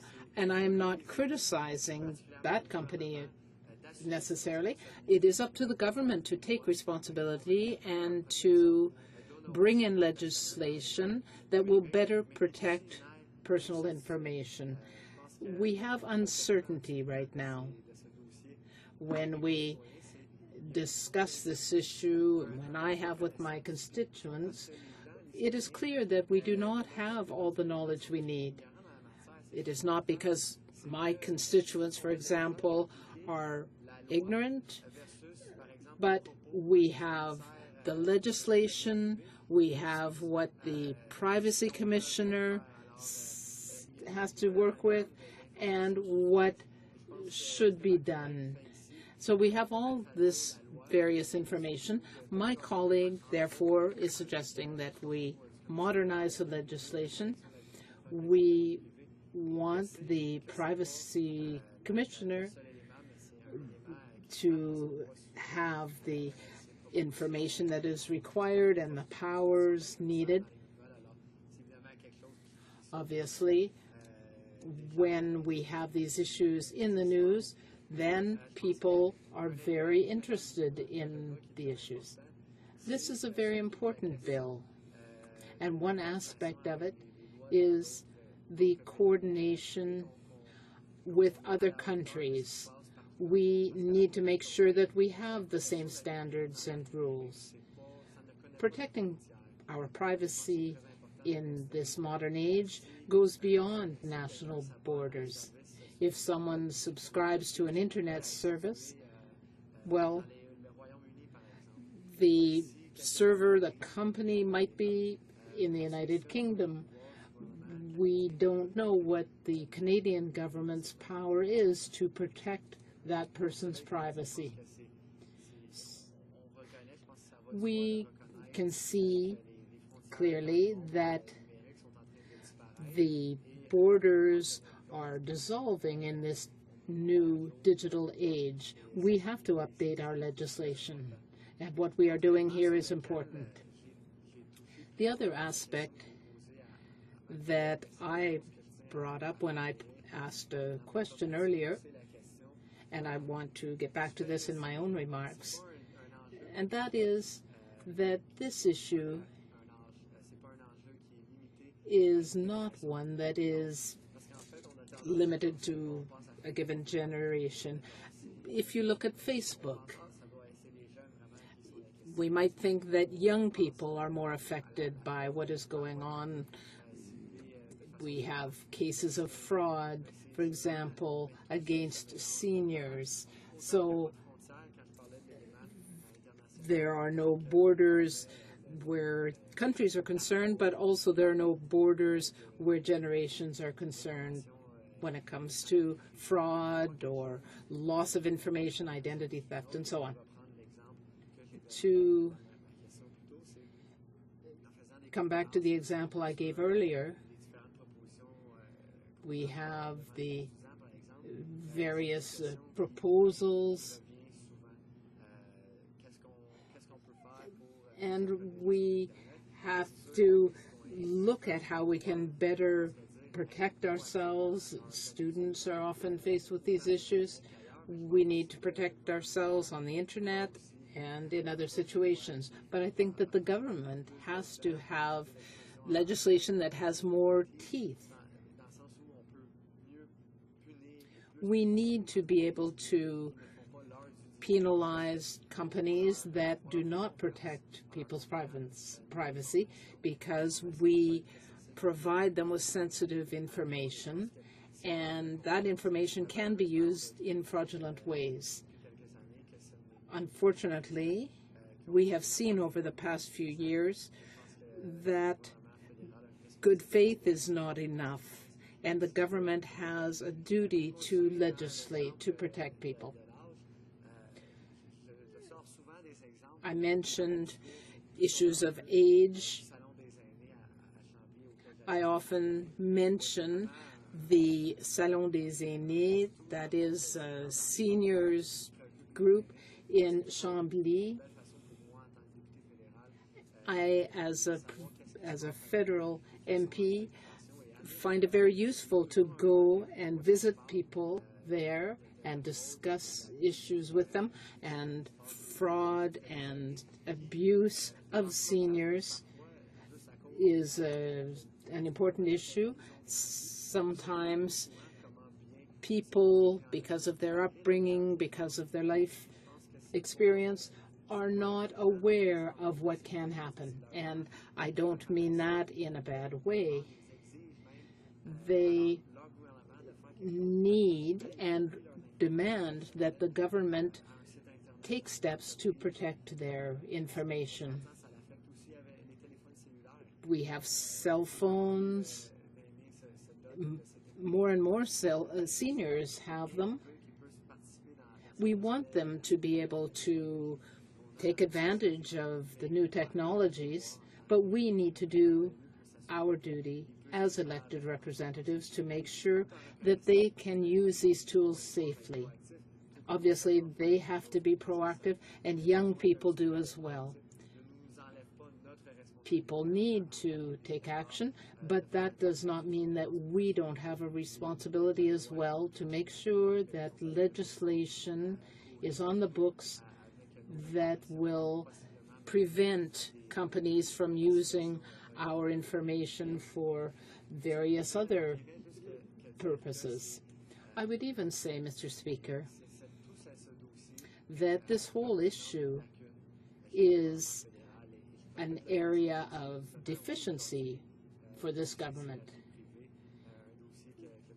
Privacy is an important area to my constituents, but people complain that in the digital era in which we live, the government is not taking adequate action. We need to be able to take advantage of the tools that we now have at our disposal. When we see how the federal government has lost great amounts of data relating to student loans and so on, it is worrisome. The government should be taking steps to improve the legislation. This is what my colleague has proposed, and she will continue to work in these areas. I'm very proud of the work that has been done and the measures that we are proposing. I know that constituents will be reassured knowing that at least one party is taking action. Resuming debate, reprise de débat, the honourable member for Parkdale High Park. Thank you, Mr. Speaker. And it's a pleasure for me to be able to speak on Bill C-475 on the issue of privacy and digital communications. Now, the whole privacy issue has been a thorny one for Conservatives. Last year, they had Bill C-30, the online snooping bill, which triggered a huge countrywide backlash, and so many Canadians were concerned about that bill because it proposed some very serious invasions of privacy and an attack on the fundamental rights and freedoms of Canadians. But privacy is also an issue because we've seen increasingly of late so many federal government departments, including HRSDC and Indian Affairs, have lost personal information that they have collected from Canadians. But the good news for Canadians, Mr. Speaker, is that the NDP Digital Affairs critic, the MP from Terrebonne-Blanville, has been on the job defending Canadians' interests. And we thank her for introducing Bill C-475, which is an excellent response for our times on the issue of digital privacy and personal information. Now, Bill C-475 responds to a number of calls for greater security for this public information. There was a study which was led by the NDP last year in the Ethics Committee on social media and privacy, and it that committee and that study heard numerous calls from the Privacy Commissioner of Canada, from legal experts around Internet security, consumer protection groups, and of course concerned citizens for the need to update the Personal Information Protection and Electronic Documents Act, lengthy act, commonly known as PIPEDA. And there are many ways that this bill can be updated, but the fact is it has not been updated since 2000, the year 2000. Now, if we think back to the year 2000, that was a long time ago. It was before the era of iPads, before the era of smartphones, and it was at a time when Canadians voluntarily shared much more of their information. So times have changed dramatically, but because our laws have not changed and have not offered Canadians more protection during that period, not surprisingly, more and more Canadians are losing confidence in the government to be able to protect their privacy when it comes to PIPEDA. And what this bill would do in a nutshell, and I'll just summarize it before going into it in more detail, is it would ensure, first of all, that Canadians are notified if there is a breach to the security of their personal information, where that breach could actually cause them harm. It would also add new strengths to the compliance part. Right now, the Privacy Commissioner doesn't have much power in order to enforce compliance, and unlike many other countries in the world, so it would bring Canada onto a level playing field with many other countries. The issue of online privacy is one of growing concern. We are now in an age of big data, where companies are data mining, they are gathering personal information from a variety of sources, and they're using this information for marketing, for advertising, for personalized ads, for all kinds of measures, and there's nothing to protect the privacy of Canadians. There's nothing to protect Canadians' personal data when there is a data breach that could cause them harm. So what we found in the ethics study of this issue was that there is increasing commodification of this data, called big data, by companies online so that they can do marketing. This personal information is often collected, used, disclosed to other parties, and the person whose information is collected often has no idea that this was even happening. They certainly didn't give consent, and it is in violation of PIPEDA. Now, throughout the ethics study, there were repeated calls by Internet and privacy experts, civil society groups, to empower the Privacy Commissioner of Canada with enforcement powers and to introduce mandatory data breach notifications. So that's exactly what Bill C-475 would do. And again, I want to thank my colleague from Terrebonne-Blainville for her excellent work on this issue and her tailoring of this bill to really respond to this very recent study in updating this legislation. So again, what C-475 would do is it would give enforcement powers to the Privacy Commissioner of Canada. It would allow the Privacy Commissioner to order an organization which is found to be in violation of PIPEDA to undertake actions to comply with the Act. And if they don't comply with the orders within a timeline established by the Commissioner, they could be liable to a fine of up to $500,000 as determined by a federal court. So a very serious penalty if they're given the opportunity to comply with the Act and fail to do it. Secondly, it would introduce mandatory data breach notification where there is possible risk of harm to individuals whose information has been compromised, that these individuals must be notified. Now, if anyone thinks that these are by any means radical measures, I'm sure they sound like a lot of common sense to Canadians. Other jurisdictions, many other jurisdictions, already have such measures in law. Countries such as the UK, France, Germany, Australia, and some provinces have this provision in law.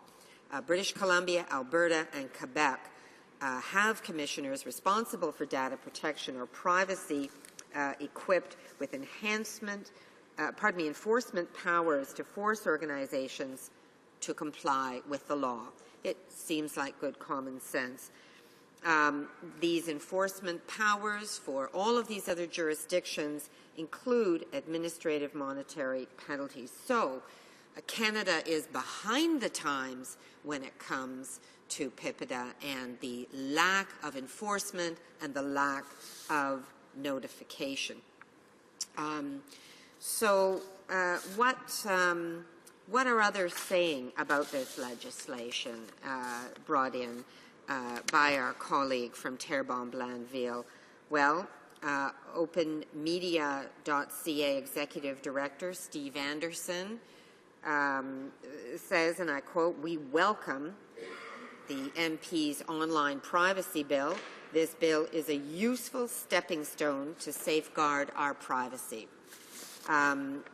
Also, Michael Geist, Chair of Internet and E-commerce Law at the University of Ottawa. He's a renowned public affairs commentator. He often has a column in my local newspaper in Toronto. And he said, and I quote, "Bill C-475 is a far better proposal. These provisions would go far to ensure greater respect for Canadian privacy law and give Canadians the assurance of notifications in the event of security breaches." Mr. Speaker, I see my time is just about up.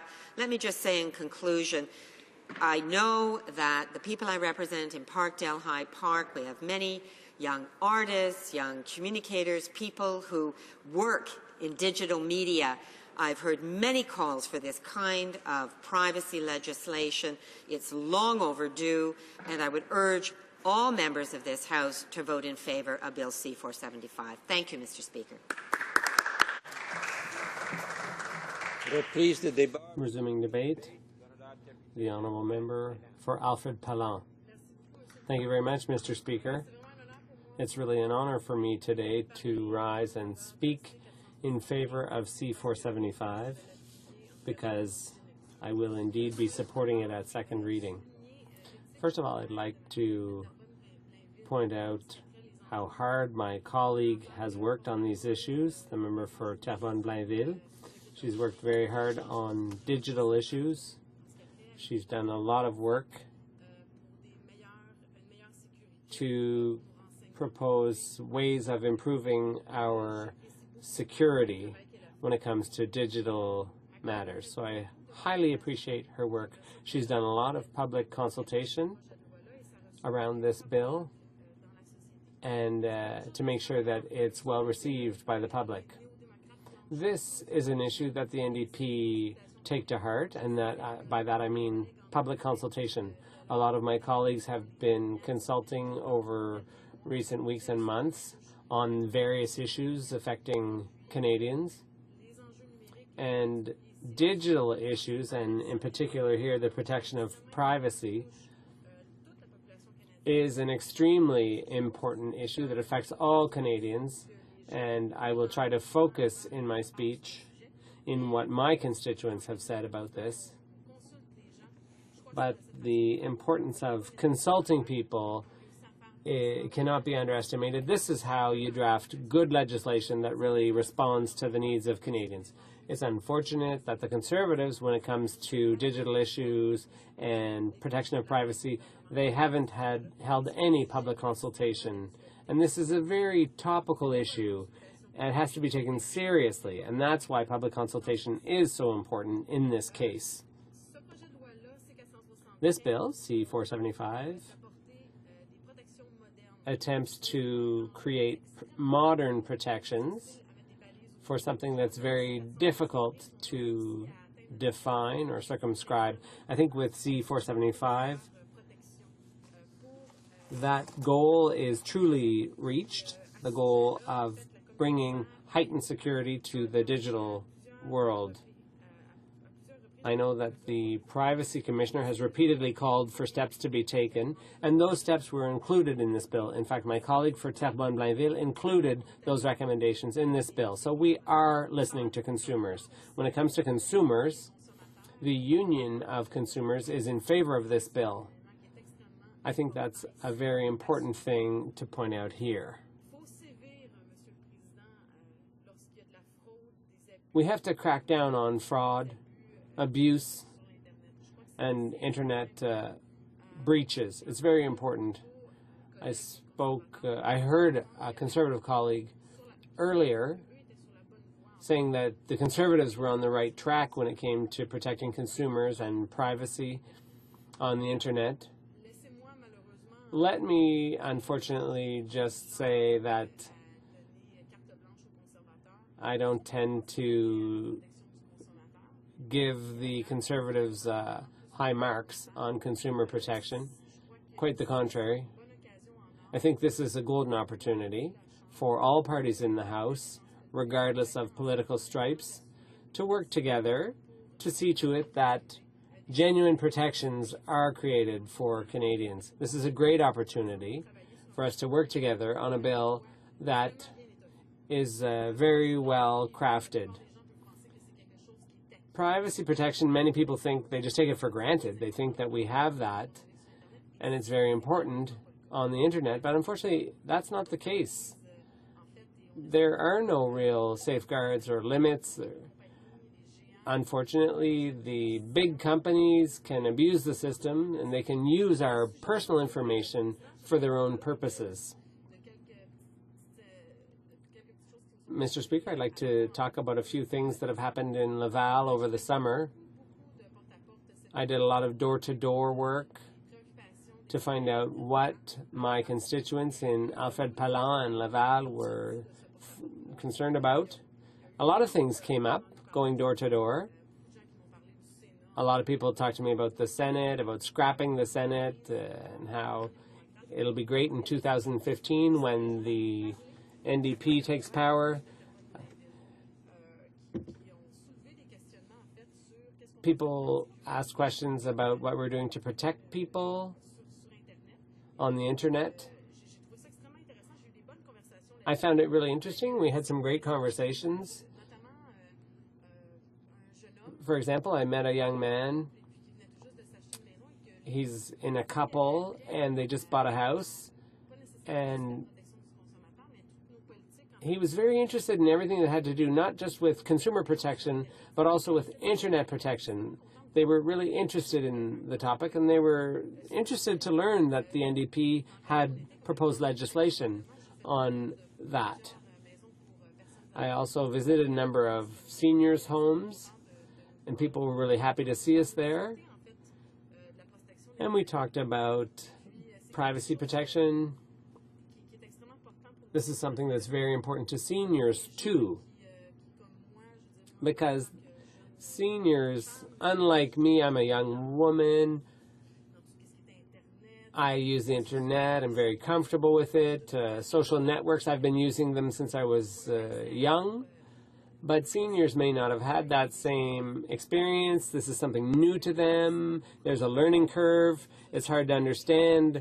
It's so complicated with the social networks and so on and the internet. So it's understandable that it might be trickier for them. So seniors often tell me that they just tend to trust people. They tend to hand over the information when it's asked for without really being suspicious. And so there are people who've lost money, they've been tricked, they're being hassled because someone's got a hold of their information. Suddenly they're receiving information from all kinds of people, and they didn't ask for that information, and they're really upset about it. Mr. Speaker.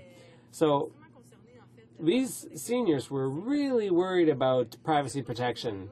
And this bill, I discussed it a bit with seniors, and they were really relieved to see that there was a party in the House of Commons that was dealing with this, that was concerned about the protection of their privacy.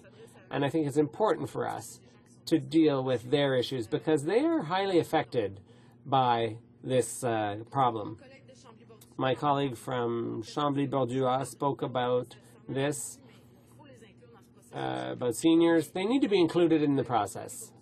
My colleague from Chambly-Bordua mentioned, and my colleague from Terrebonne-Blainville also mentioned, that our responsibility as a federal government is to crack down or at least set limits and say, okay, that's enough. That you can't go any further than that, and otherwise there'll be consequences, and that has to be done. So I looked at what this bill deals with in greater detail because it affects a lot of things. I saw that it would make some very great changes. C-475 gives powers to the Privacy Commissioner, greater powers, and this is important. In my colleague's speech, she talked about the steps that would be taken, and organizations that refuse to comply within the time frame could be fined up to $500,000 if the federal court decided that that was the appropriate fine. If there's a company on the social networks or on the internet that's abusing, well, it's just important to put it out there that there are limits, that this is serious. Whether or not it's happening, these are the limits. C-475 would also make it compulsory to report any breach of privacy that might cause harm to an individual. I think this is very important, and I think we could say a bit more about that, but I see that my time's running out, so I'd just like to tell you who supports our position. As I said at the outset, the Union of Consumers supports our position. Audrey LeBlanc, the head of the Canadian Consumer Protection Agency, Steve Anderson, the CEO of Open Media, also supports our position. The National Association for Information Destruction of Canada supports our position. And the University of Ottawa's Public Interest Research Group also supports. I could go on, Mr. Speaker. I think this proves, as I said before, that we all have to get together on this. We need to take action, leave partisanship aside for once, and make the right decisions and support Canadians. I see my time is up. Thank you very much, Mr. Speaker. The time for private members' business is now up, and this item falls to the bottom of the order of precedence. In accordance with Standing Order 38, a motion to adjourn the House is deemed to have been made and is seconded at this time. Therefore, the question is that this House do now adjourn. The Honourable Member for Haute-Gaspésie, Matane Lamitis Matapédia. Mr. Speaker, I take the floor today in connection with Bill 99 from the National Assembly of Quebec. The Government of Canada has chosen the path of confrontation by trying to have this fundamental piece of legislation struck down. This legislation asserts that Quebecers are the only ones who can determine their own future. Ottawa is denying this prerogative because by challenging this legislation, the federal government is attacking the recognition of the Quebec nation and its inalienable right to self-determination. But the federal government in 1995 recognized and voted to recognize Quebec as a distinct society. In 2006, the House also voted to recognize the Quebec nation, but unfortunately, this was all wishful thinking or nice talk. The Clarity Act of 2000 attacked these principles and basically goes against Bill 99.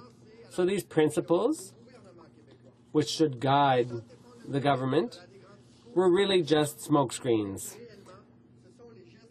When it comes time to defending Quebec, you have to look at what this government does and not what it says. There are many provisions in Bill 99. Everybody knows about the absolute majority, 50% plus one. This rule is recognized throughout the world. In refusing to accept this rule, this would cause discrimination against individuals and would violate the principle of equality of votes. One person, one vote. The rule, the absolute majority rule, was enough for other referendums on Quebec sovereignty, on Newfoundland joining Canada, on Meech Lake, and others. There are other provisions in Bill 99 that probably bother the federal government too. The assertion of the sovereignty of Quebec jurisdiction, which Canada has systematically violated. The Gérin-Lajoie doctrine, which extends Quebec's jurisdiction internationally, but Canada refuses to subscribe to this doctrine. The protection of the territory and freedom to do with Quebec's territory what it wants without federal intervention. We have to understand that the federal government's game here is risky, and it affects a number of things that are very important to Quebecers. What Canada is afraid of with Bill 99 is that Quebec not only has the right to make laws, but also has the moral obligation to fend off federal intrusions into Quebec jurisdiction. In this bill, Section 10 bothers the federal government. It says that the people of Quebec have the inalienable right to decide for themselves, and no other government can reduce the powers, authority, sovereignty, and legitimacy of the National Assembly. That's what the federal government's upset about, what they don't like. The Minister of Intergovernmental Affairs said that he personally agreed. All political parties in the National Assembly recognize that Quebec has this legitimate right. This leads me to a fundamental question for the government. If all parties in Quebec agree on the National Assembly's powers and the conditions surrounding a referendum, including the absolute majority rule and the drafting of the question, does the federal government think the federal government, the federal parliament, takes precedence over all legislation in the National Assembly? Secretary to the Prime Minister. Thank you very much, Mr. Speaker. I think the Prime Minister said it best today when he said that the process for dividing the country is best left up to the courts. More importantly, we know that all members on this side of the House, in fact, all members I suggest on both sides of the House, with the exception of the bloc members, believe in a united, strong Canada, and will continue to move forward with policies that will do just that, Mr. Speaker. But what we really know is this, is that the people of Quebec don't want a referendum, Mr. Speaker. They want to continue down the road to hope, prosperity, new economic activity that comes with the Canada-European Union Free Trade Agreement, Mr. Speaker.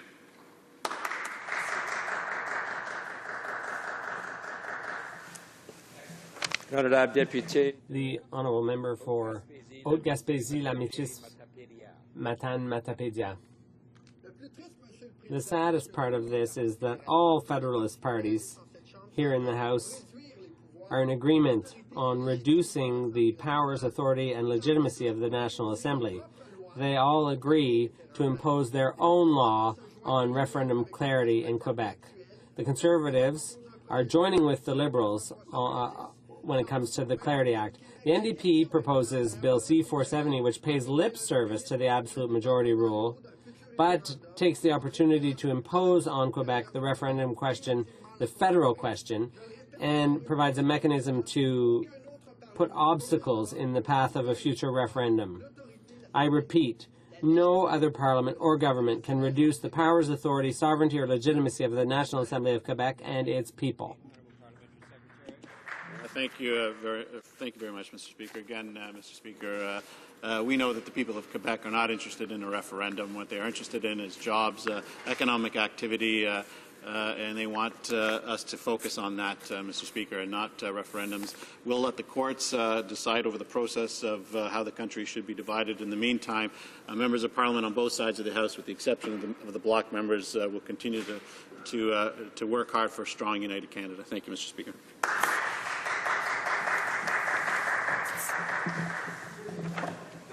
La motion portant que la Chambre... The motion to adjourn the House is now deemed adopted. Accordingly, the House stands adjourned until tomorrow at 2 p.m. pursuant to Standing Order 24-1.